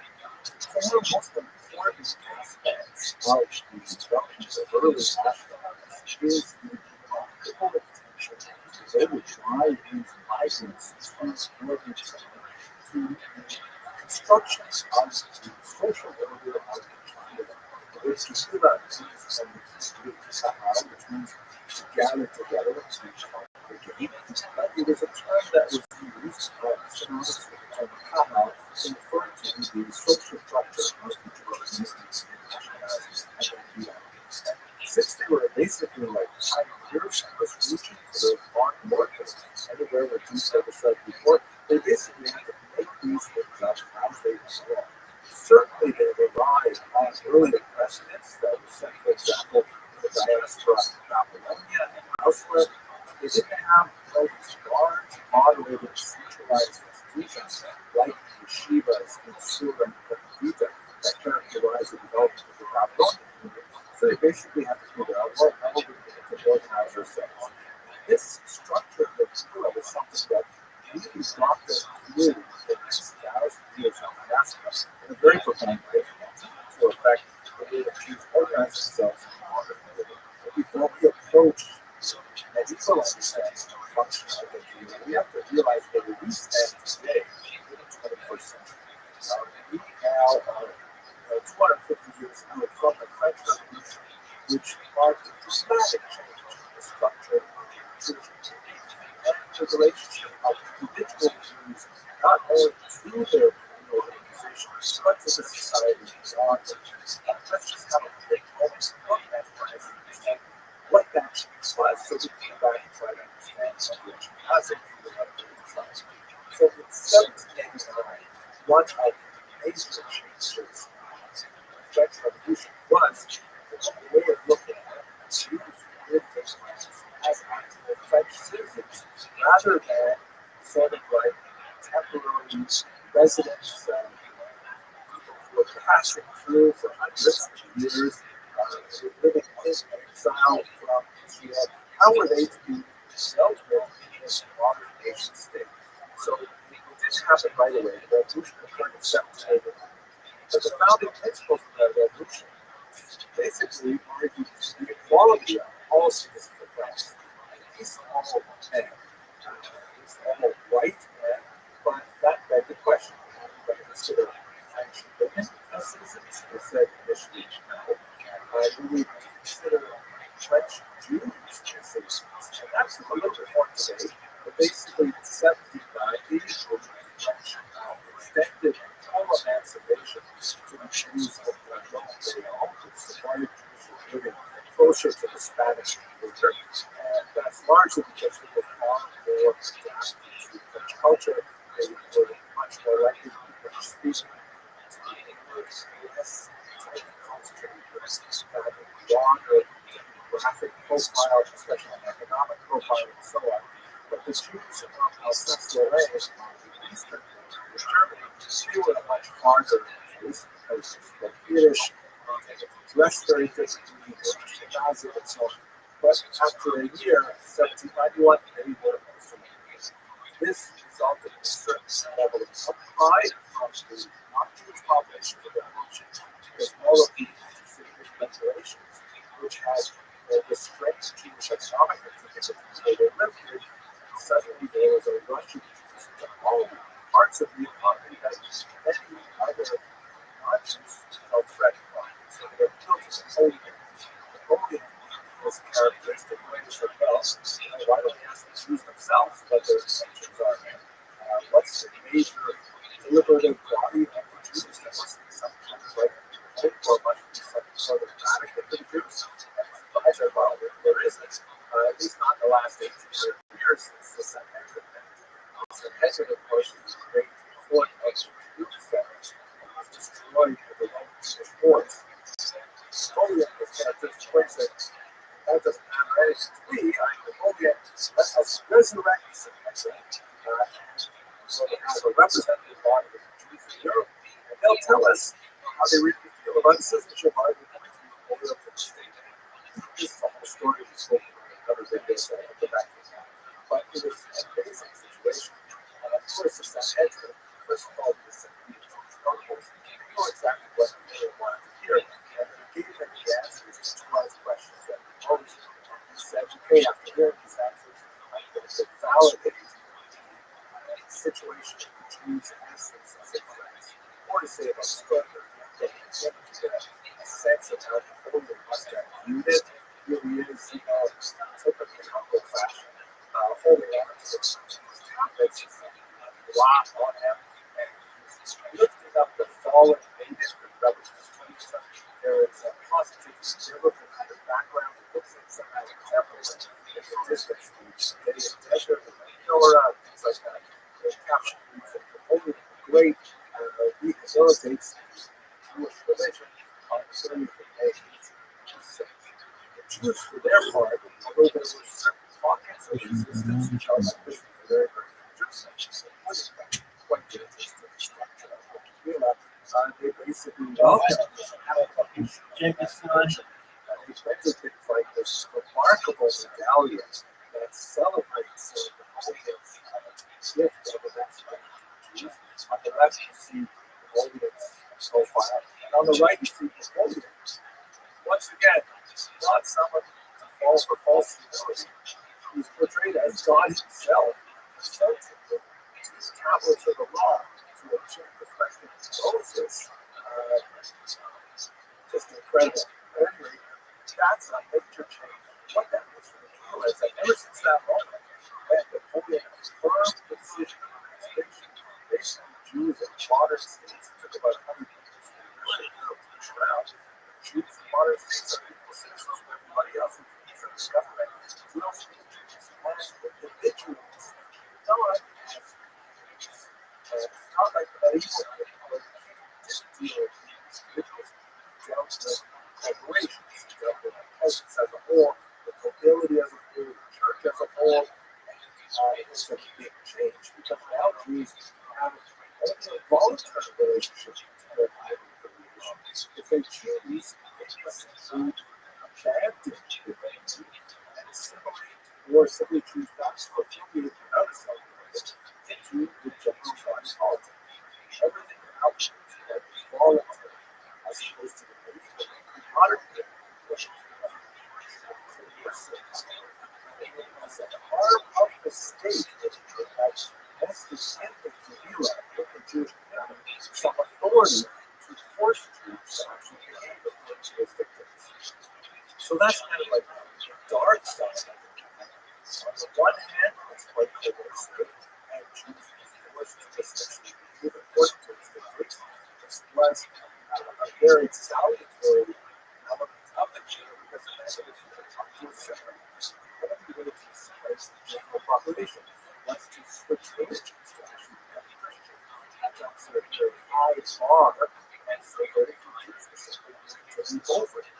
Only with identity can have large-scale assimilation that's possible to separate not affiliated with the community and float into a secular identity without necessarily converting. The Kehillah also had tremendous powers of taxation. Use the funds that they generated from the Kehillah to provide a very expensive social safety network that is really unparalleled.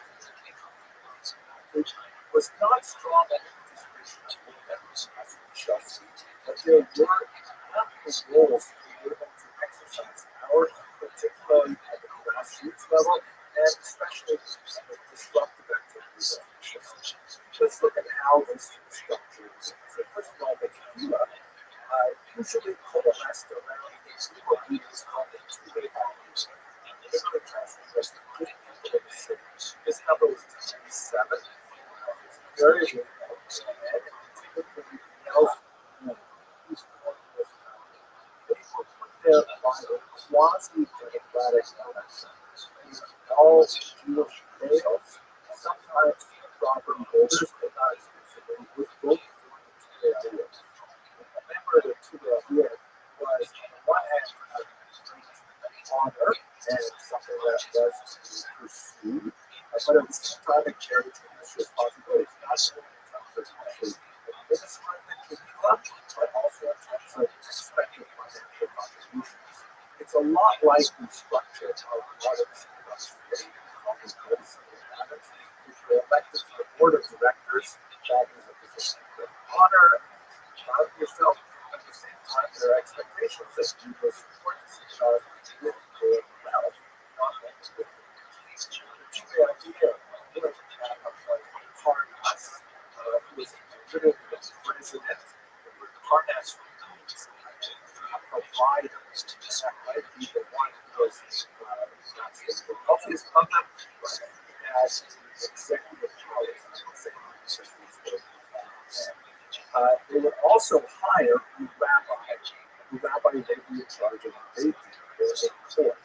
Now, this is one of the interesting factors of the Kehillah, that is, if you look again on synagogue formalities, the rabbi is, on the one hand, an employee of the Kehillah, and he can be dismissed.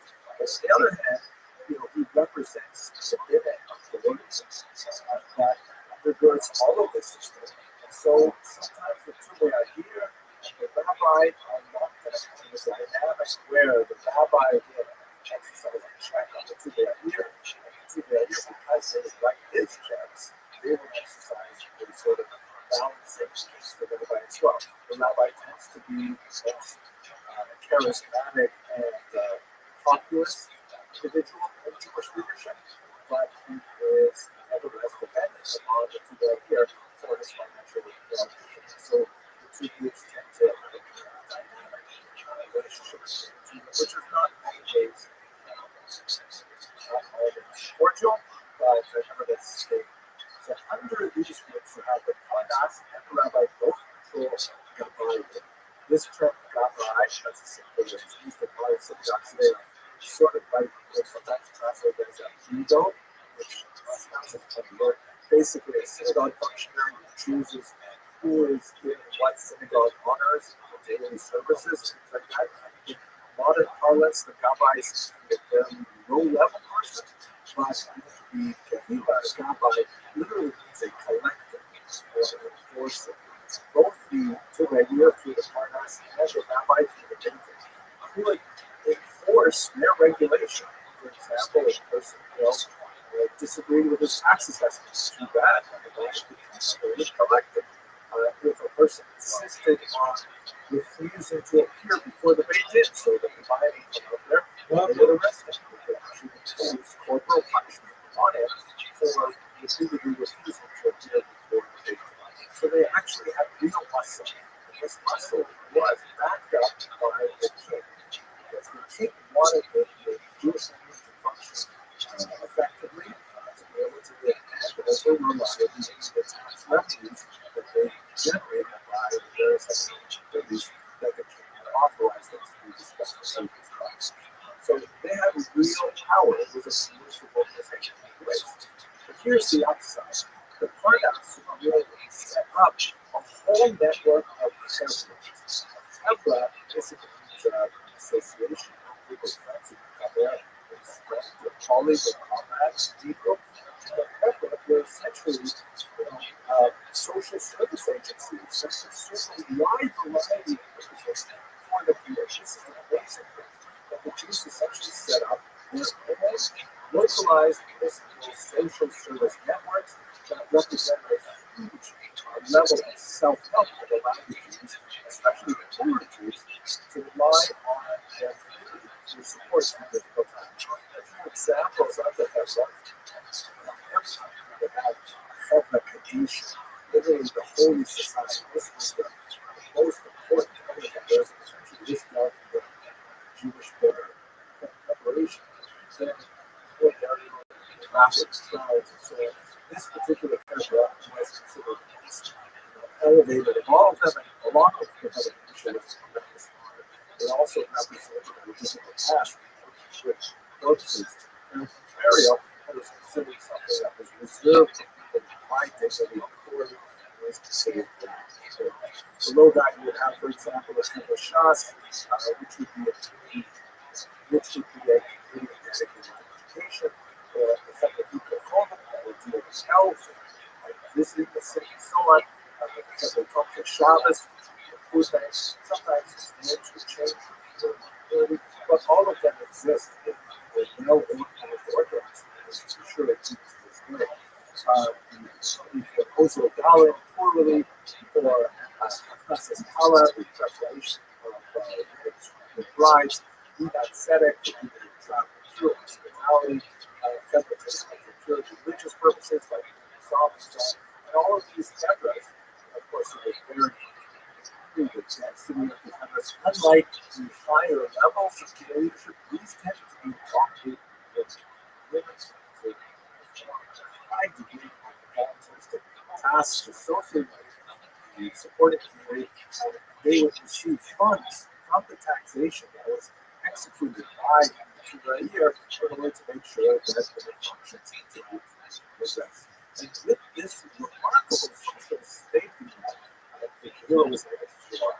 Now, it is important to note that there were few options for appeal to the coercive nature of the civil year that include, for example, sanctioned disruption of prayers, which was kind of built in. I mean, that's something that could be used by women as well. That, for example, during the daily prayers, if a woman felt that her claim had not been adequately addressed by the Tubalier or by the Beitir, she could just show up at shul, walk into the men's section, stand on the rebound, refuse to allow the services to be changed until she received assurances that she was better.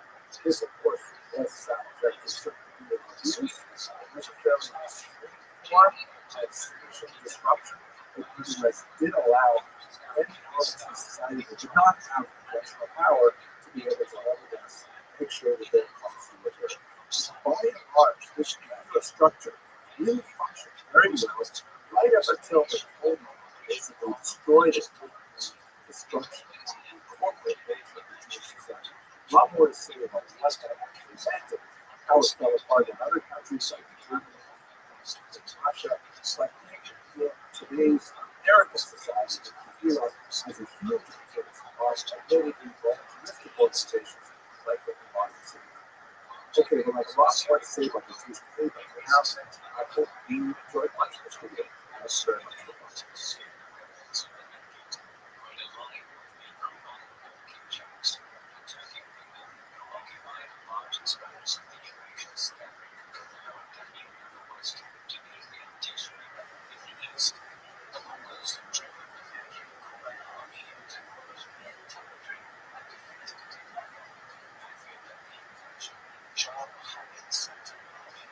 Let us continue our discussion on early Ashkenazi identity by looking more closely at family life and living experience. So, one of the most fascinating sources you have for demographics about family life with the Ashkenazi are the crusade mother-moms that date from the very late 11th century and early 12th century. The crusades was deeply discussed in the extremely important events in the development of the early Ashkenazi.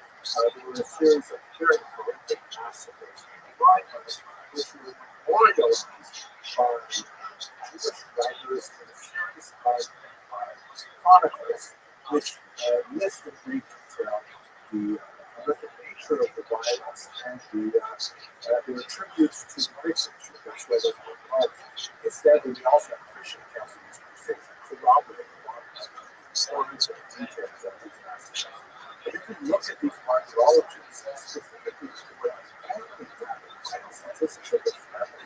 You know what? We're interested about how cultures want to listen to it's kind of a weird data set. Because it's looking at the lists of those counts of families. Obviously, it's not the biggest for which it's important, but nevertheless, you can do this borrow from the paper and still get like this.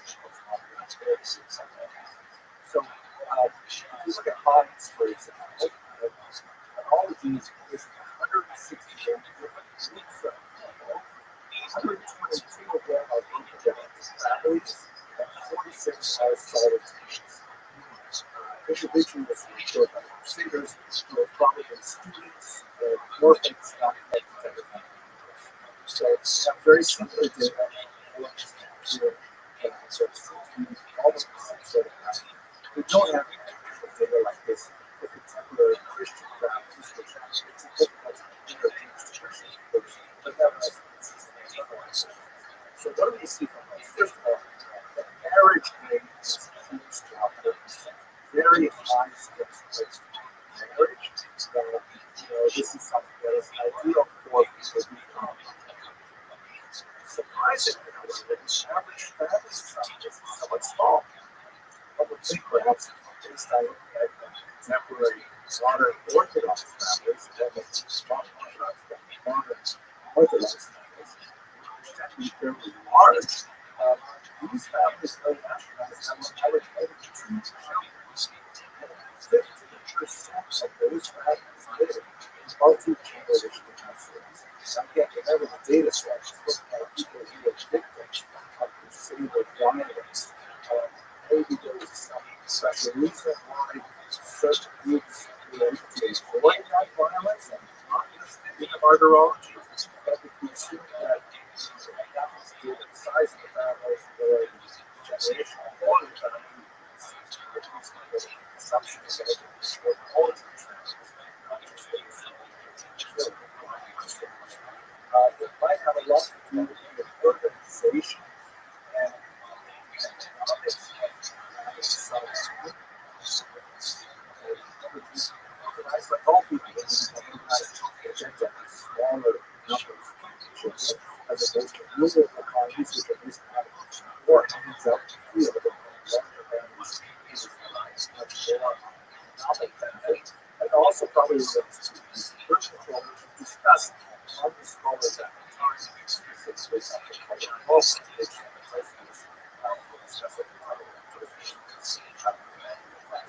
so fascinating insights of the family size of the small children.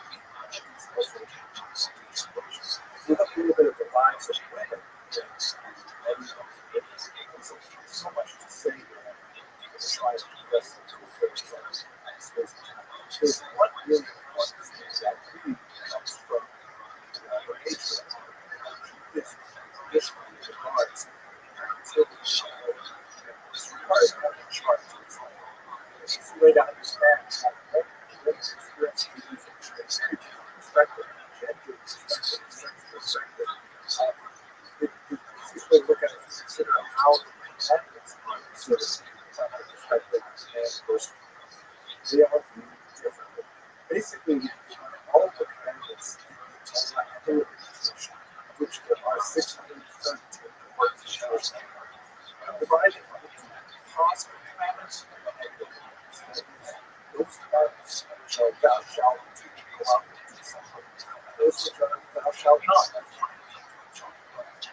Also divide those horizontal aspects as those which are defined by time. Don't do this at this time, or do not do this at this time. And other commandments which are not defined by time. You must always do this anytime.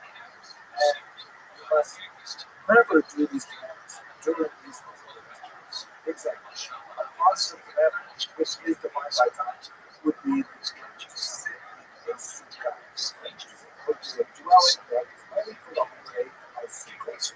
A negative commandment defined by time is do not eat bread on the holiday of Passover. Unless the year of Passover do not eat bread. Right? So positive and negative defined by time. Now, not defined by time would be like on the following line. That is positive, it has no time limits. There are perhaps some other limits, usually limits that come back with a special way, but the requirement to honor the following other is always relevant regardless of time.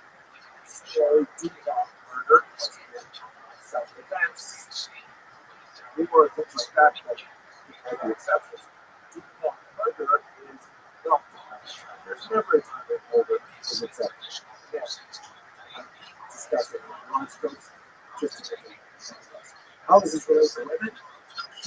The distinction of the women is that women are exempt from one category of limits, those which are positive and defined by time, which means that a whole host of activities, such as, for example, going to synagogue to pray with witness, is something which is positive and defined by time, because it's a morning prayer, the afternoon prayer, which are honoring sickness. You can still have the obligation to pray, but you don't have to walk into a legal time structure. This obviously has huge advantages for putting women in charge of domestic tasks, such as child rearing, which do not adhere to schedule multiple children, and it's no time commitment is exclusive for child rearing. And so this would really emphasize the distinction between being active in the public sphere and being active in the private sphere. The private sphere tends to be there are some exceptions, such as, for example, lighting candles on Friday night. That is positive. Just really light the candles. It is defined by time on Friday night. And it is nevertheless associated with everything. For comfort, Passover, things like that. So, in general, that is the overwhelming distinction for the religion. Then it's the campus. And it led to a very different kind of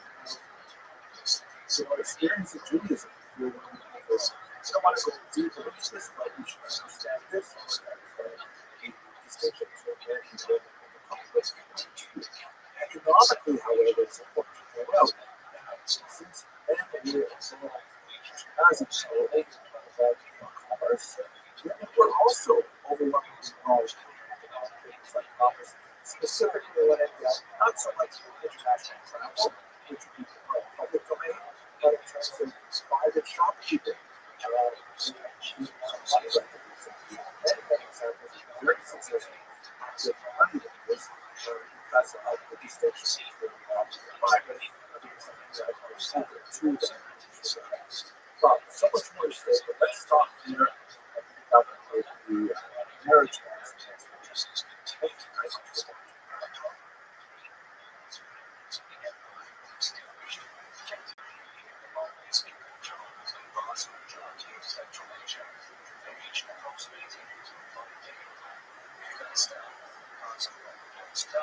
Let us continue our discussion on early Ashkenaz's family. We're looking at the activity of Rabbi Gershom and our Rabbi Gershom, the light of the exile, who had some very important things to say about marriage that affected these Ashkenazis.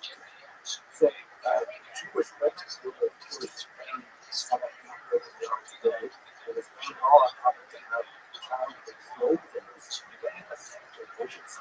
And the actual marriage tended to be the age of 12 and up. I know that's tough from modern standards, but by medieval standards, there will be a tremendous amount of place observed in some type of family purity, each is involved in the visitation of ritual bath once a month. Marriage, as we saw in the graphic results from Marvelology of the Crusades, was considered a highly cherished state of being, and was considered the vast majority of Ashkenaz. Now, you see just some examples of this, but there was some of the Airport Ford that looked at a few weeks ago. This is one of the marriage rooms that was, trying to imagine exactly how this would be able to do this. I don't know a single person for real marriages and shared, I don't have to be involved. They would from 14 seconds. very easy to understand that the financial class of money purchase of materials puts the shame on it.